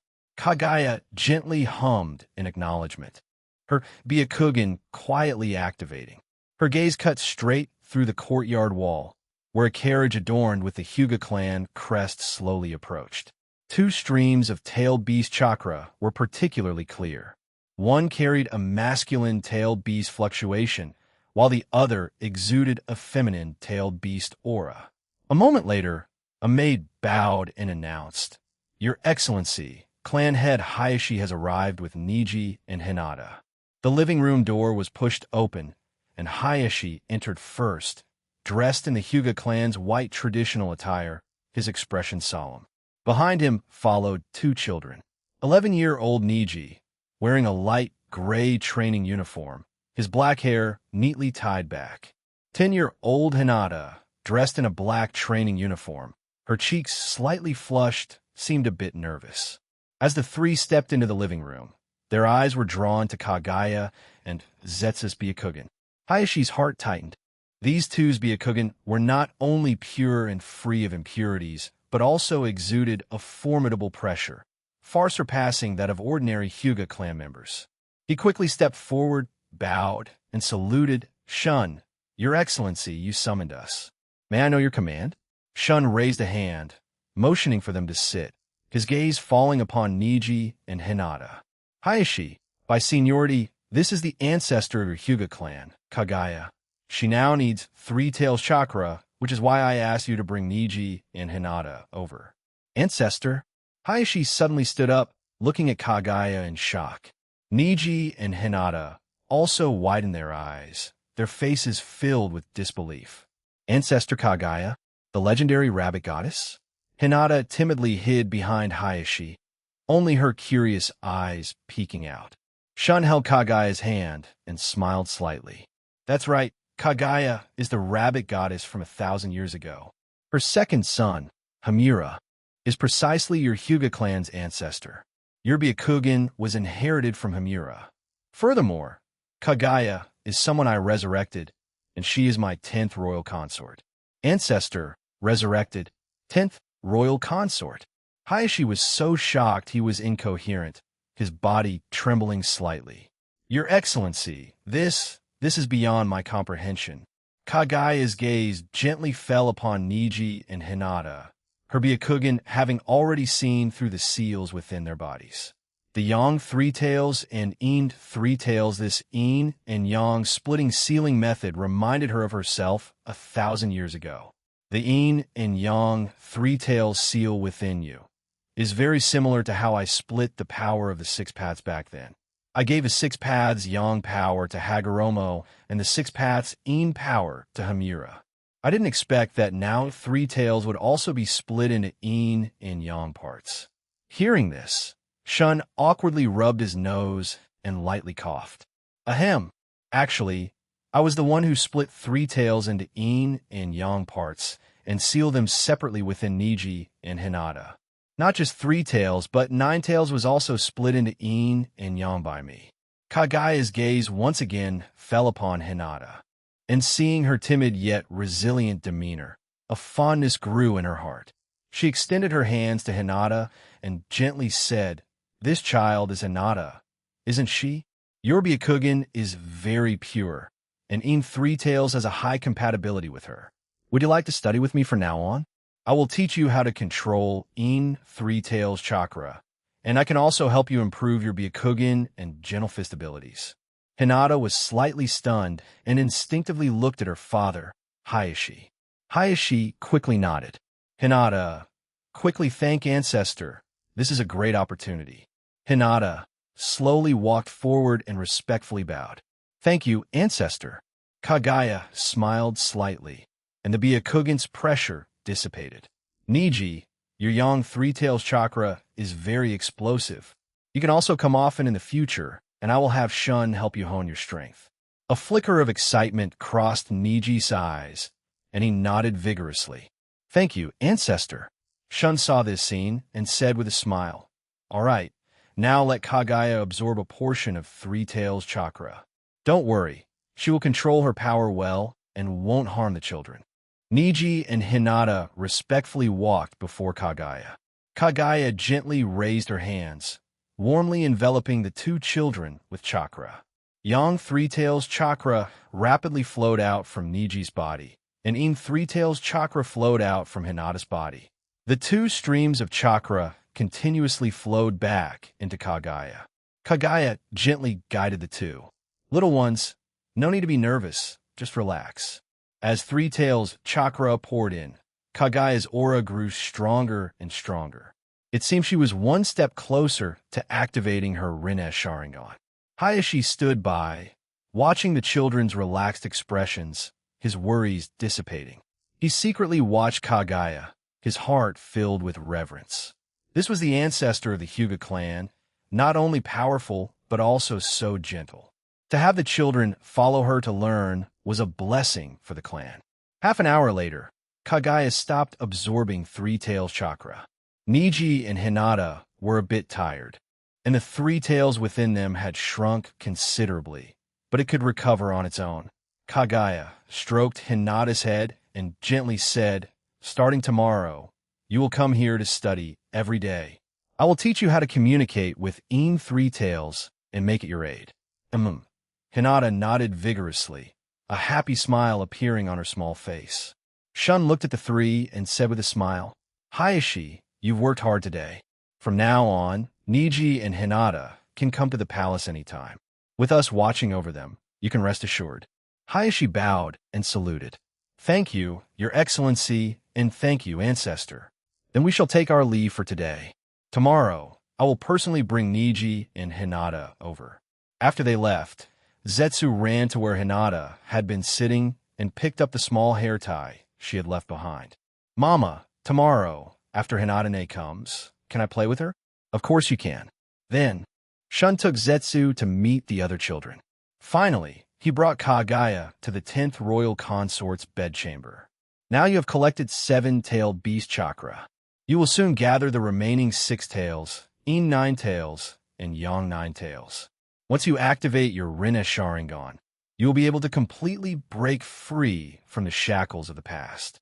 Kagaya leaned in Shun's arms, feeling the warmth of his palm, her heart filled with peace. Shun, it's so good to have met you. I'm grateful to be with you. Six Tomo Rinne Sharingan Shun, holding Kagaya's and Zetsu's hands, teleported to the palace in the Barado. Someone call Utakata. I need him. A dark guard respectfully bowed. Yes, Your Excellency. Shun looked down at Kagaya, his fingertips lightly resting against her palm.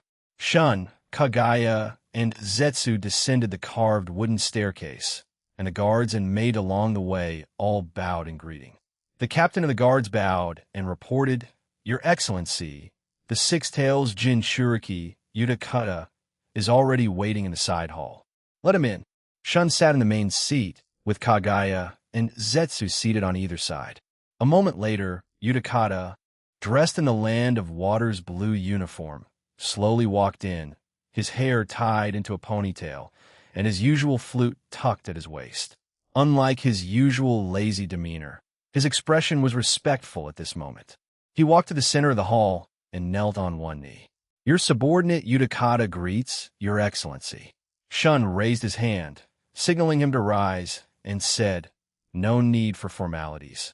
I called you today because I wish to borrow some of Six-Tails' chakra. Utakata did not ask further, only respectfully replied, Your subordinate obeys. After Your Excellency govern the Land of Water, the people live in peace and prosperity. It is my duty to serve Your Excellency. His tone was sincere, and his eyes were full of respect for him. If not for Shun, he might still be evading war, let alone being able to practice his flute peacefully and protect the people of a region. Kagaya stood up and walked in front of Utakata, a faint red chakra glowing in her palm. I will control the amount of chakra. It will not harm you.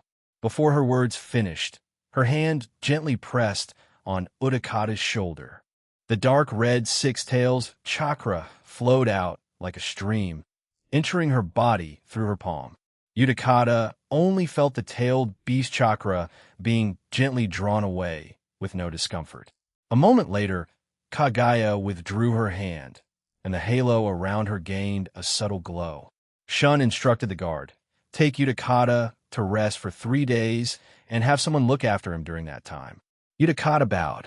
Thank you, Your Excellency. After dealing with Six-Tails, Shun instructed the captain of the guards, have Sasuke come to the main hall, and then have Minato bring Naruto over. Tell them I have important matters to discuss. Not long after, footsteps were heard outside the hall. 10-year-old Sasuke, wearing a lavish black Uchiha clan outfit, with his black hair neatly tied back, had an arrogance unfitting his age on his still childish face. As he stepped into the main hall, he immediately bowed. Father, what do you need me for? Shun smiled and waved. Sasuke, come and sit. Let me introduce you. This is Kagaya, who will soon be my 10th royal consort, and this is Zetsu, your younger sister. She has been away until now, which is why you haven't met her. Hearing this, a faint surprise flashed in Sasuke's eyes. Then he nodded to Kagaya.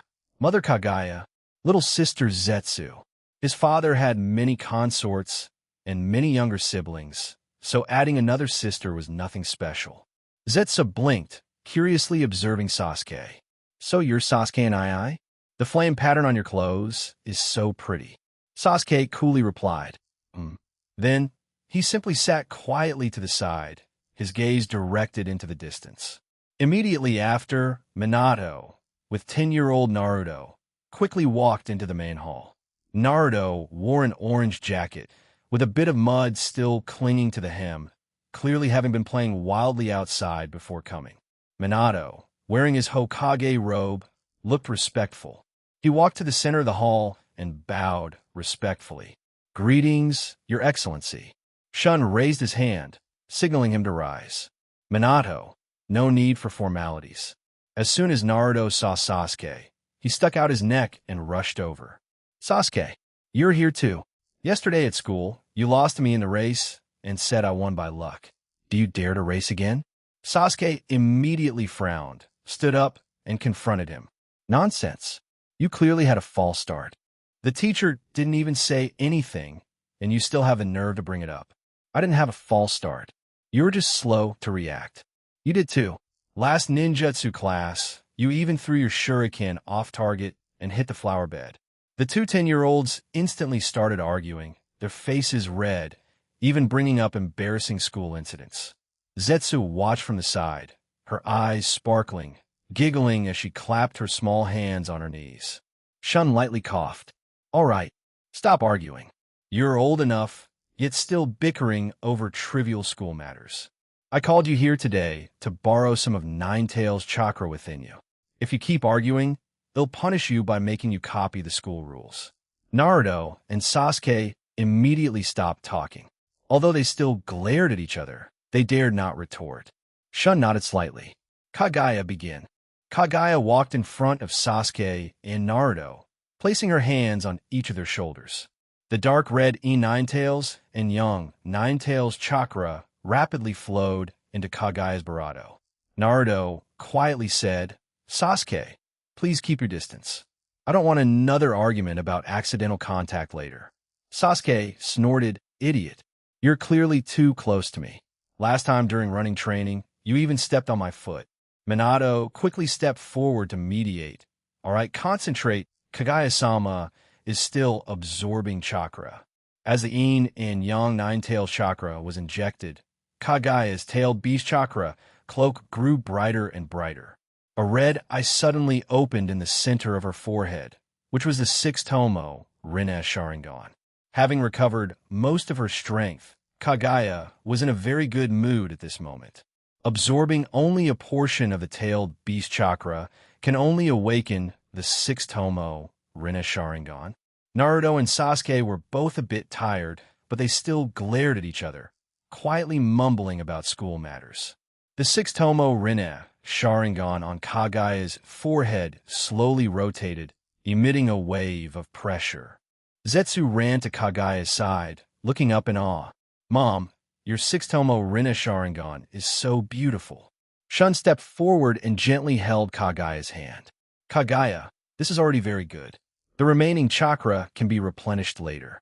With this sixth tomo Rinne Sharingan now, it's enough to deal with Ishiki. Kagaya's lips curved, and she smiled gently. They'll listen to you. Minato watched this scene, his heart filled with shock. Even the legendary rabbit goddess had appeared and was willing to become Shun's 10th royal consort.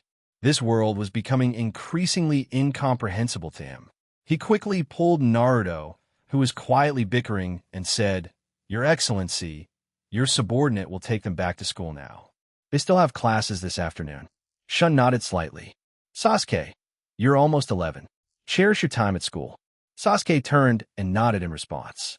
Yes, I understand, father. Before leaving, he didn't forget to glare at Naruto. Naruto, don't walk with me on the way home from school. Naruto immediately retorted, I want to walk with you. He'll walk the other way. 6 whole planets? Amanamanaka.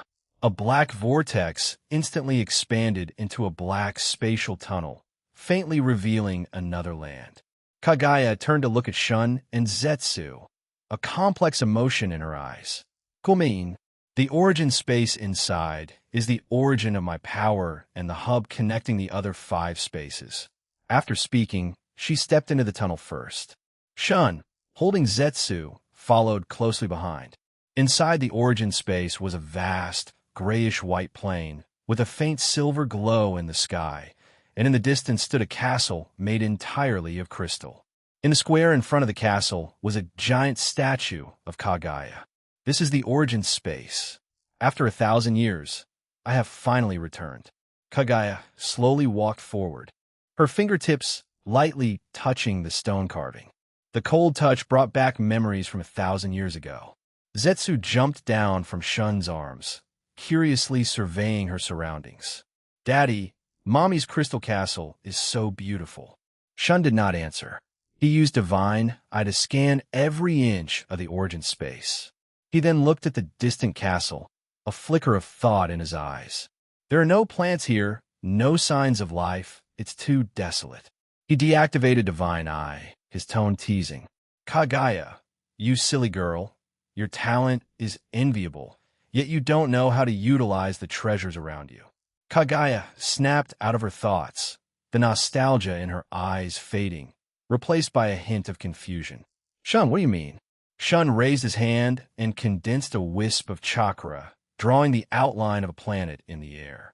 The lava, ice, supergravity, sand, and acid spaces bound to your dojutsu, plus this origin space, are essentially 6 independent planets.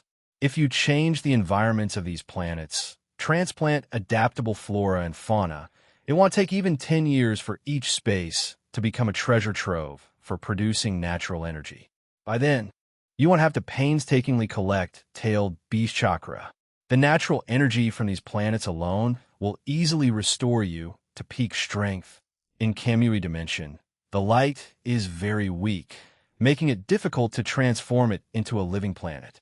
But Kagaya's 6 dimensions have abundant sunlight, making them suitable for transformation into living planets. For 1,000 years, Kagaya had only regarded these dimensions as retreats and armories for battle, never realizing they held such potential. She instinctively channeled chakra, injecting a wisp of light purple energy into the crystal soil beneath her feet. The grayish-white soil instantly glowed faintly, and the crystal powder began to slowly shift, as if the sleeping earth had been awakened. You mean these planets can, like your nameless planet, nurture life and generate natural energy? Kagaya's tone was filled with anticipation. Her fingertips touched the soil again, feeling the latent vitality within. Shun smiled and held her hand. The nameless planet I bound was once also a dead planet devoid of life. Its surface was only exposed rock, without a single drop of water. During the day, the temperature could cook metal, and at night, it could crack rocks. It took me several years to transform it into a suitable living planet. He recalled the process of transforming the planet, his eyes filled with a sense of accomplishment. He raised his hand and condensed a chakra image, which clearly showed the planet's transformation, from a bare rocky planet to one covered in water and moss, then to lush vegetation and thriving animals, and finally becoming a habitable place where humans lived in peace and prosperity. Now, not only are there over 100 million humans there, but it also has its own ecological cycle. The natural energy produced daily is enough for me to maintain my peak state, and I can even store some backup natural energy, which is much more practical than simply using it for combat. Kagaya leaned towards the chakra image, her gaze as focused as a curious child, carefully observing the lush green forest in the image. So it has to be step by step. I used to think I just needed to plant some random plants, but I didn't realize there was so much to it. She looked up at him, her eyes filled with urgency. Shun, do you have a detailed improvement plan? For example, what plants to plant and what animals to introduce at each stage, how long it will take for the planet to stabilize. I want my 6 planets to also become so vibrant. Shun smiled and nodded, pulling a scroll from his arms. It meticulously documented every step of the nameless planet's transformation, including introducing large amounts of ice-containing meteorites to impact the planet and create water sources, plant species, animal habits, soil improvement methods, and even management suggestions after humans settled. This is my old transformation notebook. You can read it first. Your 6 planets each have their own characteristics, and we can adjust the plan according to each planet's environment. For example, in the lava planet, we will focus on nurturing heat-resistant organisms. For the ice planet, we will first solve the liquid water problem. And for the supergravity planet, we will need to select species that can withstand high pressure. Kagaya took the scroll, her fingertips gently tracing the writing, her heart filled with emotion. For 1,000 years, no one had patiently planned her future like this, nor had anyone been willing to share such valuable experience with her. Thank you, Shun. With this, I will definitely be able to transform my 6 planets into habitable places. Kagaya's heart stirred. She took Shun's hand and activated Amanamanaka again. This time, the spatial tunnels were of various colors, corresponding to the lava, ice, supergravity, sand, and acid dimensions, respectively. Shun, they'll take you to see the other 5 dimensions. The first was the lava dimension, where volcanoes erupted everywhere. Red magma flowed down the slopes, and the air was filled with scorching heat. Next was the ice dimension, where the entire space was covered by a thick layer of ice. Heavy snow drifted from the sky, and cold winds howled, kicking up ice particles. Subsequently, they visited the supergravity dimension, the sand dimension, and the acid dimension. Finally, when they returned to the origin space, Kagaya's eyes were filled with excitement. Shun, you're right. Before, I was too fixated on tailed beast chakra and overlooked the potential of these dimensions. Shun ruffled her hair and said, "That's right. Your 9-tomo Rinne Sharingan can not only fight, it can also create." Zetsu clapped her hands excitedly and said, "Great. When the time comes, I want to plant peach trees in every dimension and raise many small animals." Kagaya looked at the two in front of her, her heart filled with warmth. 1,000 years ago, she fought alone, without even a single person she could trust. Now, she not only has her beloved by her side, but also a family she wants to protect, and she has found a direction to get stronger. She raised her hand and activated Amanamanaka again. This time, the tunnel connected to the distant kingdom's palace. Let's go back first to formulate and complete the plan for transforming the planets. 40 advanced S on Kagaya recovers to her peak. Let's go. It'll show you my nameless planet. Shun activated his golden 6-tomo Rinnegan, and a pale golden spatial tunnel opened in the courtyard. As soon as she passed through the tunnel, Kagaya was stunned by the sight before her. "Is this the planet you transformed?" Kagaya subconsciously took a deep breath, feeling the natural energy surge in her body, her eyes filled with awe. For 1,000 years, she had never seen such a vibrant place. The natural energy here was dozens of times more potent than in the ninja world. Zetsu excitedly rushed toward the sea of flowers not far away. Multicolored blossoms bloomed in the grass, and butterflies danced among them. Shun pointed to the human city in the distance and said, "That's where the humans I relocated live. There are now over 120 million people."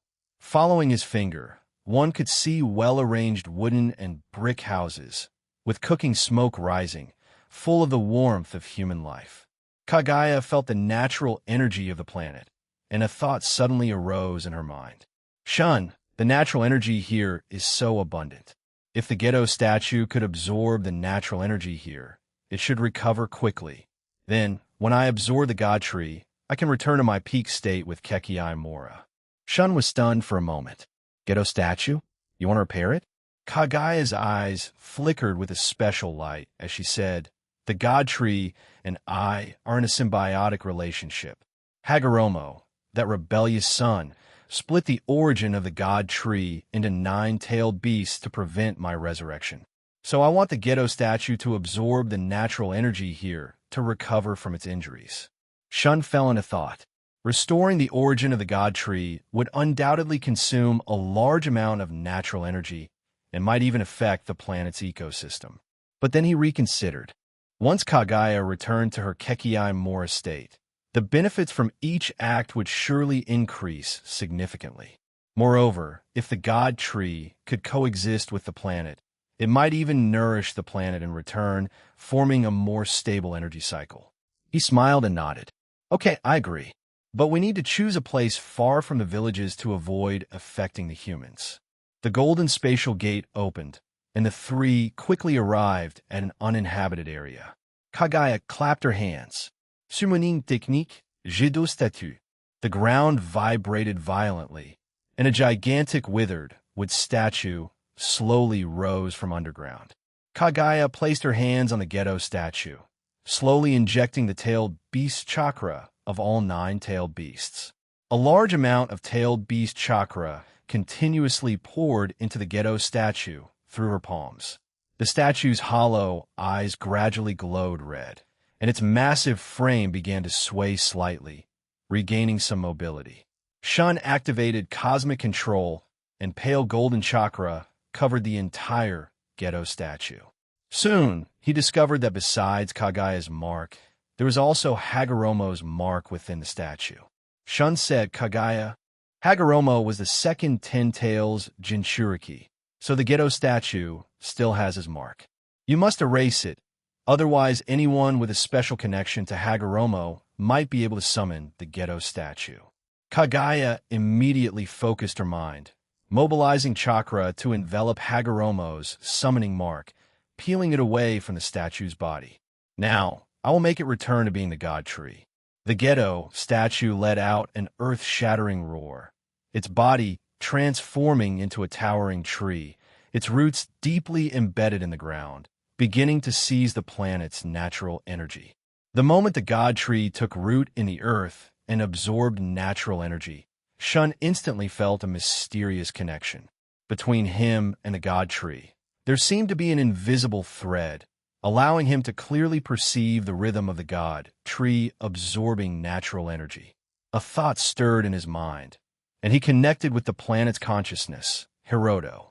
Shun silently chanted in his mind, Hiroto, guide the planet's natural energy to concentrate and inject into the god tree, helping it repair its damage.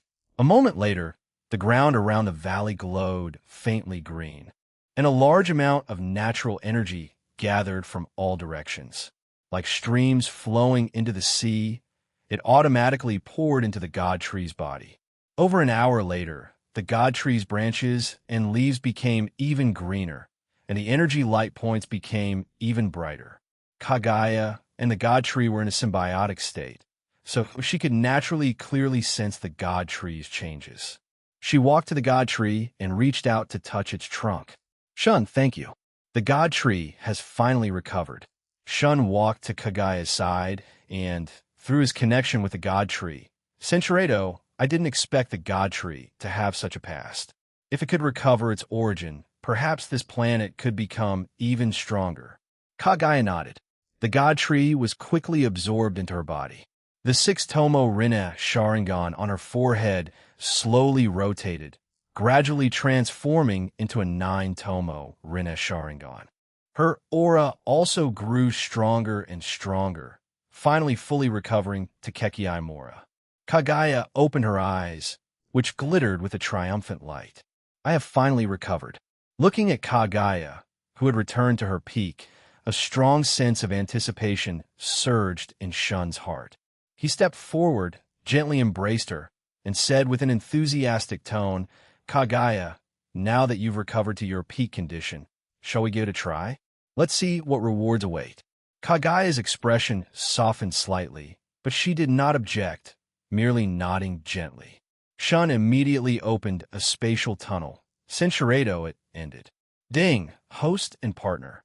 Kagaya have completed a close bonding moment. Affection 12, Tsutsuki Bloodline Special. Experience 5,000, Kekiai Mora Elementary. Experience 5,000, Chakra Cap 100, Chakra Quality 0.02 Ding. Upgrade conditions met. Congratulations, host. Centuredo, he looked down at Kagaya in his arms and couldn't help but press a kiss on her forehead. Kagaya, you truly are my lucky star.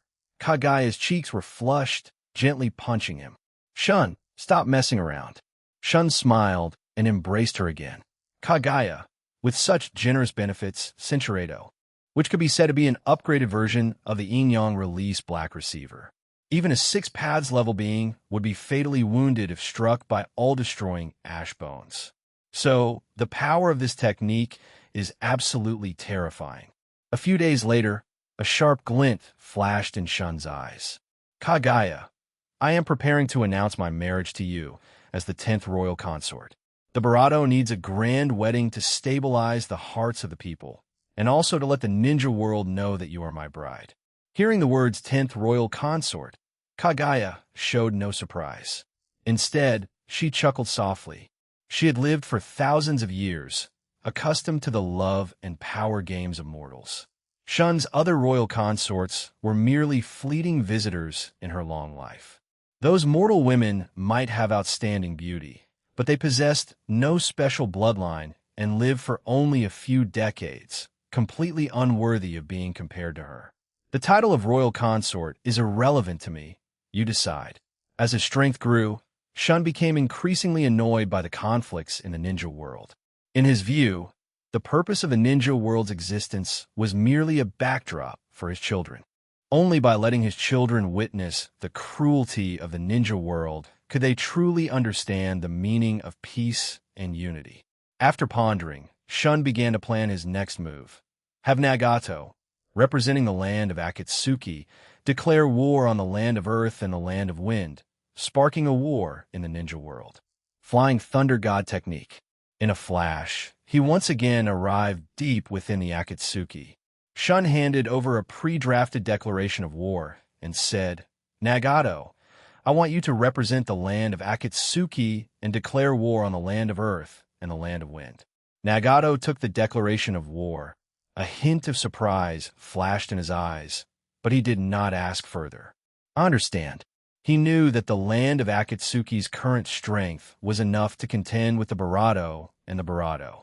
This declaration of war was merely a matter of time. Go, and be careful. Nagato nodded slightly, turned, and left the main hall, preparing to send people to the land of earth and the land of wind to deliver the declaration of war. That afternoon, Noki of the land of earth received the declaration of war. He looked at the cold words on the declaration, trembling with rage, and slammed it to the ground. Arrogant. Too arrogant. A mere land of Akatsuki dares to declare war on my land of earth. Uchih, standing nearby, quickly picked up the declaration of war, and her expression also turned serious as she read its contents. Grandpa, the land of Akatsuki's strength should not be underestimated. Nagato's Rinnegan can control the 6 paths of pain. Noki interrupted Uchih, his tone tinged with helplessness. But they brought the fight to our doorstep. Can we refuse? Issue my command. All forces on high alert, and have Rashi and Han ready for battle at any moment. At the same time, the 4th Kazakage Raza of the Land of Wind also received the declaration of war. He stood on the balcony of the Kazakage building, looking at the distant desert, his face extremely grim. He muttered to himself, the declaration of war in his hand crumpled out of shape, land of Akatsuki. Nagato, it seems we have no choice but to ally with the land of earth. Raza immediately convened the high-ranking officials of the land of wind to discuss countermeasures. For a time, the ninja world once again plunged into chaos. The number of troops stationed along the borders of the land of earth and the land of wind surged, and envoys from both countries frequently traveled back and forth, attempting to form an alliance to jointly resist the land of Akatsuki. The land of water, however, presented a completely different scene. The day after the declaration of war reached the land of earth and the land of wind, the daimyo mansion of the land of water issued news that shocked the ninja world. Shun, the daimyo of the land of water, would marry Kagaya as his 10th royal consort, with the wedding to be held 3 days later, inviting envoys from all nations of the ninja world to attend. As soon as the news broke, the ninja world was in an uproar. Some were surprised that Shun was holding a wedding amidst the great turmoil in the ninja world. Some were curious about who this Kagaya, soon-to-be royal consort, truly was, and others speculated that the Land of Water's action was meant to display its strength to the ninja world. Within the Land of Water, however, there was a festive atmosphere. The common people emerged from their homes, hanging red lanterns on both sides of the streets, pasting festive couplets on shop doorways, and even the air was filled with a celebratory mood. Guards moved through the main streets and alleys, distributing wedding candies to the people and informing them of the wedding schedule. Inside the daimyo mansion, it was even more lively. Maids were busy decorating the wedding venue. Red silk hung in every corner. Golden lanterns were suspended in the courtyard, and a massive wedding stage was being set up in the square in front of the Crystal Castle. Zetsu, wearing a newly made pink qipao, bounced around the courtyard, directing the maids to arrange flowers. Cherry blossoms here. Mama loves cherry blossoms the most.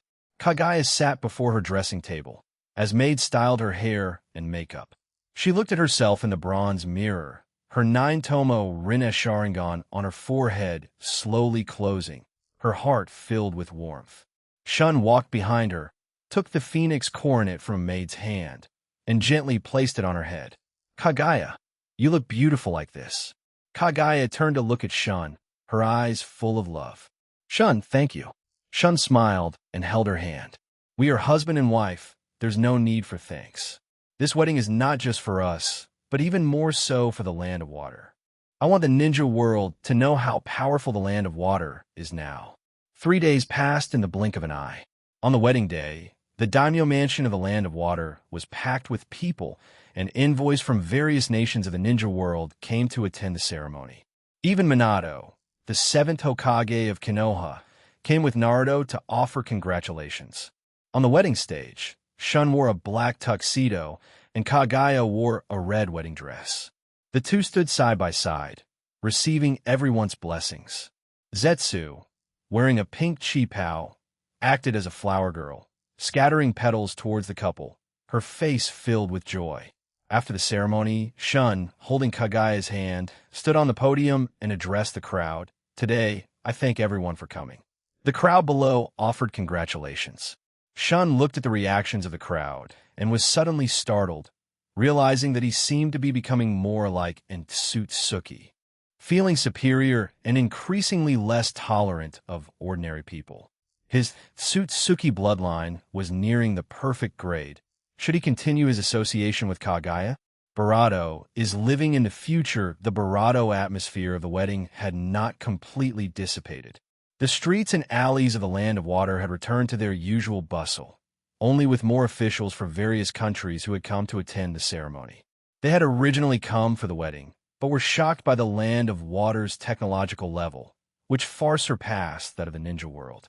Many even temporarily forgot their mission to return home, spending their days traversing the city like curious children, exploring the novelties here. As the morning sun just cast its rays upon the capital of the Land of Water, a rhythmic woo-woo sound echoed through the streets. A train of silver-gray high-speed subway cars was steadily moving along its tracks. The car windows reflected the morning light, and as the train sped past, pedestrians stopped to watch, yet no one panicked. This was an unimaginable sight for officials from some countries who still relied on horse-drawn carriages for transportation. What is that? It's running so fast. Faster than the fastest ninja horse. An official from the Land of Earth exclaimed, pointing at the subway, his eyes full of wonder. On the other side, an official from the Land of Wind saw a commoner in the Land of Water pull out a palm-sized phone to make calls and play games. His eyes nearly popped out because the Land of Wind was still in the era of wired telephones. As the two marveled, a white tram slowly pulled over to the side of the road, its doors automatically opening for passengers to board and alight in an orderly fashion. The words Land of Water Public Transportation were printed on the side of the tram, and an electronic screen on its body scrolled through today's weather and movie trailers. This is a car that doesn't eat horses? An official from the Land of Lightning reached out to touch the tram, but was stopped with a smile by the Land of Water guide accompanying him. This is an electric tram powered by electricity. It's smoother than a horse-drawn carriage and doesn't pollute the environment. An official from the Land of Earth, pointing at a silver airship flying in the sky, asked in shock, "Sir, what is that?" An airship flew across the sky, with a huge electronic banner hanging below it, scrolling the words Land of Water Medical Free Policy, 3 years of popularization. Occasionally, passengers would peek out of the cabin door and wave to the ground. The guide explained with a smile, "That's a passenger airship. It can carry hundreds of people across the ocean, 3 times faster than a ninja ship, and you can enjoy the aerial scenery." The official couldn't help but ask, can the territory of the Land of Water support such a long flight? Are there undiscovered islands? The guide just smiled and shook his head. The territorial scope of the Land of Water is marked on the official map. There's no need to ask about anything else. Many years ago, the Land of Water had issued a public announcement in the ninja world, recruiting tens of millions of refugees under the pretext of developing new islands and providing a place to settle. For a time, all countries thought the Land of Water had discovered large new islands and sent out spies to search, but they couldn't even find a trace of an island. As refugees successively disappeared within the Land of Water, this mysterious island became a puzzle for all countries in the ninja world. The Land of Water guide continued to walk along the street with several foreign officials. Outside the shops along the street, huge LCD televisions were hung, displaying the Land of Water's latest movie trailers with clear and smooth images. This made some foreign officials, whose homes used black and white televisions, exclaim unbelievable.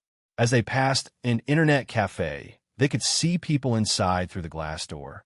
Operating screens, their fingers rapidly tapping on keyboards, sometimes cheering excitedly, sometimes frowning in tension.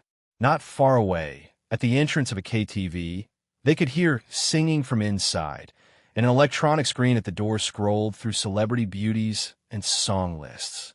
What are these places for? The regional official from the northern desert couldn't help but ask. The guide from the coastal region patiently explained. Internet cafes are places for people to play computer games for entertainment and to look up information. KTVs are places for singing and entertainment. Our citizens of the Land of Water come to these places to relax in their free time. The two continued their walk, and as they passed a hospital, they saw a notice posted at the entrance. Land of Water medical care is free. All citizens of this country can enjoy free medical treatment and medicine. Next to it was a school, where children with school bags ran into the school gate, laughing. The Land of Water guide introduced, our education is also free. From kindergarten to university, no tuition fees are required, and living subsidies are provided for children from impoverished families. In addition, citizens who reach 60 years of age can also receive old age subsidies to live out their golden years. We also have welfare benefits, such as entrepreneurship subsidies, marriage subsidies, and childcare subsidies. Free medical care, free education, old age subsidies, entrepreneurship subsidies, marriage subsidies, childcare subsidies, and other benefits. The Land of Earth official was too shocked to speak, and the Land of Wind official also showed an envious expression. As their understanding of the Land of Water deepened, many officials began to see business opportunities. After the wedding, many officials did not immediately return home, but instead went around purchasing high-tech product from the Land of Water. LCD televisions, phones, computers, and even some portable electronic devices. One official excitedly said, holding a phone, "These things will definitely be very popular in our country, especially among the nobility. They will definitely be willing to pay a high price for them." In addition to purchasing high-tech products, the Land of Water's movies and computer games also made many officials linger. The cinemas in the capital were packed every day, and the newly released movie, The Legend of Shun, even sparked a viewing craze. Many officials specifically postponed their return home to watch this movie. Some officials even became addicted to computer games and stayed in the Land of Water, unwilling to leave, only reluctantly embarking on their journey home after being forcibly expelled by Land of Water officials. The Land of Water's movies are so good. The visuals are much more exciting than a play, and the story is moving. An expelled official was still muttering about the movie's plot as he got into the car. When I return home, I must find a way to introduce the Land of Water's movies and computers to our country. These officials, carrying the high-tech products they had purchased, returned to their respective countries, immediately causing a huge stir. LCD televisions, computers, phones, and other products quickly became sought after by the nobility. Among the commoners, the Land of Water's technology and welfare system also became the focus of their discussions. Many commoners from various countries even risked their lives to illegally cross into the Land of Water. Land of Water officials had no choice but to severely condemn illegal immigration and increase penalties. However, the number of illegal immigrants continued to grow. Inside the Land of Water Royal Palace, Shun was looking at reports coming in from various regions. At this moment, he was very satisfied because the entire country was developing in the direction he had predicted. Kaguya lay beside him, scrolling through TV shows on her phone. The male lead in this movie is so devoted. He only married 3 wives. Shun, hold me close. Space and time inside the Barato Royal Palace. 2 swaying shadows finally came to a stop. Shun let out a long breath, then began to check the system information in his mind. Ding, host and partner. Kaguya have completed a special bonding ritual. Sutsuki bloodline, special. Experience 5,000. Kekiai MRA, special. experience 5,000, chakra cap 100, chakra quality 0. 02 ding, upgrade conditions met. Congratulations to the host for acquiring Tsutsuki Bloodline. Perfect. Tsutsuki Bloodline. Perfect. 5,000, 12,000. Attributes. Physical strength 600, Byakugan purity 100, space talent 72, time talent 16. The Otsutsuki clan is very powerful. Senshirado and Ishiki possess abilities similar to freezing time, and Ishiki could access a pocket timeless dimension with Deiko couldn't. The Tsutsuki clan's treasure, Karasuki, can even enable one to travel through space and time, returning to the past. Feeling the surging power within him, Shun excitedly said, Kagaya, I now also possess perfect Tsutsuki bloodline. No wonder the Otsutsuki clan likes to use taijutsu. Their physical strength is somewhat abnormal, many times stronger than ordinary humans, which is why they can even survive in the universe. Kagaya, beside him, activated her Byakugan to inspect him and said, Shun, your body is indeed becoming more and more like a pure Tsutsuki. She raised her hand and condensed a chakra image, in which the figures of Ishiki, Mamashiki, and Urashiki appeared. Since that's the case, let me tell you about the Otsutsuki clan. On the surface, Tsutsuki clan members generally possess powerful space and time talent. But in reality, the Byakugan is the foundation of the Otsutsuki clan. Shun was a little puzzled, raising an eyebrow. Tsutsuki's chakra reserve are not as good as Senju, and their recovery is not as good as Uzumaki, yet they can firmly hold the top position. Is the key actually the Byakugan? Kagaya patiently explained, the Otsutsuki's Byakugan is not as simple as the Hyuga's 360-degree vision and super long-range sight. Its most core ability is to perceive space rifts and weak time points. Ordinary people who possess space ninjutsu need to use powerful sensory abilities to locate spatial coordinates, and they are prone to errors. But Tsutsuki using the Byakugan can find the weak points in space. Therefore, when we open a space channel, it's like pushing open a half-closed door. This is why Tsutsuki generally possess space talent. Shun leaned closer toward Kagaya. Kagaya, my space ninjutsu is quite good, but the use of space ninjutsu is not as easy as your use of Imanamanaka. What is the reason for this? Kagaya listened carefully. Senshirado, he took her hand and placed it in his palm. Kagaya, tell me in detail about how to open a space channel using yin-yang release. Kagaya sat up slightly, leaning against his chest. Then she drew a phantom image of a space rift in the air. She explained, you see, space rifts are everywhere like tiny cracks in fabric, which ordinary people generally cannot see. With a flick of her fingertip, the rift in the phantom image slowly widened. And the role of yin-yang release is to stretch open the space rift, then use yin-yang release to fix it so it doesn't close. Next, you calibrate the perceived spatial coordinates and open another door from within, thus forming a space channel.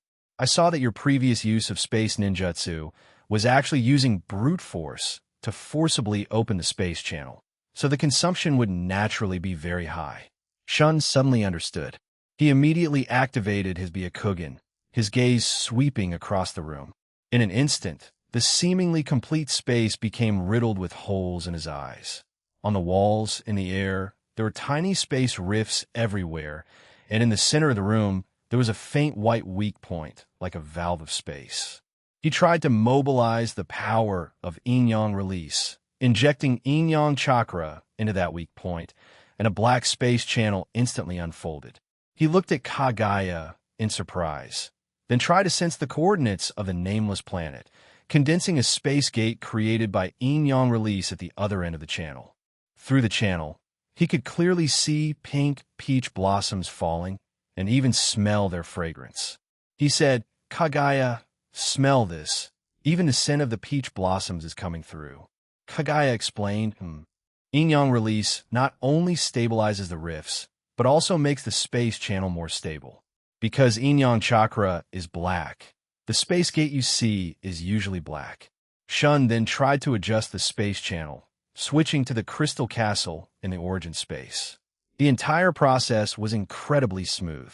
He took the opportunity to pull Kagaya into his arms and kissed her forehead. Kagaya, you truly are my greatest treasure. Your explanation of space principles is so easy to understand.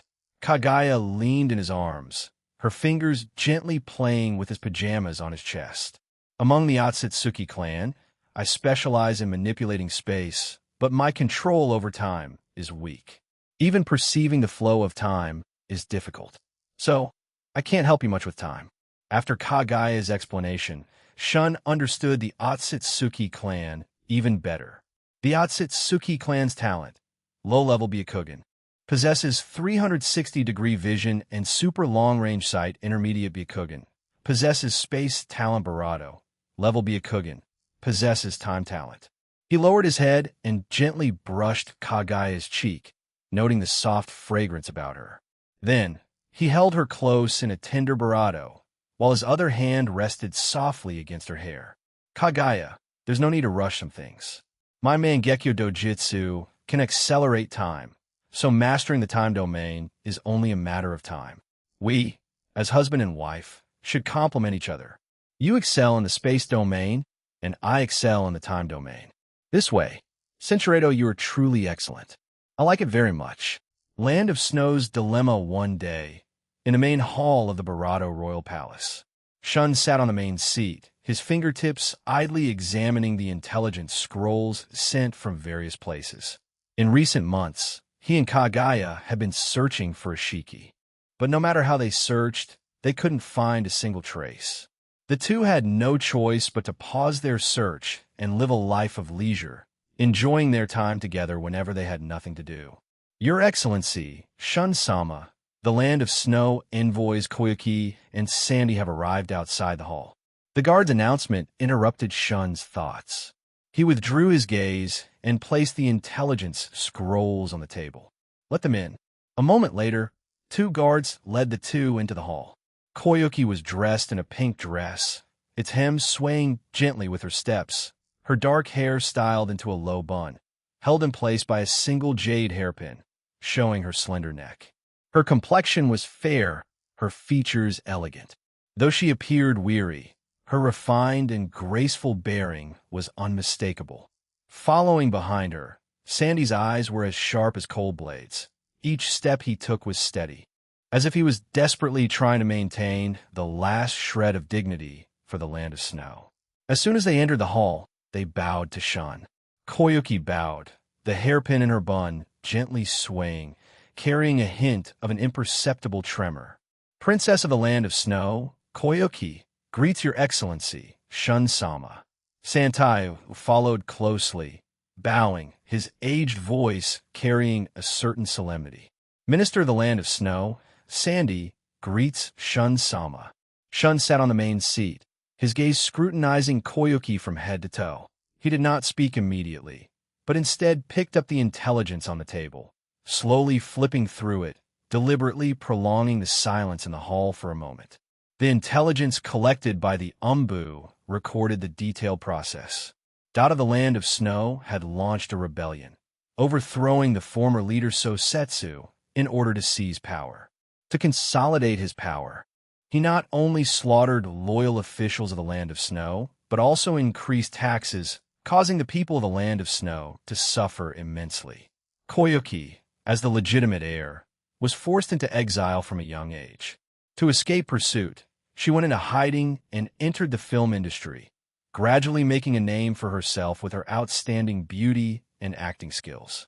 Later, hearing that the Land of Water's film industry was developed, she traveled to the Land of Water, hoping to use its power to return to the Land of Snow. A small line at the bottom was particularly striking. Senchuredo Koyuki was in the prime of her youth, and her beauty was outstanding. Even in plain clothes, her princess-like demeanor was undeniable. He picked up his teacup, took a light sip, and spoke in a calm tone. The Land of Snow is far away. You two have come all the way to the Land of Water. May I ask what important matter brings you here? Upon hearing this, Koyuki's body trembled slightly. She gripped the hem of her dress tighter with both hands, her knuckles almost digging into her palms. Your Excellency, I have come to seek a path to survival for the people of the land of snow. She looked up, as if having made a huge decision, her gaze firmly fixed on Shun. I know this matter is abrupt, but that is cruel and inhumane, and the people of the land of snow are already in dire straits. I have heard that your excellency values strong alliances, and I am willing to offer myself in a marriage alliance to secure peace between our lands, to serve your excellency, only asking that your excellency dispatch troops to help me quell the rebellion and restore peace to the people of the land of snow. A sudden silence fell over the hall. Sandy's expression changed slightly. His lips moved, but he ultimately did not speak. He knew better than anyone that this was the land of snow's last chance, and the only method the princess could think of. The land of snow could not afford to wait. If they delayed any longer, they might not even have a place to flee. Seeing the helplessness and delicate beauty in Koyuki's eyes, Senchurado, it cannot stand by and watch a tyrant harm his people. Upon hearing this, Koyuki suddenly looked up, tears finally uncontrollably streaming down her face. She staggered as she bowed again. "Thank you, Your Excellency. I am willing to keep my promise and serve Your Excellency." Shun knew that haste makes waste. He said in a gentle tone, "Once the rebellion is quelled, if you truly wish to remain in the land of water, it will not be too late to decide then. If you do not wish to, I will send people to escort you back to the land of snow and protect your dignity as the rightful monarch." Upon hearing this, Sandy quickly stepped forward, knelt on the ground, and bowed deeply, his forehead almost touching the ground. "Thank you, Your Excellency, for your righteous assistance. The people of the land of snow will never forget the kindness of the land of water. Your Excellency and the princess must still have important matters to discuss. I will take my leave first and wait outside the hall." With that, he turned and slowly exited the hall, gently closing the main door, isolating the two figures from the outside world. Only Shun and Koyuki remained in the hall, and a faint awkwardness filled the air. Koyuki lowered her head, a little shy, her fingers unconsciously twisting the hem of her dress. Shun slowly walked forward, the increasingly close footsteps causing Koyuki's cheeks to flush slightly. He said, "I know a little about the land of snow situation. Your father spent a huge sum to create a geothermal generator. I thought it was some secret treasure, so he brought it your father." Koyuki suddenly looked up, her eyes full of shock. "A geothermal generator, what is that?" Shun gently placed his hand on her barato and said, "Activating the geothermal generator can melt the ice and snow in some areas, allowing green grass and flowers to grow on the land, enabling the people to plant crops and no longer rely on imported food. The key you carry with you is used to activate the geothermal generator." A geothermal generator. Koyuki murmured these words, tears once again welling up in her eyes. She loved spring when she was a child and longed to play in the spring grass. Her father once told her, "Don't give up hope, the land of snow will also have spring." She raised her hand to touch the key on her chest. A chill spread from her fingertips, but it filled her heart with a warm glow. So father was taken by Dot for this. 12 years of misunderstanding and longing finally found their answer at this moment. Koyuki could no longer hold back. She squatted down, buried her face in her knees, and began to cry loudly. Hearing her cries, Sandy pushed open the main door and rushed straight in. "Princess, don't be afraid. This old subject will protect you with his life." Looking at Sandy, who had forced his way in, Shun's expression was somewhat displeased.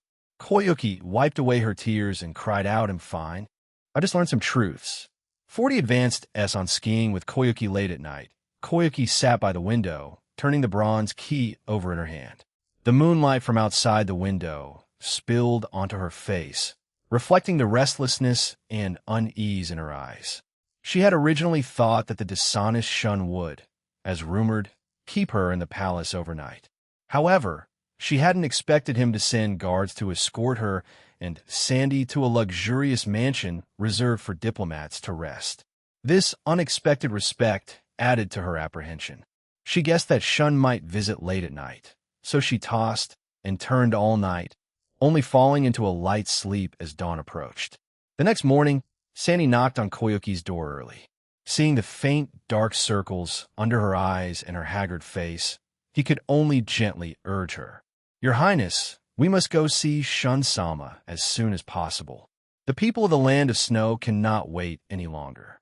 Koyuki nodded. She quickly tidied her clothes and then hurried to the palace with Sandayu. Inside the main hall, Shun was sitting on the throne, drinking his morning tea. Upon seeing the two enter, his gaze immediately fell upon Koyuki's face. He stood up and walked towards her, saying gently, "Koyuki, how is it that after one night, you look even Barato exhausted? Even dark circles have appeared." He gently lifted Koyuki's chin with his left hand, making her look up slightly, then gathered warm yang chakra in his right hand and gently brushed it under her eyes twice. A warmth instantly spread across her eye sockets, and the previously noticeable dark circles visibly faded. The sudden closeness made Koyuki's cheeks flush. She quickly lowered her head, not daring to meet Shun's eyes, and bowed slightly. "I apologize, Shun-sama. Last night I didn't sleep well. Please excuse my appearance." Shun withdrew his hand and turned his gaze to Sandy and said, "Seeing how anxious you both are, I shall accompany you to the Land of Snow." Upon hearing this, Sandy was flattered and quickly bowed deeply. "This would be too much trouble for your excellency, Shun-sama. You are busy with countless affairs. How dare we trouble you to go personally?" Shun chuckled lightly, his tone relaxed and natural. "It's fine. I've been a bit bored lately, so a change of scenery would be good. Besides, it won't take much time. The sooner we finish, the less suffering the people of the Land of Snow will endure." After speaking, he snapped his fingers, and a black spatial gate instantly opened in the main hall. The other end of the spatial gate led to a snow-covered mountain. Shun stepped through first, then turned to see Koyuki and Sandayu still frozen in place. He waved and chuckled. "Come on, that's the Land of Snow on the other side. Why are you two just standing there? Do you want me to invite you?" Only then did the two react, quickly following him. As soon as they stepped into the passage, a biting cold wind assailed them. The Land of Snow was in the depths of winter, with snow swirling everywhere, the ground covered in knee-deep snow, and their exhaled breaths instantly condensing into white mist. Koyuki and Sandayu had only worn the thin clothes of the Land of Water when they arrived, and they immediately shivered from the cold, their teeth beginning to chatter. Seeing this, Shun flicked two faint golden yang chakra threads from his fingertips. One landed on Sandy, and warmth instantly enveloped the old man. After a shiver, he immediately felt warm all over, and even his stiff, frozen fingers could move flexibly. Shun did not throw the other chakra thread, but instead reached out and pulled Koyuki to his side. A faint golden barrier instantly spread around him, isolating them from the wind, snow, and cold outside. The warm aura enveloped Koyuki, instantly freeing her from the biting cold. "Cinchuredo, am only giving you 4 hours to gather as many of Sosetsu's loyal former subordinates as possible. After 4 hours, I will take Koyuki to the Land of Snow's royal palace to deal with Dot and those snow ninjas. Also, do not reveal my true identity." Sandy's eyes were filled with gratitude and awe, and he bowed deeply. "Shun-sama, I will not fail in my mission." With that, he turned and quickly disappeared into the wind and snow. Watching him depart, Koyuki became a little reserved. Shun pulled her into his embrace and said, "Koyuki, 4 hours is still long, and it's boring to stay here. How about I take you out to play?" Koyuki froze for a moment, and before she could react, their figures instantly vanished from their spot. The next second, the two stood on a towering mountain peak.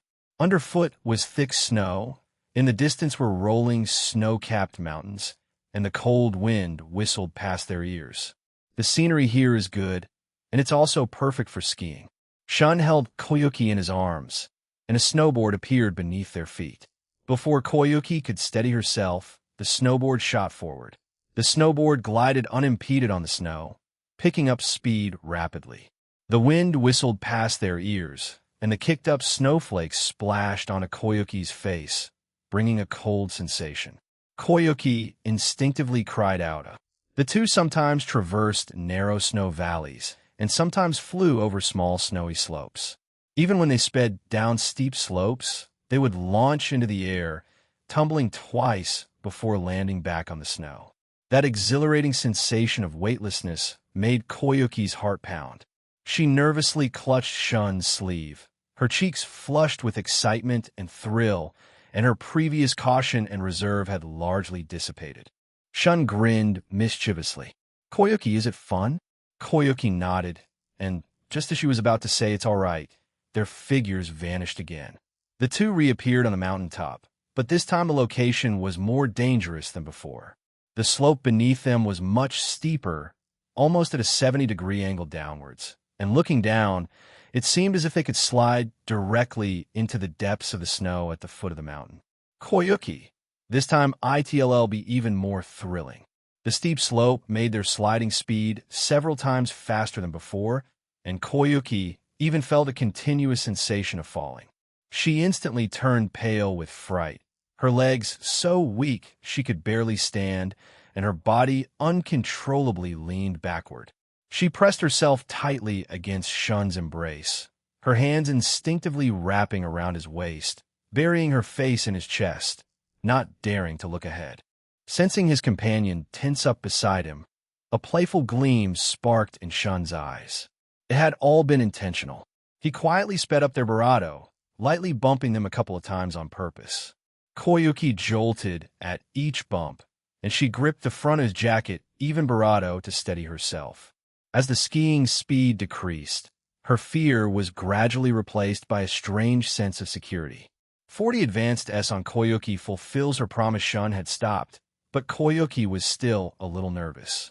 Before her breathing could fully calm, she felt her body lighten. Shun had picked her up in his arms and was slowly flying into the sky. Koyuki subconsciously hugged his neck, her muscles tightening. "Don't be afraid, I'm here. Relax a little, look around you, it would be a pity to miss it." Shun's voice rang out above her, carrying a comforting warmth. He adjusted his posture, letting Koyuki's head rest in the crook of his arm, and with his other hand, he gently patted her back. The warmth of his palm permeated through her clothes, as if transmitting a calming power. Koyuki slowly opened her eyes and began to look around. Unbeknownst to her, they had already passed through the low-flying snow and ascended above the clouds. The sunlight poured down unobstructed, dyeing the clouds a faint gold. Vast seas of clouds flowed gently beneath their feet like soft cotton, with occasional wisps of cloud brushing against her fingertips, carrying a cool, soft coolness. In the distance, the peaks of the snow-capped mountains pierced through the clouds, like golden mountain peaks embedded in the cloud sea, so beautiful it made her forget to breathe. The tension gradually dissipated, and Koyuki's barato slowly relaxed. She tilted her head slightly, looking at the cloud sea beside her, her eyes full of wonder. Even a heartbeat that had accelerated due to fear gradually calmed down. Shun gently adjusted his embrace, allowing Koyuki to see the cloud sea more clearly. His other hand gently lifted her chin, turning her gaze towards him. Before she could react, he leaned down and gently placed a soft barato on her barato. The moment felt warm and comforting, like a gentle breeze passing over the clouds. Koyuki's cheeks turned a light shade of pink, her eyes widened, and she felt a small flutter of surprise. She didn't know why, but there was no resistance in her heart. Instead, there was even a hint of secret delight. When Shun released her, he looked at her with gentle eyes. "Koyuki, with me here, you don't need to be afraid. Whether it's Dot or the future of the land of snow, I will help you. Now let's enjoy this cloud sea together. It's such a beautiful sight, it would be a pity to miss it." Koyuki's heart was still beating fast, but she just nodded gently, returning her gaze to the cloud sea. The sunlight fell on her profile, making her flushed cheeks appear exceptionally soft. The previous exhaustion and unease seemed to have been washed away by the high-altitude sunlight and cloud sea, leaving only a calm in her eyes and a hint of imperceptible dependence. Shun held her, flying slowly above the cloud sea, not fast, as if deliberately to let her enjoy the scenery. Occasionally, mischievous wisps of cloud brushed past Koyuki's hair. She would subconsciously raise her hand to brush them away, the movement of her fingertips through the clouds carrying a childlike curiosity. Shun looked at her profile, his eyes full of tenderness. Koyuki suddenly spoke softly, asking with a hint of hesitation. "Shun-sama, why are you willing to help me?" The land of snow and the Barato originally didn't have much connection. Shun leaned down and gently placed his hand on her head, his gaze falling on her. "Because of your beauty, and you also said you were willing to offer yourself as a betrothal gift to serve by my side. So my heart was moved." Recalling her request in the Great Hall yesterday, and remembering the phrase "willing to offer myself as a betrothal gift to serve your excellency's side," Koyuki's cheeks instantly turned red. Even her earlobes were tinged with crimson. She quickly lowered her head, not daring to look into his eyes again. Her fingertips tightly clutched the hem of her clothes, her heart beating so fast it felt like it would burst from her chest. Shun's lips curved into a smug smile. "There's still 3 hours left. It's time to fulfill your initial promise." Before she could say anything else, Koyuki felt the scene before her eyes change abruptly. Shun carried her into a spatial gate. The next second, the biting cold wind and cloud sea vanished, replaced by warm lamplight and a soft carpet. Cinchuredo, the familiar smell of his cologne lingering in the air, making her feel at ease. Shun sensed the tension of the person in his arms, and his actions became exceptionally gentle. He didn't immediately put her down, but carried her to the soft couch in the center of the room and sat down. He raised his hand to brush away the tiny snowflakes clinging to her hair, his fingertips gently tucking a loose strand behind her ear, and softly comforted her.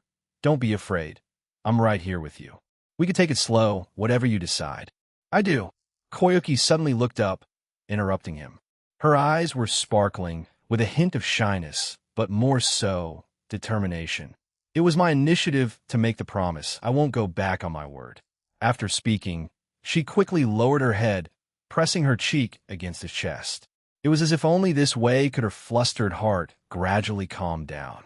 Looking at her obedient appearance, a wave of tenderness welled up in Shun's heart. He slowly leaned down, his fingers gently cupping her chin, bringing her gaze to meet his own.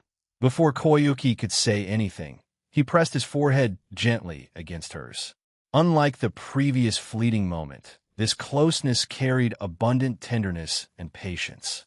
He held her close in a warm barato, gently comforting her as she felt nervous at first. Koyuki was initially a little stiff and unsure, but under his patient guidance, she gradually relaxed.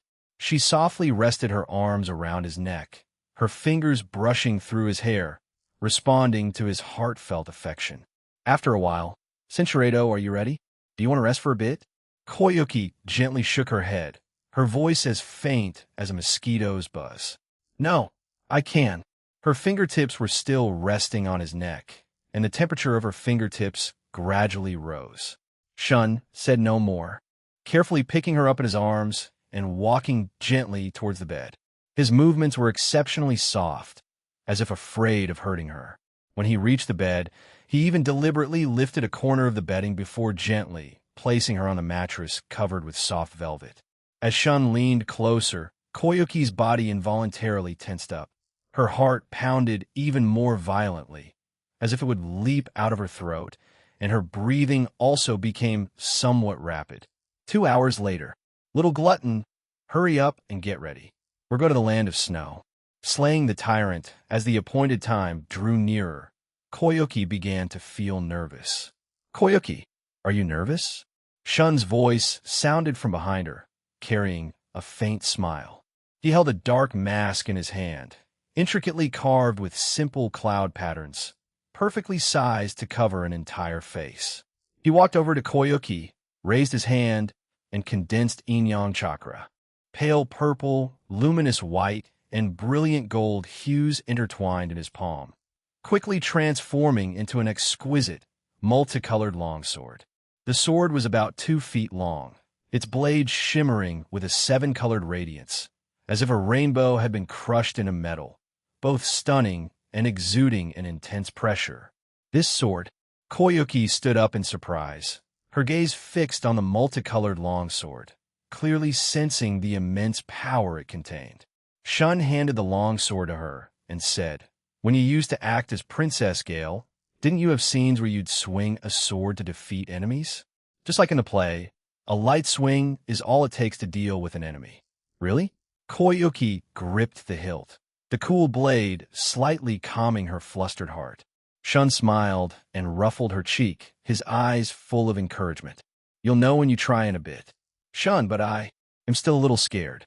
"Don't worry, we'll be with you every step of the way, and I won't let you get even a scratch." Shun gently shook Koyuki's hand, and a dark spatial passage instantly opened.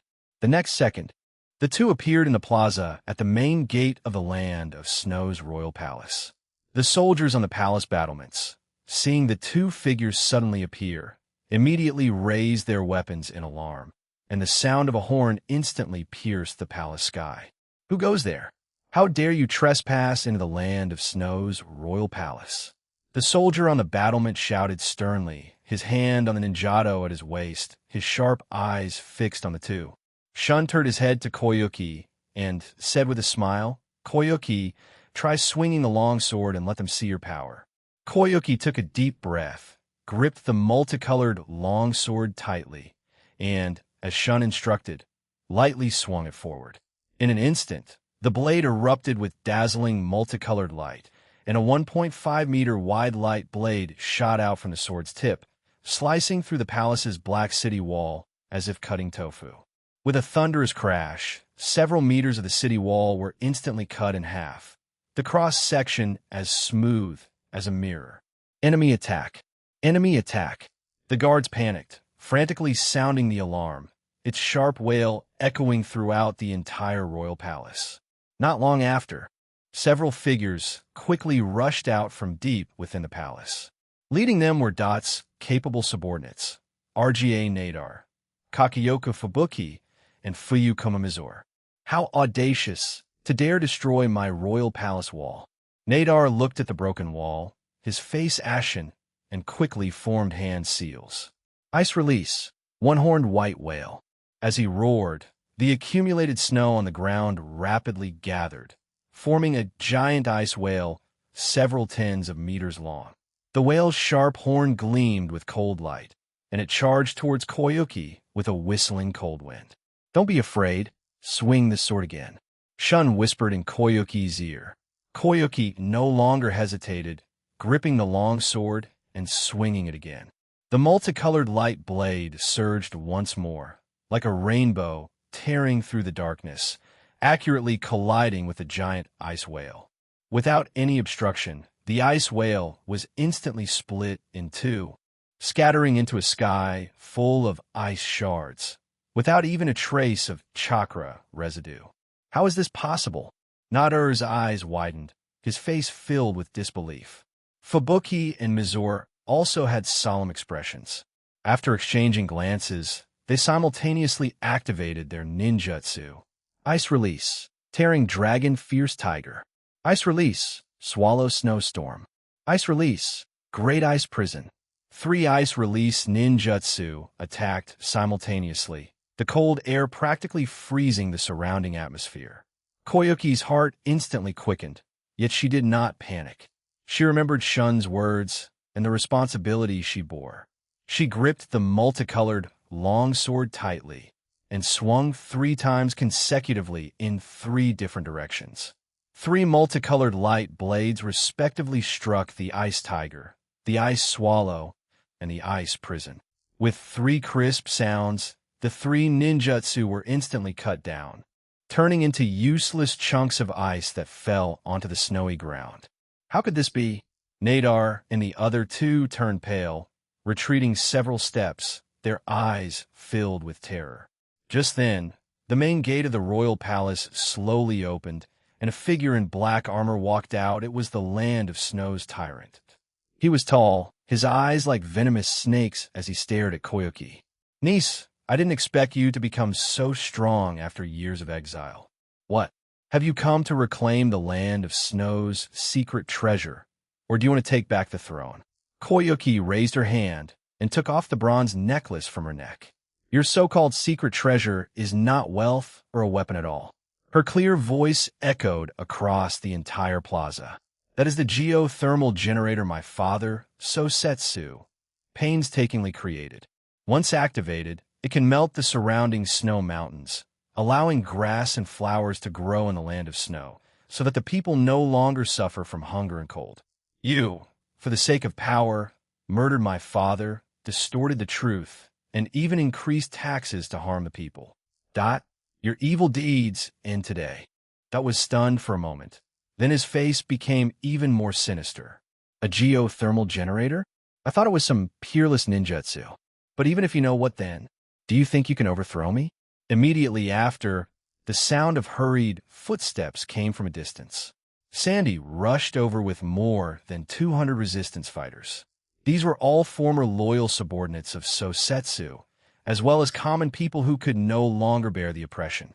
They held ninja tools and farming equipment in their hands, their eyes filled with anger towards the tyrant. Sandeu ran to Koyuki's side and shouted excitedly, "Princess, we are here. Today, we will defeat Dot and reclaim the throne." Koyuki looked at the resistance fighters behind her, raised the multicolored longsword, and shouted sternly, "Today, I represent the people of the land of snow to reclaim the blood debt you owe." Nadar and the other two quickly rushed over, intending to stop them. The multicolored longsword in Koyuki's hand lit up again, and 3 even more dazzling light blades flew out simultaneously, precisely slashing towards the 3. Nadar and the other 2 didn't even have time to react before they were struck down by the light blades. Useless. Seeing this, Dot panicked. He had never expected Koyuki to become so powerful. Without the slightest hesitation, he turned and fled. Koyuki gripped the long sword and fiercely swung it towards Dot's retreating back. A multicolored light blade shot out like a soul-reaping rope. With a swish, Dot's leg was struck. My leg. Dot no longer had his previous arrogance, crying out in fear, "Koyuki, I was wrong. Please spare my life. I'm willing to return the throne to you." Dot, your crimes are unforgivable. Barato, a multicolored ray of light flew out, and Dot collapsed to the ground. Koyuki's enthronement ceremony, after continuously defeating several people, Koyuki's hand, gripping the long sword, trembled slightly. This was her Barato taking a life with her own hands. Even if her enemies had been ruthless foes who deserved their fate, the weight of the moment still left her stunned, staring down at the fallen figures on the ground, her breathing growing uneven. "Koyuki, you did very well." Shun gently took her still, trembling hand, allowing her chaotic thoughts to gradually clear. Koyuki slowly turned her head, her eyes filled with confusion. "It's over, but She wanted to say that she didn't know what to do next, but the words caught in her throat, and she swallowed them back. She instinctively leaned closer to him, seeking a bit of support. Shun saw confusion and helplessness in her eyes. From a princess in exile to personally slaying her enemy, the transformation over these few short days was too heavy for her. He raised his hand and gently stroked her cheek, saying steadily, "Now is not the time for you to be confused. You are Sosetsu's daughter, the land of snow's leader, and the legitimate heir to this country. Ascending the throne to become the new ruler is what you should be doing right now." Koyuki froze for a moment, a hint of hesitation flashing in her eyes. "Ascend the throne? But I've never learned how to govern a country. I don't know. I will teach you, and Sandeu will also help you. First step, deal with the surrendered soldiers and officials. Have Sandeu gather them for detention and thorough interrogation. Those who followed that in their wicked deeds and have harmed the common people. Imprison them if they should be imprisoned, punish them if they should be barato, and show no mercy. Only by severely punishing the wicked can the people see your resolve and establish your prestige.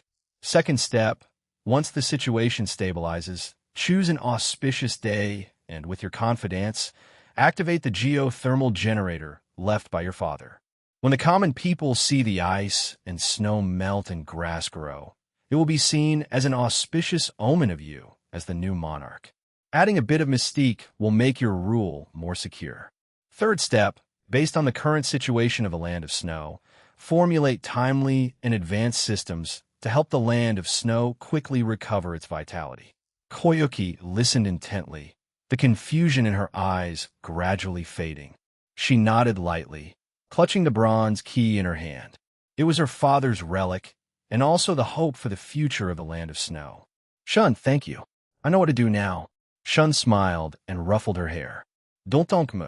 This is something you, as the monarch of the land of snow, must learn. Now it's up to you. As the two spoke, the sound of orderly footsteps came from a distance.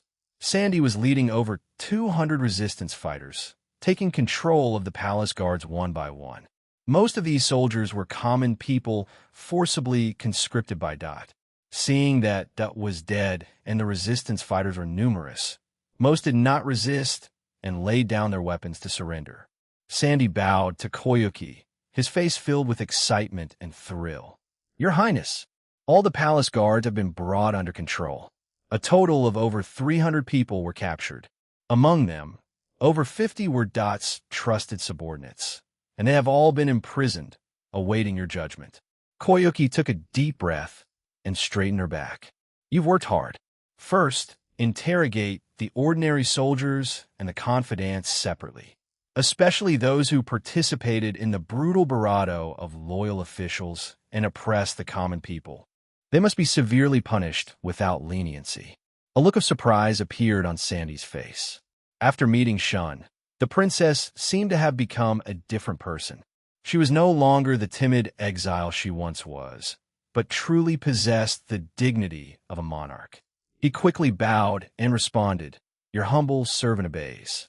I will not fail your highness' command. With that, Sandy turned and left, continuing to direct the resistance fighters in handling the remaining matters.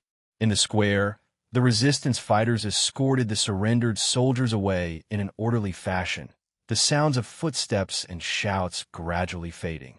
Seeing Koyuki's performance just now, Shun felt somewhat relieved. Let's go. Let's take a look inside the palace. This is your palace now, but needs a good cleaning. Koyuki nodded, took his right hand, and together they walked into the interior of the palace.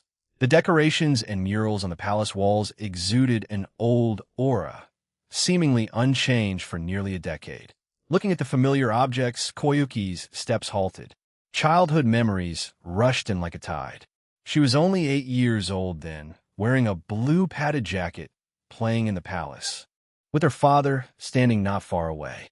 Suddenly, her uncle burst into the palace with Yukige Cure ninjas. She hid behind the rockery and personally witnessed her father fall to the attack. From that day on, she became an exiled princess and never returned to this palace. Seeing the glistening tears in her eyes, Shun gently comforted her. Koyuki, let the past be the past. You should start anew, because you're the new hope of the land of Snow's people. The next day, Koyuki's enthronement ceremony took place. There was no grand music, no elaborate procession. Koyuki, dressed in a red court robe, sat on the throne in the main hall. Sandy stood to one side, his voice tinged with apology. Your Highness, the national treasury is currently empty, so I can only inconvenience you. Koyuki gently shook her head, her gaze sweeping over the simple arrangements in the hall. It's fine. The people of the land of snow are still suffering. An extravagant ceremony is meaningless. What I, as the ruler, should do is ensure everyone lives a good life. Last night, when she reviewed the crime records with Sandy, she had already learned of the land of snow's predicament. That not only purged loyal officials, but also squandered the national treasury savings. Even the soldiers' pay was covered by seizing the common people's grain under duress. To hold a grand enthronement ceremony was simply a pipe dream. Fortunately, Sandy had arranged for people to print simple newspapers on oil paper and post them in various villages and markets. It read, The traitor that has been executed. Koyuki, the legitimate princess of the land of snow, will ascend the throne as the new daimyo tomorrow. At the same time, over 20 officials who oppress the common people will all be executed. At this moment, in the square outside the hall, although there was no honor guard, it was packed with common people who had come upon hearing the news.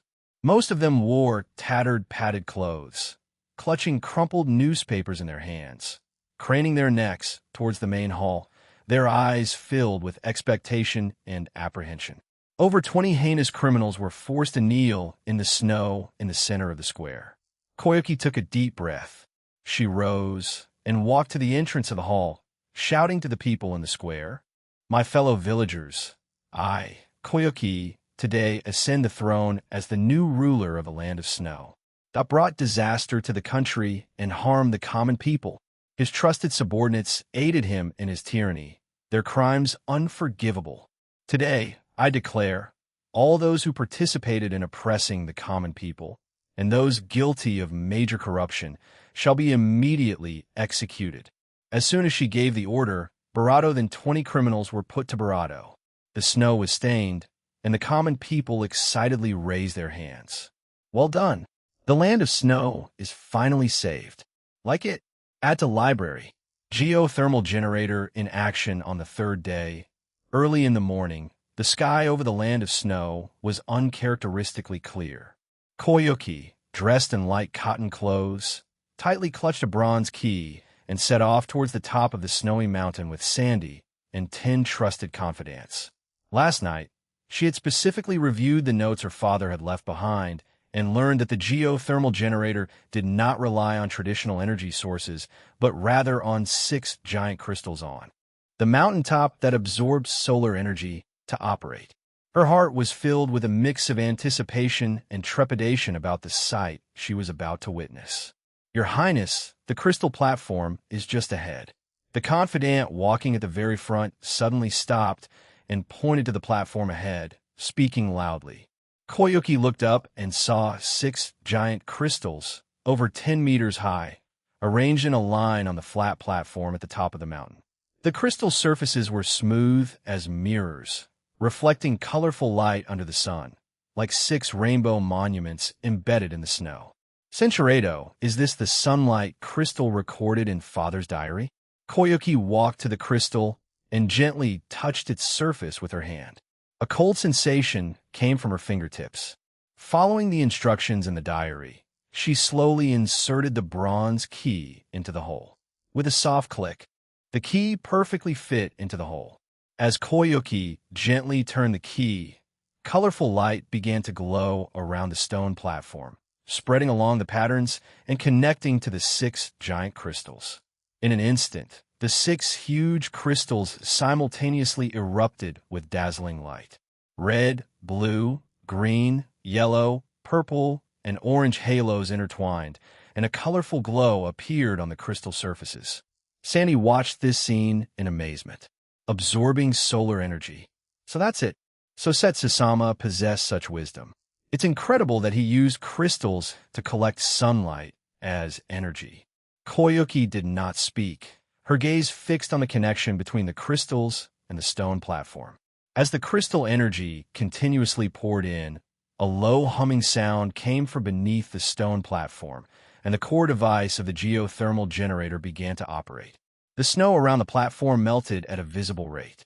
Water droplets flowed down through the cracks in the rocks, forming small streams on the ground that slowly flowed down the hillside. "Come and see. The land is exposed." Koyuki quickly walked to the edge of the platform and looked in the direction her confidant pointed. The hillside, which had been covered by thick snow, now revealed large patches of black soil. On this moist soil, several tender green grass shoots were diligently pushing through, their leaves still clinging to sparkling water droplets, glimmering in the sunlight. Near the village further away, the formerly frozen river also began to thaw, and the sound of breaking ice drifted on the wind, crisp and pleasant. The people at the foot of the mountain had long since gathered there after hearing the news, and when they saw the snow on the hillside melting and the grass shoots breaking through the soil, the crowd instantly erupted in excitement. An elderly farmer squatted by the field ridge, picking up a handful of moist soil with trembling hands and sniffing it at his nose. It's living soil. It's living soil that can grow crops. Children nearby chased after the melting water, holding branches and drawing circles on the mud, cheering, "Spring has come." More people held up the previously posted newspapers, pointing to the crystal light on the mountaintop and spreading the news. Some carefully pasted the newspapers on their doors. They worshipped them as auspicious signs. Others knelt towards the top of the snowy mountain, silently chanting, "May the former Lord bless us. May the new Lord bless us." Koyuki stood on the mountaintop, watching the joyful scene of the people below, her heart filled with relief. She reached out and touched the crystal beside her, feeling the flow of energy. A faint unease rose in her heart. Energy consumption is faster than expected. It wasn't until the afternoon that Koyuki led everyone down the mountain. As soon as she returned to the palace, she saw that the area outside the palace was crowded with officials and commoners bringing good news. Some village chiefs reported that most of the snow in their villages had melted. Some farmers said their land was ready for plowing, and some artisans suggested quickly making farm tools to prepare for spring plowing. Koyuki patiently listened to everyone's reports and responded. It wasn't until sunset that she finally saw off the last group of people. "Koyuki, you must be exhausted, right?" Shun's voice came from inside the hall. He was holding a cup of hot tea and sitting on a soft couch, waiting for her.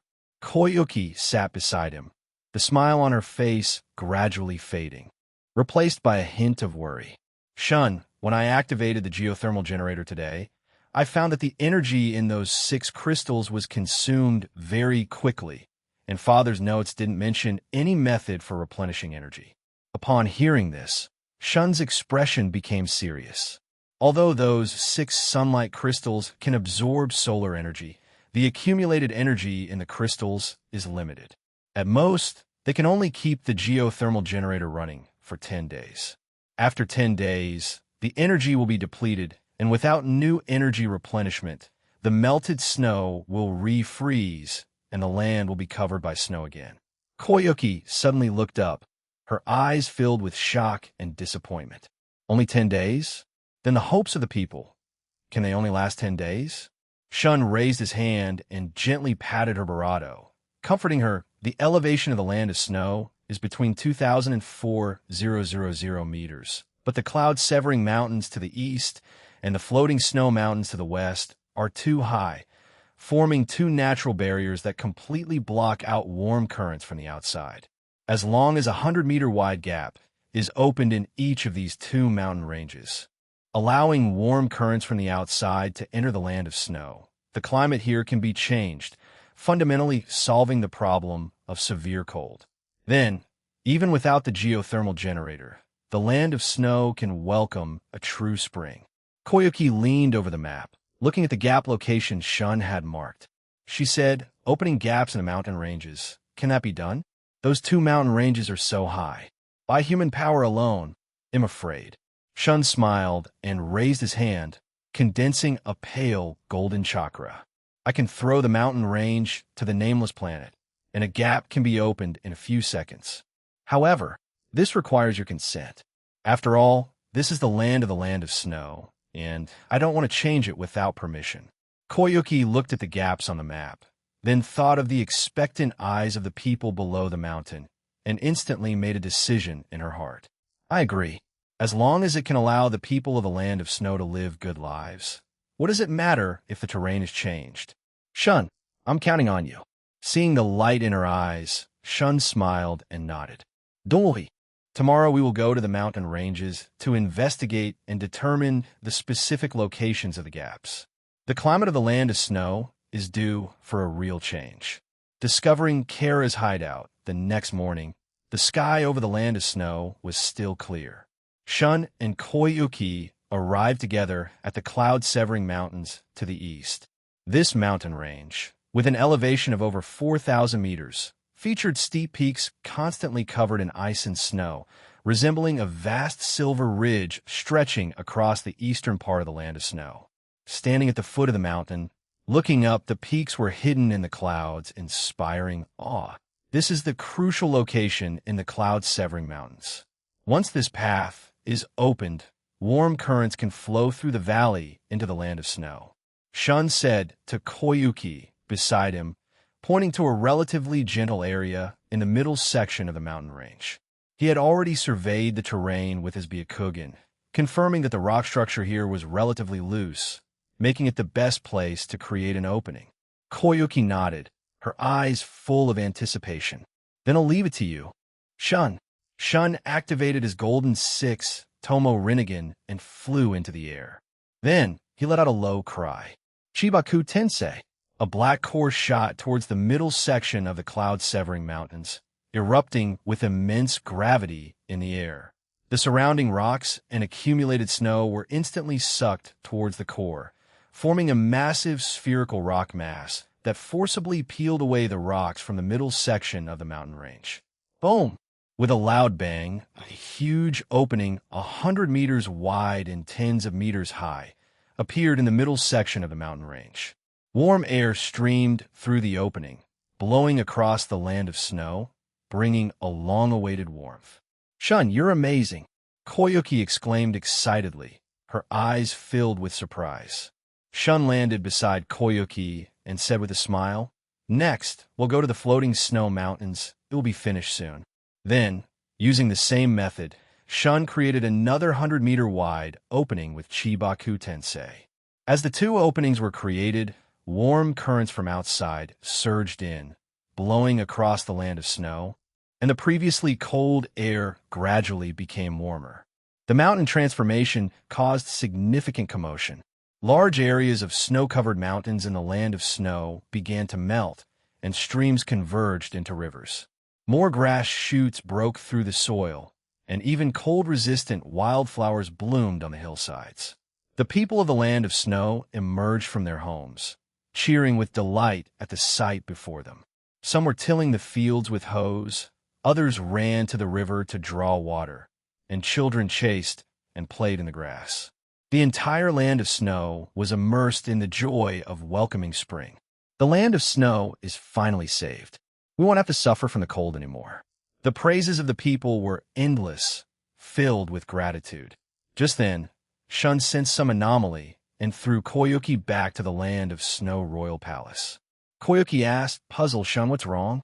Near the opening in the cloud-severing mountains, there's a hidden base with weak energy fluctuations, like an outpost of some organization. I'm going to check it out, and we'll be back soon. After speaking, Shun flew towards the opening in the cloud-severing mountains. With the Byakugan's perspective ability, he quickly discovered the hidden base entrance in a cave deep within the mountain range. The entrance was covered by a camouflage barrier. If not for the energy fluctuations during the mountain transformation interfering with the barrier, it would have been difficult to detect. Shun quietly disabled the barrier and slipped into the cave. Inside the cave was a spacious area filled with various instruments, but it was empty. Just as he was about to investigate further, a short old man in a gray robe emerged from behind the instruments. When he saw Shun, he immediately trembled with fear, his legs gave out, and he knelt on the ground. My lord, spare my life. I'm just a doorman, I don't know anything." Shun instantly fixed his gaze on the old man and asked coldly, "Who are you? What is this place?" The old man stammered, My name is Bug. I'm an outer member of Kara. This is Kara's external base. Kara's true base is in an alternate dimension." A glint flashed in Shun's eyes as he asked, "Alternate dimension? Where is the teleportation array?" Bug dared not conceal anything and quickly pointed to a circular array in the corner of the cave. That is the teleportation array. It requires specific chakra to activate." Shun walked to the teleportation array, observed it carefully for a moment, then channeled yin-yang chakra into it. As the chakra was infused, the teleportation array glowed black, and a spatial gate opened within the gate. "You stay here and don't leave," Shun told Bug, then stepped into the spatial gate. The alternate dimension was desolate, its ground covered in cracks, giving a sense of oppression. Shun did not act rashly, but opened a spatial gate. "Kagaya, I've found Kara's base in an alternate dimension. Come over. A moment later, Kaguya emerged from the spatial gate. This is Kara's alternate dimension base? The energy fluctuations are very chaotic, like the aura of a Ten-Tails. The two followed the direction of the energy fluctuations and soon discovered a smaller Ten-Tails in the central area of the alternate dimension. It was bound to the ground by chains, emitting a low growl. A hint of surprise flashed in Kaguya's eyes. A lesser Ten-Tails. I didn't expect Kara to be hiding a Ten-Tails larvae. Shun pondered for a moment and said, "It seems this is Ishiki's secret weapon." Kaguya nodded. Her 9 Tomo Rinne Sharingan erupted with intense light, and a powerful ocular power instantly enveloped the lesser Ten-Tails. Buzz. The lesser Ten-Tails struggled a few times, then was firmly controlled by the ocular power, no longer moving. Kaguya raised her hand to open a channel connecting to a subsidiary space and threw the lesser Ten-Tails into the space. First, it'll seal it in my dimension. We'll deal with it slowly when we return. After dealing with the lesser Ten-Tails, Shun and Kaguya began searching the alternate dimension, but found that Kara's members had already withdrawn. It's all right. At least we found the lesser Ten-Tails and know Kara's hiding place. Kaguya said, "We'll find another opportunity to completely destroy their base later." The two did not linger and returned to the Land of Snow Cave via the teleportation array. At this time, Bug was still trembling in place. Seeing Shun and Kaguya return, he was so frightened he dared not even breathe. "How much do you know about Kara's situation?" Bug quickly recounted everything he knew about Kara, including their leader, member composition, and their purpose for collecting tail beasts. Shun listened carefully, committing the information to memory. Then he said to Kaguya, "Let's take him back first. We might get more useful intelligence." Kaguya nodded. She raised her hand to seal Bug and absorbed him into her dimension. Ishiki vs. Shun inside Kara's alternate dimension. The sound of mahjong being played could be heard. To ambush Ishiki, for shadow clones of Shun sat around a stone table, playing mahjong. Self-drawn. 7 pairs. Hand over the chakra chips. A shadow clone, holding a red dragon tile, lightly tapped the stone table with his fingertip, a hint of smugness in his tone. "Even though we're all shadow clones, this guy is really spooky. He's won several rounds in a row. Could it be that his seat has better luck?" Suddenly, a black spatial gate appeared in the sky. The next second, a subtle spatial ripple emerged in the void, and Ishiki slowly stepped out. He wore a white long-sleeved tailcoat with red Tomo patterns embroidered on the cuffs, and loose black pants draped down, conveniently covering his bare feet. He looked down at the empty god tree sapling, frowning slightly, but his tone remained calm. "My god tree sapling. I wonder which friend is taking care of it for me." His gaze swept over the mahjong-playing shadow clones, and as he teleported beside the stone table, his palm gently rested on a shadow clone's shoulder. Instantly, that shadow clone was crushed. A polite yet cold curve formed on his barato. "No wonder you could get here. I heard before that the Uchiha clan produced an anomaly. Seeing you today, you are indeed extraordinary." Shun.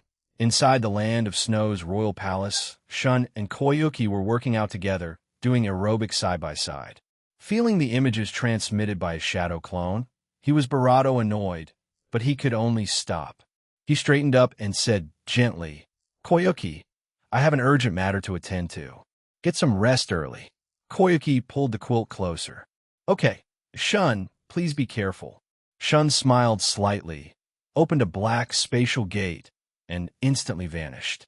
Inside Kara's alternate dimension, Ishiki played with the chakra chips, the hem of his white tailcoat forming an elegant arc as he turned. He was not at all surprised to see Shun appear. He activated his Byakugan, as if appraising a rare treasure. "Shun, I've heard much about you. It's a rare honor to finally meet you today." He paused, the chip between his fingertips gently spinning. "Before, I only heard that your strength was extraordinary, but I never expected that you would revert to Nsutsuki. This is a wild Tsutsuki, a once-in-a-millennium occurrence. even more suitable for feeding the god tree than the carefully cultivated descendants within the clan. Shun slowly raised his eyes, and a golden 6 Tomo Rinnegan suddenly lit up in his gaze, his surrounding aura spreading out like a tide. Ishiki, you have good eyesight. However, the word wild is too vulgar. It would be better to say, I'm a naturally born powerhouse. When he saw the golden 6 Tomo Rinnegan, Ishiki's eyes showed a hint of pleasant surprise, like a collector seeing a long-sought-after treasure. He put away the chips in his hand, his fingertips gently smoothing the wrinkles on his tailcoat. What a tremendous surprise. You actually managed to develop a golden 6 Tomo Rinnegan. This is something only the top geniuses of the Otsutsuki clan can achieve. If the god tree sapling devours your body, it will surely bear a powerful fruit. He raised his hand and condensed a black rod in his palm.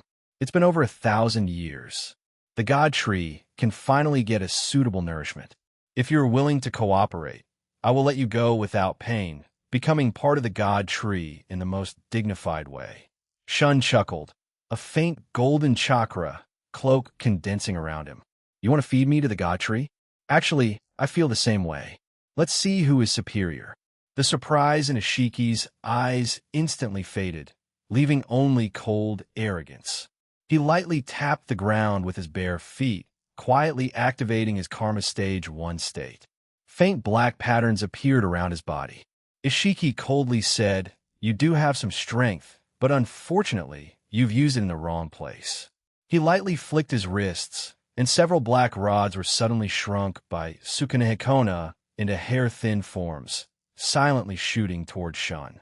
His offensive movements were very clean, without any superfluous actions.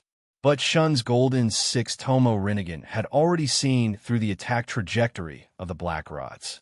He tilted his head slightly, and the shrunken black rod grazed his earlobe, embedding itself in the rock behind him. Then the black rod enlarged. Shun's tone carried a hint of mockery. Your sneak attack is as dignified as your attire, but unfortunately, the speed is too slow and the trajectory is too obvious. Your ocular technique, Sukunehikona, is nothing more than this. Ishiki's expression remained unchanged. His bare feet beneath his loose black pants lightly tapped the ground again. Activating Karma Stage 2, the black patterns around his body deepened. He condensed a black rod in each hand, and the vermilion tomo on his cuffs glowed red, like burning flames. Your perception is keen, somewhat exceeding my expectations. However, can you still receive the gift that's coming next? Suddenly, several black rods simultaneously shrunk, shooting from both the left and right sides towards Shun's heart and brow, among other areas.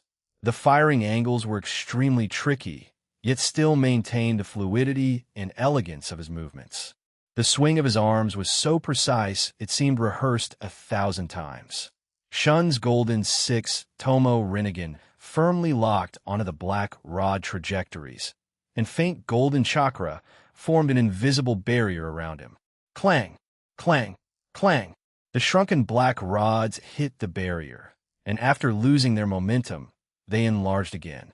When they fell to the ground, they made a crisp sound like iron falling to the ground. Ishiki bowed slightly, as if apologizing for his miss, and said, Your defense is good, but a sneak attack in Karma Stage 2 is not just this simple. Faint golden chakra erupted around Shun, and a black rod condensed in his palm. He impatiently said, Stop talking nonsense.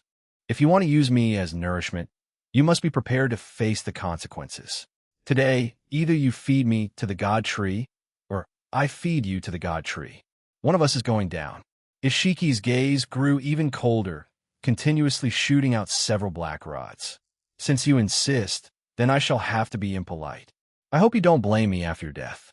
After all, becoming nourishment for the god tree is also your honor. Both instantly teleported out, and intense taijutsu clashes ensued. Ishiki seized the opportunity, launching a sharp elbow strike towards the chest. Shun dodged sideways, while simultaneously thrusting the black rod in his hand swiftly towards the opponent's throat. Ishiki tilted his head, dodging the attack, and grabbed his arm with his backhand, attempting to throw him away. Shun suddenly collided with him closely, separating the two.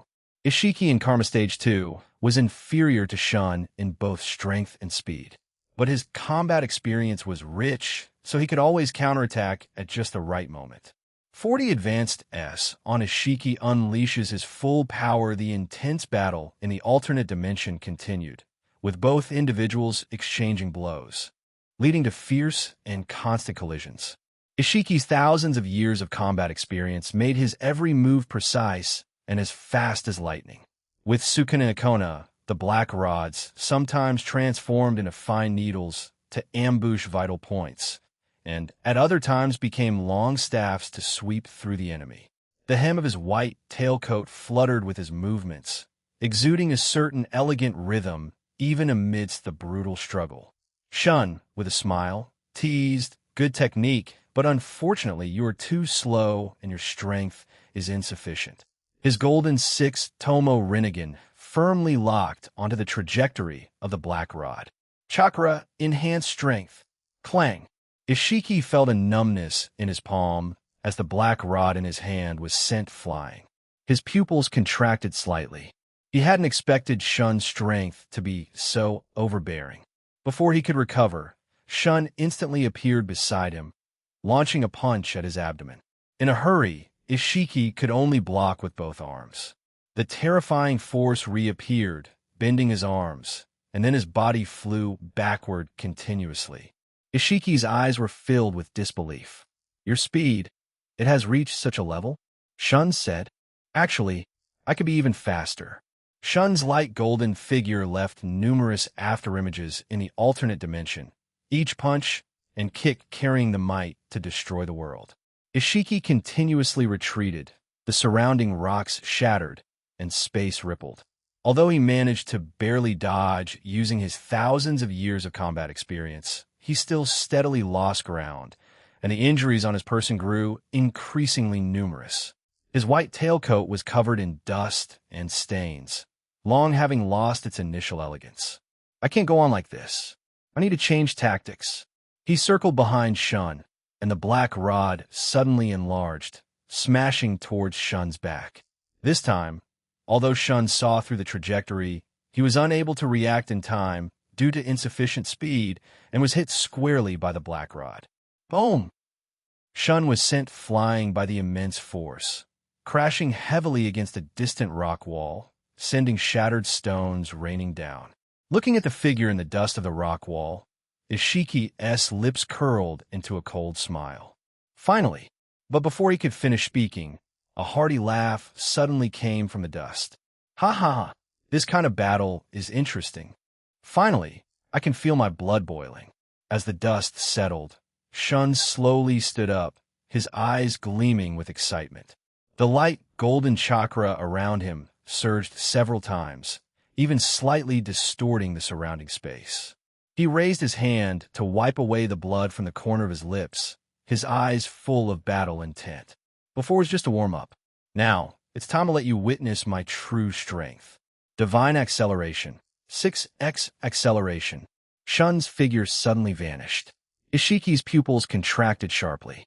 Just as he was about to dodge, he felt a dull thud in his chest. Puffed. He coughed, his barato flying backward like a struck sandbag, crashing through several rocks before stopping. He struggled to get up, his white tailcoat now tattered and torn, a trickle of red seeping from the corner of his barato, his eyes filled with shock and unwillingness. Time-based ocular technique. How is this possible? How can you possess such power? Shun slowly walked towards him, light golden chakra flowing around him. "My power is far greater than you imagine." Looking at the battle intent in Shun's eyes, Ishiki suddenly laughed, his laughter filled with madness and also a sense of relief. "Shun, you truly are a monster. It's been 1,000 years, and finally, someone can make me use my full power, although the cost is not ordinary." Ishiki took a deep breath, and his dark chakra began to become unstable. The patterns on his skin gradually faded, replaced by skin as pale as paper. His originally black hair quickly turned gray, and a curved long horn slowly grew from the back of his head. The horn was covered with complex spiral patterns, like a majestic crown, exuding an ancient and powerful aura. This was Ishiki's true form, restoring his most primordial power after unleashing the 100 karma. He calculated in his mind, after restoring my true form, this body can only last for 3 days. Therefore, this battle has to be quick. The battle intent in Shun's eyes grew even stronger, and his light golden chakra surged again. Oh, finally getting serious? Good. I want to see just how capable this 1,000-year-old geezer of yours really is. Ishiki's figure suddenly vanished. Now his speed and strength had surged. He continuously unleashed powerful, rapid punches. A hint of solemnity flashed in Shun's eyes as he likewise clenched his fist and met the attack. Boom! Boom! Boom! Just the sound of their fists colliding gave the illusion of the earth cracking and the sky collapsing. The entire alternate dimension trembled violently, and the dark red sky cracked open with fissures as if it could collapse at any moment. Shock waves spread out from the two of them, and the ground collapsed into bottomless ravines. Their figures rapidly intertwined within the energy storm, sometimes engaging in close-quarters combat, exchanging blows directly. The two fought fiercely, the resounding crashes echoing continuously within the alternate dimension. Rocks were pulverized into dust. Cincherato. He then delivered a punch towards Ishiki's lower back. Boom! Ishiki's body was instantly sent flying, crashing heavily against a distant rock wall, and then there was no more movement. Shun slowly panted, looking at Ishiki beneath the rock wall, his eyes filled with exhaustion. But just then, Ishiki beneath the rock wall suddenly moved. He struggled to crawl out of the rubble, his body badly damaged, but still carrying a hint of mad battle intent. Shun, you are very strong, but I haven't lost yet.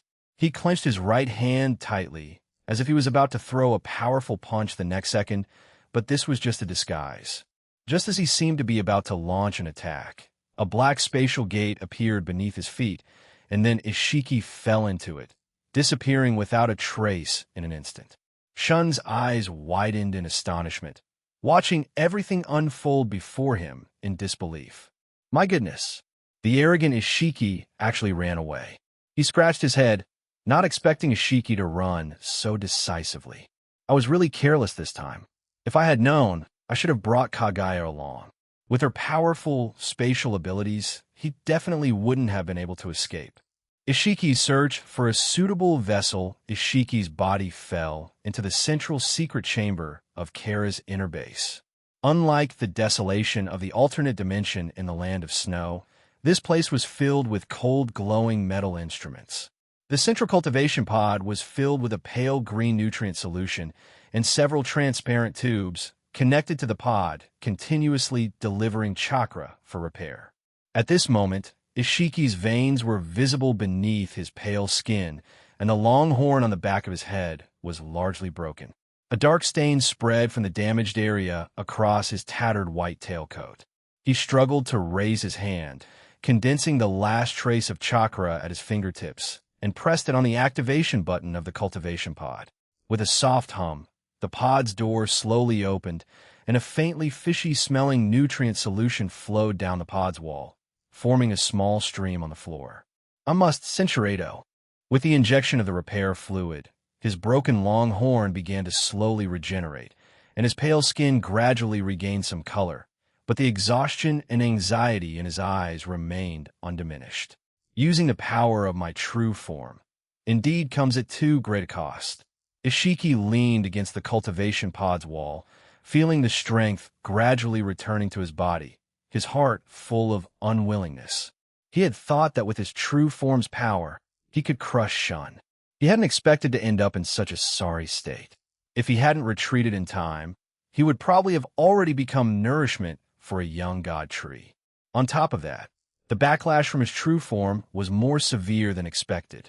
Even with the repair fluid's nourishment, his body would not last more than 3 days. He had to find a new vessel as soon as possible. Thinking of this, Ishiki raised his hand and pressed the communicator on the cultivation pod. Burrow, come to the central secret chamber immediately. A moment later, the alloy door of the secret chamber slowly slid open, and a tall, strong figure walked in. The newcomer was Burrow, 30 years old, dressed in a black combat suit. His muscular lines vaguely visible beneath his clothes, and a hint of youthful arrogance on his face. However, upon seeing Ishiki in the cultivation pod, the arrogance in his eyes was instantly replaced by reverence. "Lord, you called for me?" Burrow was one of the few perfectly modified humans within Kara, possessing not only formidable physical strength, but also proficiency in medical ninjutsu and curses, making him one of the potential vessels Ishiki had identified early on. However, despite his strong physique, he was always unable to perfectly adapt to karma, and had been temporarily set aside. Ishiki slowly opened his eyes, and black chakra condensed into a diamond-shaped mark in his palm. This was a karma with some of its power stripped away. Though not a complete form, it was enough to temporarily sustain his consciousness. He beckoned, his tone tinged with urgency. "Burrow, come here. I need you to become my new vessel." Burrow was stunned for a moment, a flicker of surprise and hesitation in his eyes. Although he was loyal to Ishiki, he also knew what it meant to become a vessel. At best, he would lose his self-awareness. At worst, he would be completely devoured by Ishiki, with not even his soul remaining. But he looked at Ishiki's weakened state in the cultivation pod, and then thought of the greater power he could gain, and finally suppressed the hesitation in his heart. He quickly walked to the cultivation pod and knelt on one knee. "Your subordinate is willing to serve you, Lord." Ishiki nodded with satisfaction, raising his hand to imprint karma from his palm onto Boros' forehead. The black chakra instantly merged into Boros' body. Boros' body trembled violently, his muscles tensed uncontrollably, and black patterns similar to Ishiki's gradually appeared on his forehead, though the patterns were shallower and more chaotic than Ishiki's. "Ah!" Burrow let out a painful roar, clutching the metal floor with both hands, his knuckles white. Karma's power raged within his body, constantly transforming his body, but also bringing a tearing pain. He could clearly feel a strange consciousness entering his mind. It was the will belonging to Ishiki. "Endure it." Ishiki's voice was tinged with fatigue. "Only by enduring the transformation of karma can you become a qualified vessel." He increased the output of chakra, trying to make karma and Boros Barado fuse faster. But no matter how hard he tried, the rejection reaction within Boros Barado persisted, and the patterns of karma could never fully stabilize. Half an hour later, Ishiki finally exhausted his strength and withdrew his chakra. Burrow collapsed on the floor, breathing heavily. The karma mark on his forehead, though not gone, appeared particularly dim and out of place with his tall, strong physique. Is this still the only extent it can reach? Ishiki looked at Burrow, his eyes full of disappointment. He could clearly sense that although Boros' physique was strong, he lacked compatibility with the Tsutsuki bloodline, and could at most temporarily carry 50 of his power. Burrow struggled to get up and knelt on one knee. "Lord, your subordinate failed to fully bear the power of karma. Please punish me." Ishiki waved his hand, his tone tinged with helplessness. "It's not your fault. It's just that you are ultimately not the most suitable vessel." Burrow pressed his head to the ground, not daring to look up. "Your subordinate will do his utmost to help you find the most suitable vessel." Ishiki leaned against the cultivation pod's wall, looking at the metal pipes on the ceiling, his heart filled with anxiety. "My body doesn't have much time left. If I can't find a suitable one." He suddenly remembered Shun, those golden 6 Tomo Rinnegan, and that pure Tsutsuki bloodline. If he could take possession of his body, or imprint karma into his body, he would surely be able to perfectly bear his power. But at the thought of Shun's strength, Ishiki couldn't help but shiver. Even his true form was no match, let alone possession or imprinting karma. He took a deep breath, a ruthless glint in his eyes. "It seems I can only look for other candidates. Notify all Kara members. Spare no effort to find people with special physiques." Burrow respectfully replied, "Your subordinate obeys." With that, he turned and exited the secret chamber, leaving Ishiki alone in the cultivation pod. Ishiki looked through the glass of the cultivation pod towards the top of the secret chamber, his gaze full of unwillingness and madness. Over 1,000 years of waiting and planning, only to encounter Shun, this anomaly, truly his misfortune. Kagaya is obsessed with a novel. As soon as Shun returned to the land of Water Royal Palace, he heard a reprimand from the side hall. Kagaya held several draft papers in her hand and softly reprimanded the man kneeling before her. Her fingertip tapped on the draft paper, her tone clearly displeased. "What's going on with the plot in this?" The male and female protagonists were clearly about to confess under the moonlight, but you suddenly inserted a flashback to the second male lead childhood. It's drawn out and breaks the atmosphere. Did you write it too hastily yesterday and not properly think through the plot? The man being scolded wore a cyan long gown, his collar wrinkled like crumpled paper, and his cuffs stained with mottled ink. He nervously clutched the hem of his clothes with both hands, his knuckles white, his body trembling slightly, his eyes red, and even his voice carried a choked sob of grievance. "Your Excellency, I wrote from dawn till late at night yesterday, not even having lunch or dinner. I just gnawed on 2 meat buns with hot water to finish 5S. I really didn't have enough energy, and this wasn't polished well. Please give me half a day more, and I promise to revise it splendidly, ensuring it won't delay your reading of the follow-up." How to revise? You said the same thing last time, and the revised plot still had countless loopholes. I think you're just humoring me. If you can't write well again, don't even think about leaving the royal palace. They'll have the guards lock you in the study, and you won't be released until I'm satisfied with what you've written. Kagaya raised her eyebrows slightly, deliberately lifting her chin, and lightly tapped the draft paper with her fingertip. However, a hint of undetectable childishness was hidden in her eyes, as if she was seeking justice for her favorite female protagonist. The author trembled even more violently when he heard "locked in the study," tears welling up in his eyes, but he held them back. He just kowtowed heavily. "Your Excellency, please spare my life. I really will revise it well. Please give me another chance." Kagaya was about to say something more when the corner of her eye caught Shun, standing at the door, peeking. Her expression instantly changed, and her stern look vanished. Her slightly furrowed brows relaxed, and even her tone softened. She even subconsciously hid the draft paper behind her back, as if afraid he would see her fierce appearance. "Shun, you're back. Why didn't you have someone announce your arrival?" The author looked in Kagaya's direction, and the moment he saw Shun, his eyes instantly lit up, as if he had seen light in the darkness. He fell to his knees with a thud, his knees hitting the floor with a dull sound, and tears streamed down his face like broken pearls. "Shun-sama, please save me. Kagaya-sama makes me write 5S every day, and I really can't write anymore. Yesterday, I was half an hour late, and the guards withheld my dinner. I was hungry all night, and only had a bowl of thin porridge this morning. If this continues, I'm afraid I won't be able to bear it." Shun was slightly taken aback as the man clung to him, then reached out to help him up. Feeling the distinct boniness of the man's thin arms, he felt a surge of sympathy. He turned his gaze to Kagaya, his eyes containing a hint of teasing and amusement.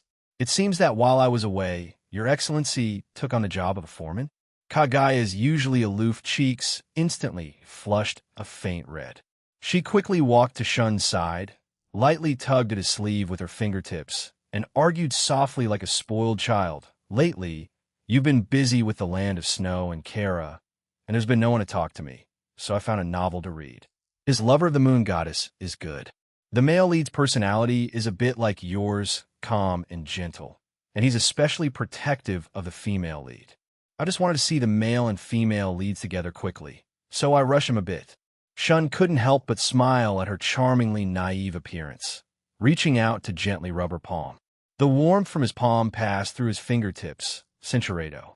You can write 2S a day there, which will allow you to properly refine the plot and have enough time to rest and Kagaya will also be able to see new S every day. This way, neither side is delayed. How does that sound? Upon hearing this, the author's troubled expression instantly vanished without a trace. He quickly bowed deeply to Shun, his waist bent almost to the ground, his voice full of gratitude. Thank you, Shun-sama. You truly are considerate of your subordinates. I will definitely revise the plot well and make Lover of the Moon Goddess even more exciting, ensuring your excellency is satisfied. Kagaya's lips curved into a faint smile, and she reached out and pulled Shun's hand. Your method is still the best. This way, I can see the equivalent of 10 days' worth of content from the outside world every day, which means 10s. I won't have to wait anxiously anymore. Shun nodded with a smile and said to the author, You go home and pack some common necessities first. Tomorrow morning, a guard will pick you up from your house. Additionally, you'll receive a monthly salary of 1 million Rio. There are ready-made residences in Immortal Village, and living expenses are very convenient. You just need to focus on writing. As you command. Thank you, Your Excellency. He'll go home and pack now. The author excitedly bowed again, then turned and quickly left, his steps becoming much lighter. The side hall finally returned to quiet. Shun and Kagaya slowly walked back to the sleeping chambers. The warm, golden lamplight streamed through the carved window lattices, reflecting on them like a painting of scholar and a beauty together, warm and beautiful. As soon as they entered the sleeping chambers, Shun sat on the soft couch and rubbed his brow. His tone carried a mix of weariness and excitement. Kagaya, today in Kara's alternate dimension, I encountered Ishiki. That old geezer initially tried to put on airs, but I forced him to unseal Karma Stage 1 and Karma Stage 2, and finally 100, transforming into his true form to fight me. But none of his forms were a match for me, and in the end, I made him open a spatial gate and flee. Kagaya quickly took his hands and sat beside him, her eyes full of concern. How was your battle with Ishiki? You weren't hurt, were you? I see your cuff is torn. Was it scratched by his black rods? Shun squeezed Kagaya's hand, his expression very excited, as if he had returned to that fierce battle. He activated his Karma Stage 1 and Karma Stage 2, but I beat him badly, so he could only activate 100 of his Karma and fight me in his true form. I originally wanted to play with him a bit longer, but I didn't expect him to start playing dirty, so I had to use my Ocular Jutsu, activate 6x acceleration, and then use a chakra enhanced strength punch to knock him down. Kagaya's eyes held a hint of worry as she pressed. How exactly did Ishiki escape then? Did he leave any traces? Shun's face was beaming with pride as he heavily sat back on the soft couch. Ishiki was sent flying by my punch, looking utterly disheveled. He pretended to attack me, then tore open a spatial passage and escaped. Unfortunately, my spatial attainments aren't enough. I couldn't pinpoint his spatial coordinates. Otherwise, Senshirato Ishiki has a special alternate dimension where time is completely stopped. Once you step inside, you'll be trapped by the space, and the consequences would be unimaginable. Shun asked, Ishiki has such a space? Good thing I didn't impulsively chase him in. Then how did you defeat him before? Kagaya smiled gently and said, At that time, I already possessed Kekiai Mora, giving me a certain immunity, and I also knew Amanamanaka, which allowed me to transfer the surrounding space and Ishiki into my dimension. So his abilities were countered by me. Shun imagined the scene and blurted out, Then next time we find Ishiki, we'll call you to come with me. Kagaya looked at his confident expression and said, Okay, next time we'll go together. But for now, you should rest well. They'll have someone prepare some of your favorite snacks, like the red bean paste cakes you mentioned last time. Shun smiled and pulled her into his arms, resting his chin on the top of her head, his nose filled with the faint scent of cherry blossoms in her hair. Having you by my side is better than anything. By the way, what was the story of Lover of the Moon Goddess? What made you so captivated that you even became a foreman? Kagaya snuggled into his embrace, her voice incredibly soft. It's about a love story between a goddess and a mortal. The goddess gave up her divine power for the mortal, and the mortal, in turn, worked hard to become strong to protect the goddess. In the end, they both protected their homeland together. The mortal male lead in it is a lot like you, gentle yet powerful, and especially protective of the female lead. Shun couldn't help but laugh at her words. So you're treating me like the male lead of a novel? Then do I also need to do something for you like the male lead? Kagaya quickly shook her head, covering his mouth with her hand. I don't want you to do anything. I just want you to be safe and sound. You are already the strongest man. You don't need to do anything to prove it. Shun held her hand gently, his voice tender. Okay, he'll listen to you. He'll protect you well. It's late. Shouldn't we proceed with? Kagaya playfully tapped his chin. My partner, come on. I appreciate you too. Since my Barato is in such high spirits, tonight we'll try some different moves. The 12th set of calisthenics. 7 children's graduation on the Ninja Academy playground in New Konoha. Colorful balloons filled the clear blue sky, pink, blue, and yellow balloons. They were imprinted with happy graduation in gold lettering, sparkling in the sunlight. The children's faces were full of anticipation and excitement.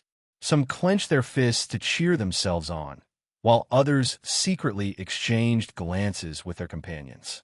Today, they would officially graduate from the Ninja Academy and become true ninjas. At the front of the crowd, Sasuke, Hamamaru, Monica, Seishin, Karen, Shiryu, Cheyenne, and others stood in the first row. A silver honorary badge was pinned to their collars, with outstanding student engraved on it, a reward for their excellent academic achievements over the past 6 years. Sasuke stood with his arms crossed, his black hair and black eyes particularly striking in the sunlight. He pursed his lips slightly, appearing expressionless, but a subtle hint of anticipation was hidden in his eyes.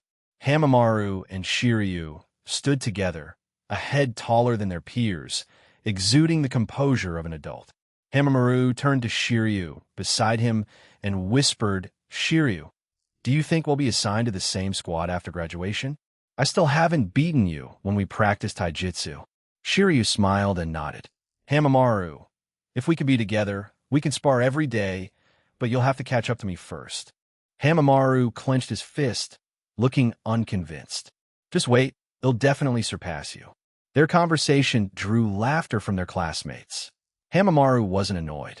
Instead, he grinned at everyone, revealing 2 small canine teeth full of cheerfulness. Monica and Cheyenne held hands, both girls' hair tied into ponytails with matching light purple ribbons at the ends, swaying gently with their movements. They would occasionally glance at each other, then smile in tacit agreement, their eyes full of anticipation for the future. Karen and Seishin gathered around Sasuke. The 3 children huddled together, discussing ninjutsu. Next, I invite student representative Sasuke to come on stage and speak. Minato held a golden microphone, his voice echoing across the playground through the amplifier, instantly quieting the noisy area. Sasuke took a deep breath, adjusted his collar, and walked onto the podium. As he took the microphone, his fingertips lightly touched its warmth, and his gaze slowly swept over the students and parents below. He saw his father and mothers standing in the distant principal's office, watching them through the window. Sasuke composed himself, his voice clear and firm. Respected teachers, parents, and dear classmates, hello everyone. Thank you to the school for 6 years of nurturing.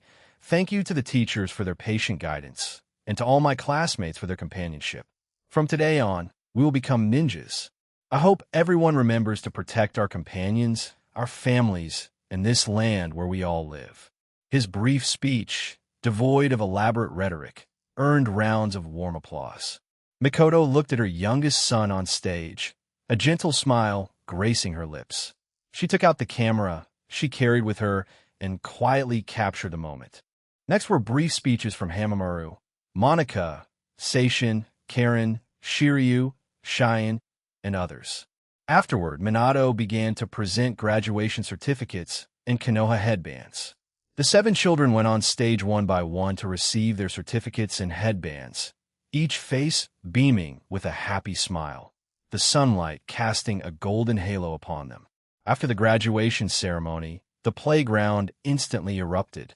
The students hugged each other in celebration, some exchanging graduation gifts, others promising to go on missions together in the future. Parents were busy taking photos, camera shutters clicking incessantly, and some brought out prepared snacks and drinks to share with the children. The 7 children gathered under a large camphor tree, scattered blossoms falling with the wind, landing on their hair and shoulders, like a blessing from nature. Which squad do you think we'll be assigned to? Seishin sat under a cherry blossom tree, hugging his knees, asking with eyes full of anticipation. He looked up at Hamamaru, his hand tightly gripping the wooden kunai he had just received, hoping to be in the same squad as his brother. Hamamaru patted Seishin's head and said with a cheerful laugh, "No matter which squad we're assigned to, we must work hard. Oh, by the way, Father once said that after we graduate, we're going to train on the nameless planet. The gravity there is twice that of the ninja world, so the training effect is better. Do you remember?"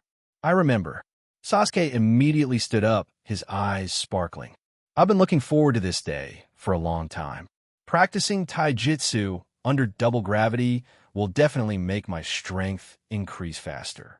Shiryu nodded in agreement. "I want to go soon and see how powerful double gravity really is." Monica and Cheyenne exchanged glances, their eyes full of anticipation. Karen said with a smile, "I heard that the nameless planet has abundant natural energy, making it easy to learn nature mode." After Mother learned nature mode and absorbed natural energy, her skin became smoother. Outside the crowd, Minato held the squad assignment list, his brows tightly furrowed. He looked at the 7 children excitedly discussing under the camphor tree not far away, his heart filled with conflict. These 7 were the children of the daimyo of the land of water, Shun, both princes and princesses, each exceptionally talented, far surpassing their peers. Sasuke, at 12 years old, had already activated his 3-tomo Sharingan, Himamara's taijutsu potential, Monica and Cheyenne's Genjutsu perception, Karen's medical talent, Seishin's agility, Shiryu's strength. Each child possessed an immeasurable future.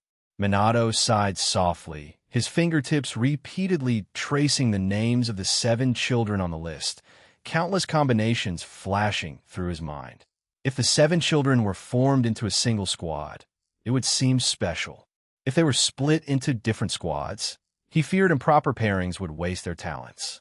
After much thought, he decided to report to Shun and seek his guidance, as he understood his children best. Principal's office. Thump, thump. Knocking sounded. A guard's voice came from outside the door. "Your Excellency, 7th Hokage Minato requests an audience." Shun raised a hand to rub his brow, then gestured. "Let Minato in."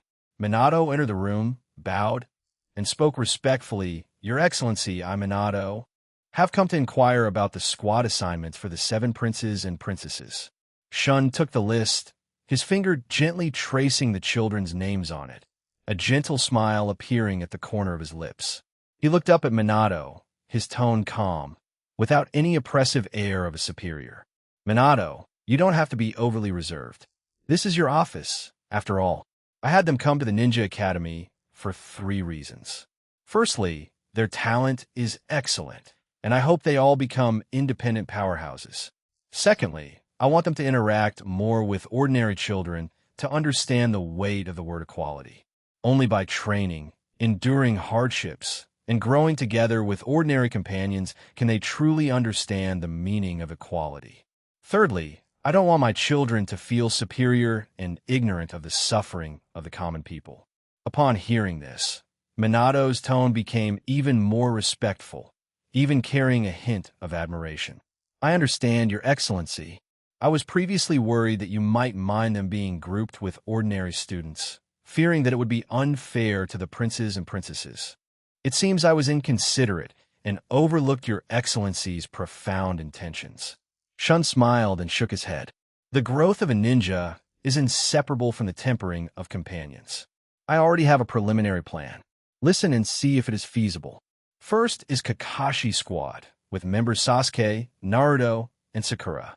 Then there's Azumi's squad, with members Monica, Karen, and Cheyenne. Finally, Shizui's squad, with members Shiryu, Seishin, and Hamamaru. Minato listened to his arrangements and immediately bowed in response. Your Excellency's plan is very comprehensive.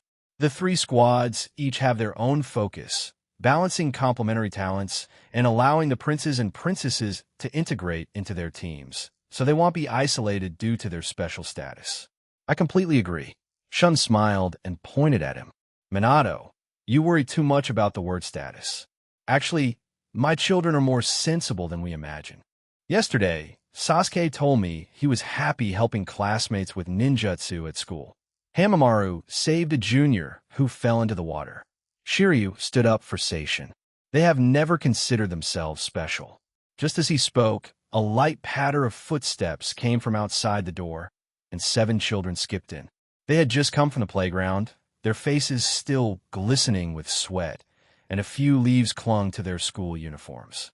Seeing everyone in the room, they bowed in unison. Father, mother. Good day, Hokage. The children quickly went to their mother's side, looking at their father, Shun. Sasuke was the first to speak, his eyes filled with anticipation. Father, we want to know about training on the Nameless Planet. You once said that the gravity there is twice that of the ninja world, and natural energy is abundant, making it very suitable for training. When will you take us there? Shun smiled and nodded, then suddenly changed the topic. Before going to the Nameless Planet, I want you to do one thing. You have lived in the land of water since childhood, where it is stable and peaceful, which has led you to be unaware of the cruelty and chaos of the outside world. So, I want to arrange for you to travel throughout the ninja world and see the world outside. Hamamaru was the first to raise his hand, his tone excited. Father's arrangement must be fine. I've been wanting to go abroad for training for a long time. Sasuke smiled and nodded. It would be great to fight ninjas from other countries. I want the entire ninja world to know my name. The other children also expressed their agreement, their eyes full of anticipation. Minato looked at the scene before him and said in a steady voice, Your Excellency, since the plan has been decided, I will proceed with the arrangements immediately, including all subsequent related matters, and have the children begin their missions. 40 advanced notices on Ishiki. The 7 children inside the council hall of the Barato Royal Palace. Faint golden morning light filtered through the carved windows. Shun stood before a map, his fingertip hovering above the markers for the land of Akatsuki, the land of fire, and the land of iron. More than a year had passed since he repelled Ishiki in the alternate dimension, and in that year he had dispatched countless ninjas to search, yet not a single trace of Ishiki had been found. That old fellow seemed to have retreated into the alternate dimension, completely vanishing without a trace. However, the unease in Shun's heart grew stronger with each passing day. Soon, several figures walked into the council hall. Greetings, Your Excellency. Kakashi, Izumi, and Shursui bowed in unison, their voices filled with respect. Behind them, 7 children immediately stopped, bowing together. Father. Shun turned to look at them, his eyes filled with gentle expectation. I've called you here today because Shinchurado to go with Kakashi, Izumi, and Shursui to train in the ninja world. He pointed to the map, his tone solemn. Sasuke, you will go to the land of Akatsuki with Kakashi. He will teach you combat skills and chakra control. Don't be impulsive and listen to his advice. Monica, Karen, and Cheyenne, you will go to the land of fire with Izumi. Izumi's medical ninjutsu and long-range attacks are very powerful. You must learn well, especially Karen. Remember to take many medical notes. Shiryu, Seishin, and Hamamaru, you will go to the land of iron with Shursui.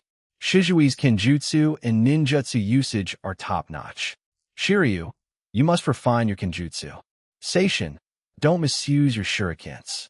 Hamamaru, continue to protect your younger siblings.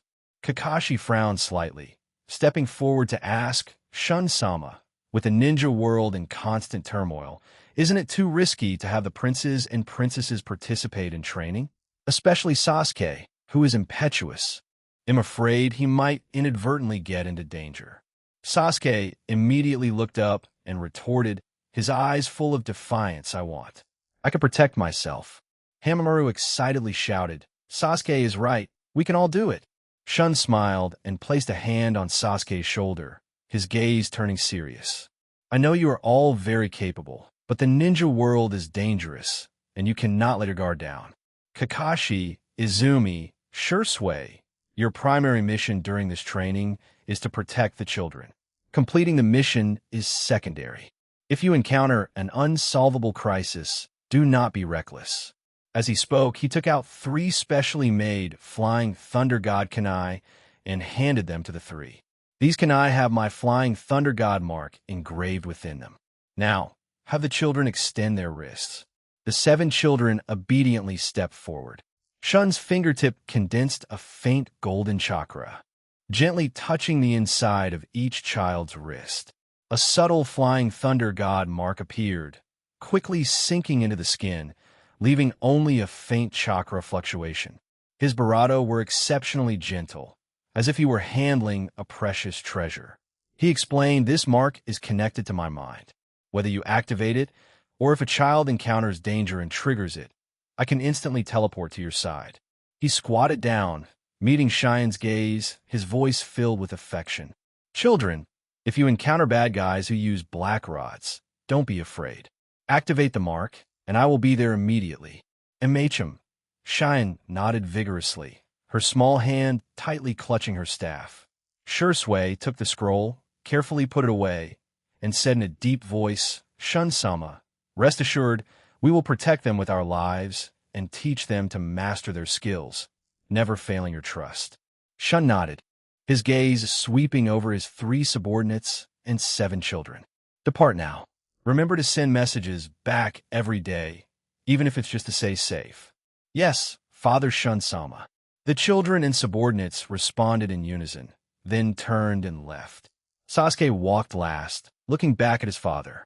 Seeing his father watching him, he immediately straightened his back and quickened his pace. Shiryu patted Seishin and Hamamaru on the shoulders, quietly agreeing to perform well in the Land of Iron. Watching the children's figures disappear outside the hall, the gentleness in Shun's eyes faded, and his golden 6 Tomo Rinnegan suddenly lit up. I've already laid the bait. Ishiki, let's see if you dare to make a move and target my children.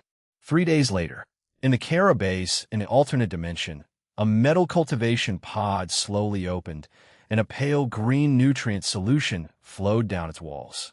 A figure emerged from it, a tall and strong body clad in a white robe, but his face was no longer that of 30-year-old Burrow. Pale skin and narrow white eyes exuded an unstable aura. This was Ishiki, who had reincarnated into Boros' body, but the chakra around him appeared exceptionally sluggish, far from as fluid as it was in his original form. This body is still no good after all. Ishiki raised his hand and squeezed his arm, feeling the resistant chakra within his body, his tone full of dissatisfaction. Although the karma reincarnation ritual was successful, Boros' Tsutsuki bloodline compatibility was too poor. He had no choice but to seal 70 of his power within the body, leaving only 30 to maintain basic movement.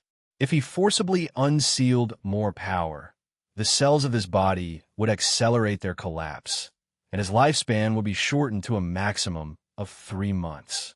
Boros' original consciousness had long been devoured by Ishiki. The current Burrow was merely a vessel for Ishiki's soul. Ishiki walked to the monitoring screen, his fingertip tracing the images of the 7 children on the screen. Sasuke gripped a kunai with defiant eyes. Monica calmly adjusted her bow. Karen diligently perused a medical handbook. Cheyenne held her staff with curiosity. Shirya's posture while practicing his fist techniques was upright. Seishin's palm techniques were flexible and agile. And Hamamaru danced with a sword, his gaze sharp. They all had Shun's bloodline.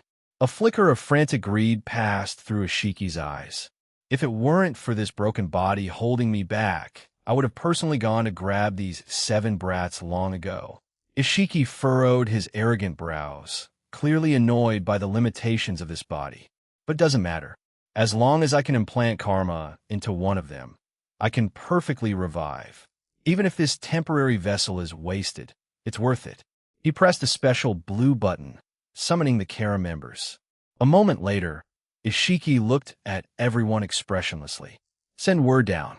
Have the outer members in various regions closely monitor the movements of these 7 children. Remember, don't harm their bodies. I want intact reincarnation vessels. Yes, sir. The Kara members respectfully responded, then turned and withdrew. Ishiki watched the movements of the 3 groups on the screen, a cold smile on his lips. Kakashi, Izumi, sure sway, just 3 brats. But it doesn't matter. Once they are far from the land of water, far from Shun's protection, I will forcibly unseal my power if I have to, and snatch those 7 brats. Kakashi versus Ishiki at the border of the land of Akatsuki. Kakashi felt an inexplicable panic. Sasuke, use your Sharingan to keep an eye on your surroundings. Naruto, don't act rashly. Wait for my command before moving. Sakura, prepare your medical ninjutsu and be ready to provide support at any time. Kakashi whispered his instructions, his Mangekyo Sharingan beneath his mask already subtly spinning. The Hashirama cells within him also began to activate, and chakra surged through his chakra pathways like a tide. After injecting the Hashirama cells, his chakra reserves were 10 times that of an ordinary Jonin. Yet facing the powerful aura emanating from a distance, he still dared not relax even a bit. The enemy he had just sensed was getting closer and closer. The immense oppressive feeling made his hand, clutching his ninja blade, tighten slightly. Kakashi whispered, Sasuke, if there's danger, immediately summon reinforcements. Sasuke nodded, gripping the custom kunai his father had given him, his crimson 3-tomo Sharingan vigilantly scanning his surroundings. I know, Kakashi-sensei. I'll help you keep an eye on the enemy's movements. Before he finished speaking, a white figure suddenly appeared about 30 meters in front of the 4. Ishiki floated in mid-air, his pale skin glowing eerily under the scorching sun. The cracks on the long horn at the back of his head even more pronounced, and his previously sluggish chakra now became turbulent. He stared at Kakashi, his eyes full of disdain. I didn't expect that besides Sasuke, this blonde kid's talent is also quite good. What a pleasant surprise. Naruto shouted indignantly. My name is Namake's Naruto, not blonde kid. Kakashi's pupils constricted, and he instantly shielded the 3 behind him, his chakra surging. Be careful, the opponent is very powerful. Ishiki sneered, and his figure suddenly vanished. Fortunately, Kakashi was a speed-type ninja and could keep up with Ishiki's speed. His heart tensed, his Mangekyo Sharingan spinning rapidly, catching the trajectory of Ishiki's teleportation. He was heading straight for Sasuke. Kakashi quickly formed hand signs. Shadow Clone Technique. 10 shadow clones instantly appeared, surrounding Sasuke. The shadow clones condensed a pale blue lightning glow in their hands. Raikiri, 10 consecutive strikes. The 10 shadow clones charged towards Ishiki simultaneously, their Raikiri tearing through the air with sizzling sounds, forming an impenetrable attack net. A hint of mockery flashed in Ishiki's eyes as he raised his hand, condensing a dark purple chakra barrier. Such a level of attack, and you dare to show off in front of me? With a wave of his hand, the barrier erupted with immense impact force, instantly blasting apart the 3 shadow clones at the very front, turning them into dissipated chakra. The remaining 7 shadow clones still persisted, their Raikiris attacking in succession, attempting to tie down Ishiki. Useless. Ishiki snorted impatiently. Countless black rods formed from the dark purple chakra around him shot towards the shadow clones. The black rods were incredibly fast, instantly piercing through the bodies of 4 shadow clones, leaving only the last 3 shadow clones still holding on. But just as Ishiki blasted apart the last 3 shadow clones, he suddenly noticed something was wrong. The lightning attribute chakra in the air suddenly became dense, and a dazzling blue light flashed before his eyes. Your opponent is me. Kakashi's voice came from behind Ishiki, his Mangekyo Sharingan now glowing with a faint blue light, and pale blue lightning chakra enveloped his body. This was his exclusive ability, Lightning Flash, Developed by fusing lightning release with Mangekyo ocular jutsu, its speed almost reaching the speed of light, allowing him to perform short-distance teleportation using lightning release. Even Ishiki's Byakugan found it difficult to track. Ishiki's heart jolted, and just as he was about to teleport away, he felt a sharp pain in his Barato. He looked down and saw Kakashi's right hand, gripping the lightning blade, had struck a critical blow. The pale blue lightning chakra surged through his Barato, destroying his chakra pathways. You, a human, can actually injure me? Ishiki's eyes were filled with disbelief. He hadn't expected a mere lower-class human to be able to injure him after his reincarnation. Uffed. He violently coughed, a dark purple fluid spilling from his Barato, and the chakra around him instantly became unstable. He could feel the wound in his heart constantly expanding. If not dealt with immediately, this body of Boros would be completely ruined. Kakashi, you're asking for death. Madness flashed in Ishiki's eyes, and the chakra around him suddenly surged, the black markings on his skin spreading across his entire body, and the long horn at the back of his head also became complete. He had unleashed 100 of karma, reverting to his true Tsutsuki form. As his true form was unleashed, the wound on his chest healed at a visible rate. With my true form fully restored, I only have 3 months left to live, but before that, I'll finish you first. Ishiki roared, his figure suddenly vanishing. The next second, he appeared in front of Kakashi, striking him hard in the Barato. Kakashi coughed up Barato as he was sent flying backward, finally crashing against a rock, which instantly broke apart. He struggled to get up, a sharp pain in his Barato, clearly indicating several broken ribs. Kakashi-sensei, Naruto exclaimed. He wanted to rush over, but he was locked down by Ishiki's chakra and couldn't move. Don't worry, once I stop him, he'll capture all of you. Ishiki sneered. He raised his hand to condense dozens of black rods, which shot towards Kakashi.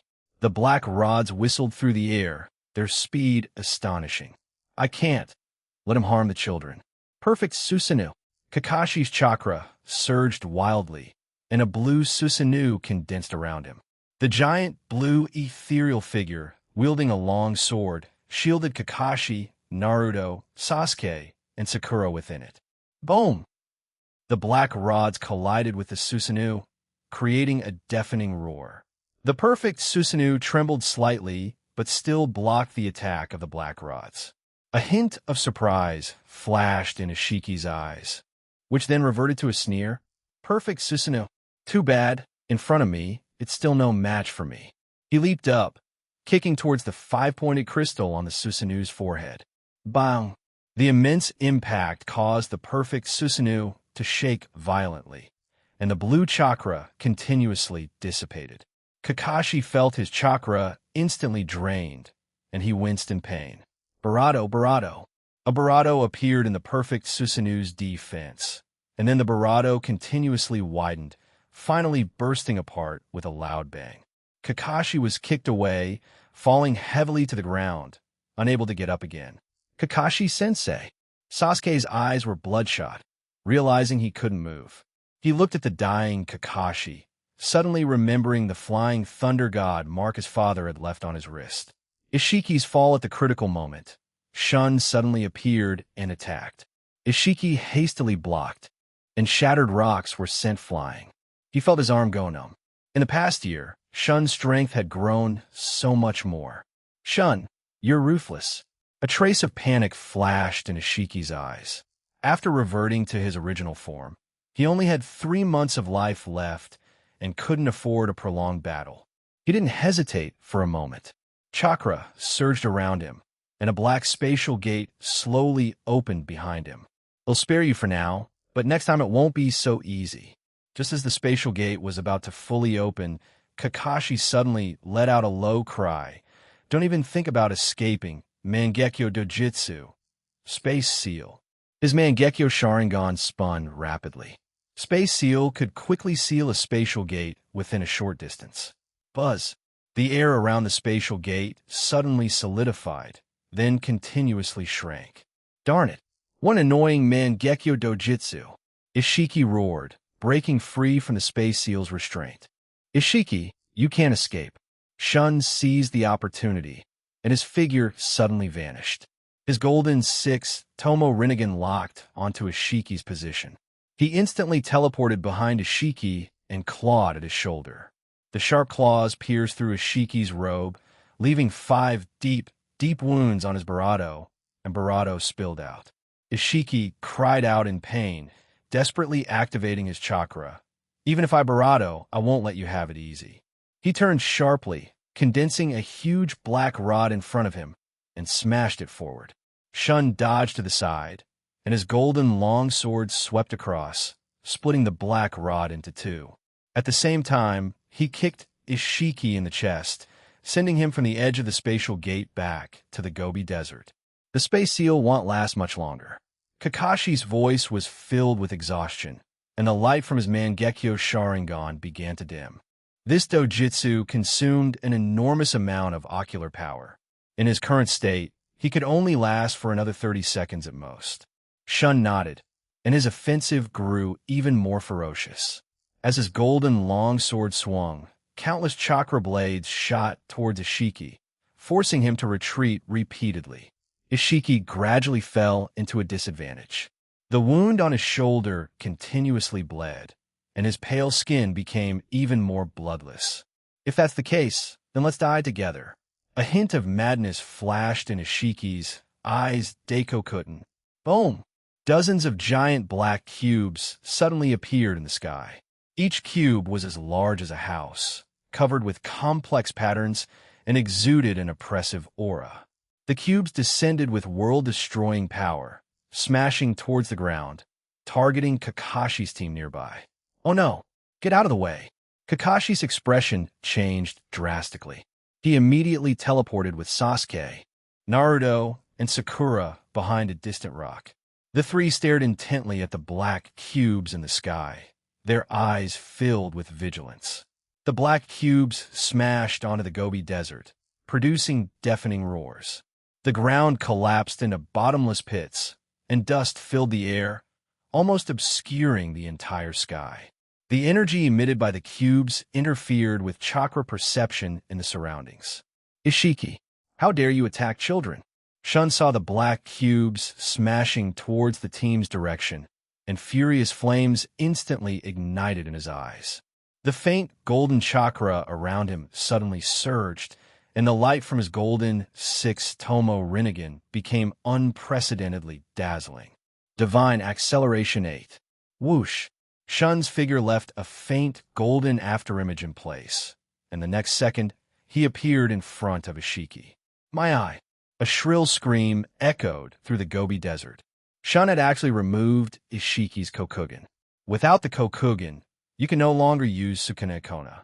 Shun raised his hand and sealed the Kokugen in a nutrient jar, then turned to look at Ishiki, preparing to deliver the final blow. Taking advantage of this gap, Ishiki endured the intense pain in his right eye socket, condensed chakra, and tried to open the spatial gate again. As long as he could escape into the spatial tunnel, he would still have a chance at survival. Buzz! Spatial fluctuations appeared again, and a new spatial gate opened behind Ishiki. Shun was about to rush over to stop him, but then he saw a white figure suddenly appear beside the spatial gate. Ishiki, where do you think you can escape to? Seeing Ishiki attempting to escape, Kagaya unhesitatingly activated Amanamanaka. The surrounding space began to twist and fold. Shun and Ishiki were both enveloped by this power. Ishiki was horrified to discover that his spatial gate was swallowed by the power of Amanamanaka, and the surrounding environment instantly changed. They appeared in a black space filled with gravity, where the gravity was dozens of times stronger than outside. Welcome to my gravity dimension. Kagaya's voice echoed in the space. Ishiki, you can't escape. Under the suppression of gravity, Ishiki struggled weakly on the ground, his aura fading. Kagaya, you actually helped him? Kagaya said, not only am I helping him, but I also want to see you fall with my own eyes.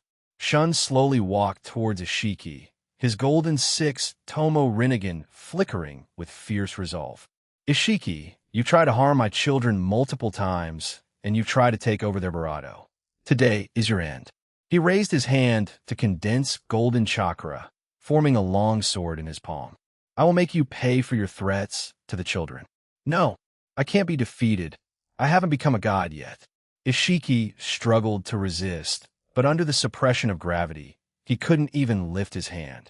Shun's golden longsword struck a decisive blow against Ishiki.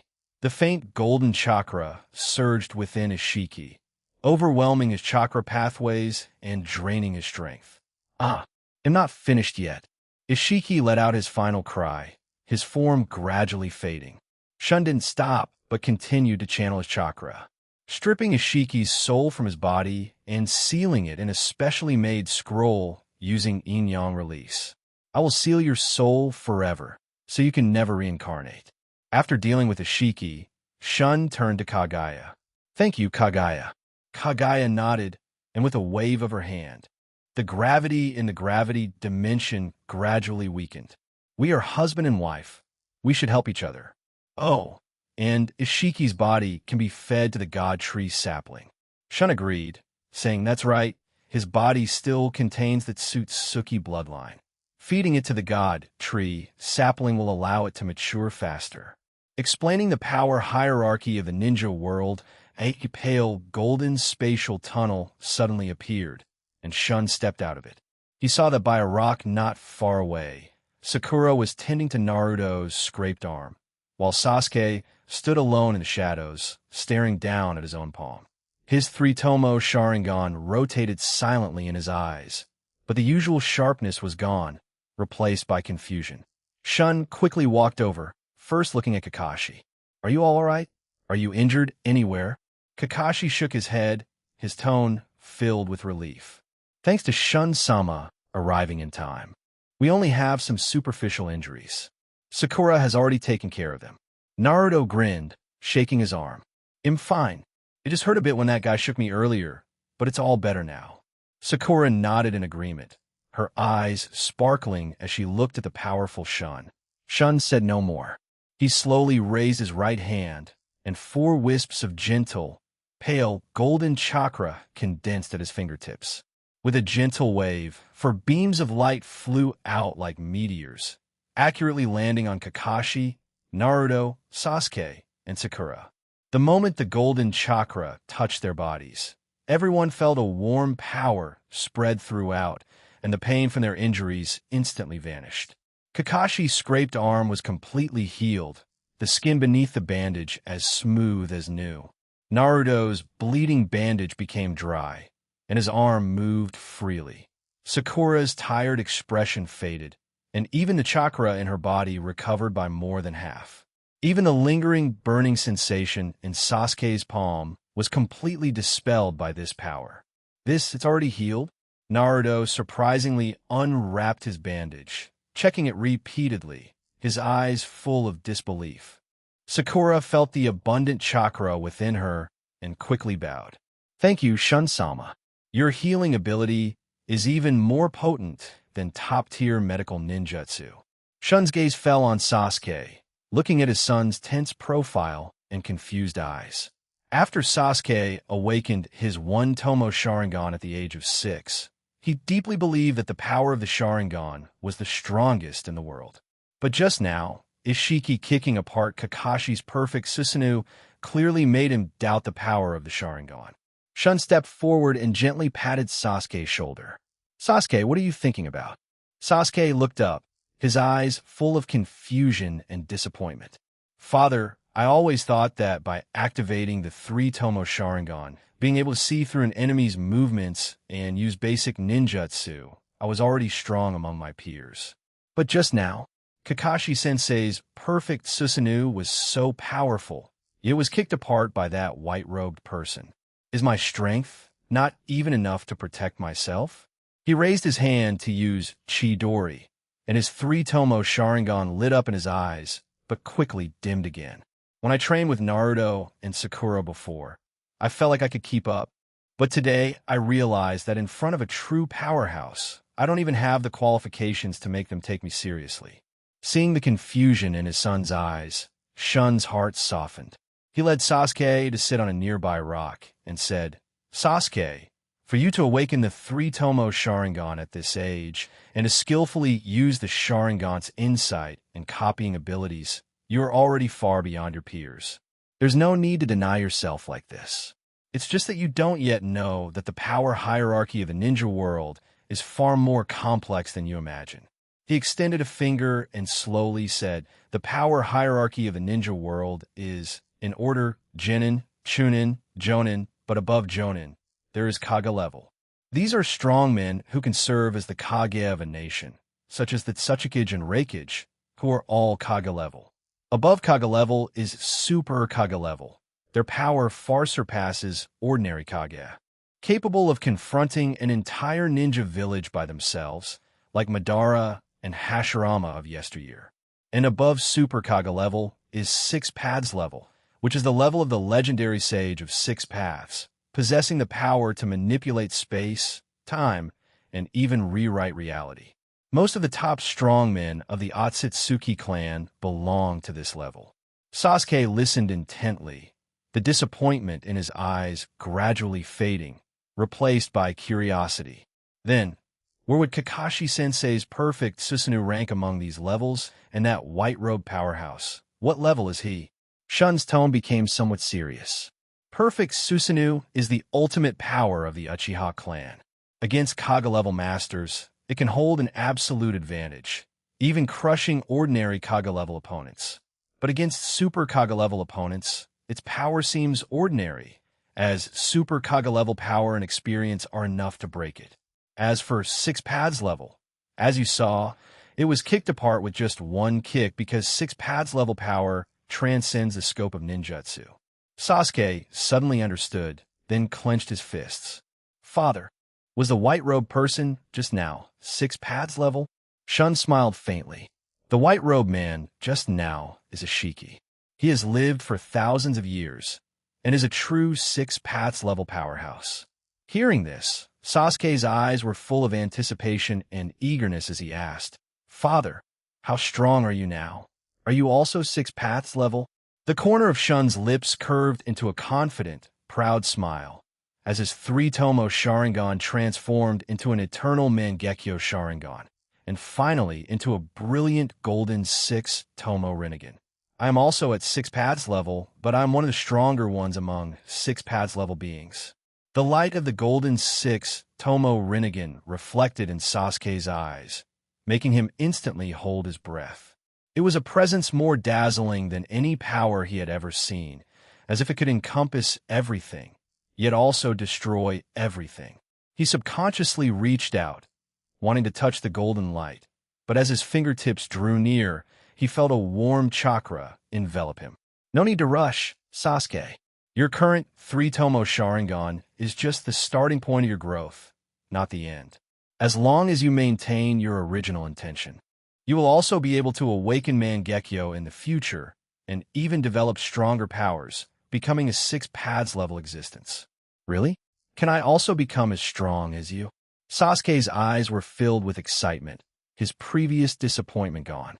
Shun nodded affirmatively, his tone filled with expectation.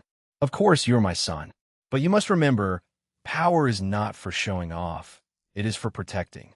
Like a Shiki, resorting to any means for power will ultimately lead to destruction. A true strongman must not only possess great strength, but also hold on to the gentleness in his heart." Sasuke nodded heavily, clenching his fists. "Father, I understand. I won't be impatient for quick success. I will work hard step by step. And in the future, I want to become even stronger than you, to protect father, mother, and Naruto, Sakura, and the others." Watching his son regain his spirits, Shun smiled contentedly. Saving refugees, looking at the desolate land, Shun's mood became a bit heavy. The Land of Fire used to be the wealthiest country in the entire ninja world. This land you're standing on was once a border city of the Land of Fire. But later, it was occupied by the land of Akatsuki, and the villagers were either expelled or became refugees, wandering everywhere. Everyone's expressions grew solemn upon hearing this. Sasuke's eyes were full of doubt as he asked, "Father, What should we do now? A hint of benevolence appeared in Shun's eyes as he said, within 15 kilometers of here, there are many displaced refugees hiding in abandoned villages. You're to search the surrounding areas for refugees, try to take them in, and prepare some food and water. Once you've gathered a certain number, bring these refugees back to the Land of Water. The Land of Water still has enough land and resources to give them a stable home. Kakashi immediately nodded. Understood, Shun-sama. We will definitely bring the refugees back safely. Naruto clenched his fists, his eyes full of drive. Don't worry, Shun-sama. It'll help everyone find more refugees and make sure they don't suffer from cold and hunger again. Sakura said earnestly, I will prepare medical supplies. If any refugees are injured on the way, I can treat them promptly. Sasuke looked at everyone's determined expressions and straightened his back. Father will help too. Shun nodded in satisfaction and threw some storage scrolls to Kakashi. Kakashi, the tents and the storage scrolls are enough to set up 8 temporary shelters, and food and water have been prepared for 10,000 people. They'll go back first to arrange the reception of the refugees. You must pay attention to safety. If you encounter trouble you can't solve, immediately activate the Flying Thunder God mark. Kakashi gripped the scroll and nodded solemnly. Shun-sama, please rest assured, we will definitely complete the mission. Seeing this, Shun said no more. He opened a spatial portal and instantly vanished into it.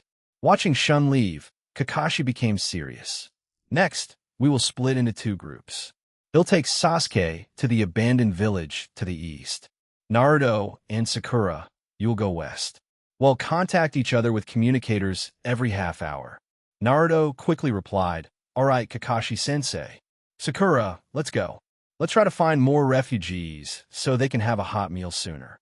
Sakura glanced at Sasuke, her eyes a little reluctant, but she could only helplessly follow Naruto, running west. Sasuke adjusted the Konoha forehead protector on his forehead and said, Kakashi-sensei, let's get moving too. Kakashi looked down and said, Let's go.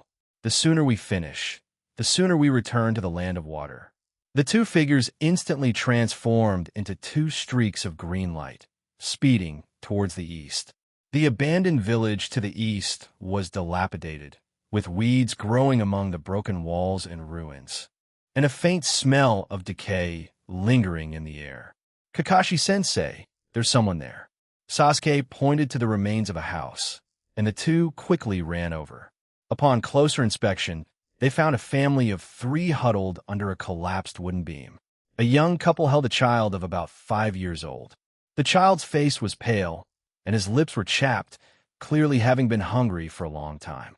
Seeing Kakashi and Sasuke, the couple was initially wary, but their eyes widened when they saw the Konoha forehead protectors on their foreheads. The man's voice trembled with excitement. Konoha! Are you ninjas from Konoha? Kakashi gently tapped his forehead protector with his finger, his expression softening. We are ninjas from Konoha. This used to be the Land of Fire, and you are all villagers of the Land of Fire, aren't you? The Land of Water is willing to accept refugees. It is the safest and wealthiest country in the ninja world, with endless food, warm houses, and a life free from the ravages of war. He took out a wheat cake and a flask of water from a storage scroll and handed them to the man. Give these to the child to fill his stomach first. The Land of Water? The couple exclaimed in unison, the woman tightening her grip on the child. Her eyes were full of disbelief as she said, Is it really the Land of Water, known as Paradise of the Ninja World? Can we go there too? Of course. Sasuke spoke softly. Shun-sama of the Land of Water said he would give you a stable home. The man looked at the wheat cake, then at the Konoha forehead protectors on their foreheads. That was the symbol of the once greatest ninja village in the ninja world. They had seen many Konoha ninjas when they were children. He no longer hesitated and took the food. The woman quickly broke the wheat cake into small pieces and fed it to the child, who devoured it ravenously, tears welling up in his eyes. Refugees who heard the commotion around them poked their heads out. When they saw the Konoha forehead protectors, they all gathered around, asking excitedly, Can we really go to the Land of Water? Is it really like the legends? with hot meals even in winter? Kakashi patiently responded. Smiles of hope gradually appeared on the refugees' faces, their initial fear and exhaustion largely dissipating. Watching the scene, Sasuke suddenly remembered what his father had said, protect the weak. He seemed to understand more clearly why his father would spend time saving these strangers, and why the land of water was called paradise. Just then, a series of hurried footsteps approached from a distance, accompanied by rough shouts. There's movement over there. Go check it out quickly. Don't let any escaped refugees get away. Kakashi's expression changed slightly, and he whispered to the refugees, everyone, hide in the cellar first. We'll draw them away. The refugees immediately and orderly hid in the cellar. Sasuke helped lift the wooden plank, his eyes firm. Don't worry, we'll be back soon. Once the refugees were hidden, Kakashi and Sasuke exchanged glances. The two ran in opposite directions, deliberately making noise. The ninjas from the land of Akatsuki were attracted. There were 5 of them, each holding a blade, their black clothes still covered in dust. The leading ninja saw Kakashi's forehead protector, and a hint of ruthlessness flashed in his eyes. It's a Konoha ninja? Perfect, let's capture him and take him back to claim credit from the leader. The 5 simultaneously formed hand signs, and several fire-release ninjutsu shot toward Kakashi. Kakashi's lightning chakra surged around him, instantly eliminating 3 ninjas. Sasuke, from the shadows, activated Genjutsu. His 3-tomo Sharingan glowed red, and one ninja instantly fell into a Genjutsu, his blade uncontrollably slashing at his companion. Oh no, it's Sharingan Genjutsu, the evil Uchih. Another ninja roared, trying to break his companion's Genjutsu, but was struck in the heart from behind by Kakashi's Chidori, instantly falling dead on the spot. In just a moment, all 5 ninjas from the land of Akatsuki were defeated. Sasuke called out to the refugees inside. It's safe now, you can come out. The refugees immediately poured out, surrounding the two and repeatedly thanking them. A white-haired old man grabbed Kakashi's hand, tears streaming down his face with excitement. Thank you. We've dreamed of going to the land of water. What to do with Kokugen? The pale, golden spatial passage slowly closed in the origin space. Shun suddenly appeared, his gaze falling on the god tree sapling. Kagaya, I plan to plant the god tree on the nameless planet. It's rich in natural energy and most suitable for the god tree's growth. Upon hearing this, Kagaya frowned slightly. I've been to the nameless planet. Although it has a lot of natural energy, much of it has been consumed in recent years. After the god tree is planted, it will continuously absorb the planet's natural energy. It's already over 30 meters tall, and when it fully matures, it will reach 1,000 meters. If the planet can't bear it, the entire planetary ecosystem will collapse. Shun had already considered this issue. He raised his hand and conjured a pale golden star map, with countless planetary phantoms slowly rotating within it. I plan to recreate several life planets to generate stable natural energy. At that time, it'll transfer a portion of those planets' natural energy to the nameless planet, which will be enough for the god tree's consumption. Watching the flickering planetary phantoms in the star map, the worry in Kagaya's eyes gradually dispersed. She suddenly remembered something and asked, Shun, what do you plan to do with Ishiki's Kokugen? It contains Ishiki's origin rules. It would be too much of a waste to discard it. Shun paused, his tone thoughtful. I haven't decided yet. Destroying it would be a pity, but I haven't thought of a suitable use for it temporarily. Why don't you absorb it yourself? Kagaya's expression became much more serious. Ishiki's Kokugen possesses vast chakra, the power of rules to grow larger and smaller, and fragments of spatial and temporal rules. If you consume it, you'll not only gain a large amount of energy, but also comprehend its inherent rules, which will be very helpful for you to get stronger. However, before consuming it, you must first transplant this eye and retrieve all the items from its alternate dimension.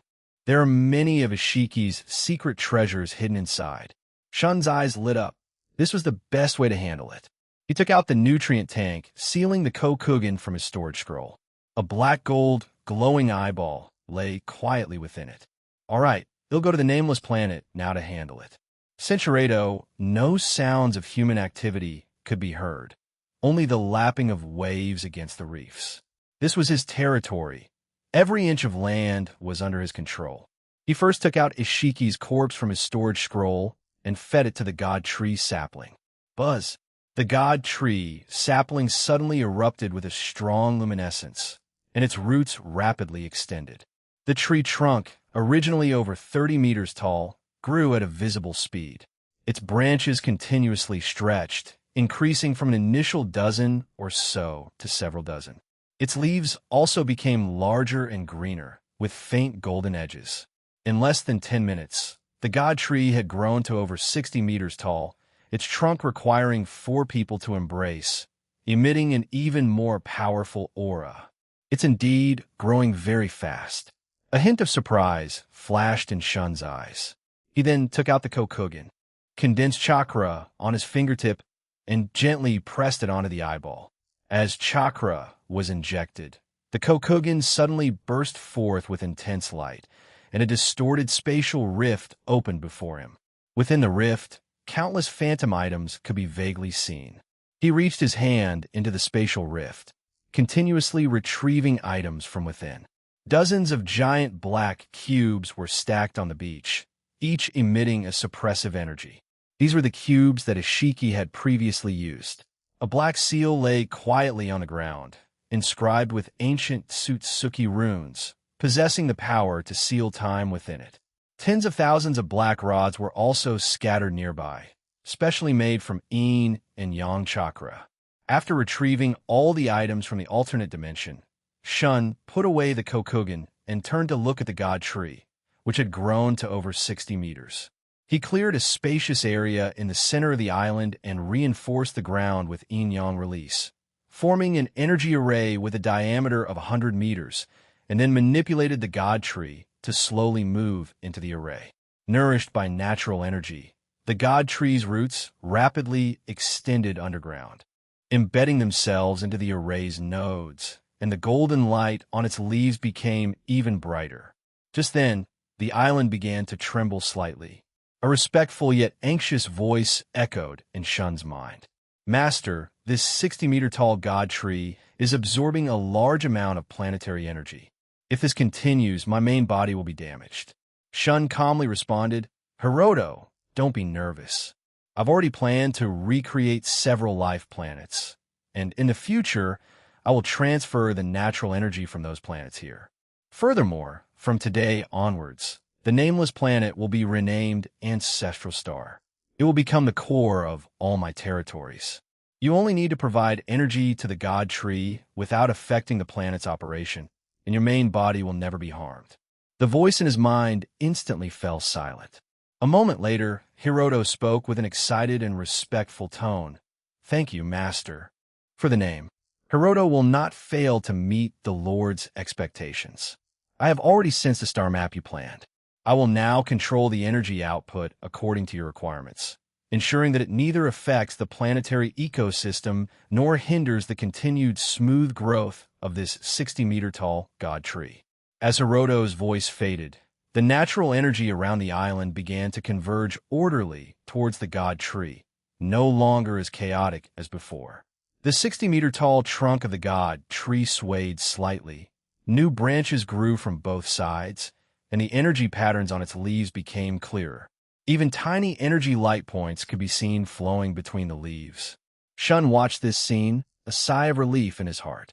The god tree, growing from over 30 meters to over 60 meters, marked the successful completion of the first step of planting. The core status of the ancestral star was officially established. Next, he only needed to create life-bearing planets as quickly as possible to sustain the god tree's continued growth.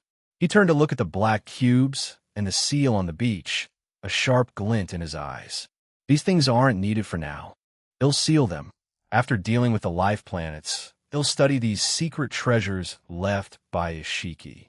Perhaps I can find more Tsutsuki secrets from them, adding more safeguards for the god tree on the ancestral star. Shun raised his hand to form a hand seal, and a pale golden fuinjutsu covered the items, Then he stored them all in his storage scroll.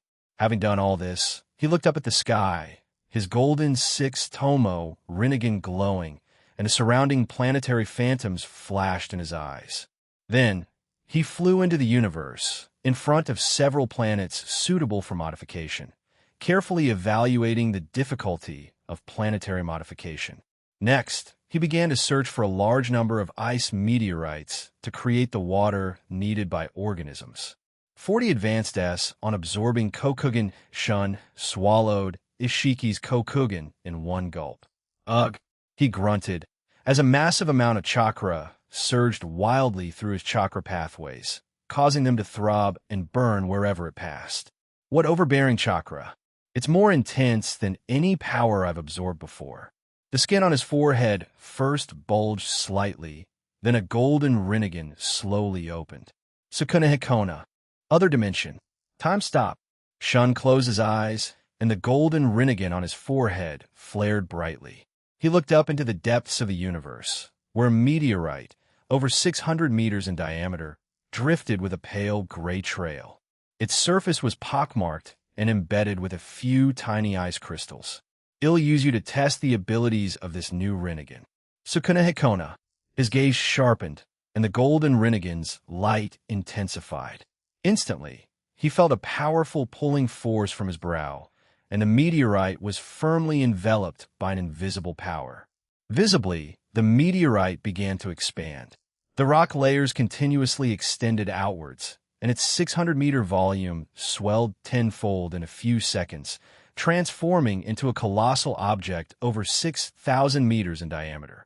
Feeling the consumption of chakra within his body, Shun exclaimed in a low voice, "The magnification is even greater than I expected."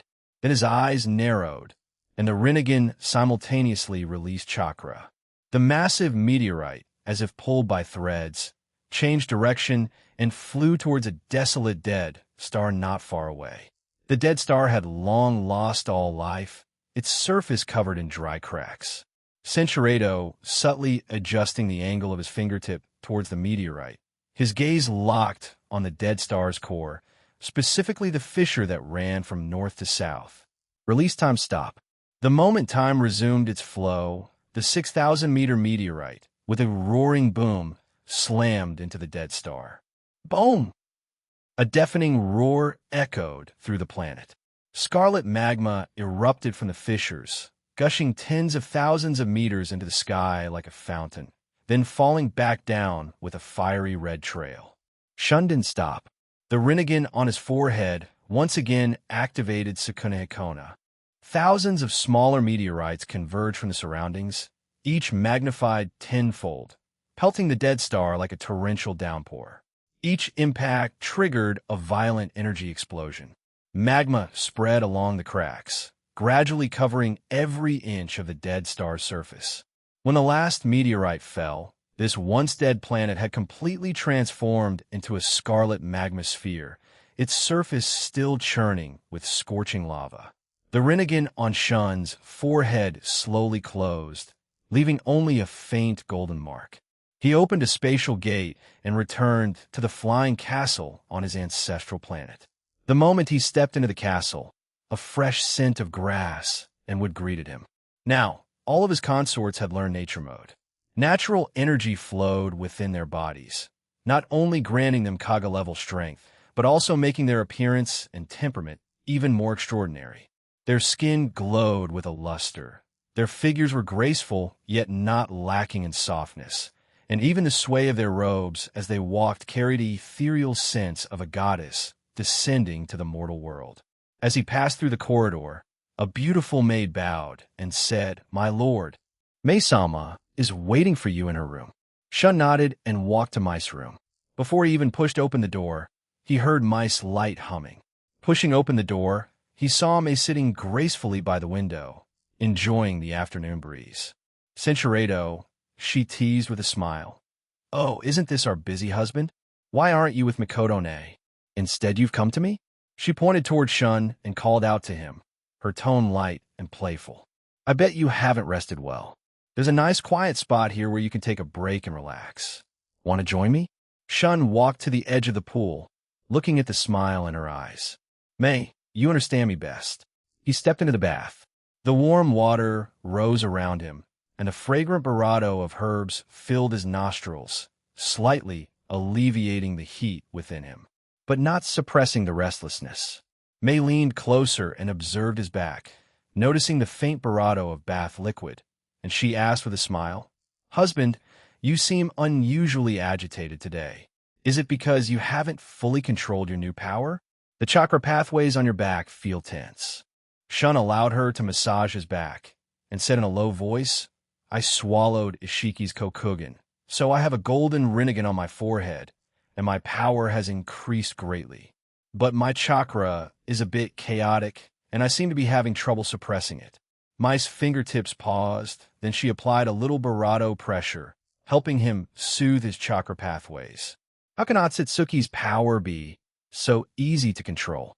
Don't be too anxious. If you really can't suppress it, it'll train alongside you. Hearing this, Shun reached out and steadied himself, drawing on her guidance. The energy around them settled and grew calm. Cinchuredo, when he pushed open the door, a faint floral barato wafted out. Sunlight streamed through the crystal window, illuminating Mikoto and dyeing her black hair a light gold. She stood nearby in a purple nightgown, holding a yellowed ancient book. Mikoto looked lovely as she greeted the visitor, a warm smile spreading across her face. She stood up, her skirt swaying gently as she walked forward to welcome him.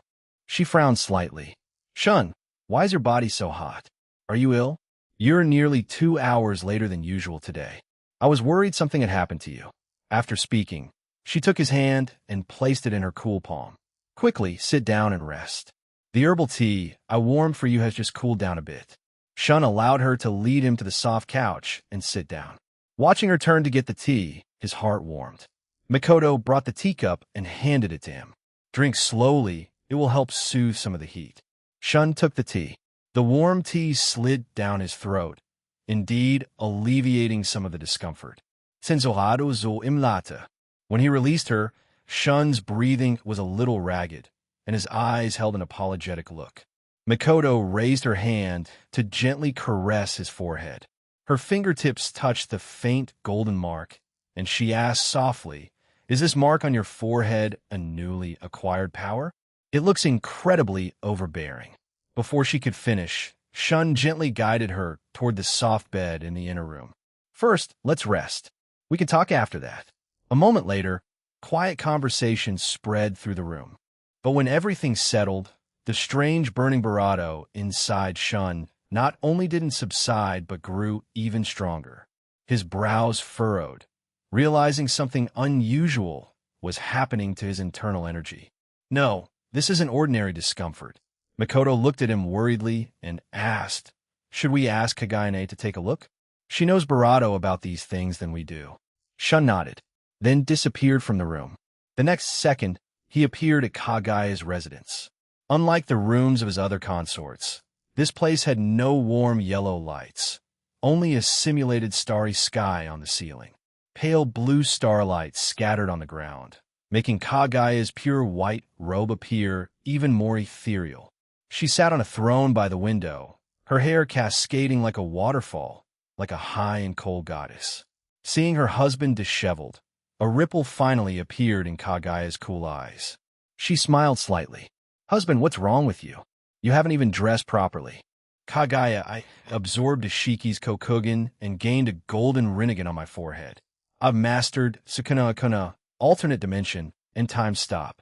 But now I constantly feel an overwhelming surge of restless energy that I need to find a way to manage. What exactly is going on?" After examining his body, Kagaya frowned slightly. "It was my oversight. Tsutsuki only swallow the rinnegan at critical moments of life and death. That forcefully stimulates the Bodhi's potential, bringing immense chakra and vitality. But this power is imbalanced, leading to an excess of vitality that can only be consumed through high-intensity combat or balanced through rigorous training." Hearing this, Shun could no longer suppress the restless energy within him. He stepped forward and lifted Kagaya carefully into his arms. She was very light, yet carried a coolness, just enough to alleviate the heat in his form. Kagaya, I need your help. Shun lowered his head toward her with great tenderness. Now, only you can help me stabilize this power.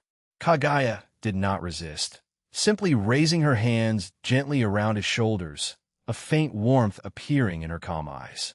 Husband, I am by your side, Senchurado. Senchurado, on a whim, appeared in Sunagakure without warning. He wore a plain long robe, his long hair casually tied behind him, and no chakra fluctuations emanated from his body. Yet the passing ninjas instinctively stopped, even their breathing softening a few points. He looked at the houses, the villagers coming and going, and even the sparrows flying overhead with a detached indifference, as if nothing in the world could capture his attention. After becoming invincible, indeed, only loneliness remains. Shun murmured to himself, his eyes shifting slightly, then locking onto Temari's location. His figure flickered, and in the next second, he stood outside a courtyard planted with sea buckthorn. Inside, the clear voice of a young girl could be heard, mixed with the whoosh of a fan.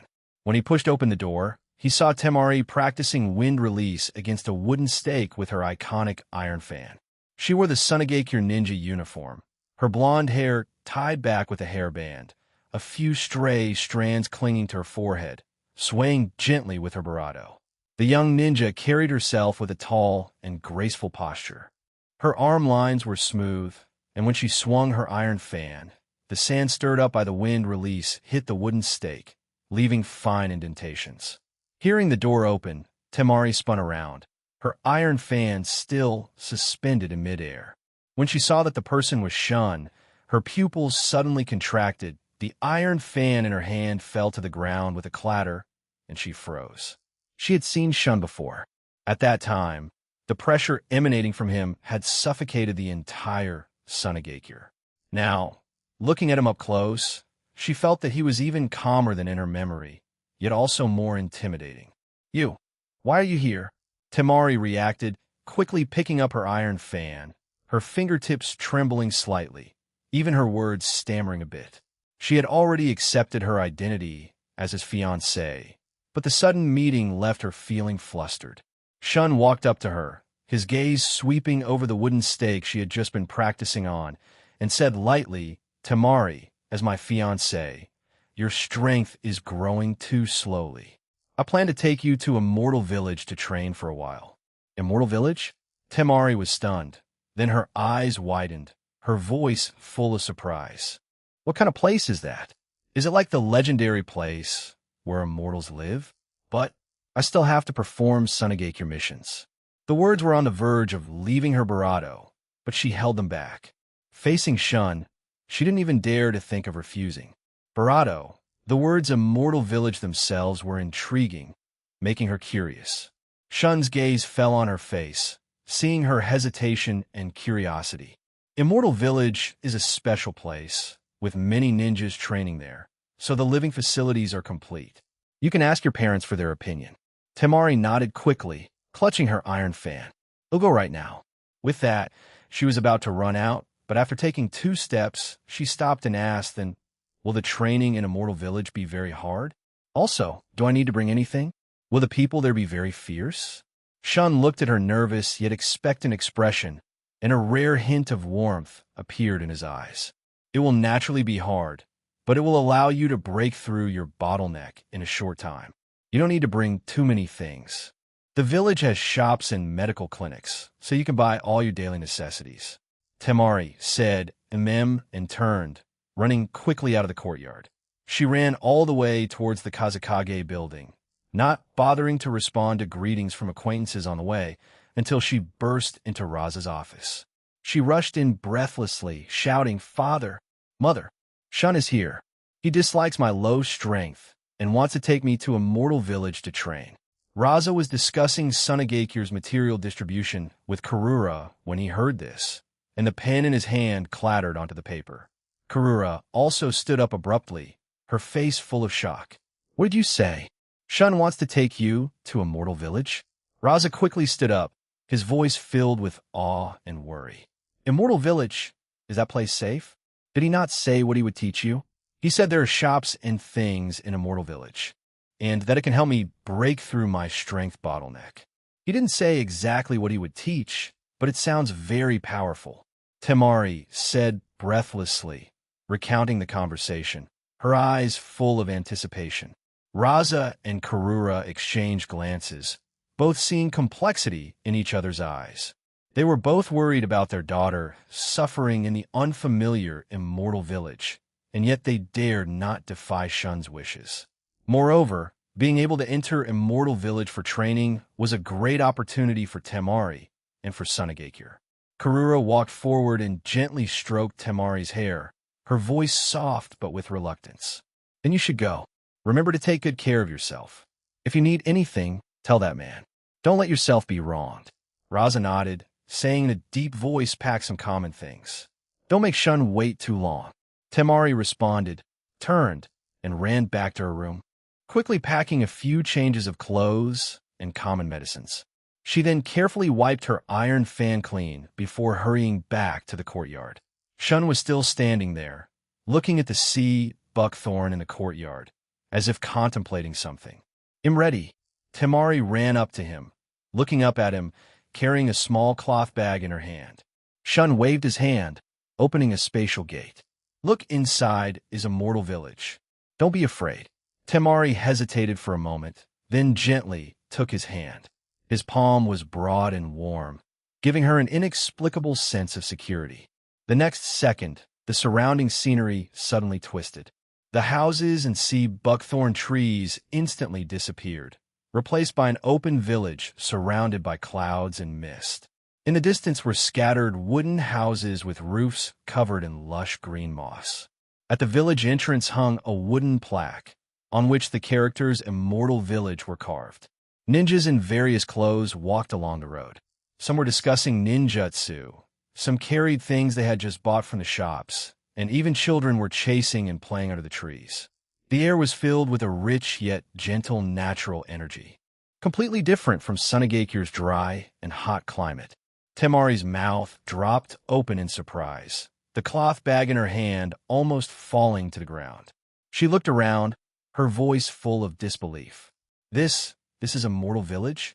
It's much livelier than I imagined." Shun released her hand and pointed to the depths of the village. "Yes, this is the Immortal Village I told you about. The house with the courtyard in front is the residence I prepared for you. Daily necessities are already provided inside." He paused, his gaze falling on Temari's curious face, and added, "By the way, the flow of time in Immortal Village is different from the outside world. 1 year in the ninja world is 5 years in the village. If you stay here for 3 years, only about 8 months will pass outside. By the time you come out, your strength will be enough to undergo a transformation." Temari's eyes widened suddenly, and the iron fan in her hand almost dropped again. 8 months outside, and over 3 years here? Shun chuckled softly, raising a hand to gently brush a fallen leaf from her shoulder, his tone softer than before. "Not only that, what I want to teach you is nature mode." Seeing Temari tilt her head in confusion, he patiently explained, "Nature mode requires absorbing natural energy. Once mastered, it not only greatly enhances strength, but also nourishes the Barado.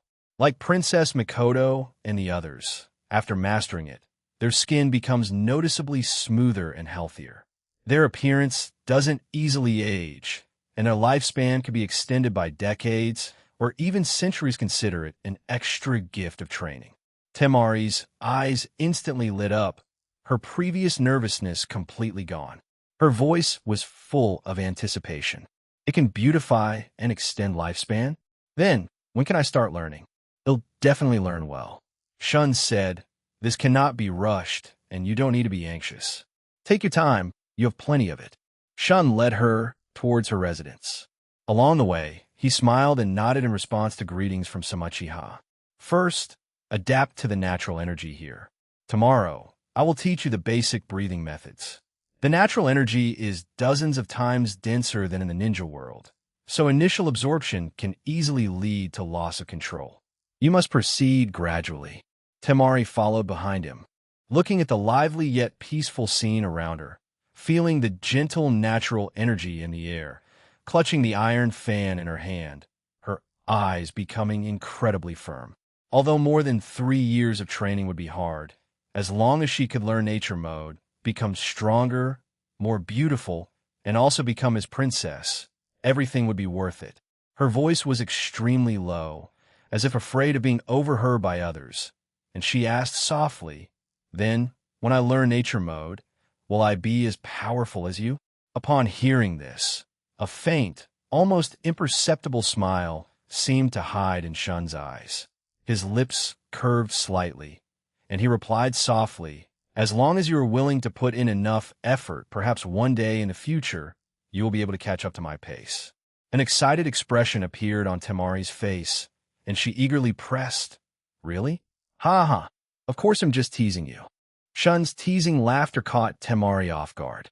Her smile instantly froze on her face, and she grumbled somewhat annoyed, "Humph. Why tell the truth? Can't you let me be happy for a while?" Seeing this, Shun reined in his smile and said, "Learning nature mode allows you to master natural energy. By mixing natural energy, spiritual energy, and physical energy in a 1-to-1-to-1 ratio, you can make Senjutsu chakra, thereby performing powerful sage arts. At that time, there will probably be no one in your Sunagakure who can rival you." Temari's eyes instantly lit up again. "Are you telling the truth this time?" Shun laughed heartily. "Of course it's true. The power of ninjutsu, taijutsu, and jinjutsu used with Senjutsu chakra will increase several times." A date with Temari, the two entered the main gate, Temari following closely by Shun's side. Her gaze often stole glances at his tall, distinguished profile.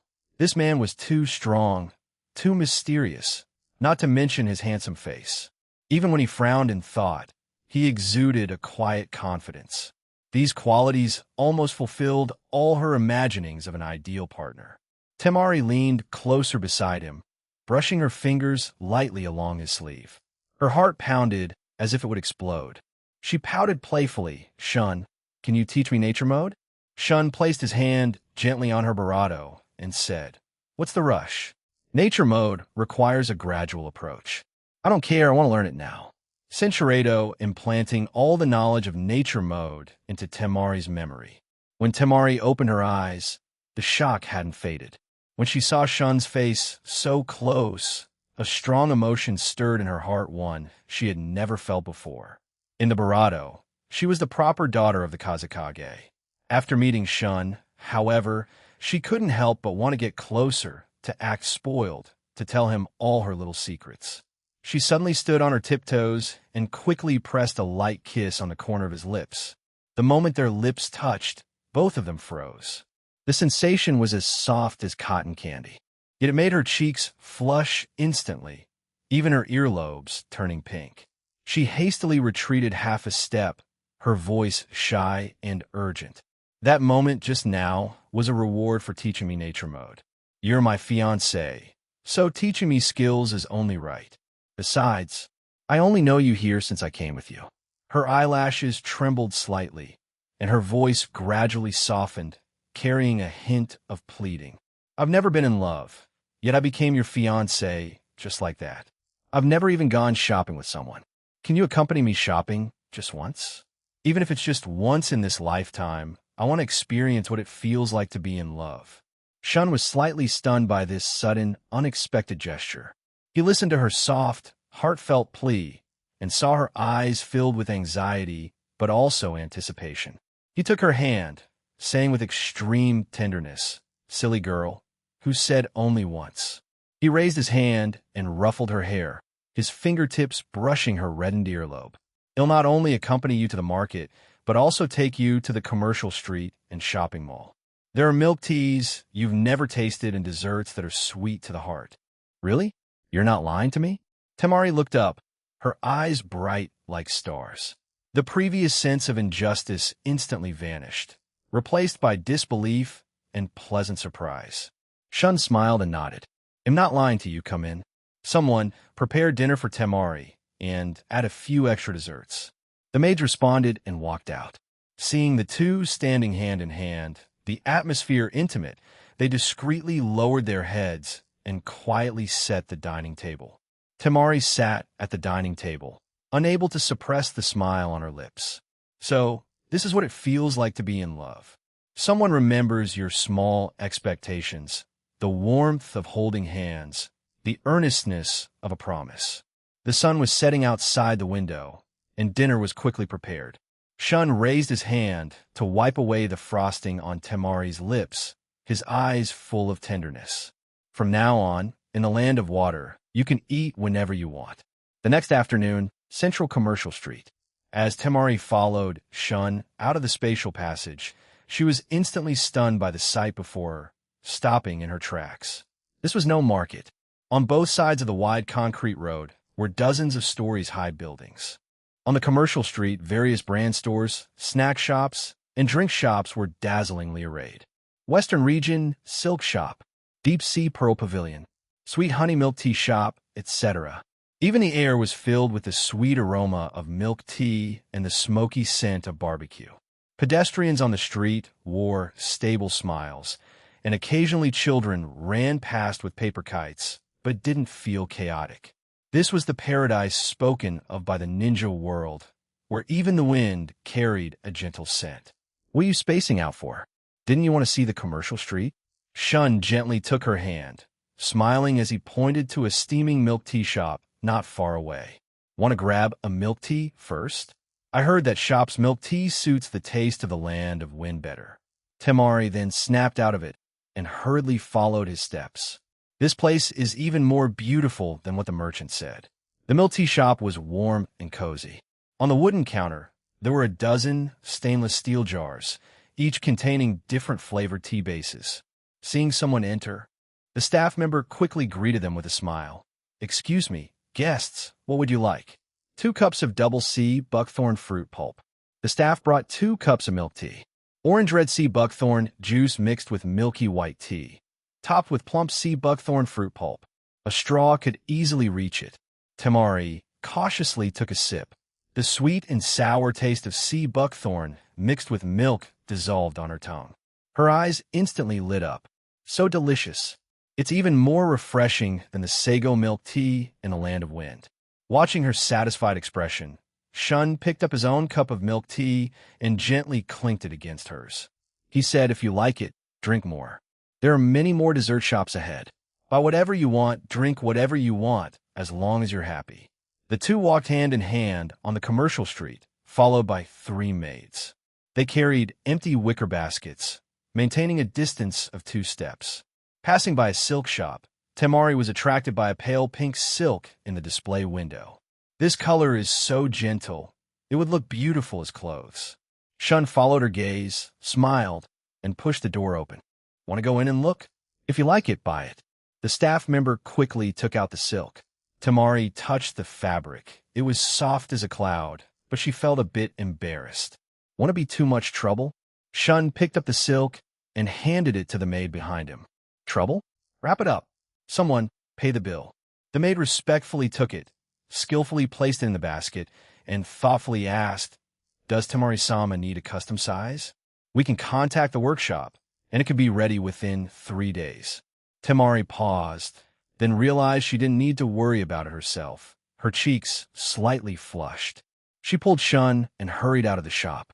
"Look who eat dessert. I think I just smelled the aroma of red bean paste." In the dessert shop, the shaved ice was piled like a small mountain, drizzled with honey and sprinkled with crushed peanuts. Temari scooped a spoonful into her mouth. The cold, sweet, and sticky texture made her eyes involuntarily narrow. Seeing the crushed peanuts on her lips, Shun gently reached out and wiped them away for her. "Eat slowly. No one's going to snatch it from you." Temari's cheeks grew redder, but she deliberately scooped a spoonful and offered it to his mouth. "You eat some too. This is super sweet." Shun opened his mouth and ate it, a warm smile on his lips. After leaving the dessert shop, the two also visited an accessory store. Temari chose a string of light blue gemstone bracelets with tiny diamonds embedded in the beads, looking like hidden stars in the sunlight. As the sun set, the maids' baskets were full. Temari held Shun's hand as they walked home. She turned her head to look at the man beside her and suddenly whispered, "Shun, I think I know what it feels like to be in love." "Oh, what does it feel like?" Shun looked down at her, his eyes full of laughter. Temari looked up, her eyes bright like the stars in the night sky. When I'm with you, it feels like even the wind is sweet. 40 advanced S on touching the moon. After the two of them finished dinner, Temari held a warm teacup, her gaze unconsciously drifting out the window. What are you looking at? Your soul is about to fly out. Shun walked to her side and gently flicked her forehead. Following her gaze, he smiled. Do you want to go up to the sky and see? They'll let you touch the moon up close. Temari suddenly turned around, rubbing her flicked forehead, her eyes shining like they held stars. The sky? Can we really? Her heart was full of anticipation, but she still couldn't help but retort, but don't you dare wobble. I'm afraid your technique isn't good enough, and you'll drop me. Shun smiled and reached out, deliberately pretending to withdraw his hand. Oh, then I won't take you, to save someone from being afraid of falling. Hey, no. Temari quickly put down her teacup and caught his sleeve. I was just saying, your technique is definitely good. Hurry up and take me. Shun's smile deepened in his eyes, and he placed a steadying hand on Temari's barato as they stepped forward together. Hold me tight, don't fall off. The two slowly ascended. Temari was a little nervous at first, her hands tightly wrapped around Shun's waist. Shun deliberately slowed down and teased. Pull any tighter, and you're going to strangle me. It's all because of you, flying too high. Temari retorted, but secretly loosened her grip a little, captivated by the sight before her. The full moon seemed within reach, its silver glow warm on her face. Wow, the moon is so big. It looks like I can touch it if I just reach out. On the sea, the reflection of the full moon gently swayed with the waves.